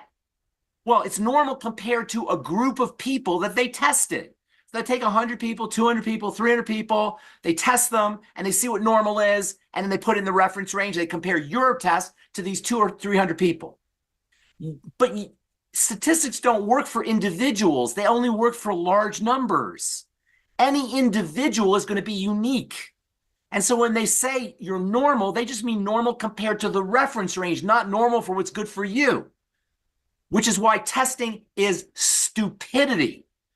It's like, this is what I always think of when somebody has hypothyroid symptoms. Their nails are messed up, and their hair is messed up, and their skin is messed up, and they have all the signs of hypothyroidism, but the doctor says, oh, but you're fine. You're testing wrong. You go to a restaurant and you you order the hamburger, and you take a bite of the hamburger and go, spit it out. That hamburger's awful. And you call the waiter over, you say, hey, waiter, this hamburger is terrible. And the waiter says, terrible? What are you talking about? Look right here at the menu. It says, best hamburger in the world. Most delicious hamburger. What are you talking about? It's terrible. It says it right here on the menu. The hamburger's delicious. You're crazy. Who cares what the menu says? It's how you feel. It doesn't matter what your test score is. The test score doesn't tell you anything. It's like a menu that you eat the hamburger. How's the hamburger taste? It tastes crappy. It's a lousy hamburger. I don't care what it says on the menu. You got lousy nails and you're tired and your hair is falling out. You got hypothyroidism. I don't care what the test says. The tests are there for convenience and not for your convenience, for their convenience. The tests are there so nobody has to think, so nobody has to ask you questions, so nobody has to do forensics and put everything together and see how all the parts of the body and all the symptoms are related to each other. They can just look at the test score. The tests don't work. The tests are not there for you. They're there for the insurance company and for the doctor and for the drug companies. They're not there for the patient. You got to go by your symptoms, not the test scores. If you have the symptoms of hypothyroidism, it doesn't matter what the menu says. That's right. Okay. Thank you for that. That's okay. So many people need to hear that. Yes. Because it's statistics, you get your average, you've got your medium, and yes. then you've got plus or minus 3, yes. 6, 9 for probabilities. Folks, we're not a probability. Yes, exactly. You're not a number. Numbers. Yes. You're taking those numbers from a SAD diet, especially SAD American diet, yes. standard American diet, that is lousy already, that's affecting the body, and then you're taking averages from that. It's so off center, so wrong. So, yeah, right. I've been wanting to say that. So thank you, Ben, for thank you for setting the stage and really bringing home the fact that these tests and this within range. You go by your symptoms. All right, it's getting late here, Rebecca. Yes, we are, and I apologize. Everybody. Do we have any more questions? One more question? We do. So, I'll take it. so real quick, let's do 3 really quick ones, okay? Okay. So one is on your Coast to Coast. You were saying something about eating raw meat. I never said anything about eating raw meat. Yeah, I didn't think so. Oh, I know what I said. Yeah, raw meat has enzymes in it. Like wild animals, when they eat meat, they're eating a throbbing piece of antelope, and it's got enzymes in it, and it's got chemicals in it that help you digest the meat. So when human beings are omnivores, we're supposed to eat meat, but the way we eat meat today is not the way we ate meat on the African savannah hundreds of thousands and millions of years ago. The way we used to eat meat was we ate grass-fed meat that weren't eating, chemicals and grains and pesticides and didn't get estrogen and insulin injections. And it was meat that was African savannah meat that was healthy from healthy animals. So that were eating grass and had lots of good omega fats in them. And that's the way we're supposed to eat meat. Today's meat is not the same. So while meat does has some tremendous nutritional value in it, you just have to be careful with your meat. I never said to eat raw meat, although steak tartare is a thing, you know, and it's probably good. And sushi is, except for the parasites and all the things that are in the fish and in the meat, probably, you know, steak tartare is quite delicious. So, but I wasn't saying eat raw meat. I was saying that the way we eat meat today is not the way the body grew up on eating meat. We don't have to, you know, when we were eating meat back in the day, it was a very difficult thing. I remember reading a book about the ocean many years ago, and I was reading how they would check. This is what native people would have to do hundreds of thousands of years ago when they wanted to get food from the ocean. They would chop down a tree, they would carve out the inside of the tree, and then they would coat it with some kind of resin, and they go out in the middle of the ocean and they try to get a whale. And they would try to harpoon a whale from this oak tree that they had carved up, and they're in the middle of the ocean, and they try to pull the whale in. This is how people would have to get food. You know, today we take for granted food, but it wasn't that long ago that we would have to stalk animals to get food, or we'd have to surround them and get them to fall off a cliff or something in order to eat. And this is how our ancestors obtained their calories, was from stalking wild animals. Well, today you don't have to stalk a Big Mac. You know, you just unwrap it. That's our stalking, is we unwrap the thing, you know? And so today, the way we eat meat is not how we ate meat, how we grew up eating meat. It's not how our bodies evolved to eat meat. And that was my point on Coast to Coast. It wasn't necessarily to eat raw meat, although, like I say, steak tartare is probably a good way to eat meat because you're getting the enzymes. One of the things about meats is there's enzymes in the meat that pre-digest the meat for you. Enzyme deficiencies are a really big problem, which is why I have been talking about the longevity ultimate enzymes from day one as maybe or certainly one of the most important products that we have. Because number one, it's digestive enzymes. It helps you digest your foods, and enzyme deficiencies are very common, and that will lead to nutritional deficiencies as well as autoimmune problems or blood toxicity if you're not processing your foods correctly. But the ultimate enzymes are also multifunctional. They have all kinds of benefits, from anti-inflammatory benefits to pain relieving benefits to blood cleaning and blood thinning benefits to digestive health benefits. And the ultimate enzymes are not just enzymes. They're also a source of bile, and they're a source of lecithin. And they're not just a source of bile and lecithin and enzymes. They're a source of something called betaine, HCl, which is one of nature's most underappreciated nutrients. And this is all in one nutritional supplement that is incredibly valuable for your digestive system. And bonus, it's one of the most inexpensive supplements we have. So for many reasons, I love the ultimate enzymes as a nutritional supplement, but especially because it's so important for the digestive system. And enzyme deficiencies are very common. This is one of the big problems with processed foods. Processed foods, they'll take a food and they may replace some of the nutrients in it after they've taken them out. That's how they make a processed food. Processed grains, they take out all the vitamins and the minerals, and they put a few back in, but they don't put the enzymes back in.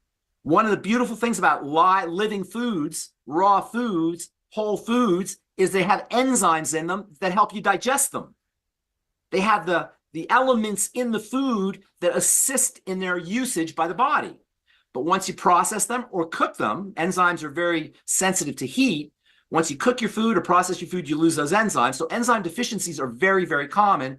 And the ultimate enzymes, that's one of the reasons why the ultimate enzymes are so important. And that's what I was talking about when I talked about raw meat, not necessarily that you have to eat your meat raw. Okay. Thank you for that clarity. And let's go to Ada. Ada, can you unmute yourself, please? Thank you. Hi. Hi, Ada. Hi. Hi, Pharmacist Ben. Thank you for taking my call. I have a customer and she has had an itch on the inside of her clitoris for over a year. I had a rash? A rash? No, what kind of it's problem? just one spot, and that spot is always itching her. And now she's beginning to have odor coming from her vagina, and it's a concern. She did a how you call it, stomach to check whether it's bacteria. They said there wasn't in the stomach, so she's asking me for. Yeah, have you ever heard of the term lichen planus? No. Did you say on the clitoris? There's something around the clitoris? Yeah, it's like the clitoris, but the inside the clitoris, not the outside, the inside, just one Yeah, spot. it sounds to me like lichen planus, which is it's a condition called lichen, Lichen, lichen planus. How you spell the planus? P-L-A-N-E? Yeah, Planus, planus, lichen planus.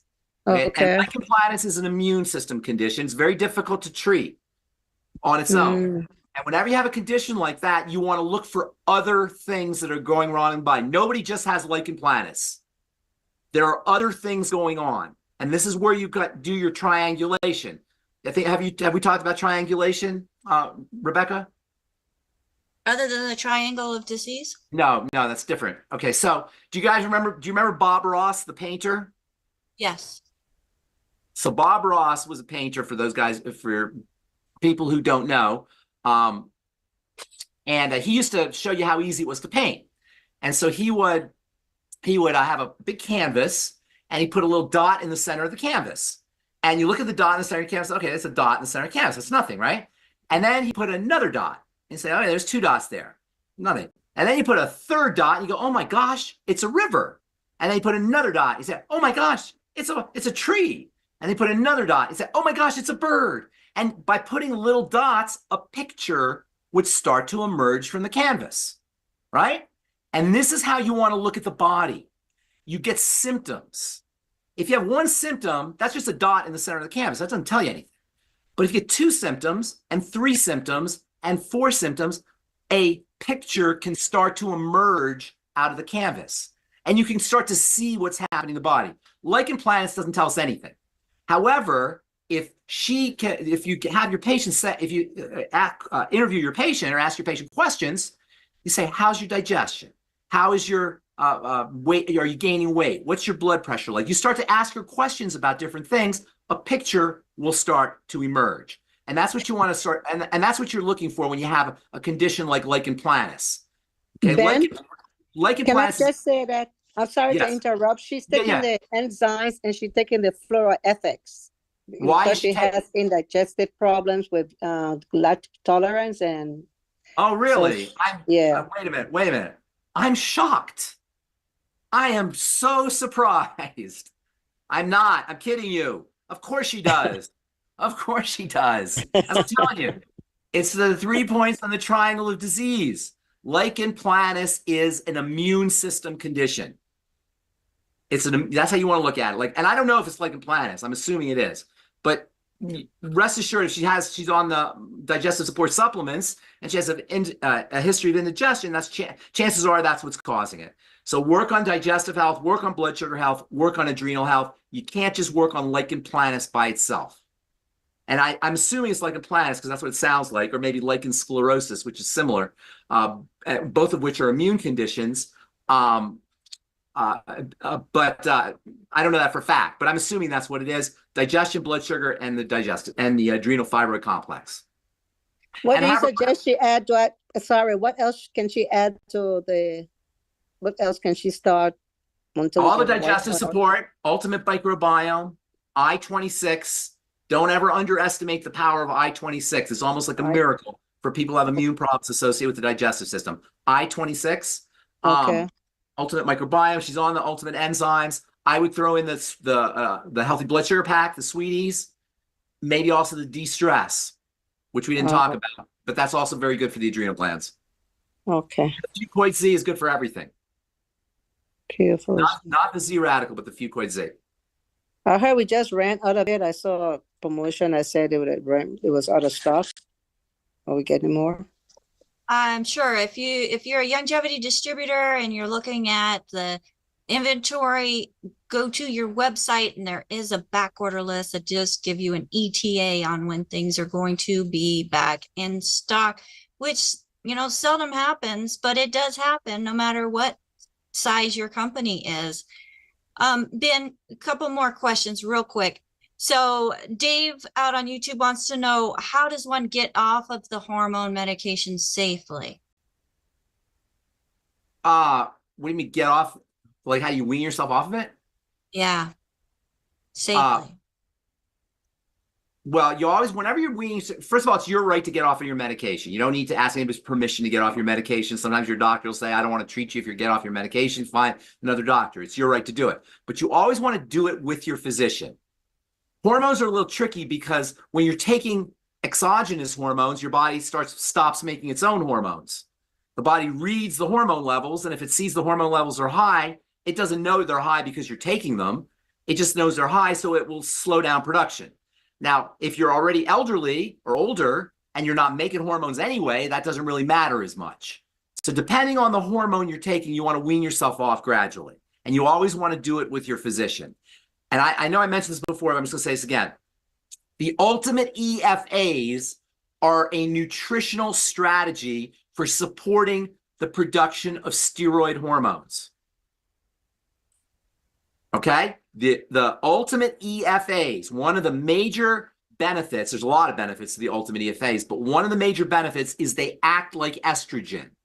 They support the production of the steroid hormones. Also, by the way, the ultimate EFAs are like a natural statin drug.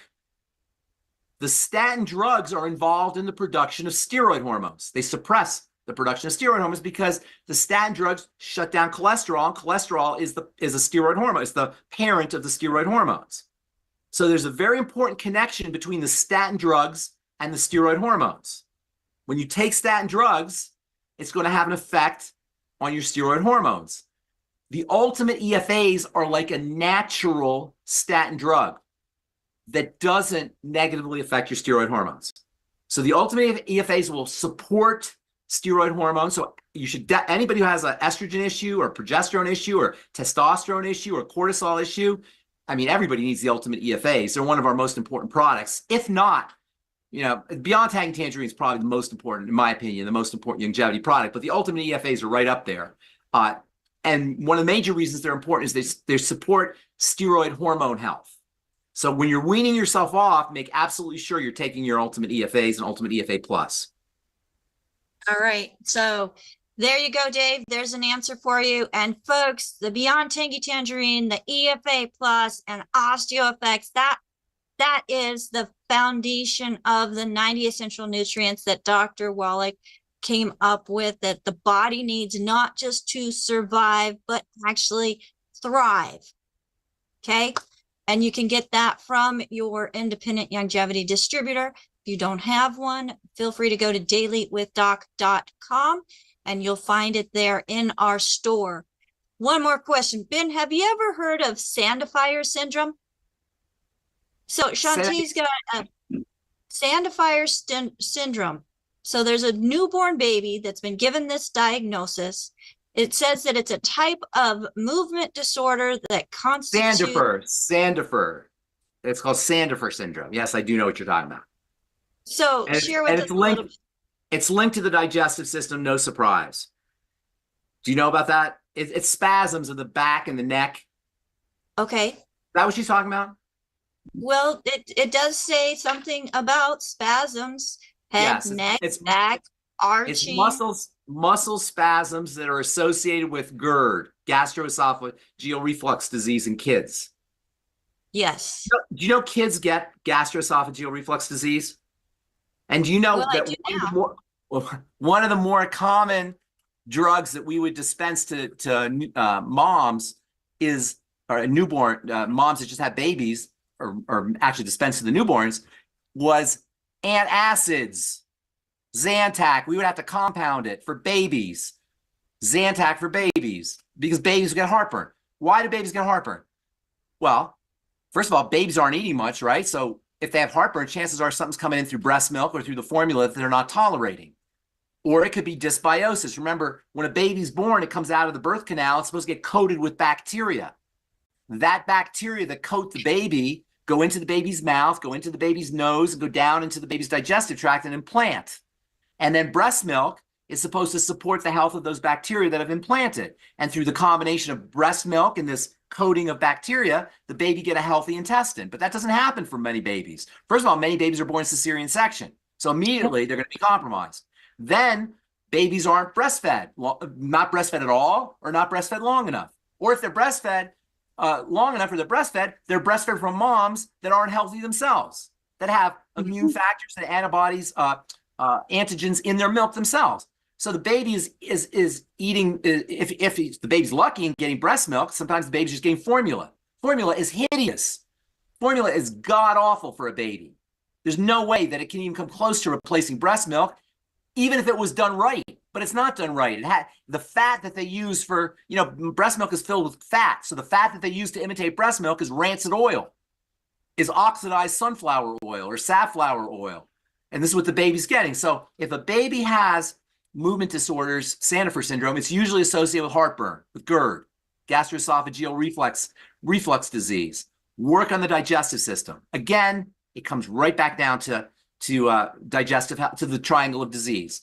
For the digestive health for the baby, it's a little tricky because breast milk is what God wanted the baby to eat. Breast milk is incredibly perfect. It's perfect for the baby, for growing the digestive system, the immune system, the skin, the brain, the neurology. Everything depends on breast milk. So I'm going to assume this baby's getting breast milk. The mom has to be very careful about what she's eating. So you got to work on her health. If the baby's not getting breast milk, it's going to be a lot tougher. You have to work with baby probiotics and work on digestive health. Hopefully the baby is this person on the call? Yes, on the call. So Shante, if you want to unmute yourself. Yeah, I'm not the person, but I'm the person that's asking the question because I know the person that's had the baby and they got this diagnosis. Yes, sir. Okay, was the baby born cesarean? It ended up being cesarean. Oh, wait a minute. No. I'm wrong. They did not. Nope. Okay. She persevered and the baby was born natural. Okay, was the mom healthy? No. Okay, well, there you go. That's the problem. Is the mom breastfeeding? Yes. Okay, so watch for the mom. Tell the mom she has to be very careful about what's getting in her breast milk. If the mom you got to treat the mom. The mom has to be treated for food allergies. The mom has to be treated for a digestive toxicity. The mom has to be treated for anything that's getting into her blood, because anything gets into her blood through her intestine is going to get into the breast milk. And then the baby's going to be ingesting that. Does that make sense? Absolutely. But this is a mother who only has one kidney and still drinks Coke. There you go. Well, get her on the Beyond Tangerine, see if you can get her on the health. Just let her know that this is related to digestive health. The baby has GERD, has reflux disease probably, right? Mm-hmm. The baby has reflux disease, right? Yes. Okay. All right. But there you go. I mean, everything we just said, if the mom doesn't want to help, I mean, I don't know what else we could do, but that's what the cause of it is. That's the so cause. The diagnosis is correct. I mean, what they labeled it is I don't correct. know. And I don't know. I know you don't know it's correct, but based on the symptoms, that would be accurate. Correct. Does the baby have reflux? Yes. Does the baby have movement disorders? Yes. Then it looks, they made it sound like it was seizures, but due to everything that the quip that the website showed is exactly what the baby's experiencing. So, but I just wanted to know if sometimes I feel like a diagnosis is not accurate, that it's not even legitimate. That's what I'm saying. So I was just asking, is this a legitimate diagnosis? But what you're saying fits. It is, and it fits this situation to a T. Yes. And it makes me very sad. And I just wish that we could knock some people in the head. Yeah. And when they woke up, they were different. But anyway, we'll see, and we'll just pray and that an avenue or an opportunity would open up, and there would be a reception to it. That's all we can hope for. Get her on the Healthy Start Pack. Yeah. And if she doesn't want to do that, get her on the Beyond Tangerine by itself. What about the fact that she only has one kidney? Are there any considerations? One kidney is not, well, the problem with one kidney, you can get by with one kidney. God gave us two because the kidney is so important. So you got an extra kidney. So that's not the problem. The problem is why did she have the kidney removed? That's where the problem is. So if she had the kidney removed because she had some kind of autoimmune issue, or she had some kind of immune problem, or she had polyps or cysts or some kind of kidney disease, that's the issue. She can get by with one kidney. That's not the issue. But the issue is what caused the removal of that extra kidney. Do you follow? I do. Yeah. Supposedly she had kidney disease. Okay. So that's the problem. If she had kidney disease or cancer or something like that, that's the problem. It's not the one kidney that's the problem. It's whatever caused the extra kidney to be taken out. That's the problem. And she needs to correct that. Chances are she has an immune issue. It sounds like she has an immune issue following a digestive problem. So ask this lady, and I'm going to give you my psychic reading. She has a digestive problem. I can tell you right now, she has a digestive problem. So, it sounds like I'm being, a sorcerer, I'm being psychic, but it's just how it works. It's just how everything works. Right. And that's why, and then we have to go because it's getting real late. I'm getting all these calls here. So the most important disease that smart people suffer from, and we're all smart people in this call. You wouldn't be on this call if you weren't a smart person. So the number one problem that smart people suffer from is what, Rebecca? Overthinkitis. Overthinkitis. It affects smart people. Dumb people don't have that problem. Smart people are suffering from overthinkitis. Don't overthink, Shantae. Work on the intestine, or you're talking to your friend, whoever that is. Work on the intestine. Okay? Will do. Thank you so much for the help. Thank you. God bless everybody. All right. Ben, what an amazing show. We covered so much. And for those looking for that episode where we talked about FOD mapping, you want to look for July 15th, 2023. So like I said, it's a few months ago, but that is July 15th, 2023. So Ben, next time, so we're not going to have Pharmacist Ben next Friday, but we are still going to have Daily with Doc next Friday. But the week after that, then it is going to be questions. So everybody bring questions. So fantastic. Awesome. Okay. Thank you, everybody. Have a wonderful weekend. And if I could get my co-hosts on with me, I just want to do a special shout out because they were working some overtime today with all of this. Got Marilyn and Phyllis putting information into the chat. Phyllis and AJ out watching all of the different platforms and bringing questions in, bringing them to my attention as well. And I didn't even get through all of the chat and the questions here in the Zoom room. But folks, if you would like to join us live in one of our Zooms, you are more than welcome to do so. dailywithdoczoom.com. We are here for sure Wednesday, Thursday, Friday, unless something happens.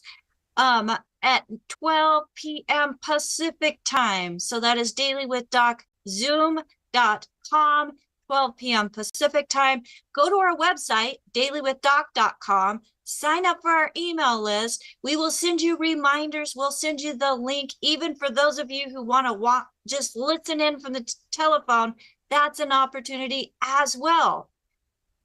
We are here because we have a passion to help others find information that is uplifting, beneficial, building the body, not chemically altering the body, not poisoning the body, but building the body up so the body can do exactly what it was ornately, divinely designed to do.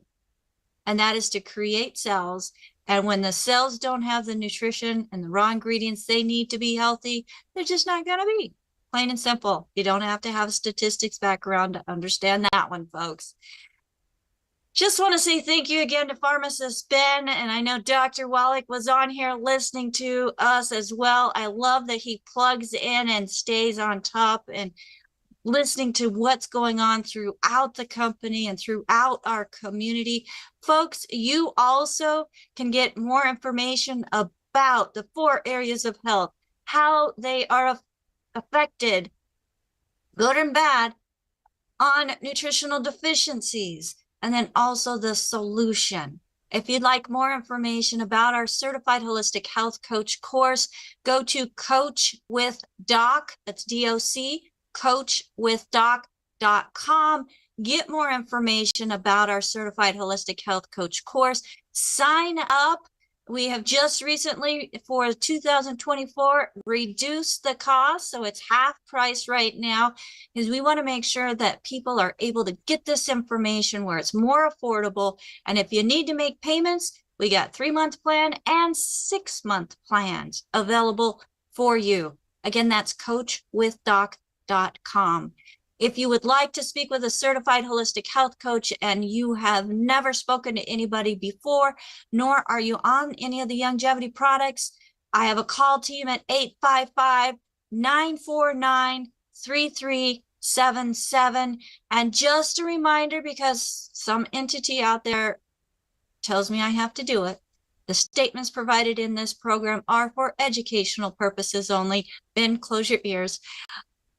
The content is not meant to take the place of your primary care physician, nor are the products meant to treat, diagnose, or cure any disease. But folks, when you've got dis-ease going on in the body and there's symptoms, there's underlying issues that a chemical cannot correct. Take it into your own hands. Be an authority of your own health. Be an empowered individual and reach out for those who really do care and wanting to help your body be able to do what it was designed to do. So until next time, have a wonderful weekend. Oh, one more thing as I look at AJ. If you're watching us on any platform, or you love to go to YouTube or Facebook or Spotify, or even our TV channels now, Roku and Apple TV and Fire TV, folks, we're giving a giveaway to thank you for sharing this program with others. So go to dwdgiveaway.com and sign up for our special giveaway that I will be then, as people are acquiring points, those with the most points for sharing will receive a thank you gift from me. So until next time, my name is Becca Dukes, and I am honored to be able to bring information to you to help empower you as an empowered individual to make choices to help yourself, your family, your community, and together we will help the world. Bye for now.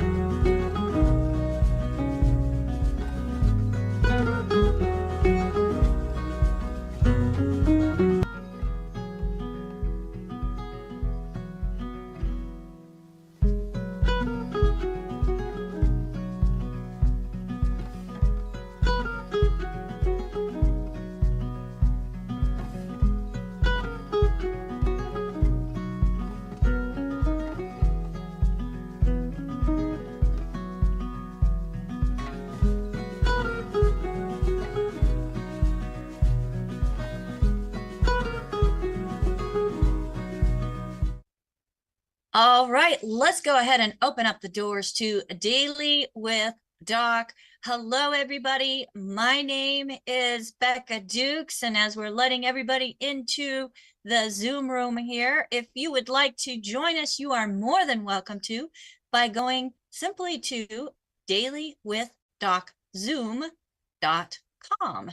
That is dailywithdoczoom.com, and that will take you right into the waiting room of our Zoom, Monday through Friday from 12 to 12:50 p.m. Pacific time. So during that time, feel free to join us at dailywithdoczoom.com. You are watching Daily with Doc, and Daily with Doc is a program that has been put together to provide a resource for an amazing community of people who are looking beyond what allopathic medicine has to offer, because in many cases it has failed many people, including myself, which is why I do this. Folks, when you look at the naturopathic side, more natural way of doing things, looking at actually feeding the body so that the body can do what it's designed to do, rather than mask symptoms and, oh, just eat well and you'll get all that you need, which is proven time and time and time again to be incorrect. And that proof is, look at your own diet. Are you eating right? I have so many people tell me, well, I eat really good. Okay, so you eat really good. Let's analyze what you have going on.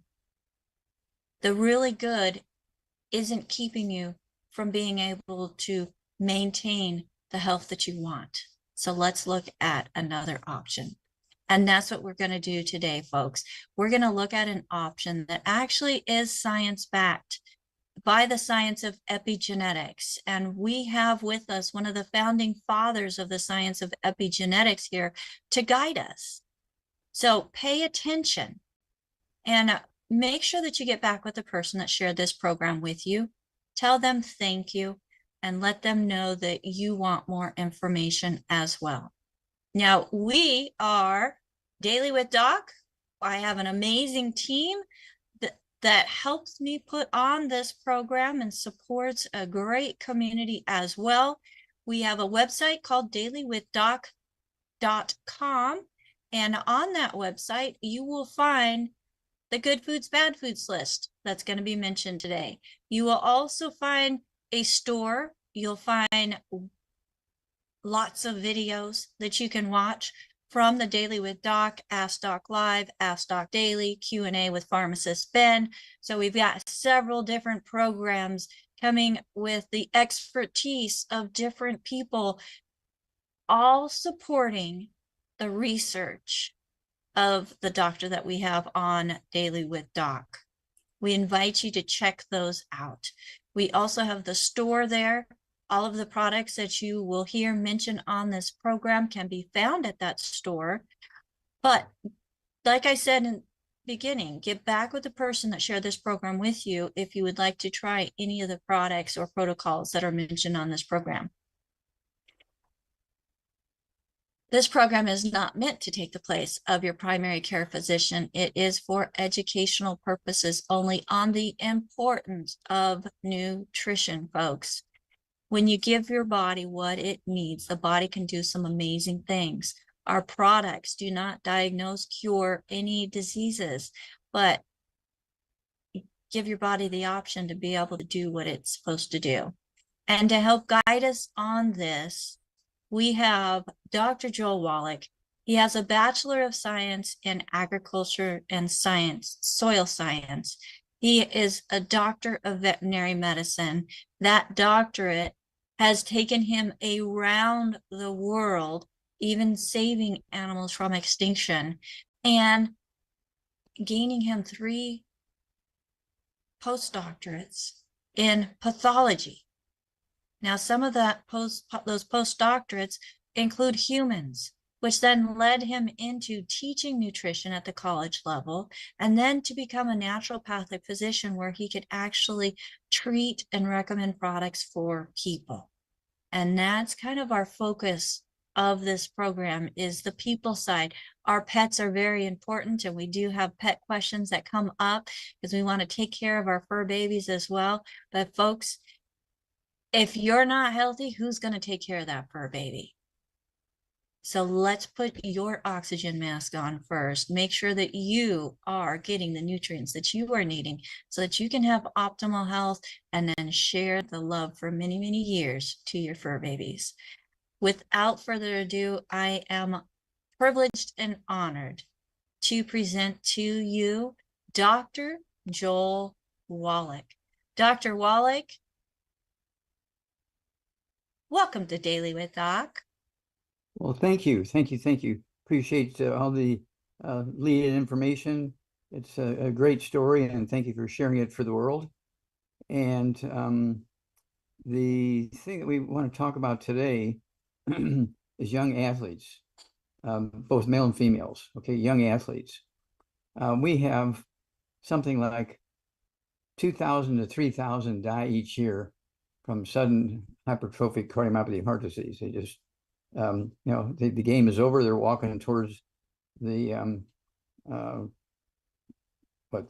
the room where they can go take a shower and get dressed and go, and they drop dead. Just no warning. Okay, and so what's going on here? 2,500 to 3,000 a year. We're talking about under the age of 18. What's going on? These are healthy kids. They exercise. They eat right. Well, that's the problem. You exercise, you sweat. When you're sweating out water, right? You're sweating out a soup that contains water and all the nutrients floating around in your blood. And if you're just drinking water, which most of them do, or soft drinks, which many do, or carbonated water, which many do, you're not replacing all the nutrients you're sweating out. And over a period of months and years, suddenly now you get so depleted of these nutrients that it costs you your life.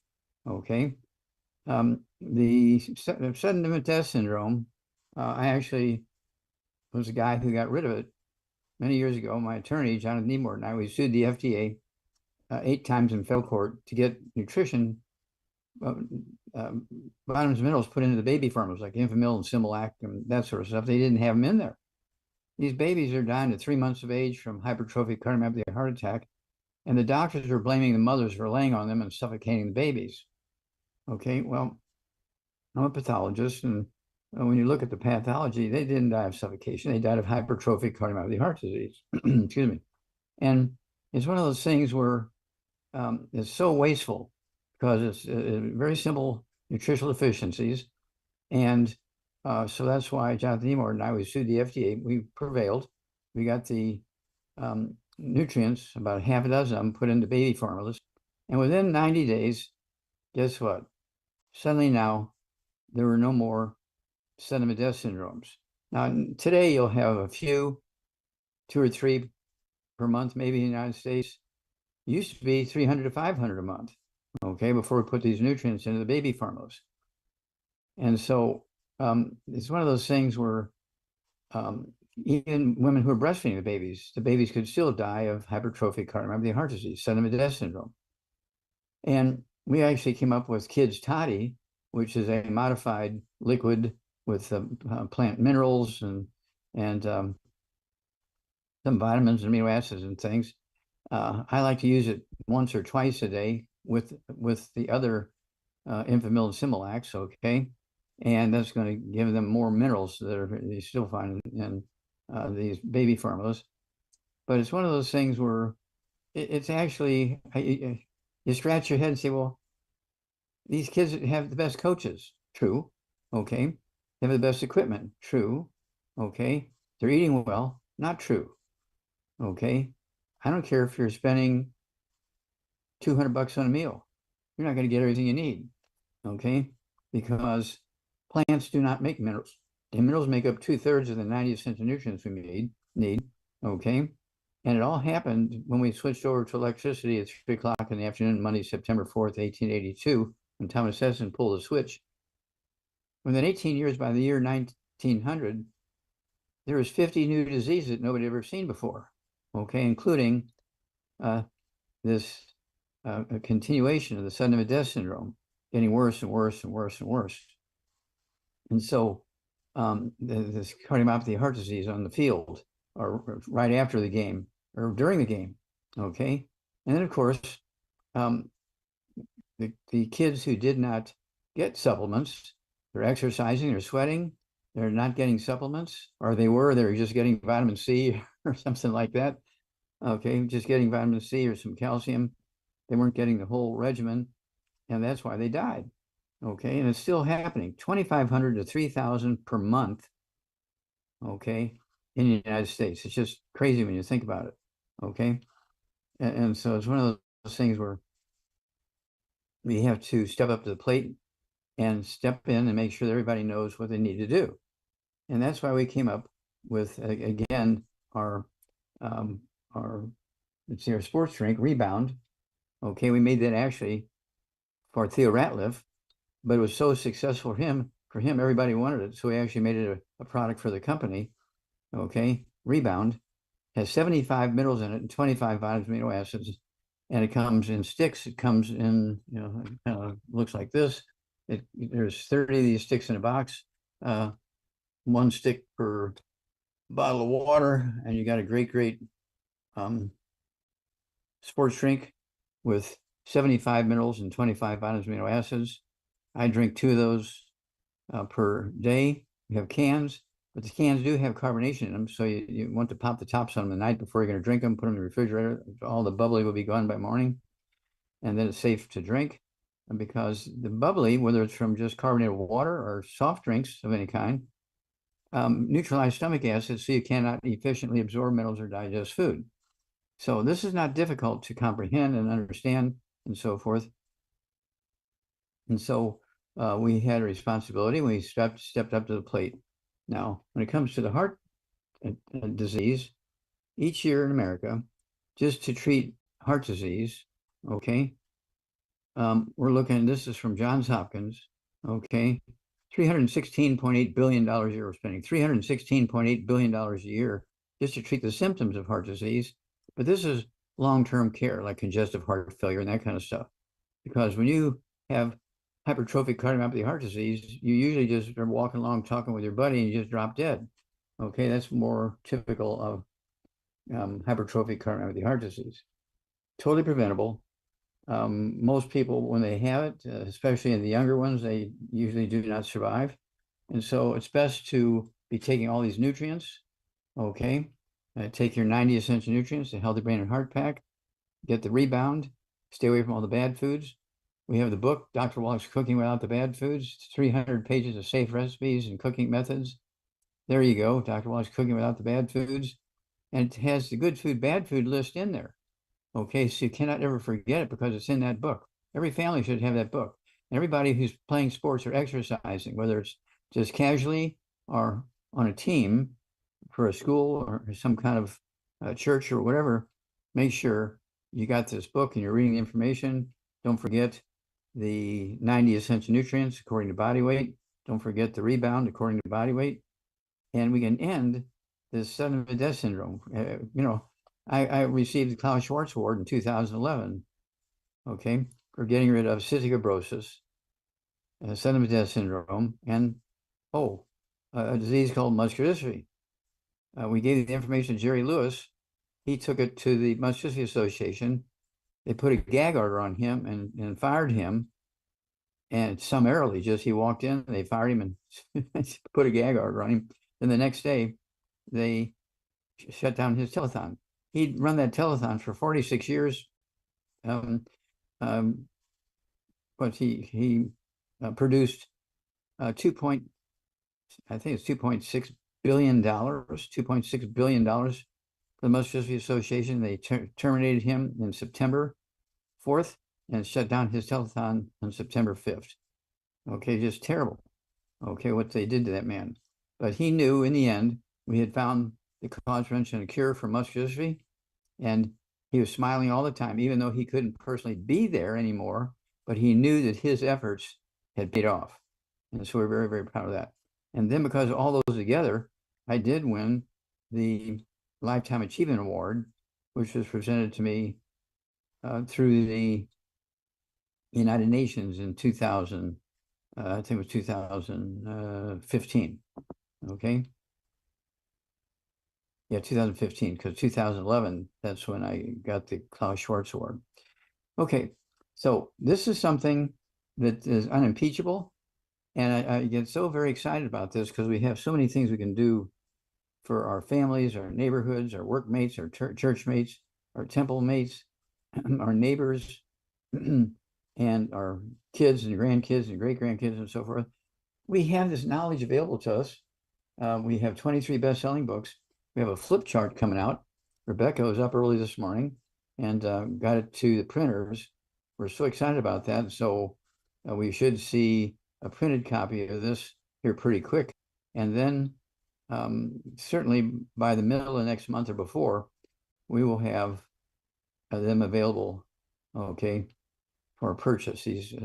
And what it is, we've got famous people who had very common nutritional deficiency diseases like Pat Boone and Danny Glover, all kinds of politicians, all kinds of people who are athletes like Theo Ratliff and Evander Holyfield and so on. All these people benefited from this nutritional information, and they shared this information with their communities, meaning even their opponents. We gave them the information too, okay, because that was the only right thing to do. So we're very, very excited about this next step with this flip chart. So everybody will be able to give a presentation that'll be at the PhD and the medical level. And so we're going to have a copy of the book, The Wallach Revolution, goes along with the flip chart because people don't know who I am. And so, and it gives you longer stories on some of the diseases in the flip chart. Some of the stories in the book, The Wallach Revolution, the stories are longer with more detail. Okay. And so our suggestion is you read the book first. Okay. And then you get into that flip chart. You can do the same thing. You look up the story of a particular disease you're interested in the book, and then look up that same disease in the flip chart. You're going to be way ahead of the medical system. Okay. So with that said, I'm going to turn it over to you, Becca. All right. Thank you so much, Dr. Wallach. And I just want to let people know that it does not include every single condition or symptom or anything like that. For that book or that information, you want to go to Let's Play Doctor, Let's Play Herbal Doctor when it comes to looking up different things. So, but it does go through so many different things, Dr. Wallach, that are common, and even some that are not so common that are becoming more and more common. It's like, I love the Jesse Medella's story, Dr. Wallach. He had twitching or muscles uncontrollably twitching throughout his whole entire body, and had atrophy of muscles. It just, I mean, as a young man afflicted by so many different conditions, who's an actor, a Latino artist, songwriter, and even writing a movie. And all the doctors that he went to, Dr. Wallach, couldn't explain what was going on. He got on our program. Within 3 months, he was 95% better, building muscle, and now he's just absolutely fantastic. He's like always messaging me, I need more of this, need more of this, send me some of this. Let's put this all on auto ship, which I think is absolutely fantastic because you've got me working so hard. And then I have all the, everything else going on. I love auto ship. Folks, you don't have to think about it. I don't have to think about it. You don't have to wait on your distributor to place the order for you, or you go to the website and figure it out yourself. It just adds some simplicity. And the nice thing about auto ship, Dr. Wallach, you don't have to pay shipping when your order is over $99. Wow. But the flip chart has a lot of information, folks, that will allow you to be able to share with others, specifically about the 12 cranial nerves, the vagus nerve, and then going into some of the things of the osteoporosis of the skull. Because if you've got osteoporosis in your big toe, there's chances are you've got some osteoporosis going on in your skull too. Because it doesn't pick and choose. It's a condition of the whole entire body. It's just where you feel it most is where they decide it's gonna. And that's something that is not taught by the medical system. And so they want to amputate your big toe when you have osteoporosis in that toe. But it could, the problem starts, as you say, up here. Yeah. Well, there's a lot of things, Dr. Wallach, that It's not a good price to amputate the head. well, that wouldn't make any sense, right?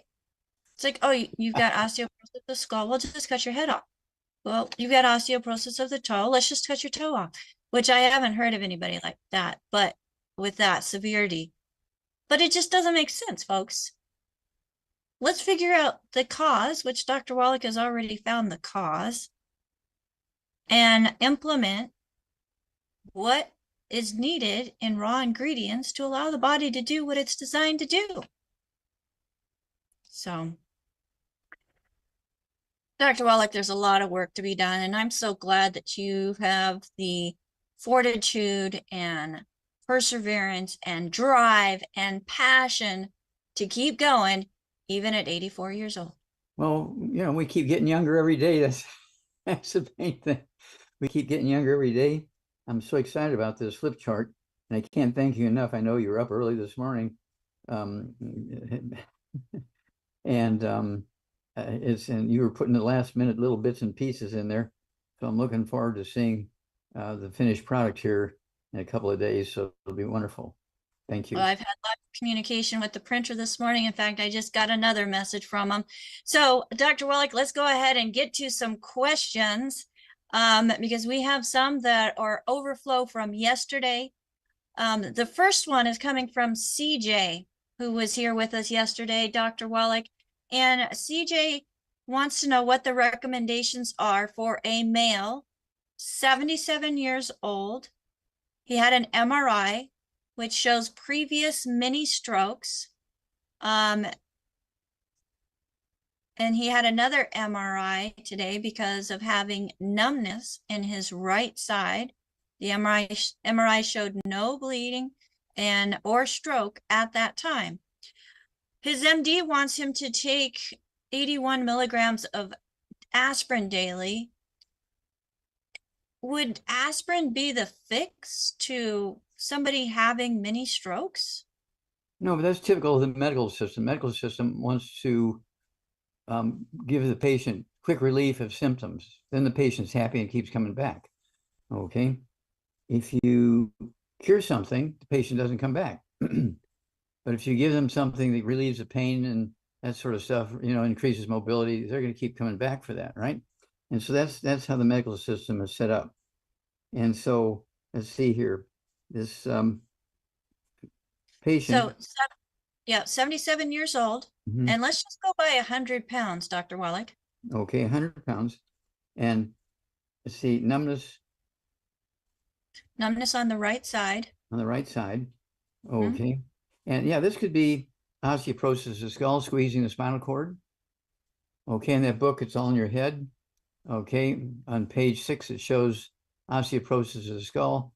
And then a couple of pages farther in the book, it shows the skull with the brain in the skull and then the spinal cord coming out. You can see as things are going on up in that skull in the brain, it travels down that spinal cord down to your sacrum, where your spinal cord splits to 2 sciatic nerves, right and left. And that big toe is showing you the symptom that's happening because of what's going on up in the skull. Okay. And so we put this book together because the medical system does not teach this to the medical students. This is not taught to medical students. And so they're taught to treat symptoms quickly and efficiently, which makes the patients happy. Okay. But we want the average person on the street to understand if you get arthritis in your right knee, you got arthritis in every joint in your body, not just your right knee. Why your right knee? Well, that's because when you're driving your car or your truck, you have the brake on the right foot, the gas pedal with the right foot, the clutch with the right foot. When you go up the stairs, you start up with your right foot and you're lifting your body up with your right leg first. Okay. And so that's why you have more attention being paid to that right knee than all the other joints in your body. But if you have it in one joint, you got it in every joint in your body. Yeah, it makes sense to me, Dr. Wallach. I mean, if you've got breakdown starting in one place, which people don't realize that it's breakdown of the tissues of the body. They think that because grandma and grandpa and mom and dad, or even just mom, had arthritis, that they're going to get it too, and it's not genetic. No, it's kind of like your car or your truck. Okay. Why do you have all those dials on the dashboard? Well, one's for the temperature of your engine, one's for your gasoline levels in your tank, and so on. And you have the red warning light if something bad's going on. The red warning light comes on. Our red warning light is pain. Okay. And if you just take a painkiller, you're not getting to the basic root cause of the problem. Nope, that is correct.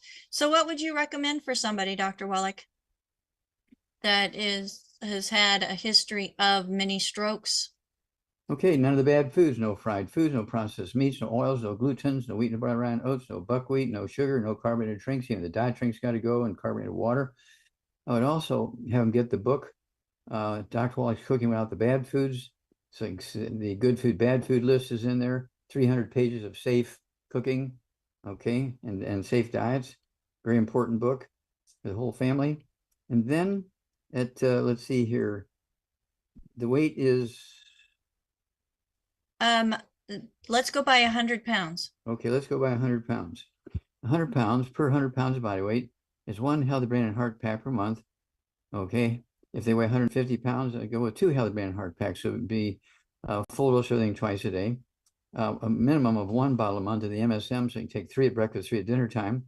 And MSM will rebuild cartilage, ligaments, tendons, connective tissue, disc between a vertebrae, bone makes bone itself, including the vertebrae, all the bones in your joints and so forth, and your skull, very important. And then the collagen peptides is more stuff for, again, the joints, the cartilage and ligaments and tendons and connective tissue. Go ahead and take a scoop of that with your morning drink, scoop with your evening drink. And then for energy, I'd go with the rebound, say per 100 pounds of body weight, 1 rebound dose per day.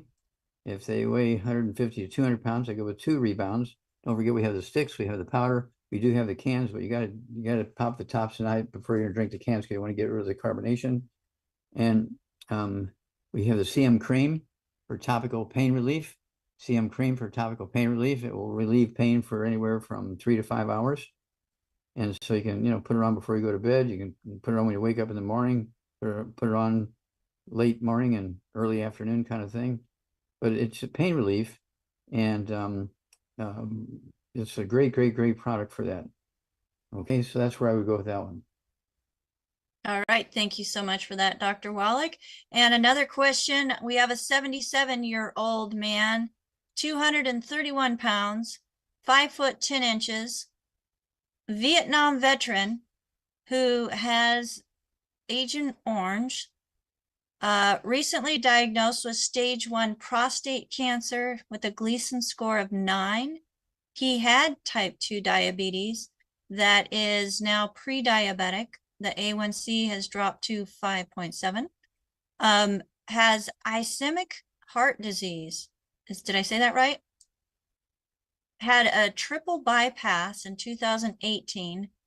Has hypertension, hypothyroid at one time with the thyroid shut off due to stress, PTSD, which is getting better. He wants to concentrate on the cancer part of it.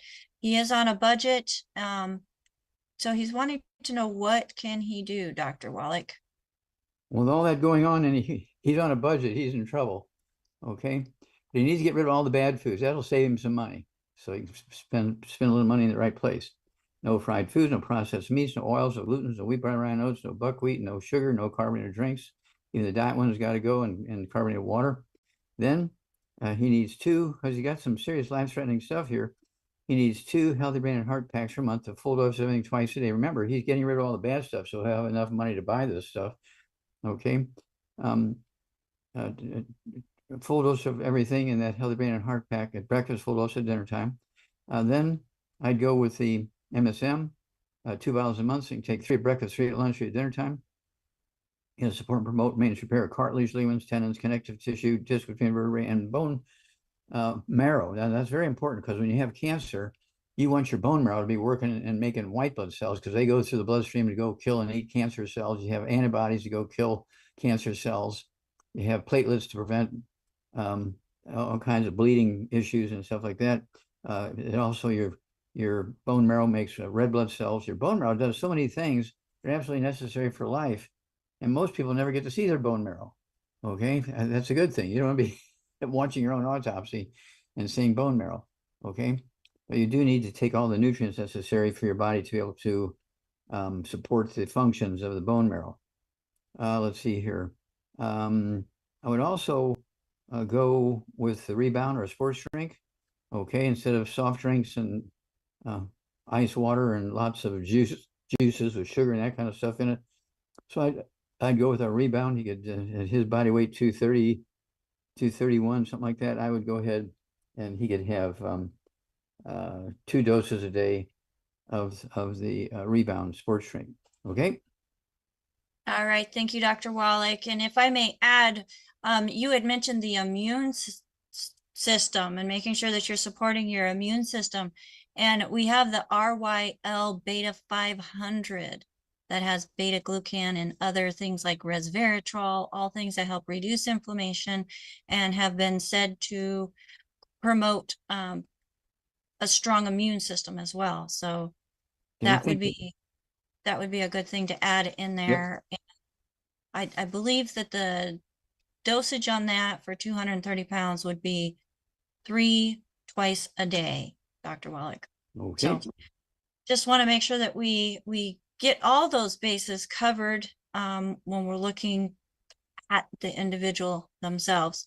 Well, Dr. Wallach, I've got more questions that have emailed in that we want to get to also, but let's get to a hand that we have up, and we have Z Phone. So folks, we do appreciate if you would add your name instead of having some type of Z Phone or anything like that.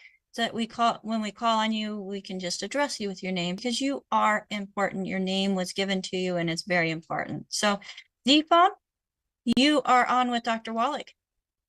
Yeah, I guess you started with the epigenetics, and that's something that doesn't seem like it's addressed. So if you take like niacin, that might help COMT, but it could shut off MTHFR, methylation, and could be making you sick, or it could be deadly. So I'm just kind of worried about. What is the question that you have there, Aaron?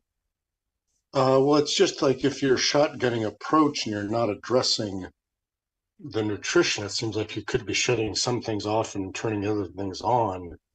So that could be dangerous. Okay, well, the principle here is you have to take all 90 essential nutrients and extra particular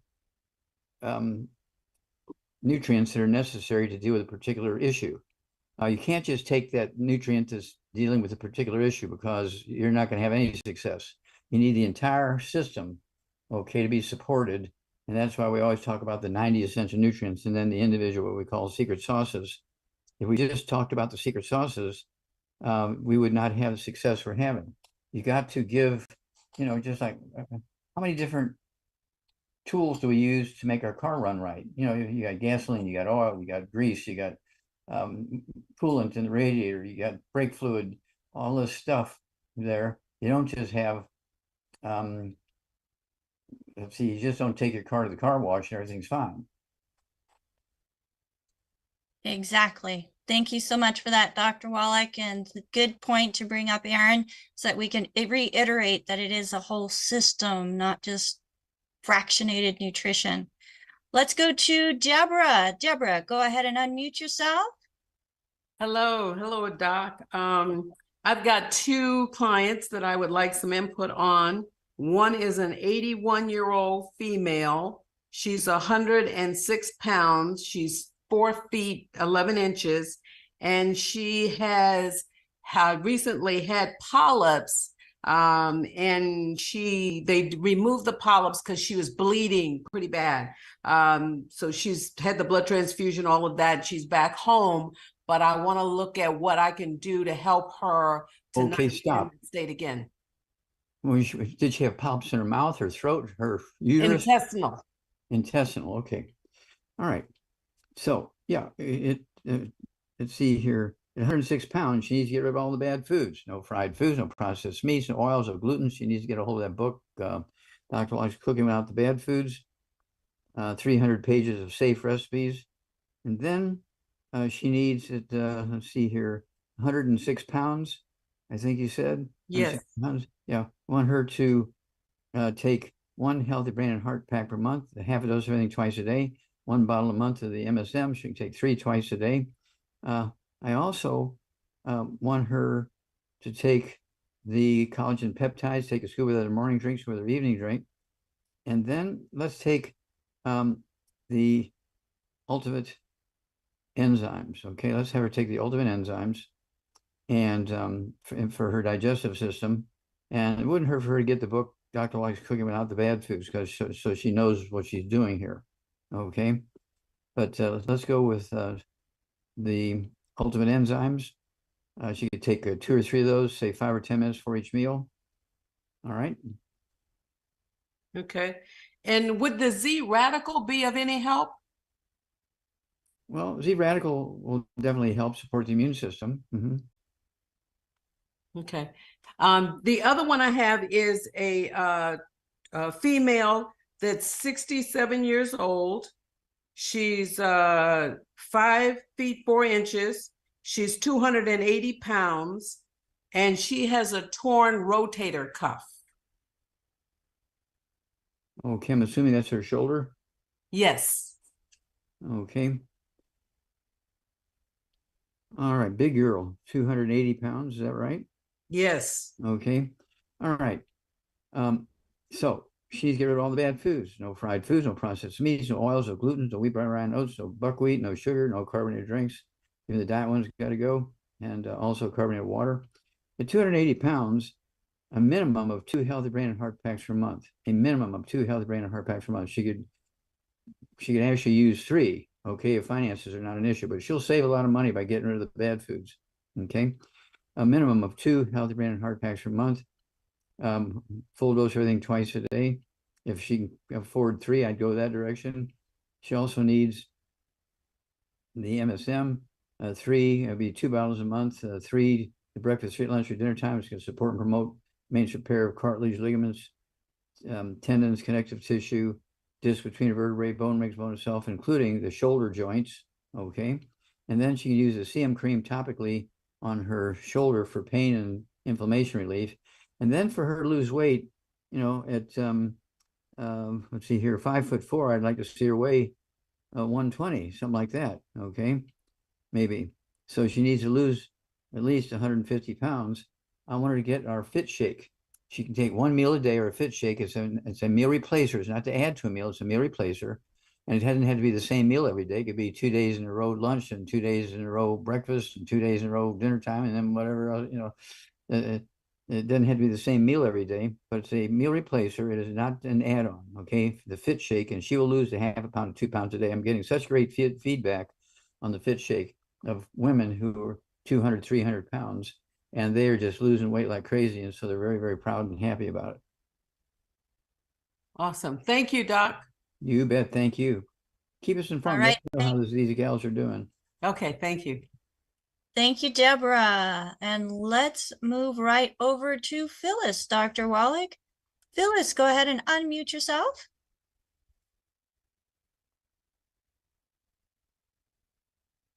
Hey, Doc. Hey, what's up?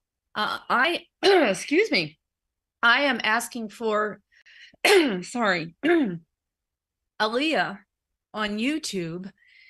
She has a 5-year-old girl, and she wants to know if astigmatism can be reversed. The girl is 50 pounds. She's taking the Ultimate Daily Classic Liquid and EFAs already. What else can she do? Okay, so her complaint is the eye, right? Astigmatism, right. Okay, let's see here. Well, we have Occutive. She could start her out with 2 a day, one at breakfast, one at dinner time. Occutive, okay, and if she can't swallow the capsule, you just open them up, put a little applesauce and give it to her, okay? Occutive is going to help the eye, but she needs these nutrients, okay, because she might have osteoporosis of the skull. Osteoporosis of the skull is not an age thing. Babies are born with osteoporosis of the skull. And when the skull gets thick, it squeezes all the cranial nerves, including cranial nerve number 2. What is cranial nerve number 2? The optic nerve. And so she can have all these eye problems because she got osteoporosis of the skull, especially if the mother's not getting a good diet and supplement program during the pregnancy. Got it? Okay. So call us every couple of weeks and let us know how it's going. Makes a lot of sense. Thank you so much. You bet. All right. Thank you, Phyllis. And next, Dr. Wallach, let's go over to Grace. Grace, go ahead and unmute yourself. See Grace. Can you hear me? Yes, I ma'am. apologize. I'm not catching that name. Hey, Doc. It's What's your Coach name? Cindy. Coach Cindy Coach Beyonce. Cindy. Cindy, Dr. Wallach. Cindy. Cindy, okay. Okay, Can Cindy, you hear what's me, up? Doc? I hear you now. Hey, What's Doc. up, Cindy? Yay. Just you talked a couple of weeks back about a happy kidney helping to have a happy blood pressure. And I shared that with some of my members and just that in the good food list and the 90 for life. And they just tried the happy kidney thing. So if you could address that again, just as far as sleep and the kidneys being happy. So the blood pressure is happy as well. Okay. Well, the kidneys are involved with blood flow and blood pressure. Okay. They filter the blood also. Okay. Kidneys are very important organs. And so when it comes to high blood pressure, irregular heartbeat, you can have a kidney issue causing all that. So they need to get rid of all the bad foods. Per 100 pounds of body weight, they need 1 healthy brain and heart pack. They need 1 bottle a month of the excuse me, MSM, so you take 3 at breakfast through dinner time. And then specifically for the vascular function, blood pressure and blood flow and all that kind of stuff in the kidneys, she needs the Ultimate Daily Classic tablets. Ultimate Daily Classic tablets, 3 words, Ultimate Daily Classic tablets, okay? Take 3 at breakfast, 3 at dinner time. And that's going to help the blood flow, get the blood pressure down, and help the kidney optimize its function. We take people that haven't urinated in 10 years. They're on dialysis 6 days a week. We put them on that same program I just mentioned. And in 2 weeks' time, they're urinating. So they drop the dialysis down to 3 days a week. And then in 2 more weeks, they're totally off of dialysis and went back to a normal life. Okay. And so this is not difficult. You give the body what it needs, including your kidneys, they will do the job. If you just, if the kidneys aren't working and the blood pressure's up and you're just taking blood pressure medication, is that going to help the kidneys? No. Is that going to prevent more damage from the high blood pressure? No. You got to get to the cause, which is usually something going on in the kidneys. Okay. All right. Thank you so much, Dr. Wallach. And thank you, Cindy, for asking him to share more about that, because that is so important that people don't realize the importance of kidney health and how it does affect blood pressure. Dr. Wallach, the next person, I have a female. She's 37 years old, 5'4", 264 pounds. She has heartburn, acid reflux, back pain, lower and shoulders, stiff muscles, weak knee joints, hormonal balance, and it's showing to be an imbalance of the estrogen, memory loss, blurred vision, swollen feet, ankles, legs. She's interested in weight loss. She does not wake up during the night to go to the bathroom unless she drinks a lot of water before going to bed. She doesn't think that the joints are weak, but maybe the muscles between. Knee pain is associated with the weight. She has been classified as morbidly obese and has been prescribed medication, but she no longer takes that. She she does not have high blood pressure, but at one point was diagnosed with high cholesterol and calcium deficiencies, which she is taking supplements for. So what would you recommend for this young lady, Dr. Wallach, that's going to address the weight and the heartburn and the back issues, the muscle issues, hormonal balance, blurred vision, swollen feet? I mean, it sounds like osteoporosis of the skull is definitely a factor. Okay, so she's getting rid of all the bad foods, no fried foods, no processed meats, no oils, no glutens, no wheat, no butter, no oats, no buckwheat, no sugar, no carbonated drinks. The diet ones and the carbonated water need to go. Then at 264 pounds, I want her to have 2 healthy brain and heart packs a month, a full dose thing twice a day, 2 bottles a month of the MSM, so you can take 3 at breakfast, 3 at lunch, 3 at dinner time. That'll help rebuild cartilage, ligaments, tendons, connective tissue, disc between the vertebrae, bone makes bone itself, skin, and all kinds of other stuff like that. Then she needs the Ultimate Daily Classic tablets for circulation and blood flow through the kidneys and all that kind of stuff. I want her to get 2 bottles a month of the Ultimate Daily Classic tablets. So you can take 3 at breakfast and 3 at dinner time to do that. If she's on medication for those things, don't cold turkey off of it. But as things get better, she can slowly reduce the medication based on the numbers. Okay. And then let's see here. For the memory issues, I want her to have the I-26. I-26, you can have either the chewables or the capsules or the powder, each one, but she needs 3 doses a day of the I-26. Okay. I also want her, she can use a CM cream on her back and her hips and joints for the joint pain, or CM cream. And then, let's see here, if she, she needs to lose some weight, right? She needs our, let's see here, I would go with our weight loss program, okay, which is the Fit Shake. It's a meal replacer. It's not to add to a meal. It's a meal replacer. It doesn't have to be the same meal every day, but it's a meal replacer, Fit Shake, and she'll lose a half a pound to 2 pounds a day. I have so many women who are 250 pounds to 400 pounds, and they're losing a half a pound to 2 pounds a day consistently, and they just love the taste of the Fit Shake, and it fills them up so they don't feel like they're being deprived of any food or calories or anything like that. Okay.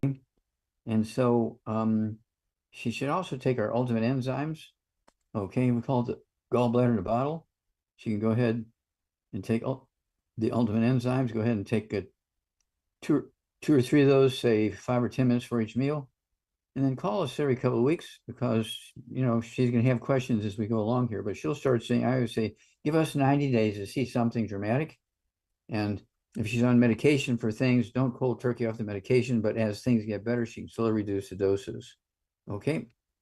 All right. Thank you so much, Dr. Wallach. And let's move right over to the next hand that is up. And forgive me if I pronounce this wrong. Is it Rufaiwa? Rufaiwa? Go ahead and it's Rafiwa. Good evening. So yeah, I'm calling from South Africa. So I've got a 6-year-old. She was diagnosed with a type 1 diabetes at the age of 4 years. And then she's currently on an insulin pump. And then I just want to find out the best way to actually help my daughter. And then the insulin that she's actually currently taking, it's Fiasp, is the one that we insert on her. Stop. Okay, we need to back up here, because I didn't get what her basic main disease complaint was. Type 1 diabetes. Was she born with it, or did she get it later in life? She got it later on when she was 4 years. She's now 6. Okay, so she was okay until 4 years of age. Okay, so I would not call it type 1. I'd call it type 2. I'm assuming she's on insulin or some medication, correct? Yeah, so she's currently on an insulin pump. Okay, so how So much like the does she weigh? insulin that she's taking Okay, is Fiasp. Stop. How much does she weigh? 21 kg. I'm 21, sorry. 21 kilograms, Dr. Wallach. You're about Okay, 50 so pounds. it's 50 pounds. Okay, so I want her to have get 1 healthy brain and heart pack. Okay, and it's going to last 2 months. So half a dose a day from that 1 healthy brain and heart pack. a half a dose a day. So you take a half of that half a dose at breakfast and half of the half dose at dinner time. Okay. She also needs our sweeties. I started out with 2 sweeties a day, one at breakfast, one at dinner time. Don't take her off of her blood sugar medication. Okay. But as the blood sugar begins to drop, you can slowly reduce the medication based on the numbers. Type 1 diabetes is a birth defect based on mama missing stuff when the outs of Langerhans and the pancreas are forming in the embryo. It's not a genetic thing, but it is a birth defect. And so type 1, you're born with. Any doctor who diagnoses somebody when they're older than a year old, 2 years old, 5 years old, 6 years old, I get people diagnosed at 65. Their doctors say they're a type 1 diabetic. Those doctors have to have their licenses taken away, okay, because it's not, okay? But don't cold turkey off the medication. But as the blood sugar begins to drop, don't forget that sweeties will do that for you, okay? And make sure she's getting all that nutrients, not just the sweeties, but the sweeties on top of everything else, the 90 essential nutrients. And then give us a call every couple of weeks. Okay. Like a Ray, talk soon. All this funny best stuff. All right. All right. Thank you so much, Dr. Thank you so much. And we are at 12:51. I apologize. We got you right up to the minute, Dr. Wallach. So thank you so much for joining us. We appreciate you each and every day. Thank and you. Folks, you're welcome, Doc. Folks, if we could get my co-hosts up with me, I greatly appreciate them so very much, as they are helping with the Zoom. And the Zoom is more than just in the room. I mean, we're live streaming to multiple different platforms, which Phyllis is one of the people that's out there watching the questions that we did not get to all of them today. It's kind of becoming an epidemic. We have so many people seeking solutions. We're not able to get to them all in one show. So folks, make sure that you go to dailywithdoc.com, sign up for our newsletter. As you're signing up for our newsletter, there is a place you can put your health questions in, and we will get you answers and solutions based on Dr. Wallach's protocols. But back to Phyllis. So Phyllis is helping keep track of these questions and bringing them into the room and asking them. She's also helping with making sure that the audio and everything, letting me know when things are going on, and adding stuff into the chat and keeping that information in the chat going too. And that's one of the greatest things about being live with us, is we do have that chat. So as you are listening and you can't write as fast or type as fast as Phyllis or Marilyn, they've got your back, because they're putting that information in the chat, which brings me to Marilyn, who is doing just an absolutely fabulous job in keeping Dr. Wallach's information dictated and put into the chat, so that you can take a picture or a screenshot of it and share it with your coach, or take it to the website, dailywithdoc.com, and get what Dr. Wallach has recommended for you. And we also have Albert from South Africa, who is here with us. And today he's got his deer, which they don't call him deer down there, Buddy in the background. And he's helping let people into the room and keeping an eye on the chat and the cameras and helping keep that part of the Zoom smooth. And then we have our assistant to the executive production manager, AJ, who has helped get this program on so many different platforms and figured out how we can be the most efficient with our streams, where we stream out to 4 different areas that actually go to about 14, 15 different locations, maybe more. But he has figured that all out for us, and he keeps track and also watches the chat and brings questions into the chat too as time allows. So thank you so much, AJ, for all that you're doing there. You can see he's busy working as we talk about him. So, and we have the executive production manager, Ruth Ellen Sanchez. Thank you so much, Ruth Ellen, as you help keep us all on task and organized as we're getting set up for the show. And also post-show, and making sure if there's anything that she sees that needs to be addressed, we can be on top of it. And Thank you, Ruth Ellen, for being my right hand in all of this. Folks, I could not do this without a team. And there's others that are doing the same thing who also need a team. In fact, there is room on our longevity team for you.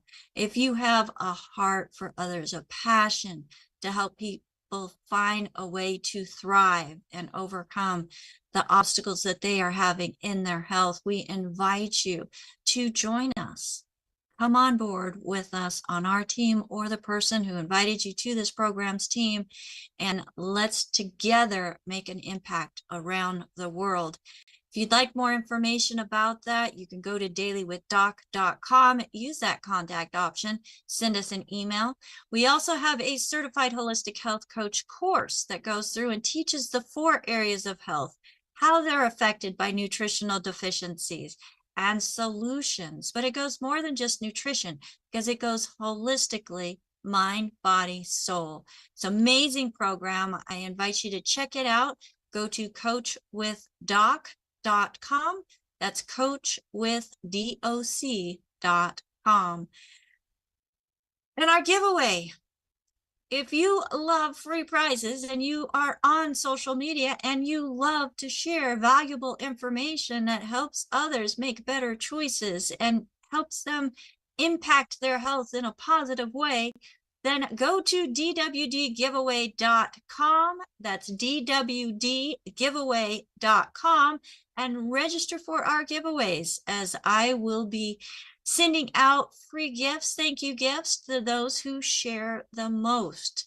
So thank you, AJ, for helping us set that up as well. Folks, we're in times where there's so many people that are tired of hurting. They're waking up, realizing that what they've been doing over the last years, decades, is not working. And they are more open to listen to alternative options that address the root cause, not just mask the symptoms. Share this program with others. Let them be able to have the information that's provided in this show so that they can make choices to help themselves as well.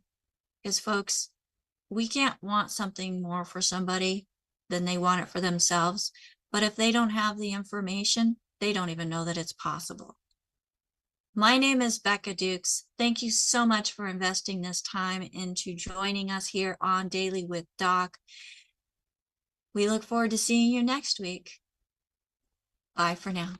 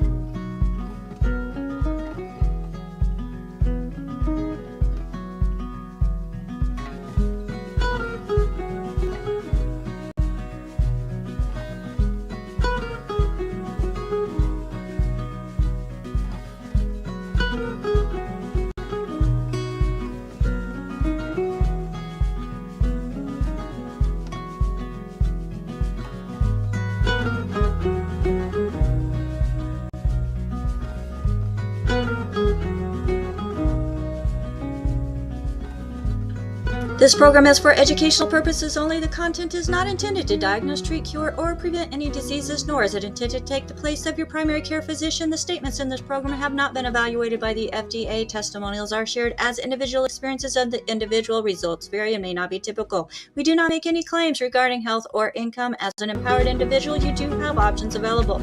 We are honored to have a founding father of the science of epigenetics guiding us with the best options to obtain or maintain optimal health, Dr. Joel Wallach.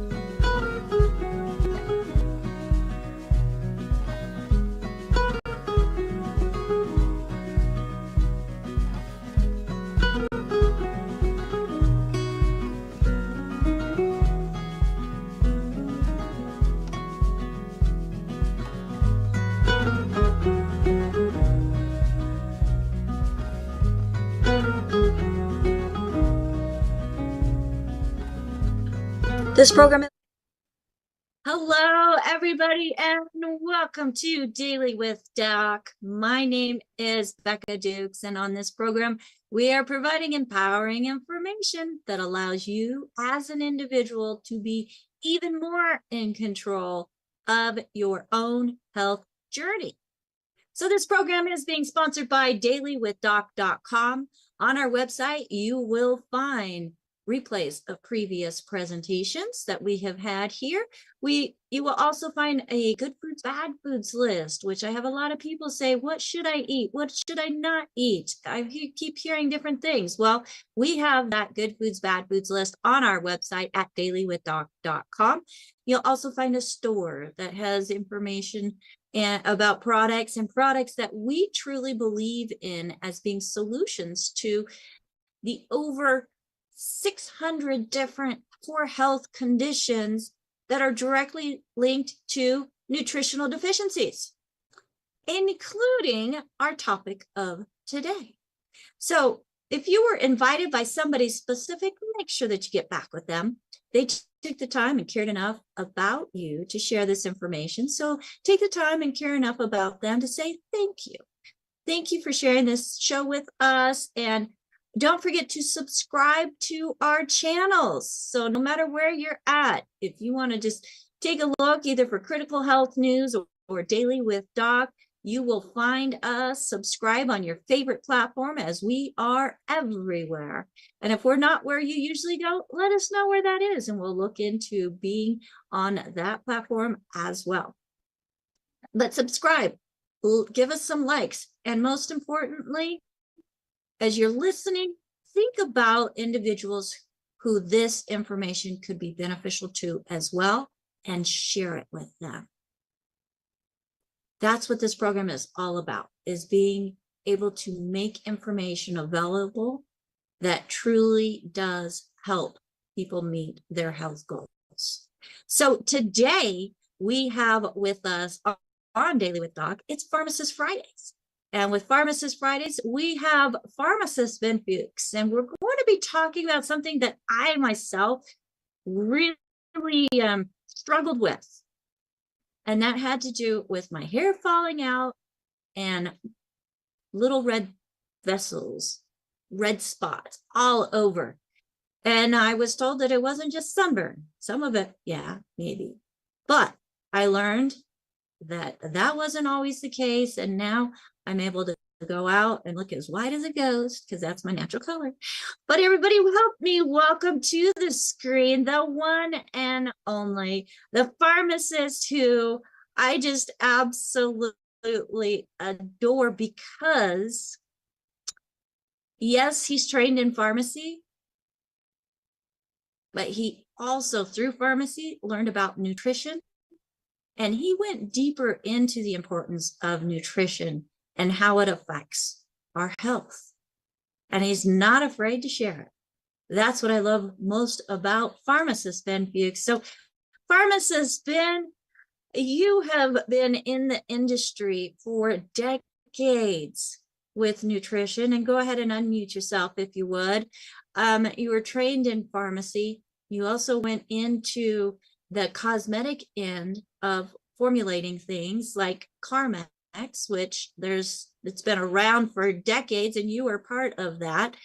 And you decided to go even further into it, start formulating yourself, compounding, I think is what they call it, to help people and recommending nutrition rather than just the chemicals that suppress symptoms. Why did you do that? Well, that's a great question. Everybody always asks me, "What? You're a pharmacist. What the heck are you doing talking about nutrition?" And I think that's a really silly question, because what is pharmacy but the study of how molecules from the outside interact with the inside of the body, outside of the body, interact with the biology or the biochemistry of inside the body to create changes. That's what pharmacy is, right? When you come right down to it. The study of how various substances can be taken internally to create some kind of change. Well, isn't that exactly what nutrition is? Isn't that exactly what food is? It's stuff that comes from the outside that comes into the inside and creates a change in the body. And so to me, it's really a no-brainer, because as it turns out, while drug companies spend billions of dollars every year trying to find molecules that they can sell for profit, patent and sell for profit, that will interact with the inside of the body to create changes, but will not have toxicity, or will have a low amount of toxicity. This is what the study of medicinal chemistry and pharmaceutical chemistry is about. It's about finding molecules that will create specific changes without having a lot of toxicity, because there's no way you can have an exogenous foreign molecule that doesn't have any toxicity. So they're satisfied with creating molecules that have effects with little toxicity. God beat them to it. Nature beat them to it. The divine force beat them to it, because that's exactly what nutrition is. Nutrition is God's medicine. It's divine medicine. It's not only medicine that will help adjust and help modulate and control and change biochemical issues that are problematic, but it's biochemicals, it's molecules that the body needs to function. It's not just going to modify symptoms, but it will nourish and it will sustain and it will feed and it will permit the body to do what it's supposed to do. So it's just really a no-brainer, and I can't understand why all pharmacists aren't nutritional pharmacists, because the first rule of medicine is, as every doctor will tell you, do no harm. Well, anytime a doctor prescribes a prescription drug, he's in violation of that, the most important part of the Hippocratic Oath, which is do no harm. So to me, it's just makes perfect sense, if we're interested in creating changes in the body, healthy changes in the body, and allowing the body to function optimally without creating harm, to be a nutritional pharmacist, and that's what I am. I use nutritional supplementation as well as dietary strategies and other lifestyle strategies to control symptoms and to keep the body healthy. And here's the point. This is a first principle. First principle is an axiomatic. It's something that you can't prove, but you just proceed forward from when you have a theory. And a first principle of health is nutrition first. Always use nutrients first. And this all has to do with a concept that really we don't talk about a lot, but we should be, and that's self-care. Nutrition and eating right is about self-care. You know, if you have a garden, you've got to aerate it, you've got to seed it, you've got to fertilize it, you've got to water it. Otherwise, you're not going to have a garden. You're going to have a bunch of weeds. Well, the body is the same way. Taking care of the body, or self-care in the body, is like taking care of a garden. And so almost all the things we talk about here on this program, while we focus on the importance of nutrition, really fall under the aegis, or the umbrella of taking care of yourself. And by the way, self-care is not just food, and it's not just nutrition. It's also self-compassion, self-love. It's also exercise. It's also learning and growing and evolving.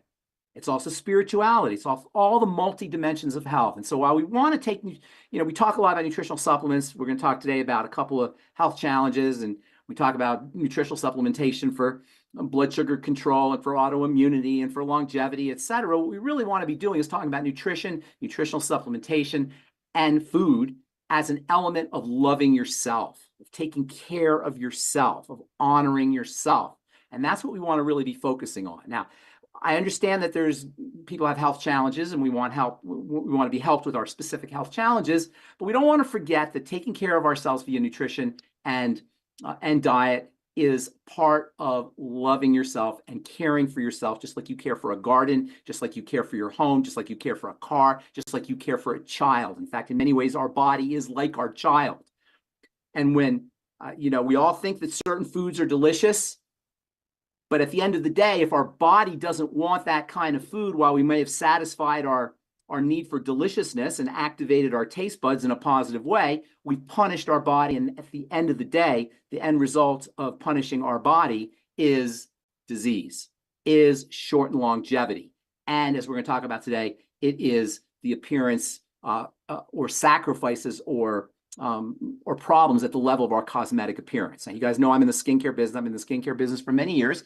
And skincare business is a classic example of how we want to take care of the way we appear, but we don't want to necessarily take care of the causes of the way we appear. And that's why we have such a huge skincare product industry. It's because everybody wants to rub stuff on their skin, but they don't want to change the way they eat, or they don't want to change the way they supplement or add in supplements. Well, the things we're going to talk about today, alopecia, which is baldness, fancy way of saying baldness, and spider veins or broken capillaries, or technically what they're called telangiectasia on the skin. Now, Rebecca, you mentioned something about red spots on the skin. I assume you were talking about broken capillaries, but red spots are a little bit different. So if you want to talk about red spots, we can add that into the equation. But for now, I want to just talk about this idea of broken capillaries, spider veins, or what are called telangiectasia.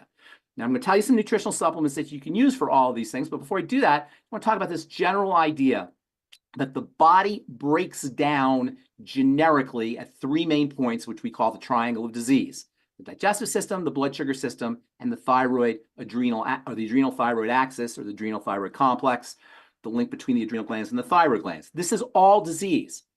And I've often said this, and I'll say this again: smart people suffer from one specific health issue that really affects how they take care of their bodies, and that's overthink-itis. I know I say it all the time. I don't mean to be cute. I don't mean to be funny. It was funny the first time. It's not funny anymore, but it's important because we overthink. Now, alopecia usually comes from A, autoimmune problems, B, thyroid and estrogen problems, which is this third point on the triangle of disease, and we'll talk about that here in a second. C, nutritional deficiencies, and D, and most importantly, deterioration of the most important part of the body, which is the connective tissue. Alopecia involves connective tissue diseases, and people have involves connective tissue deterioration, and people have connective tissue diseases like lupus or like scleroderma, oftentimes have alopecia as well. And this makes perfect sense. I'll tell you why in a second. Likewise, telangiectasia or spider veins or broken capillaries. These are all signs of deterioration of the connective tissue. The body doesn't really care about your hair or our hair or its hair. The body doesn't really care about the skin either. The body cares about the heart. It cares about the liver. It cares about the spleen and the intestine. You can live without hair. You can live with wrinkles and telangiectasia and lousy skin, but you can't live without a functional heart or liver or intestine. So the body, under conditions of deficiency, will reroute nutrients, will shunt nutrients to the center of the body. And the top of the body, the exterior part of the body, will become deficient. The body, the hair doesn't matter. Under conditions of deficiency, everything's going to be routed to the inside. So it makes perfect sense that under conditions of general bodily deterioration, the exterior of the body is going to break down. It's going to break down first. And that's a good thing. You don't want your heart to break down before your hair or before your hair follicles. So this is a good thing. This is a functional thing. But we can, obviously, we want to have good hair and we want to have good skin, and we can change this situation. But it involves understanding how the body deteriorates. The body deteriorates generically. We all deteriorate the same way. How that deterioration manifests is different depending on specific specific lifestyle issues that we all have that are individual to us. Biochemical individuality plays a role as well. But from a generic standpoint, from a deterioration standpoint, the body breaks down at the level of the digestive system first, the blood sugar system second, and then thirdly, the third point in the triangle of disease, which we haven't really talked about a lot because it raises some complexity, but in terms of hair loss, alopecia, and in terms of spider veins and telangiectasia, we really have to talk about this third point in the triangle of disease, which is the adrenal thyroid complex or adrenal thyroid axis, because both the adrenal glands and the thyroid play a specific role when it comes to hair loss as well as deterioration of the connective tissue. So first things first, the digestive system. If you're dealing with hair loss, there's several reasons, as we said. Number one, autoimmunity is involved in hair loss. Well, as we've said so many times on this program, and as I've said so many times in my presentations, if you have an autoimmune problem, you have by definition an intestinal or leaky gut issue. That's how autoimmunity develops, through a leaky gut, period.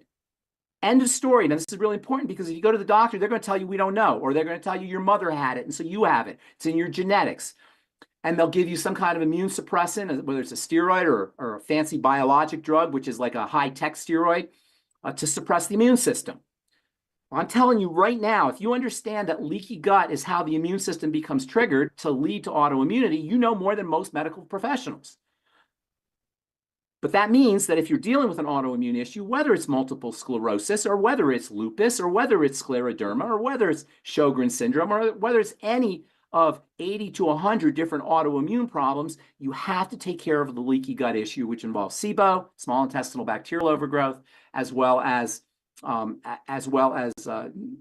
problems with what's called the dysbiosis and constipation and low stomach acid, etc. So dealing with a leaky gut is first and foremost the number one strategy for longevity, for feeling good, and for looking good. And that means whether you're dealing with a health challenge that's specific, or whether you're just dealing with, or you just want to increase your longevity. How do you deal with a leaky gut? Excuse me, I-26. When I say leaky gut, we're talking here in terms of both autoimmunity and telangiectasia. I-26, must have. I-26 is hyperimmune egg. It's eggs that come from chickens that have been injected with a specific antigen or bad guy, if you will, or an enemy. The chickens then, in response to that enemy, produce antibodies to fight that enemy. Those antibodies come out in the egg. The egg powder is then used as a supplement, which then contains the antibodies which kill excess bacteria in the gut. You can also use essential oils to kill excess bacteria in the gut. Essential oil peppermint, the longevity essential oils can be used in water, where you put a few drops of peppermint or oregano in water. I know, what's the doctor's name that we just signed up, the iridology doctor, Dr. Cara Ringland. Dr. Ringland, she talks a lot about essential oils. She's right on. You can use oil of oregano, you can use tea tree oil, you can use peppermint oil, you can use sage oil. And longevity does have some wonderful essential oils that can be used for SIBO. You can also use collagen peptides.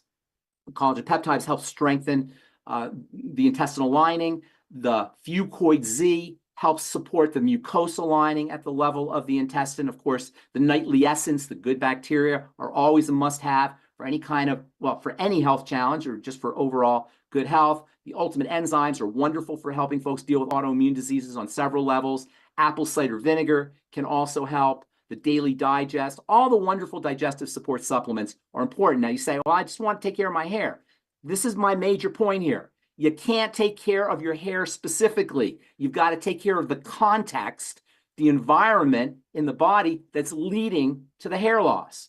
Mostly, or usually, or many times at least, it's autoimmune, and that's where taking care of the digestive system becomes very important. The second point on the triangle disease is also critical to understand. Rebecca and Doc just wrote a book called Metabolic Syndrome. I call metabolic syndrome everything syndrome because it affects everything. Metabolic syndrome, there you go. Metabolic syndrome is the term we give for a bunch of different health challenges that are associated to one cause.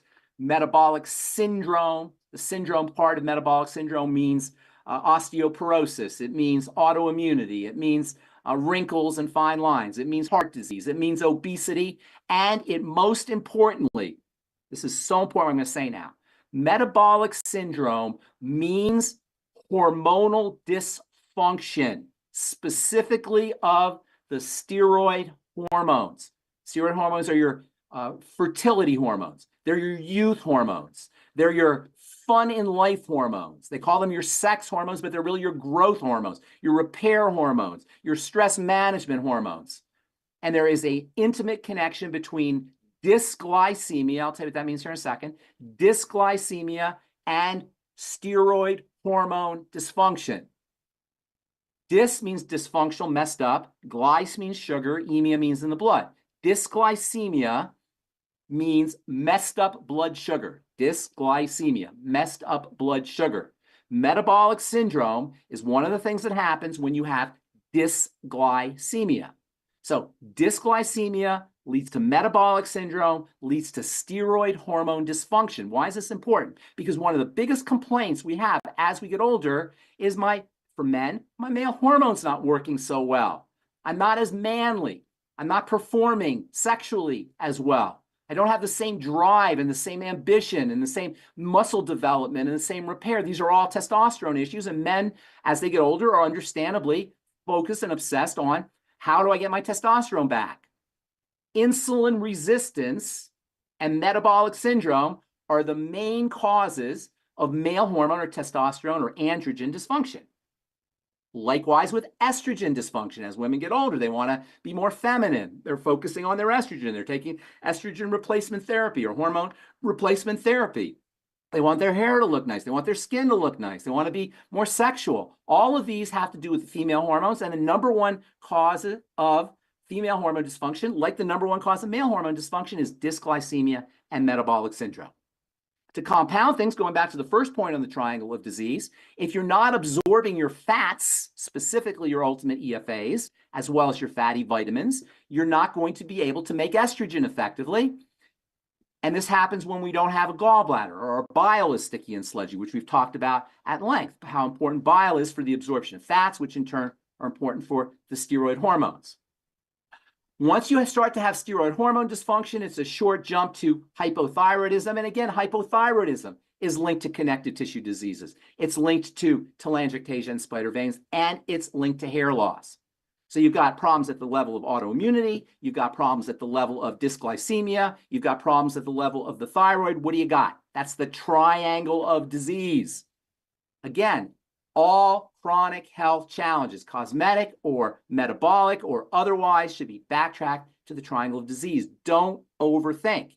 If you're trying to look for a pill that you could take to grow your hair, it ain't going to happen if you have issues at the level of the digestive system, issues at the level of the blood sugar system, and issues at the level of the thyroid adrenal complex. You're not going to be able to take a pill to take, or a supplement or a nutrient to take care of your hair or to take care of your spider veins or to address spider veins if you have problems at the level of the triangle of disease. Now, I am going to tell you about some supplements that can be helpful, some nutrients that can be helpful for folks who are dealing with alopecia. But if you have problems at the level of the triangle, those need to be addressed. And listen, we all want to have beautiful hair. And we all want to have beautiful skin, but not at the expense of having cancer, or not at the expense of having heart disease, or not at the expense of having an autoimmune problem. If you don't address the autoimmune problem or the problems that are metabolic inside the body, you can't address the hair or the skin.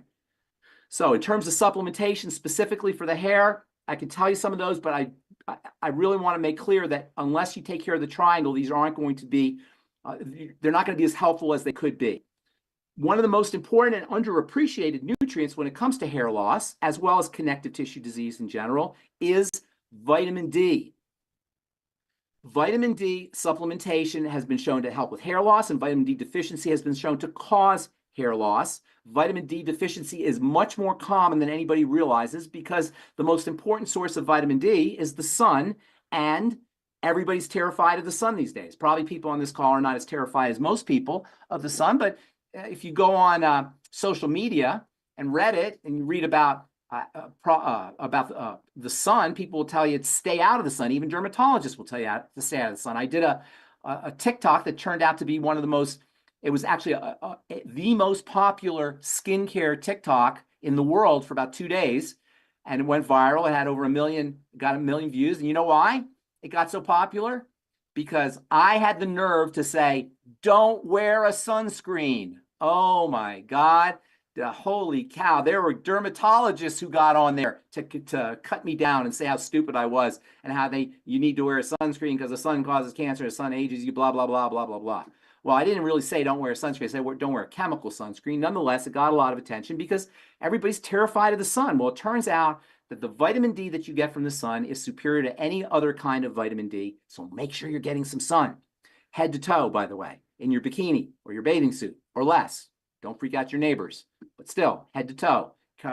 Get as much sunlight on your body as you can for 15 minutes a day. And the best kind of sun is going to be in the middle of the day from between 10 a.m. and 2 p.m., which is the strongest sun in the summertime. I don't want to digress too much on the sun. We could do that on the importance of the sun and how to take the best advantage of the sun. But we can do that on another talk. But for now, just understand that sunshine, vitamin D derived from sunshine is the best form of vitamin D. There is supplemental vitamin D that you can take, and you can use that if you live in a place where there's not a lot of sunshine. You can also get a sun lamp too, by the way. They're relatively inexpensive on Amazon, but you can also use vitamin D supplements, and there's foods that contain vitamin D as well.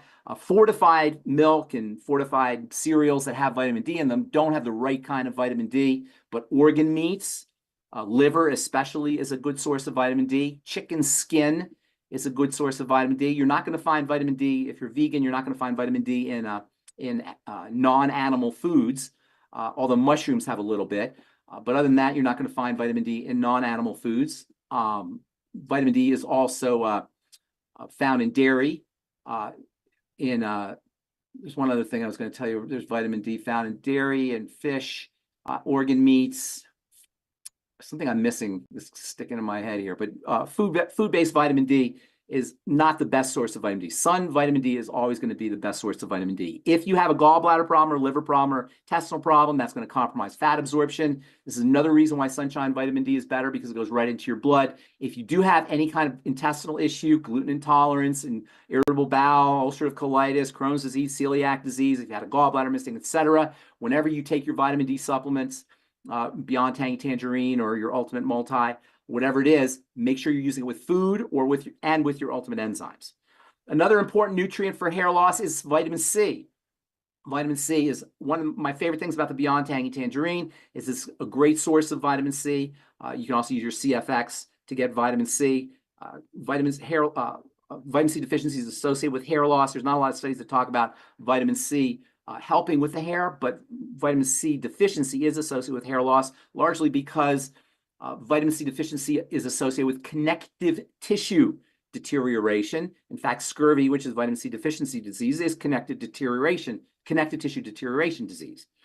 Vitamin E may be helpful. Iron is also helpful. Iron deficiencies are associated with hair loss. One of my favorite supplements for the male hormone system, also for the blood sugar system, also for hair loss, is your zinc FX. In fact, while the zinc FX is considered to be kind of an ancillary supplement, I don't consider it to be an ancillary supplement. I consider it to be a must-have supplement, and it should be part of, for anybody who wants to have a well-rounded nutritional supplement program, in addition to the Healthy Start Pack, should throw in the zinc FX, as well as the Ultimate Selenium, which is also associated with hair loss. The Ultimate Selenium, adding the Ultimate Selenium to your supplement program can also help you with cardiovascular health. It can also help you with the thyroid. And given the relationship between hypothyroidism or poorly functioning thyroid and hair loss, that's another mechanism for the Ultimate Selenium helping with hair loss. Interestingly, too much selenium, which is you have to take a lot, maybe 2,000 micrograms or so, which would be 20 capsules. That can actually cause hair loss itself. So you don't want to take too much, but 600, 800 micrograms of selenium, even 1,000 micrograms of selenium, which would be 10 capsules, you should be okay with that. I personally take 600 micrograms of the Ultimate Selenium every day. It's 6 capsules. The B complex are very important for all energy, anything that requires energy. And of course, hair growth requires energy, as well as skin growth. The cells in the follicles, whether they're on your scalp growing hair, the cells in the follicles on the skin, are both rapidly dividing cells, which means they're burning through energy. They're dependent on energy. Your B vitamins are your energy vitamins. And so all the B complex, and in addition to vitamin C, one of the really cool things about Beyond Tangy Tangerine is it's a great source of the B complex. The water-soluble vitamins as distinct from the fat-soluble vitamins, that is the B complex and vitamin C, give you energy. And this is one of the reasons why when people start using Beyond Tangy Tangerine, one of the first things they report is they have more energy. That's because the Beyond Tangy Tangerine is loaded, like with megadose loaded, vitamin C and the B complex and electrolytes, all of which are important for energy in the body, electrical energy in the body. So Beyond Tangy Tangerine will get you your B complex, it'll get you your vitamin C, and it'll get you electrolytes, all of which will help with skin problems as well as with hair problems. So focusing on the triangle of disease means working on the digestive system, working on the blood sugar system, which of course means your sweeties. Your ultimate selenium, by the way, can also be helpful for blood sugar control, and your ultimate niacin. Don't underestimate the importance of the ultimate niacin, not only for energy, I'll talk about that here in a sec, but also for blood sugar control. The ultimate niacin is the one vitamin that your body will actually make under deficiency conditions, but by supplementing with the ultimate niacin, you can allow your body to save its resources for making brain chemicals rather than making niacin. Under conditions of deficiency, instead of making brain chemicals, your body will make niacin. By using your ultimate niacin, your body will then be able to conserve its resources for keeping your brain happy. And this is one of the reasons why the ultimate niacin has mood and brain health benefits. In fact, the ultimate niacin was actually used by Dr. Abraham Hoffer to treat schizophrenia. And there's a wonderful book that he wrote about that called Orthomolecular Psychiatry. Dr. Abraham Hoffer was considered to be the medical doctor that's most associated with orthomolecular medicine. Ortho means good, molecule means molecule. Orthomolecular medicine is the medicine of good molecules, which is the medicine of nutrition.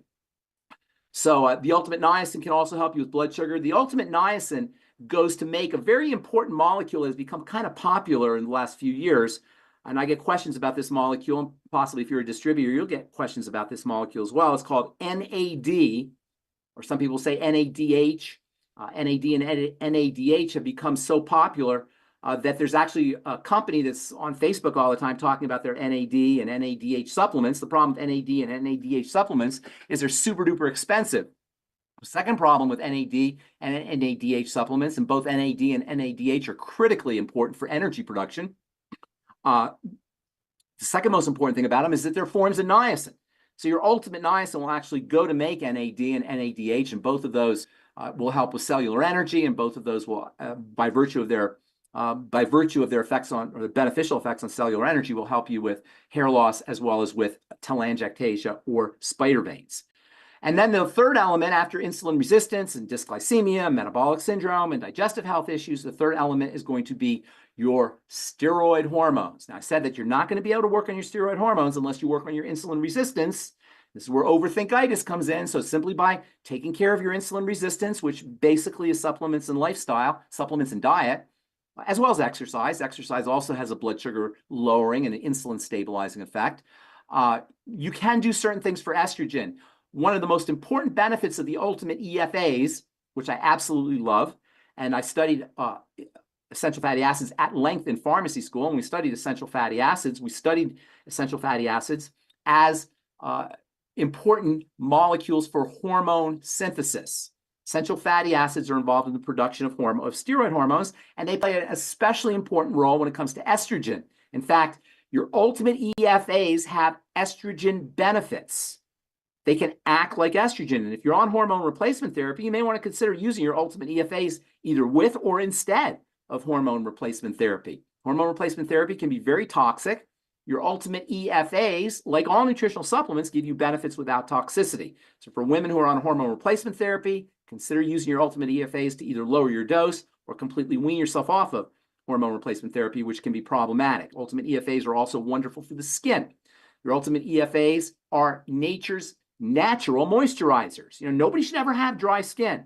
Yet, if you ask people about moisturizers, most people will tell you they've got moisturizers in their car and in their office and in their purse and in their locker and two in their medicine cabinet and a couple in their kitchen. But everybody has dry skin. When I do my talks and I ask people to raise their hand if they have dry skin, almost everybody has dry skin. If I ask you right now, how many people have dry skin? Almost all of you will say that you have dry skin. And that's despite the fact that in this country we sell billions, maybe $12 to $14 billion a year in moisturizing products, and everybody has dry skin. Well, the reason we have dry skin is not because we don't have enough moisturizers. It's because we're deficient in our fatty nutrients, particularly your ultimate EFAs. So you can treat your dry skin, or you can regard your dry skin as a sign of ultimate EFA deficiencies. Start supplementing with your ultimate EFAs, keeping in mind that you got to make sure that you're absorbing your ultimate EFAs through the intestine, which of course requires a healthy gallbladder and bile and intestine. And that's why working on digestive health is so darn important. Your ultimate EFAs are also important as epigenetic factors for the building of protein and connective tissue. Now, epigenetics, I know most of you guys probably know about epigenetics. Doc's written a lot of great books, but my favorite book is called Epigenetics. Doc is known as one of the fathers of epigenetics. Epigenetics is the science of how genes turn on. There are multiple factors that are involved in whether a gene turns on or off. Genetics, most of our genes turn on and off like Christmas tree lights, depending on our environment. There's the book. Thank you. And there's young Dr. Wallach. Check out that handsome guy working with the little monkey there. That's how when I met Doc, that's what he looked like. Is Doc on the call? I don't see that he's on with us today. Usually he is, though. Yeah, that's my favorite book that on the Doc's written. Epigenetics, by the way, is not just about epigenetics. It's a whole walk through the history of medicine, starting with caveman days. Super cool books. All Doc's books are really cool and very interesting, but that's my favorite book. Epigenetics is the science of how genes turn on and off. I was just reading about a lady who had her breast removed. I forgot who it was. It was a celebrity. And I was just reading about it because she had the BRCA gene, the gene that's associated with cancer.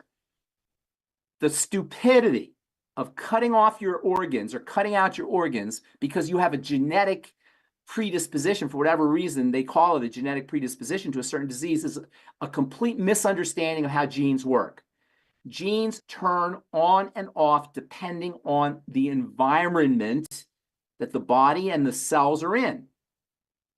So the trick to taking care of a genetic issue is to work with the epigenetics. That is the factors that turn the genes on and off. And by the way, thoughts are epigenetic. Emotions are epigenetic. So our genes turn on and off with our thoughts. Our genes turn on and off with our emotions and with our feelings, and our genes turn on and off with our food and with our nutritional supplementation. For better or worse, French fries have a negative effect on the genetics. Ice cream have a negative genetic effect on the genetics. Foods that are so-called bad foods are bad partially, at least, because of their negative effect on our genetics. On the other side of the equation, there are nutrients that have positive epigenetic benefits for turning on the growth, specifically in our case, for what we're talking about today, of connective tissue, and essential fatty acids are just that. They are epigenetic factors for the building or for turning on genes that are associated with the building of connective tissue. Real quick on the connective tissue. When we talk about connective tissue, we talk about connecting, obviously. It's called connective tissue. So the connective tissue is what builds everything. It's what connects all our parts together. Our body is, all the organs in our body become one homogeneous whole or one unified whole by virtue of the connective tissue. I've said this before, and it's kind of interesting. The body, the organs in the body, all the internal organs in the body fit together like fruit in a Jell-O mold. So your heart is embedded in the body, specifically in the connective tissue of the body, like pineapple in a Jell-O mold. Your intestine is embedded in the connective tissue in the body, like cantaloupe in a Jell-O mold or fruit mold. All the organs of the body, you name it, the spleen, the liver, the intestine, the lungs, the heart, all of the vasculature, they're all embedded like fruit in a Jell-O mold. The connective tissue is the matrix within which all the organs sit. But the connective tissue does more than connect. It is the connective tissue that feeds all of the cells. It is the connective tissue that oxygenates all of the cells. It is the connective tissue that detoxifies all of the cells. The other name for the connective tissue is the matrix. It's called the connective tissue matrix. Matrix is Latin for womb. So the cells of the body sit, and the organs of the body sit in the connective tissue like a fetus in the womb. The womb is like a type of connective tissue, and the connective tissue is like a type of womb. And the cells are a type of baby, and the organs are a type of baby, and the connective tissue has the same function in relationship to the organs and the cells that a womb has to a fetus, a developing fetus. So the connective tissue is responsible for the health of all of the organs and all of the cells. Let me say that again. That's so important. We think of the connective tissue, we think of the structure, and we think of holding everything in place, connecting. But the connective tissue does more than hold everything in place and provide connection. The connective tissue is what feeds and what oxygenates and what detoxifies all of the cells. And this is why connective tissue disease is so debilitating. One of the most important connective tissue diseases is not even called a disease, but in many ways it has the same hallmark or cardinal signs as a disease. And this is a connective tissue issue called aging. Accelerated aging is accelerated deterioration of the connective tissue. So building the connective tissue is not only important for dealing with health challenges, it's also important as an anti-aging strategy. And given the role of connective tissue to feeding, to detoxifying, and to oxygenating all the cells and all the organs of the body, it should come as no surprise that building the connective tissue is also going to be important for telangiectasia, spider veins, broken capillaries, as well as for hair loss. And as I said earlier, connective tissue diseases are linked to both telangiectasia and to hair loss. So building the connective tissue becomes important, not just for the cosmetic symptoms of alopecia and telangiectasia, but just for keeping all of your organs healthy and just for slowing down the aging process. In fact, almost all of the things we hate about aging are related to connective tissue deterioration. The hunched over appearance, the scoliosis, the osteoporosis, the blood vessel diseases, and the cardiovascular diseases, and the wrinkles, and the fine lines, and the hernias, and the prolapses, and the ruptures, all are associated with deterioration of the connective tissue. If you want to do one thing to support, or to slow down, I should say, the aging process, if you want to do one thing to reverse the symptoms associated with aging or with accelerated aging, if you want to do one thing to improve your appearance, whether it's your skin appearance or the appearance on your hair, if you want to do one thing, it's work on the connective tissue.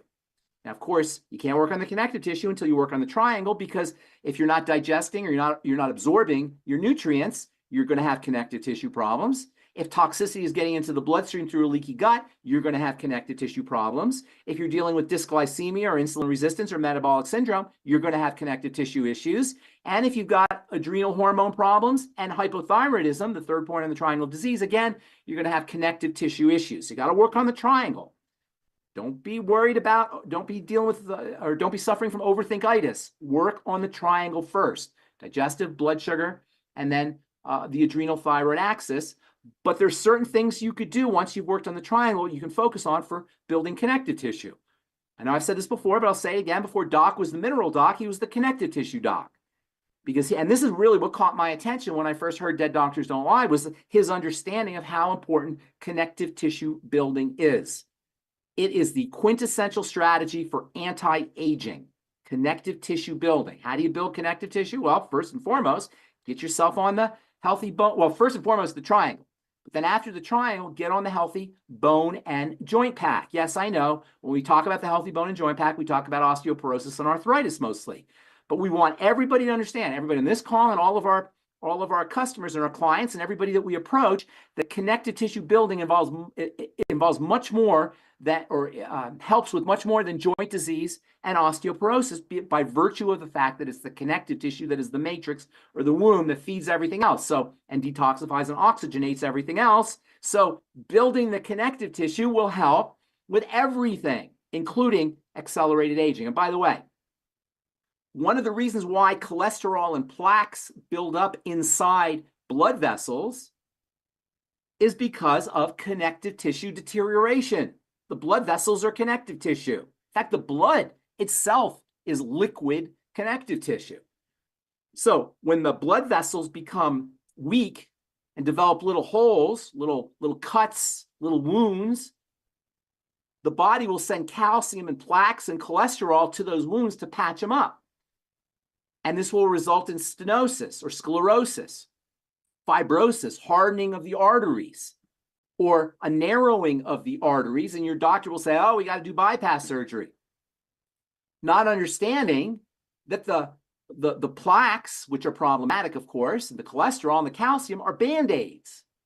So the real strategy for preventing plaques is to keep the blood vessels strong, the blood vessels being connective tissue. Get yourself on the healthy bone and joint pack. And when you're taking the healthy bone and joint pack, always take your glucogel caps with your Beyond Tangy Tangerine, because the Beyond Tangy Tangerine is required for building the connective tissue. By the way, using connective tissue building strategies or healthy bone and joint pack are one of the best things you can do for wrinkles. The healthy bone and joint pack can be remarketed as the healthy skin, healthy aging skin pack. And this is another very important point that we want to share with our customers and with distributors, is that you get multifunctionality with all of the nutritional supplements that will not only help you with the area that you're working on, but will help you with the entire body and with cosmetics, with the appearance of the skin and the appearance of the hair. The healthy bone and joint pack is help you with prevent wrinkles and fine lines and thinning of the skin, and will help you grow hair as well, simply by the fact that it's helping support connective tissue building, meaning more nourishment, more oxygenation, more detoxification of all the cells. So you've got numerous strategies for dealing with telangiectasia and dealing with alopecia, but they don't involve directly dealing with telangiectasia and directly dealing with alopecia, which is a good thing, because it means that while you're taking your healthy bone and joint pack, while you're taking your healthy digestion pack, while you're taking your ultimate niacin, while you're taking your healthy blood sugar supplements, while you're taking all of these other supplements, not only are you going to be dealing with or improving the health challenges that you're looking for, the cosmetic health challenges, but you're going to be helping build the entire body, helping reverse chronic disease or the risks of chronic disease of the entire body, and improving longevity as well. Boil it down, reduce it down to the triangle of disease: digestion, blood sugar system, the adrenal thyroid complex. Use your basic nutrients, the healthy start pack, the healthy bone and joint pack, the healthy blood sugar pack. Throw in ancillary nutrients as you need, perhaps the ultimate selenium or the ultimate niacin, as we talked about. Make sure you're taking generous amounts of your ultimate EFAs. Make sure you're using your ultimate EFAs with food so that your digestive juices can be secreted as you're taking your essential fatty acids and your ultimate EFAs. If you have a gallbladder problem, or you have your gallbladder removed, or you have a liver problem or a bile problem, make sure you're using your ultimate enzymes, and it always helps to acidify the contents of the stomach, or acidify, or use apple cider vinegar or some kind of acidifying agent with your ultimate enzymes to activate those enzymes. Treat telangiectasia, treat alopecia, whether it's male pattern baldness or female pattern baldness, as signs of general deterioration involving the three main points on the triangle of disease: digestion, blood sugar, and the adrenal thyroid axis.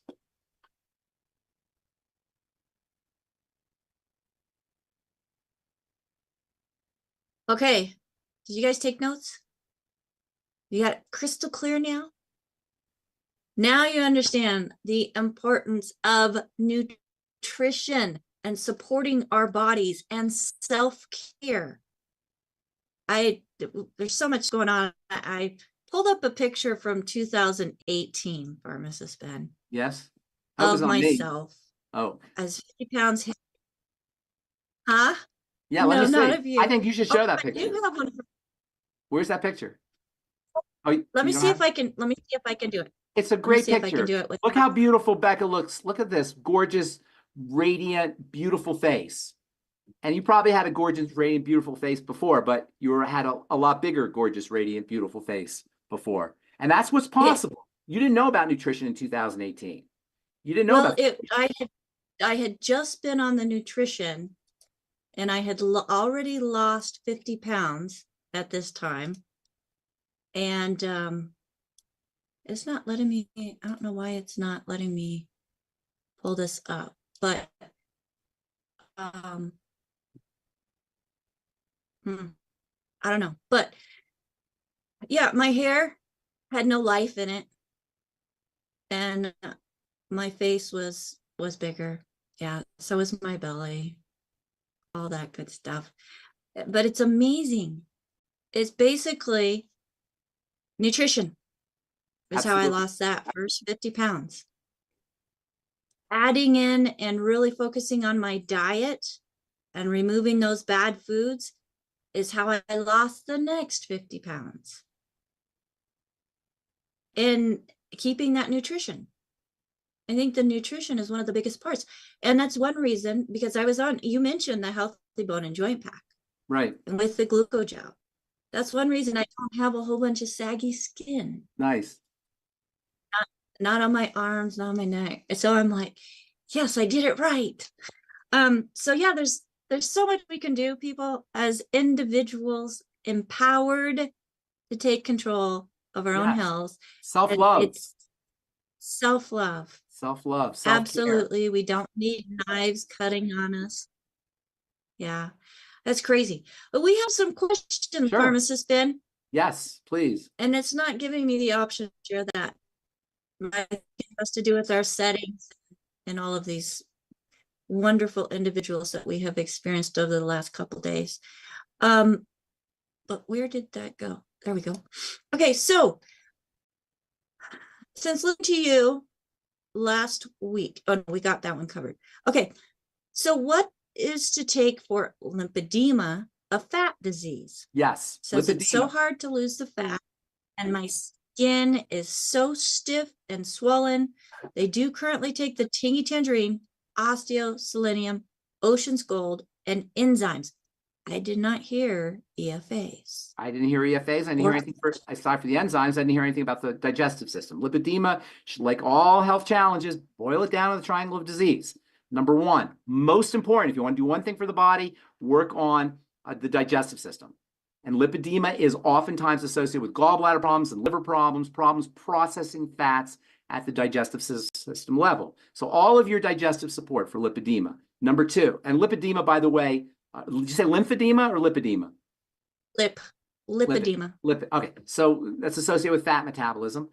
So all the digestive support supplements, it should be no surprise. Again, don't overthink it. Digestive support. And I'm glad they're on the ultimate enzymes because that's very important, but also the ultimate nightly essence, or the nightly essence is also important. Also the I-26, because this person probably, is this person on the call, by the way? No, I don't believe. So there's probably an element of SIBO and leaky gut. So working with the I-26 and all your digestive support is important. No surprise, lipedema is also associated with metabolic syndrome and insulin resistance. So work on your healthy blood sugar pack. Number three, no surprise, lipedema and hypothyroidism go hand in hand.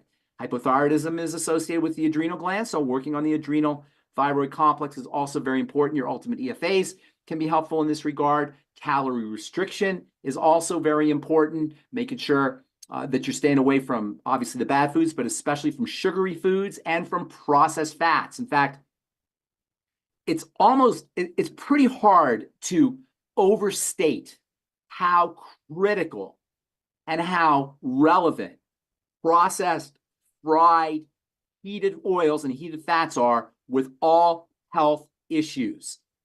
In fact, leaky gut, which is the root of pretty much all chronic degenerative disease, can be caused by inflammatory fats. And I know we all love French fries and pizza, and everybody likes their fried fats and cooked fats and all of the ways that we have of processing fats. But it's so unbelievably relevant when it comes to how the body falls apart.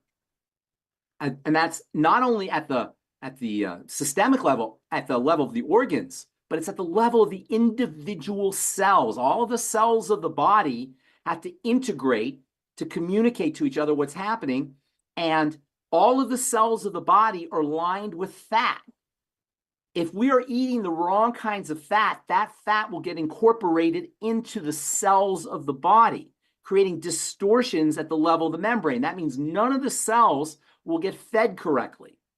None of the cells will get oxygenated correctly. None of the cells will be able to detoxify themselves effectively. And perhaps most importantly, the relationship between cells and hormones will be affected. A lot of people who are on hormone replacement therapy thinking they need more hormones really need to have better fidelity of hormones. Fidelity is accuracy of the hormones of the cell's response to the hormones. So a hormone sits on a cell, and when that hormone sits on the cell, a behavior is initiated. But if the membrane is dysfunctional because we're eating a lot of pizza and we're eating a lot of French fries and we're eating a lot of processed fats, fried fats, our hormones aren't going to work correctly. So lymphedema should be considered a digestive health issue. It should be considered a blood sugar issue. It should be considered a thyroid issue, and it should be considered an issue of unhealthy fats. So making sure that you're reducing your calories, especially reducing your calories from sugars and processed sugars, and especially from fried and processed fats. And reducing your calories in general is always a great longevity strategy and a great anti-aging strategy, because eating food is the hardest thing the human body has to deal with. And we all abuse our bodies with food because that's just the way our culture is. Even if you're trying to do it right, the foods we get at the grocery store today didn't exist a mere 100 or 150 years ago in bodies that are hundreds of thousands, if not millions of years old. Well, that leads right into Dylan's question and wanting to know if a high-fat diet is bad. Many naturopaths and functional medicine practitioners are recommending against high fat, especially saturated fat, due to research showing that it leads to leaky gut from the liposaccharides or lipopolysaccharides. And that's not. I'm not sure that's a misunderstanding. I'm not sure if it's the doctors or the person who's asking this question. So let's talk about fat real quick. The high fat doesn't tell you anything because it's not about high fat, low fat. It's about good fat, bad fat. So high fat doesn't really mean anything. Is the high fat from eggs or is it from French fries? And I pick on French fries a lot because that's almost like a poster child of a lousy food. And we all love French fries. Potato chips, donuts, pizza, all of these kinds of fried fats. The problem is not high fat, low fat. It's high bad fat, which is what most of us are ingesting. If you go to the grocery store and you see all those bottles of oil, salad dressing and salad oil, you see that come in a clear bottle. Light is the mortal enemy of fat, as is oxygen and as is heat. So right away, if you see your oil in a clear bottle, you know you got a problem. Oil should always be kept in a dark bottle, and you want to be very, very careful about how you process oil, about how you heat oils and how you cook oils. And now there are something which is this questioner alluded to called LPSs or lipopolysaccharides. Lipopolysaccharides, while the name lipo implies fat, don't come from the diet. Lipopolysaccharides, which are associated with almost all chronic degenerative disease, lipopolysaccharides are bacterial particles from the outside part of a bacteria, and they are associated with diseases by virtue of their entrance into the bloodstream through a leaky gut. This person also alluded to fats and their association with intestinal permeability, and that is also true, but it's not fat. It's processed fat. It's heated fat. It's oxidized fat that's associated with a leaky gut. So you got to be careful about the terms high fat and low fat, because that doesn't really tell you what's happening. It's high bad fat or high good fat. As it turns out, high good fat, which includes your essential fatty acids, obviously, as well as fatty vitamins, are critical for fat absorption. If you don't have enough fat in your diet, you're not going to activate bile. If you don't activate bile, you're not going to be absorbing your fat. So eating fat is important for the absorption of fat and fatty vitamins. So when you say high fat, low fat, that's not really accurate, but high processed fat is incredibly problematic, partially because of its relationship to a leaky gut, as well as the entrance of toxicity into the bloodstream, which, as I say, that's the first point on the triangle of disease. That is where disease begins. And it's actually insulin resistance and dysglycemia is obviously associated with the ingestion of sugar, but there's a very important connection between bile and dysglycemia, a very important connection between SIBO and dysglycemia, a very important relationship between leaky gut and dysglycemia. So the first point is linked to the second point in the triangle of disease, and the second point has independent correlations involving sugar as well as nutritional deficiencies. So yes, you're absolutely correct about the problems associated with high processed fat, and that's why Doc has been saying for years, really, but at an accelerated pace over the last couple of years, don't eat cooked fats. Don't cook your fat. It's a huge problem. It's not the high fat, it's the high processed fat. Gotcha. Now, you had mentioned sunlight, and KP is wanting to know about infrared heat lamps or infrared red lamps. Infrared saunas or lamps? Infrared saunas are great. You said lamps or red lights? Yes, red light therapy is, there's this thing about blue light and red light. Perhaps you may have heard about red light and blue light. Yeah. And blue light's associated with speeding things up. Your phones, smartphones, and computers and televisions, and a lot of our high-tech electrical equipment are sources of blue light.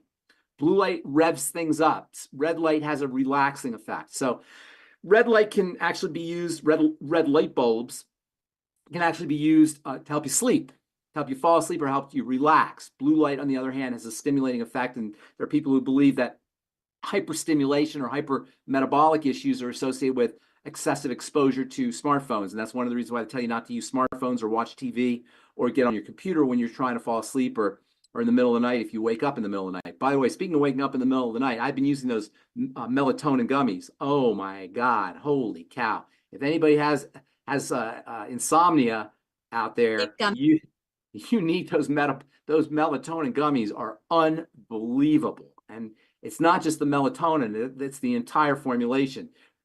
It's becoming one of my favorite longevity products. I've been using them since we had that talk, that leadership conference in Colorado about a month ago, and they are amazing. So so red light has a relaxing effect. You can buy red light bulbs on Amazon and just put them in your lamp or in your light at home or in your bedroom, and you can almost feel the relaxing effect as you're looking at the red light. It's really calming. And blue light, on the other hand, is very stimulating. And on the other hand, in the daytime, you want more blue light and less red light. So I'm not sure what that person asked about red light, but red light can be very relaxing. As far as infrared saunas go, they're awesome. There's two different varieties. There's near infrared saunas and far infrared saunas. They're both great. Dr. Mitchell actually has a little at-home version. I think she paid a few $100s for it. And it's a small sauna that you can actually sit in. And I think it's a collapsible sauna. I have to ask her more details about it, but they can be very effective. That same relaxing effect that red light has for your mind and for your psyche can also relax inflammation. It can have a calming effect on hypermetabolic states, which like inflammatory states. So for people who are dealing with inflammatory issues, pain issues, autoimmune issues, these far infrared, near infrared saunas can be helpful. Do you have a hard stop? Yes, I do have a hard stop here in about a minute or two. Do we have any questions? Okay. Well, we have a hand up, and then we also have a question coming in to us from, I think it's Facebook. Facebook, it's so Mickey says, I'm 58, 5'11", 169 pounds. I don't eat the bad foods. He does miss them. He has what's called Haglund's deformity and Achilles tendonitis, which I did look up that Haglund's deformity is a condition that causes a bony bump and pain on the back of your heel, often caused by wearing shoes with tight heel areas and can lead to bursitis. It's related to the Achilles tendon too. So they're both connected. So that goes back to the main reason for bone spurs, which is kind of like a bone spur, calcification, is toxicity in the blood. How does this relate to toxicity in the blood? Toxicity in the blood is manifested by low pH, acid. Toxicity leads to cell death. When cells die, they spew out acid. The body has a mechanism for dealing with acidity, and that is releasing calcium from the bones. And this is not only a cause of soft bones or osteoporosis, but it's also a cause of deposits, calcium deposits. And they can be incredibly painful, especially on the feet or on the heels, because you got to step on your heels. Every time you step, you can imagine the kind of pain that's associated with these things. They're miserable. You can't deal with it by themselves. You have to deal with the overall toxicity that the body's trying to address. Nobody just has bone spurs. Nobody just has tendonitis unless they had an injury. Tendonitis and bone spurs are part of chronic degenerative deterioration of the body, specifically of the bones and the connective tissue. So you got to work on the toxicity element. Now, this person said, I think this is the person that said they're staying away from the bad foods. Is this the same person? Correct, yes. Okay. There's many foods that are not on the bad food list that can be problematic. You have to go by your symptoms. So this is a person, if they have calcification or calcium stones, or I'm sorry, calcification of the heels or stones. Stones are the same thing, by the way. Calcium stones are the same thing. These are all signs that the body is trying to neutralize acid by releasing calcium. These are all metabolic issues associated with the triangle of disease. So you got to work on the triangle of disease. There are nutrients that can have a beneficial effect on keeping calcium in the bones. The osteomag is one of them. Magnesium and calcium go together. Another nutrient that's important for keeping calcium in the bones is vitamin K. We don't have a lot of vitamin K. We don't have vitamin K in a lot of our products, but there are a few. Our Ultimate Multi has vitamin K in it. The Beyond Tangy Tangerine has vitamin K in it. And vitamin K can also be made by gut bacteria. So making sure that you're addressing healthy microbiome using your nightly essence and all of your digestive support can also help with vitamin K. And would that be K1 or K2? Either one. Okay. All right. Thank you so much for that. And let's go to Bill. Bill, go ahead and unmute yourself. You have a quick question? Yes. So I'm on day 19 of the liver cleanse. Nice. How do you like it? We're showing a lot of blemishes on the skin going away. We'll talk about another time. Nice. So I was on the call last night with Raymond and Yolanda. Okay. So instead of the Fucoid, I will do the Fucoid Z. Yes, I will do Dr. Conaway's gut cleanse next. Good.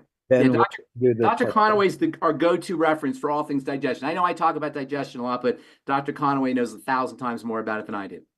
And I would assume this will help blood pressure. It started out 2 weeks ago, 171. It was higher earlier. I started beet powder several days, and that's helping relax the blood vessels like you were just chatting about. Nice, nice, nice. Good for you, Bill. We're showing results. Are you in Texas? No, Central Oregon. Oh, Central Oregon. Good deal. Hope I get to meet you one day. You shall, multiple times. Thank you. All right, guys. Becca? Where's Becca? All right. Fantastic. So pharmacist Ben, I'm having some electrical issues here. So I don't know if you can hear me. I can hear you, but I can't see you. We have more questions that we did not get to. We'll get to them next week. Let's do all questions next week. I know I'm having internet issues, electrical issues. Or on Pharmacist Ben Bites. So I want to invite everybody to pay attention to our different channels on Critical Health News and Daily with Doc.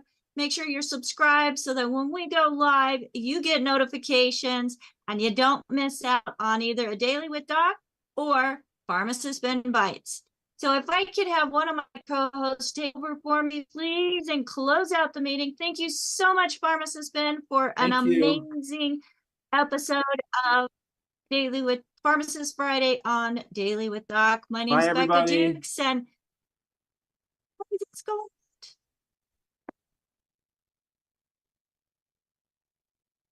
Okay. Thank you for joining us today on Daily with Doc. And I'm sorry that Rebecca's having issues with her electrical. There is a fire in her area. It's 10 miles from her, but it's probably affecting everything. So I want to thank our co-hosts, and I'm going to go according to the screen like Rebecca does. So Phyllis Anderson, who's out there on the different platforms and answering questions and bringing questions to here. And also Phyllis was instrumental in getting Doc on the radio, her and her husband. So I always want to give her credit for that.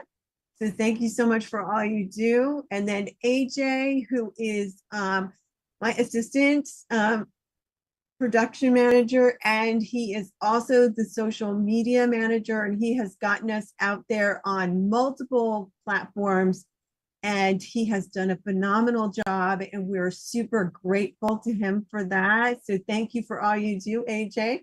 So glad we found each other. And then we have Albert, who is in South Africa, and he is letting people in the room, changing their names when it needs to be done, editing phone numbers, so we're keeping people's information private. I don't know what we would do without you either, Albert. So thank you. And then we have Marilyn, who is doing the dictation and typing her little fingers away. And she is a very good at looking up some things on the fly as well. So if you're not with us live on Zoom at dailywithdoc.zoom.com, then you're missing out on all of that. And if you have a question, Phyllis and Marilyn type in the protocols that Ben and Doc give out. And then you could take a picture of it and have it for later, so you don't have to try to get all your notes done. You can just listen. And of course, our beautiful hostess of the show, Becca Dukes, thank you for even making all of this possible for us. So we wouldn't, none of us would be here without you. And I remember when we first started Ask Doc Live, and was just on Friday for 2 hours. And here, look at where we've come to. So that's amazing. Are you holding up your hand? Do you have a question or want to say something, AJ? Go for it. Just a comment, folks. If you need some help and you're not working with anyone, you can reach out to our phone team at 855-949-3377. Or if you just have a question, you can email us at questions@dailywithdoc.com. Thank you very much. I was just about to say that, so I'm glad you did, in case I forgot, because sometimes I forget and sometimes Rebecca does. So anyway, thank you for joining us today. Have a wonderful weekend, everybody, and we will see you Monday with Dr. Carr Ringland and iridology and essential oils and maybe something else. So have a great weekend, folks. Thank you so much. Bye for now.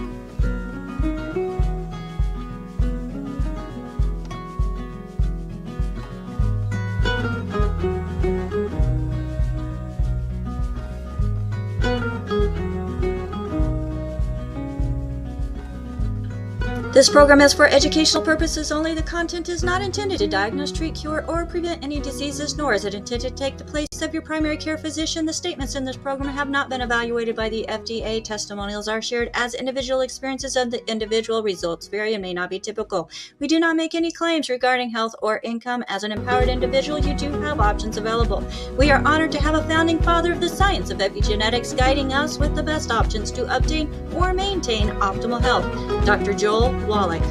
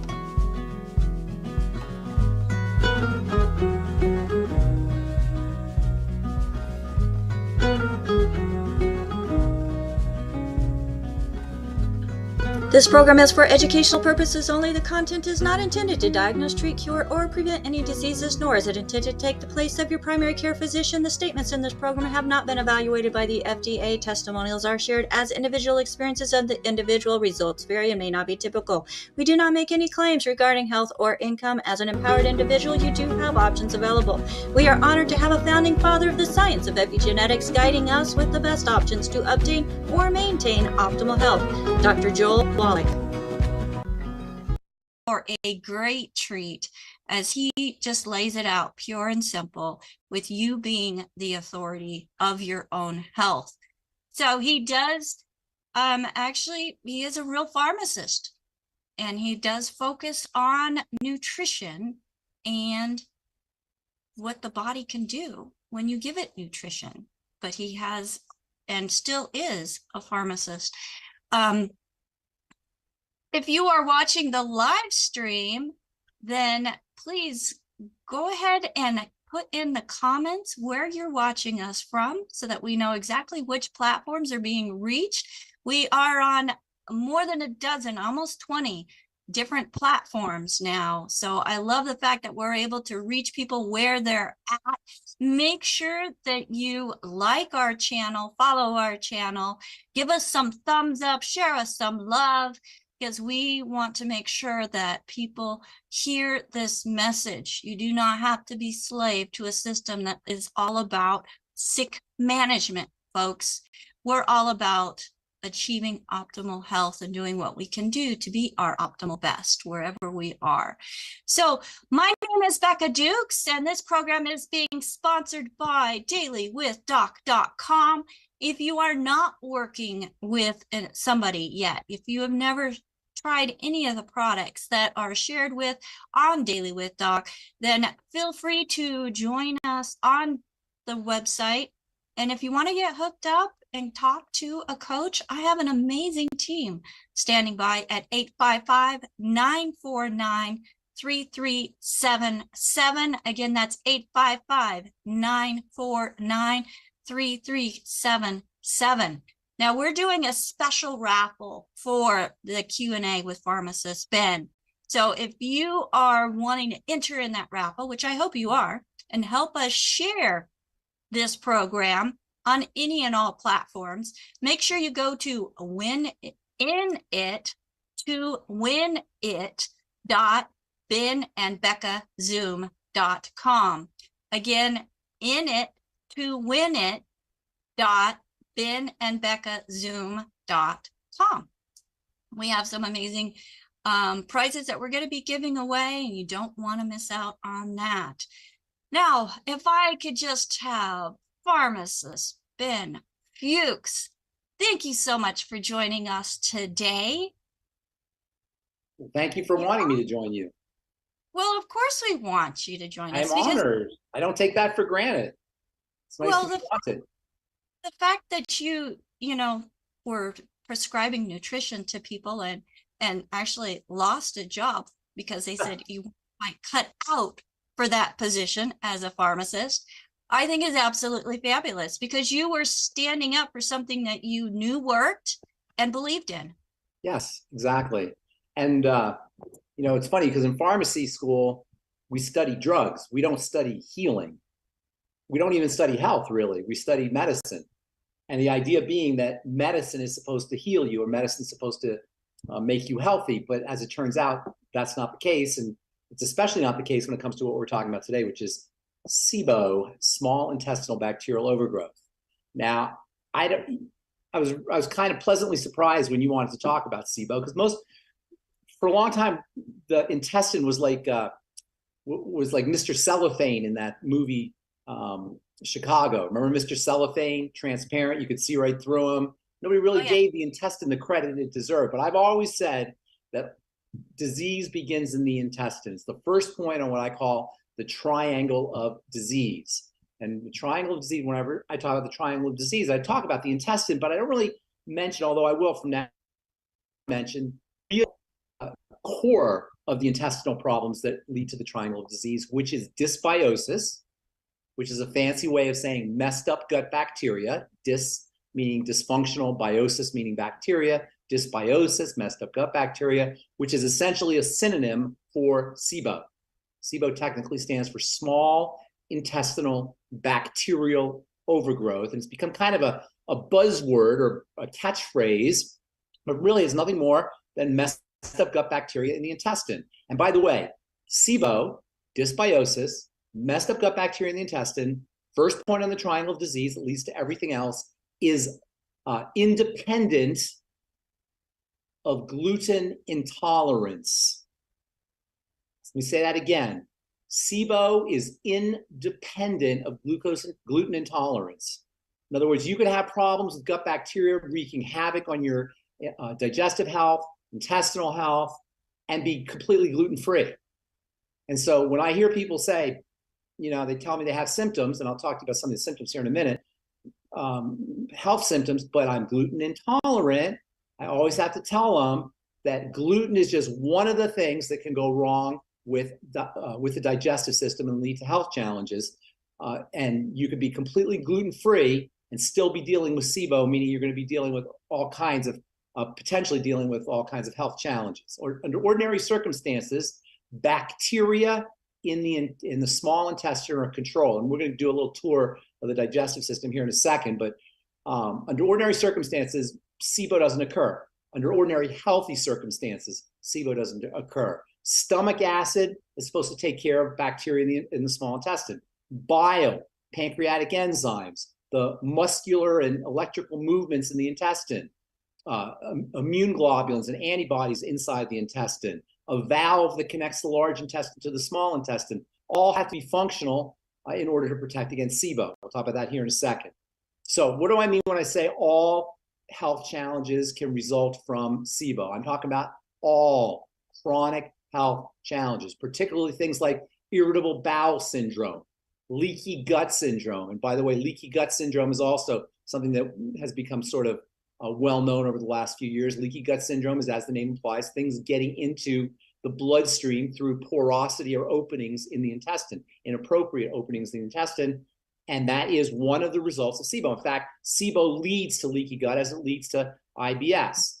All manner of female reproductive problems and estrogen problems, including endometriosis and fibromyalgia and infertility and premenstrual syndrome and menopausal issues and breast tenderness and, God forbid, reproductive cancers can all be the result of SIBO. Hypothyroidism, which in turn leads to, it's the third point on the triangle of disease, and in turn, that leads to all kinds of health challenges, can be the result of SIBO. Likewise, hyperthyroidism and autoimmune diseases. And one of the interesting things about SIBO is the causes of SIBO, the results of SIBO can also be the causes of SIBO. So, for example, you could have small intestinal bacterial overgrowth leading to hypothyroidism, which will lead to more SIBO, which will lead to more hypothyroidism, which will lead to more SIBO. So this complicates things even further. Same with diabetes. SIBO can lead to diabetes, and diabetes can cause SIBO, or even more, maybe more accurately, dysglycemia, which, like dysbiosis, means messed up blood sugar. Dysbiosis means messed up gut bacteria, dys, messed up, biosis, bacteria, dysglycemia, messed up blood sugar. Well, guess what? SIBO can lead to dysglycemia, and then dysglycemia in turn can cause more bacterial overgrowth, leading to more dysglycemia, leading to more bacterial overgrowth. You can see what a big mess this can become.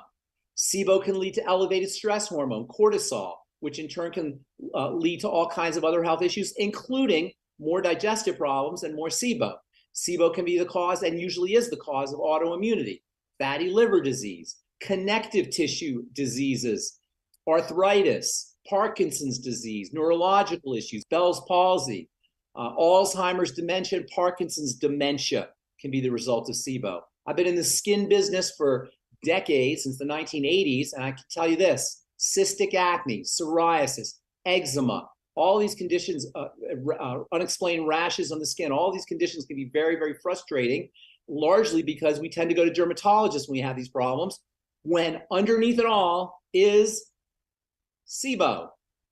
Allergies, food allergies, and respiratory allergies, hay fever, seasonal allergies can all be the result of SIBO. There's a molecule called histamine which is produced by bacteria. Yes, the famous histamine that's associated with allergic reactions, and it's produced by bacteria. Small intestinal bacterial overgrowth, excess bacteria in the small intestine, can lead to excess histamine, which itself can result in allergic reactions and the signs of allergies, and creates a condition called histamine overload, which will predispose us to respiratory issues and seasonal allergies. And nobody will have any clue that their seasonal allergies and their hay fever are not the result of pollen, but the result of SIBO, bacterial overgrowth. Food intolerances, including gluten intolerance, can be the result of SIBO. So you may think you have food allergies, egg allergies, or folks who say, I'm allergic to everything I eat, makes me break out, everything I eat makes me have an allergic reaction. SIBO. Chronic Lyme disease. I can't tell you how many times I talk to people every week who have chronic Lyme disease. Guess what? SIBO. Most chronic Lyme patients are dealing with SIBO. Likewise with long COVID. SIBO, depression, anxiety, brain fog, SIBO. And that's just the ones I could think of. There's pretty much any chronic degenerative disease, forgot about heart disease, by the way, cardiovascular disease, high blood pressure, again, can be caused by SIBO. And keep in mind that many of these symptoms of SIBO can be the cause and the result of small intestinal bacterial overgrowth. If you have abdominal fullness after meals, fullness after small amount of meals, suspect SIBO. Abdominal pain and cramps after meals, suspect SIBO. Distension, bloating, diarrhea or constipation, gassiness, weight loss, unexplained weight loss, SIBO. Nausea after meals, fatigue after meals, or just general fatigue, SIBO. Heartburn and GERD, SIBO. Belching after meals, again, SIBO. So you can see why this is the first point on the triangle of disease. And guaranteed, most of the people who are dealing with all that long list of chronic health challenges, in fact, any chronic health challenge, are also going to have some of these signs, these digestive symptom signs. So let's do a quick tour of the digestive system. And we did this, I think, last week, but it bears repeating. Digestion begins in the brain. Thinking about food activates digestive juices. Activation of digestive juices is one of the best ways that you can protect yourself from SIBO, as we'll find out here in a moment. Deficiencies in bile, deficiencies in hydrochloric acid, deficiencies in pancreatic enzymes, all of which are stimulated by simply thinking about food, can be causes of bacterial overgrowth. Chewing your food, salivary enzymes and mastication, chewing food, reduces the load on the digestive system and improves the crushing up of food, reducing the likelihood of SIBO, so making sure you're chewing your food. Then we come to the real core of the cause of SIBO, which is the stomach. This is really where SIBO begins, and that's in terms of low stomach acid. Stomach acid is very important for the digestive process, but it also has antibacterial effects. It's very interesting how antacids are the second or third best-selling over-the-counter drug, and way more people have low stomach acid, technically called low chlorhydria, hydrochloric acid, or achlorhydria, than have too much stomach acid.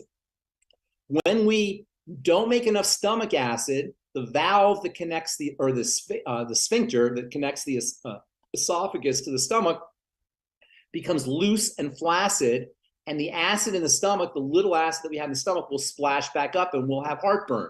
Also, gases that are emitted from bacterial overgrowth can push up, can create an upward pushing effect, and that can force acid through the sphincter in the esophagus. Both of which are really signs that are really causes of caused not by too much acid, but by bacterial problems or by too little stomach acid. So too little stomach acid can be a cause of heartburn, as can SIBO. SIBO can also be a cause of heartburn. The gallbladder plays an important role in SIBO for a couple of reasons. Number one, bile has antibacterial properties. In fact, it's a very potent antibacterial. And bile is also important for food digestion in the intestine. One of the as we'll talk about here in a second, one of the problems with SIBO is food doesn't move through the intestine appropriately, and bile is important for for digestion. So the gallbladder plays a role in protecting against SIBO or in the formation of SIBO if it's not healthy. And folks who have gallbladders removed are much more prone towards small intestinal bacterial overgrowth. The pancreas also plays a role in protecting against SIBO and in the formation of SIBO if you're dealing with something called EPI, exocrine pancreatic insufficiency. Pancreatic enzymes are one of the ways that we protect, our body protects itself from SIBO. And then in the intestine itself, you have many mechanisms for controlling bacteria. The bacteria in the intestine live mostly in the large intestine. The large intestine is where water is reabsorbed and bacterial processing takes place. The small intestine is not supposed to have a lot of bacteria, and there are mechanisms to keep that from happening in the small intestine. If you think about it, that makes sense because the small intestine is a source. There's still a lot of nutrition in the small intestine, so you don't want to have a lot of bacteria because the bacteria will proliferate from the food that's still in the small intestine. The large intestine, you don't have that problem. So in the small intestine, we find antibodies that protect against bacterial overgrowth. In the small intestine, there is a electrical system called the migrating motor complex, or the MMC. The migrating motor complex, the MMC, propels food through the small intestine into the large intestine. And this is one of the ways that bacteria are kept in check by the movement of food out of the small intestine through the MMC. So you have antibodies in the small intestine that kill bacteria. You have motility through the MMC. You also have a valve that connects the large intestine to the small intestine called the ileocecal valve. And the ileocecal valve is supposed to assure that bacteria don't back up from the large intestine to the small intestine. You also have bile in the small intestine, as I said earlier, and pancreatic enzymes in the small intestine, and they're also supposed to keep bacteria in check in the small intestine. So you have many protective mechanisms in the small intestine, in the stomach, as well as through the gallbladder and through bile that protect against SIBO. So under ordinary circumstances, this shouldn't occur. However, there are a lot of things that can go wrong that can compromise these protective mechanisms. The number one reason, probably the most important reason why bacterial overgrowth in the small intestine is because of low stomach acid. And low stomach acid can be the result, as I say earlier, of just frankly not producing enough stomach acid via something called gastritis or H. pylori. But it can also be, low stomach acid can also be caused by drugs, particularly so-called proton pump inhibitors, which is a great irony because people take proton pump inhibitors because they think they're making too much acid. When, as it turns out, PPIs can actually be, are sometimes used when we're making too little stomach acid, which makes the problem worse. Autoimmunity can cause low stomach acid. There's a condition called autoimmune gastritis. Hypothyroidism can cause low stomach acid. And ironically, as we said earlier, SIBO can cause hypothyroidism, which can in turn cause more SIBO via this low stomach acid effect. Bile insufficiency, not making enough bile, or having gallbladder problems, or having your gallbladder removed can also be the cause of SIBO.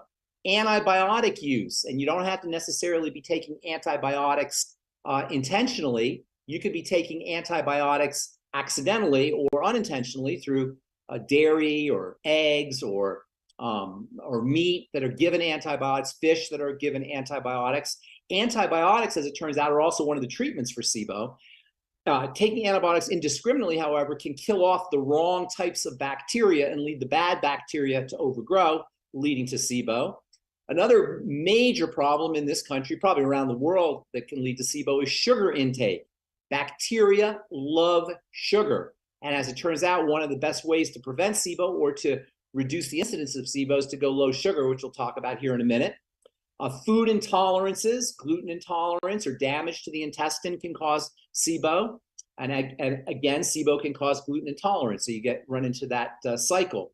You can also have issues with the MMC, motility issues. The MMC, the migrating motor complex, can be suppressed by drugs.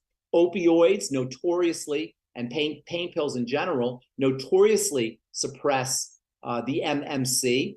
Food intolerances can have a slowing down effect on the MMC. SIBO itself can slow down the MMC, again, leading to this vicious spiral. Cortisol and stress hormone can slow down the MMC. Hypothyroidism can slow down the MMC, the migrating motor complex. And most interestingly, food slows down the MMC. The migrating motor complex moves when we don't eat. When we put food in our digestive system, the MMC slows down, which is why fasting is one of the best things you could do if you're dealing with SIBO. If you have small intestinal alterations, if you have fibroids, or you have surgical adhesions, or you have inflammation, perhaps from SIBO, that can create small bacterial intestinal overgrowth. Immune deficiencies can create small intestinal bacterial overgrowth because, again, the immune system is involved in controlling bacteria, particularly the intestinal immune system. If you have damage to the ileocecal valve, that valve that connects the large intestine to the small intestine, that can cause SIBO. And nitrates, which are used in preserved foods and probably preserved meats especially, and among the worst foods we can eat, right up there with potato chips and donuts and French fries, are preserved meats, deli meats, because of the nitrates and nitrites. Any farmer knows that nitrogen is important for growing crops. Well, nitrogen is important for growing everything. Nitrogen is a very powerful amino acid that makes everything grow, including bacteria. So excess ingestion of nitrates from preserved foods, or as in any kind of preserved meats or any other kind of preserved foods, can cause SIBO. If you feel any of these signs, any of the signs of SIBO, fullness, gassiness, weight loss, fatigue, or you're dealing with irritable bowel syndrome or estrogen issues, hypothyroid issues, autoimmunity, suspect SIBO. If you're dealing with any chronic health challenge that are notoriously difficult to treat. In fact, doctors will tell you that there's no cure for chronic health diseases, chronic degenerative diseases. That's because nobody is addressing the SIBO component. So if you suspect SIBO, and you should suspect SIBO if you're dealing with any long-term chronic illness, any that does not resolve itself, including cancer and heart disease, the two leading causes of death, you can have tests done. The most famous test is the breath test, which is a test where you drink a glucose liquid, glucose drink, and then they test for hydrogen or methane in your breath. Hydrogen and methane are bacterial gases, and bacteria respond to sugar drinks if you have too much bacteria by emitting gases, and they'll actually test for these gases in your breath. They can also do an intestinal fluid test where they'll actually aspirate fluid from your intestine. They'll pull up some fluid, and then they'll do a culture on it to see if there's bacteria. Those are the two most common tests. Actually, the breath test is the most common test. The intestinal aspirate test, they don't do as much, but sometimes they will do that. So what do you do if you have SIBO? And again, suspect SIBO if you're dealing with any kind of chronic health challenge, particularly if you're dealing with abdominal or digestive issues in addition to chronic health challenges. So what do you do? Well, the most well-known treatment for dealing with SIBO is something called the FODMAPs diet. The FODMAPs diet is a diet that focuses on sugars. FODMAPs is an acronym that stands for fermentable oligosaccharides, disaccharides, monosaccharides, and polyols. Basically, it just means just a fancy way of saying fermented sugar, fermentable sugars. Fermentable sugars are sugars that bacteria can eat. Fermentation is a bacterial process. Bacteria basically eat these sugars, and that process is called fermentation. So there's a special diet called the low FODMAPs diet.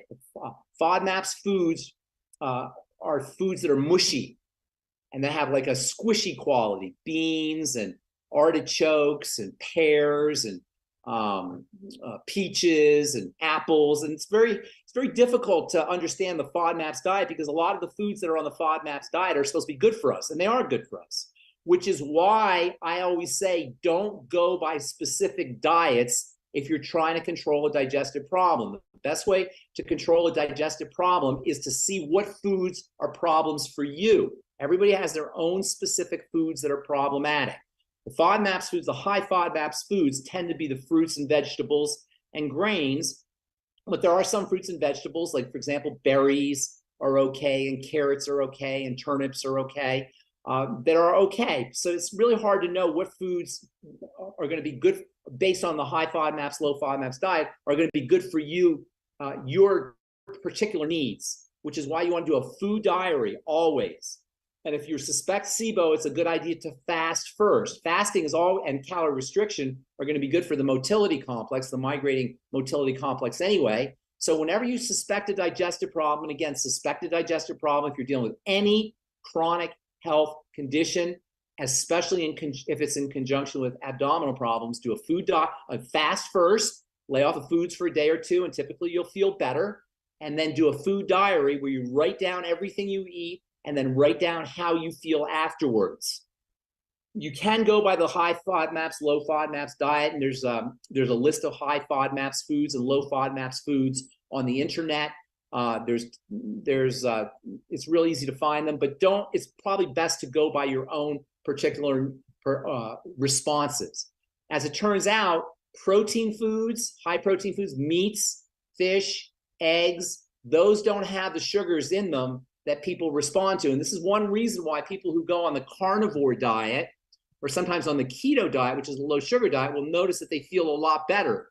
And there may be some people here on this call who are doing the carnivore diet. That's a diet where you just eat animal products. I don't think the carnivore diet is a great way to eat, because you do need to have phytonutrients, that is plant nutrients, and adaptogens, as well as fiber that you don't get and vitamin C that you don't get in animal foods. So I'm not a big believer in the carnivore diet, but if somebody has a SIBO problem and it's leading to some kind of connective tissue disease or digestive problem, they're going to notice they feel a lot better when they eat carnivore foods, simply because carnivore foods, animal foods, eggs and fish and seafood, or eggs and fish and meat and seafood, don't have the sugars that will induce bacterial proliferation. So a lot of people do feel better when they go carnivore, but that's not a great way to eat, simply because there's nutrients in vegetables and fruits that you're not going to be getting, adaptogens specifically. Nonetheless, there's something to be said for it if you're just completely miserable secondary to SIBO, and you have symptoms secondary to SIBO. There are also antibiotic herbs that you can take that will kill SIBO. If you go to the doctor, the main treatment, by the way, is antibiotic drugs. They'll give you Cipro or Flagyl or Remexafen, or there are various drugs that they give you to kill bacteria, but that's not a great strategy, because you don't know which bacteria you're killing. There's bad bacteria and there's good bacteria, and antibiotics kill bacteria indiscriminately. So that's the main medical strategy, but there's herbs that have an antibiotic effect that are a little bit gentler. Garlic, neem, oregano, peppermint, uva ursi. There are also essential oils that contain some of these. I'll talk about these in a second. There are soothing herbs also that can soothe, won't kill bacteria, but can soothe irritable bowel issues. Things like aloe and licorice root and mallow and colt's foot. These are various herbs that have a soothing effect on the intestine. There's an incredible, very important amino acid that is like medicine for the cells of the intestine. In fact, the cells of the intestine specifically use this amino acid for energy. It's called glutamine. And you'll find glutamine in most digestive formulas, particularly ones that focus on intestinal health. Fiber and probiotics can be helpful for SIBO, but they can also be problematic for SIBO. So fiber can feed bacteria. If you have a bacterial overgrowth issue, that might be a problem, but fiber can also improve motility. And fiber can also produce, bacterial action on fiber can produce something called postbiotics, particularly a postbiotic known as butyrate, which can be very important for the intestine. So if you suspect SIBO and you're constipated, you may want to start off by using small amounts of vegetable fiber or flaxseed fiber if you can handle it, and then kind of increase your dose with time as your body gets adjusted to it. But you got to be a little bit careful with it. Likewise with probiotics. In fact, some people will notice, I'm a big believer in probiotics, as most of you know, but some people find that when they start taking probiotics, they actually don't feel good. And that can be because they're dealing with SIBO. So you have to be a little bit careful with probiotics, and you have to be a little bit careful with fiber, although both can be helpful. Fasting is one of the, it may be the single most important thing you could do if you're dealing with any kind of intestinal problem, particularly SIBO. Number one, fasting will keep nourishment from getting into the bacteria, so the bacteria won't proliferate, but also, as we talked about earlier, fasting improves gut motility. It improves the action of the migrating motility complex, the MMC. Bile salts can be helpful, especially if you've had a gallbladder removed. Bile salts are important, for, as we said earlier, as an antibacterial. Bile has antibacterial properties, plus bile improves motility at the level of the intestine. If you had a gallbladder taken out or you have gallbladder issues, impair bile secretion, and that can lead to SIBO. So using bile salts, tell you how you can do that here in a minute. Apple cider vinegar with meals. Acid is, as we talked about before, low stomach acid is one of the most important triggering points for SIBO. Acid is antibacterial. Acid also initiates and improves motility at the level of the intestine. Butyrate is a fatty acid that is produced in response to bacterial action on fiber. It's a postbiotic, and one of the reasons why fiber is important is because it helps your body make butyrate. Butyrate has all kinds of benefits, including immune boosting benefits and mood enhancing benefits and satiety benefits. Butyrates are produced in response to the ketogenic diet. And by the way, the ketogenic diet is another good strategy for folks who are dealing with SIBO. You can get butyrate supplements. Those are readily available if you don't want to deal with fiber. If you're having a problem with fiber, you can actually get butyrate supplements. Activated charcoal can be a helpful strategy for people who are dealing with SIBO. Activated charcoal can suck up excess gases. And then using digestive bitters with your meals, things like dandelion and burdock root and gentian. You can buy digestive bitter solutions, or you can make your own digestive bitters by getting herbs like ginger and angelica and dandelion and putting them in alcohol and then doing like a little teaspoon before you start your meals. That can be very effective for stimulating digestive juices.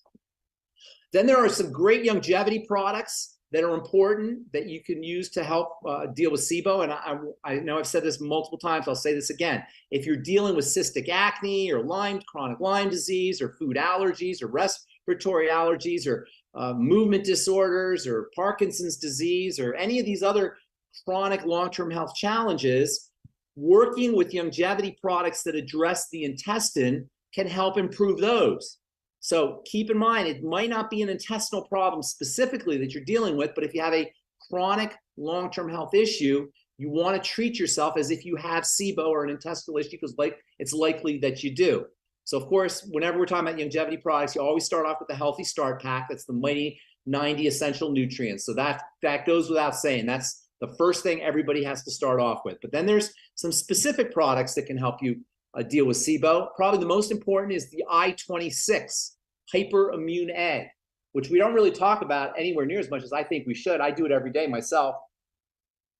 I don't have SIBO, but I just do it just to support intestinal health. The hyperimmune egg is a really interesting product that is derived from chickens. They inject chickens with certain bacteria. The chickens make antibodies in response to those bacteria. Those antibodies come out in the eggs, and then they take the eggs and they dry and dehydrate the eggs, and they create a powder. And then you end up with an egg powder that is loaded with immune globulins, antibodies that are specific for bacteria in the intestine. And I-26 is a very powerful anti-SIBO food, even though I don't think it mentions SIBO, because when I-26 came out, SIBO wasn't really a big thing. But it's probably the most important longevity product for dealing with SIBO directly. Then there's essential oils. Oil we talked about earlier, oil of oregano, oil of peppermint, are specifically antibacterial. You can use those. Probiotics, of course, are helpful, but you got to be a little bit careful with probiotics. The Flora FX and the Nightly Essence and the Ultimate Microbiome. That's not exactly a probiotic, but it's a prebiotic that helps grow probiotics. You do have to be a little bit careful with them, as I said. The Fucoid Z, fucoidin, has a nice soothing effect on the intestine if you're dealing with SIBO. The Daily Digest is a really nice digestive supplement that comes in packets that you can use every day, and that can help folks dealing with SIBO. Of course, the Ultimate enzymes are important, not just because they contain enzymes, but also because they contain stomach acid, or at least a stomach acid replacement called betaine HCl, as well as those all-important bile salts that are so important as antibacterial and antimicrobial, and also to support intestinal motility. Betaine is really interesting. Betaine HCl is a combination, as you can tell just by the name, it's betaine plus HCl. HCl is hydrochloric acid, but the betaine molecule is also very interesting. The betaine molecule is technically called trimethylglycine, has 3 methyls, trimethyl, attached to a glycine. Glycine is a very important connective tissue and detoxification amino acid, and a lot of people are deficient in this very important amino acid. So betaine is a source, betaine HCl and the ultimate enzymes are a source of glycine, and then the methyls that are associated with the glycine can help people who are dealing with methylation issues. Folks who have SIBO sometimes have issues with methylation, and you may have heard of MTHFR deficiency, and this MTHFR deficiency is kind of a generic stress, a generic marker of stress, and that can be associated with SIBO. So the betaine HCl that's in the ultimate enzymes has multiple benefits that can help the SIBO patient. And then I mentioned the ultimate microbiome. The killer biotic can also kill some bacteria that are in the intestine. That might be something to consider. And then one of my favorite longevity products is the True to Life 30-day detox, which can be very important for helping clean out bile. As bile becomes sticky and sludgy, and that's a whole nother story, bile is recirculated from the intestine back to the liver, to the gallbladder, back to the intestine, to the liver and the gallbladder. It's called entero, that means intestine. Hepatic, that means liver circulation. Enterohepatic circulation of bile being recycled, can lead to sticky, sludgy bile, which of course can compromise bile secretion in the intestine, which can lead to SIBO. So cleaning out bile with the 30-day liver detox, that's a Dr. Ariaza product, True to Life product, that could be something else that you might want to consider. So if you're dealing with any chronic long-term health issue, especially the ones on the triangle of disease, but anything really, consider that you may have a SIBO problem.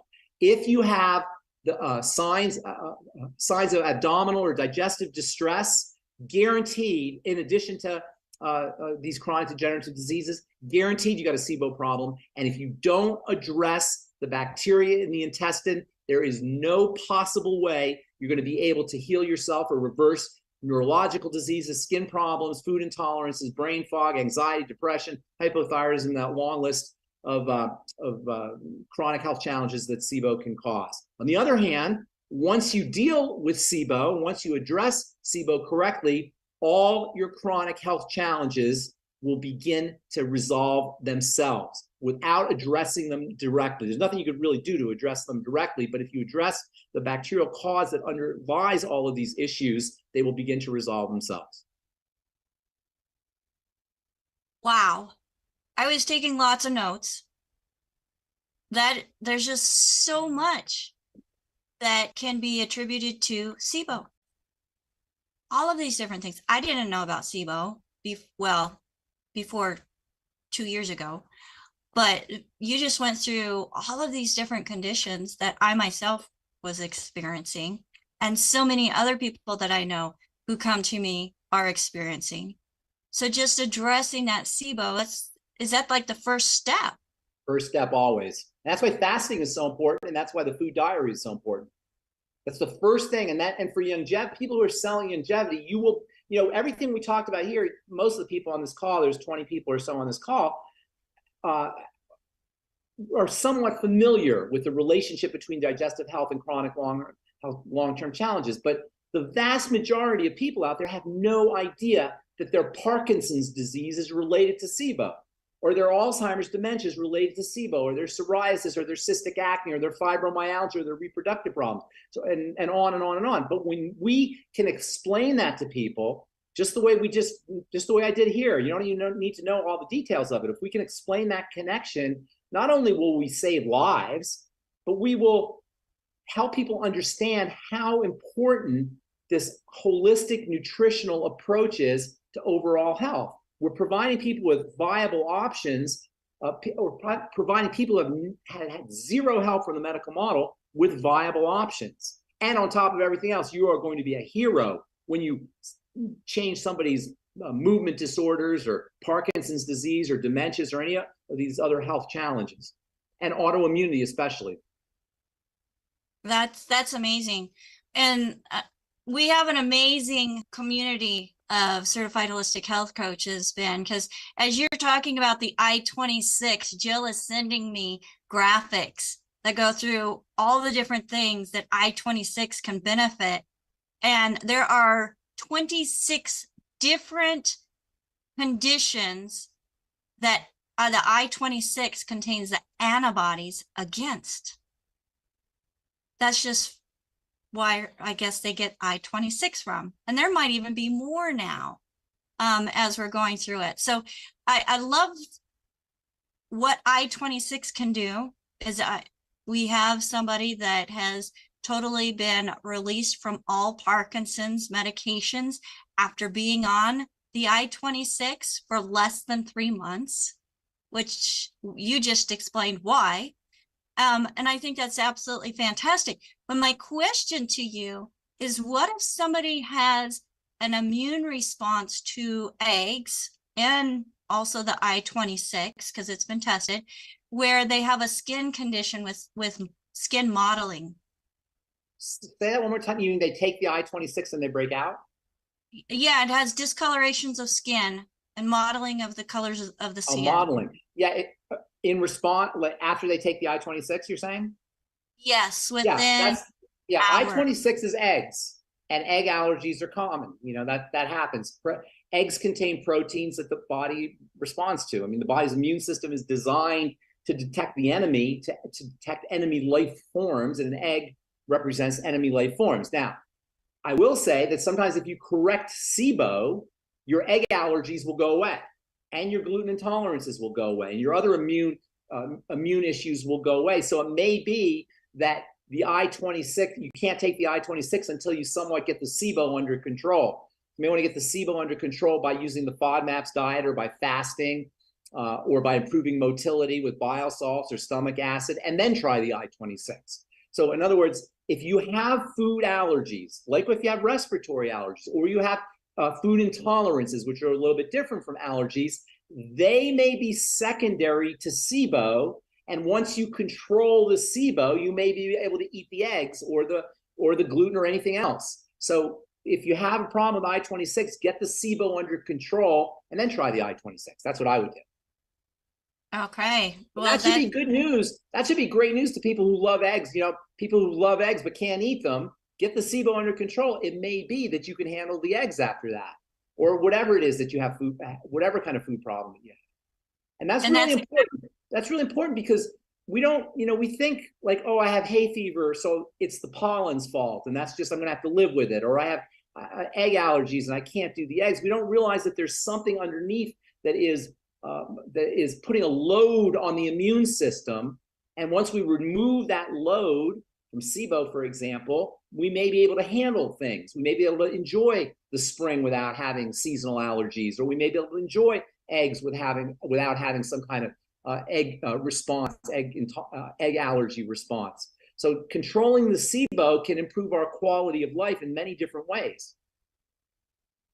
Yeah, that's going to be good news for a lot of people, Pharmacist Ben. That's what I was just going to say, because there are so many people that have food allergies or can't eat eggs, which of course Dr. Wallach is very much in favor of the eggs because of the benefit that they have on the body. So SIBO, folks, small intestinal bacterial overgrowth, dysbiosis. And really, while that gets, SIBO is kind of like a fashionable term now, and it basically means messed up gut bacteria. I've been talking about it as the first point of the triangle of disease for decades. It's the first point on the triangle of disease. You don't even have to know about SIBO. Focus on digestive health, specifically the intestine. Well, I know my first event that I hosted with you was on the triangle of disease, and that was 7 years ago next month. 7 years it's been? Oh my gosh. 7 years. Yeah, absolutely fantastic.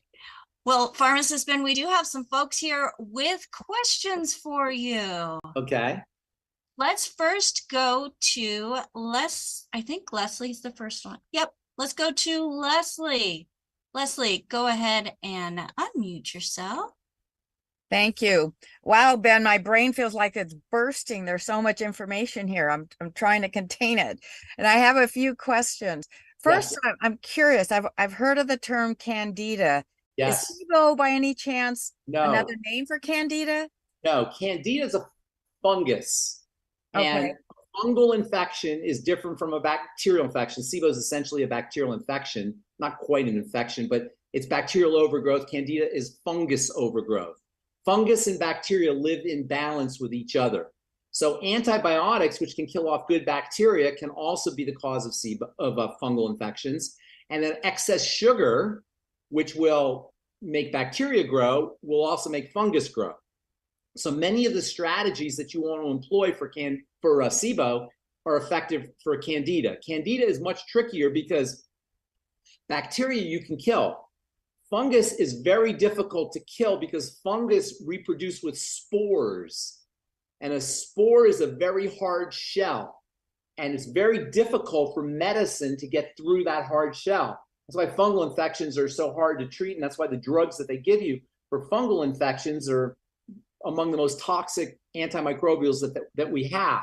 So fungal infections, candida infections should be treated as a digestive issue, as a food issue, and you want to use dietary and digestive strategies to take care of it, most especially ketogenic and low sugar.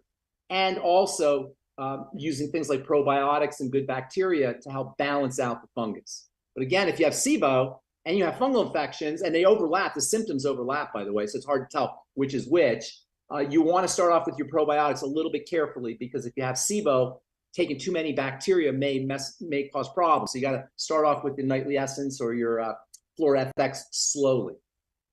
What about the I-26? Is that something I-26 is more for bacteria, but it may work for candida as well. I don't know. I'd have to look into that. I think that's mostly for bacteria, though. Okay. And then you mentioned, thank you, to take veggie fiber. I don't know if I could find veggie fiber. Yes, you can. You can find it in your produce section. You take veggies and you put them in your Vitamix, and you make a Vitamix juice. Oh, that's veggie fiber. Oh, okay. All vegetables have fiber in them, but there's the FODMAPs issue. So you got to be a little bit careful with veggies, and that's why you got to do a food diary and see how you respond to specific vegetables. For example, artichokes, which I love, are a high FODMAPs food. Onions and garlic are high FODMAPs vegetables. So while in ordinary circumstances they're good for you, if you happen to react to them, those are things that you want to eliminate, and that's why a food diary is important. Would it be okay, or do you also recommend the psyllium husks that they sell for fiber? That's good fiber, but it's a little pricey, and you can make your own. I recommend the best way to make fiber or get fiber is to make yourself a fiber drink. And this is what I do every morning. You get flax seeds, organic flax seeds, golden, ideally. Golden's better than brown, a little bit more nutritional value, organic. And you put them in a coffee grinder, and you grind up a couple tablespoons, and you put it in warm water, and you add in a little stevia or honey, stir it up, and drink it down. It makes the most delicious fiber drink. It's loaded with vitamin E and protein. There's probably as much protein in a couple tablespoons of flax seeds as there is in an egg. You get phytonutrients. You get great fiber. It fills you up for breakfast, so you don't need a full breakfast, and you're just totally full and satisfied. You can also do it before meals if you're trying to lose weight, or in the middle of the day when you tend to snack. It's a great way to get fiber, and it's really tasty. But you got to be a little bit careful if you're dealing with SIBO, because the bacteria will feed on the fiber. So you got to do it slowly. If you have a SIBO issue, you got to do it slowly. Start off with maybe 1/8 of a teaspoonful, and then 1/4 teaspoonful, and then 1/2 teaspoonful, and then a teaspoonful. Kind of adjust the dose and gradually increase. Great. That's really helpful. And one final question. Yes. You said something about nitrates, and I have a fondness for dried fruits, which I think you've said is probably not a good thing to eat.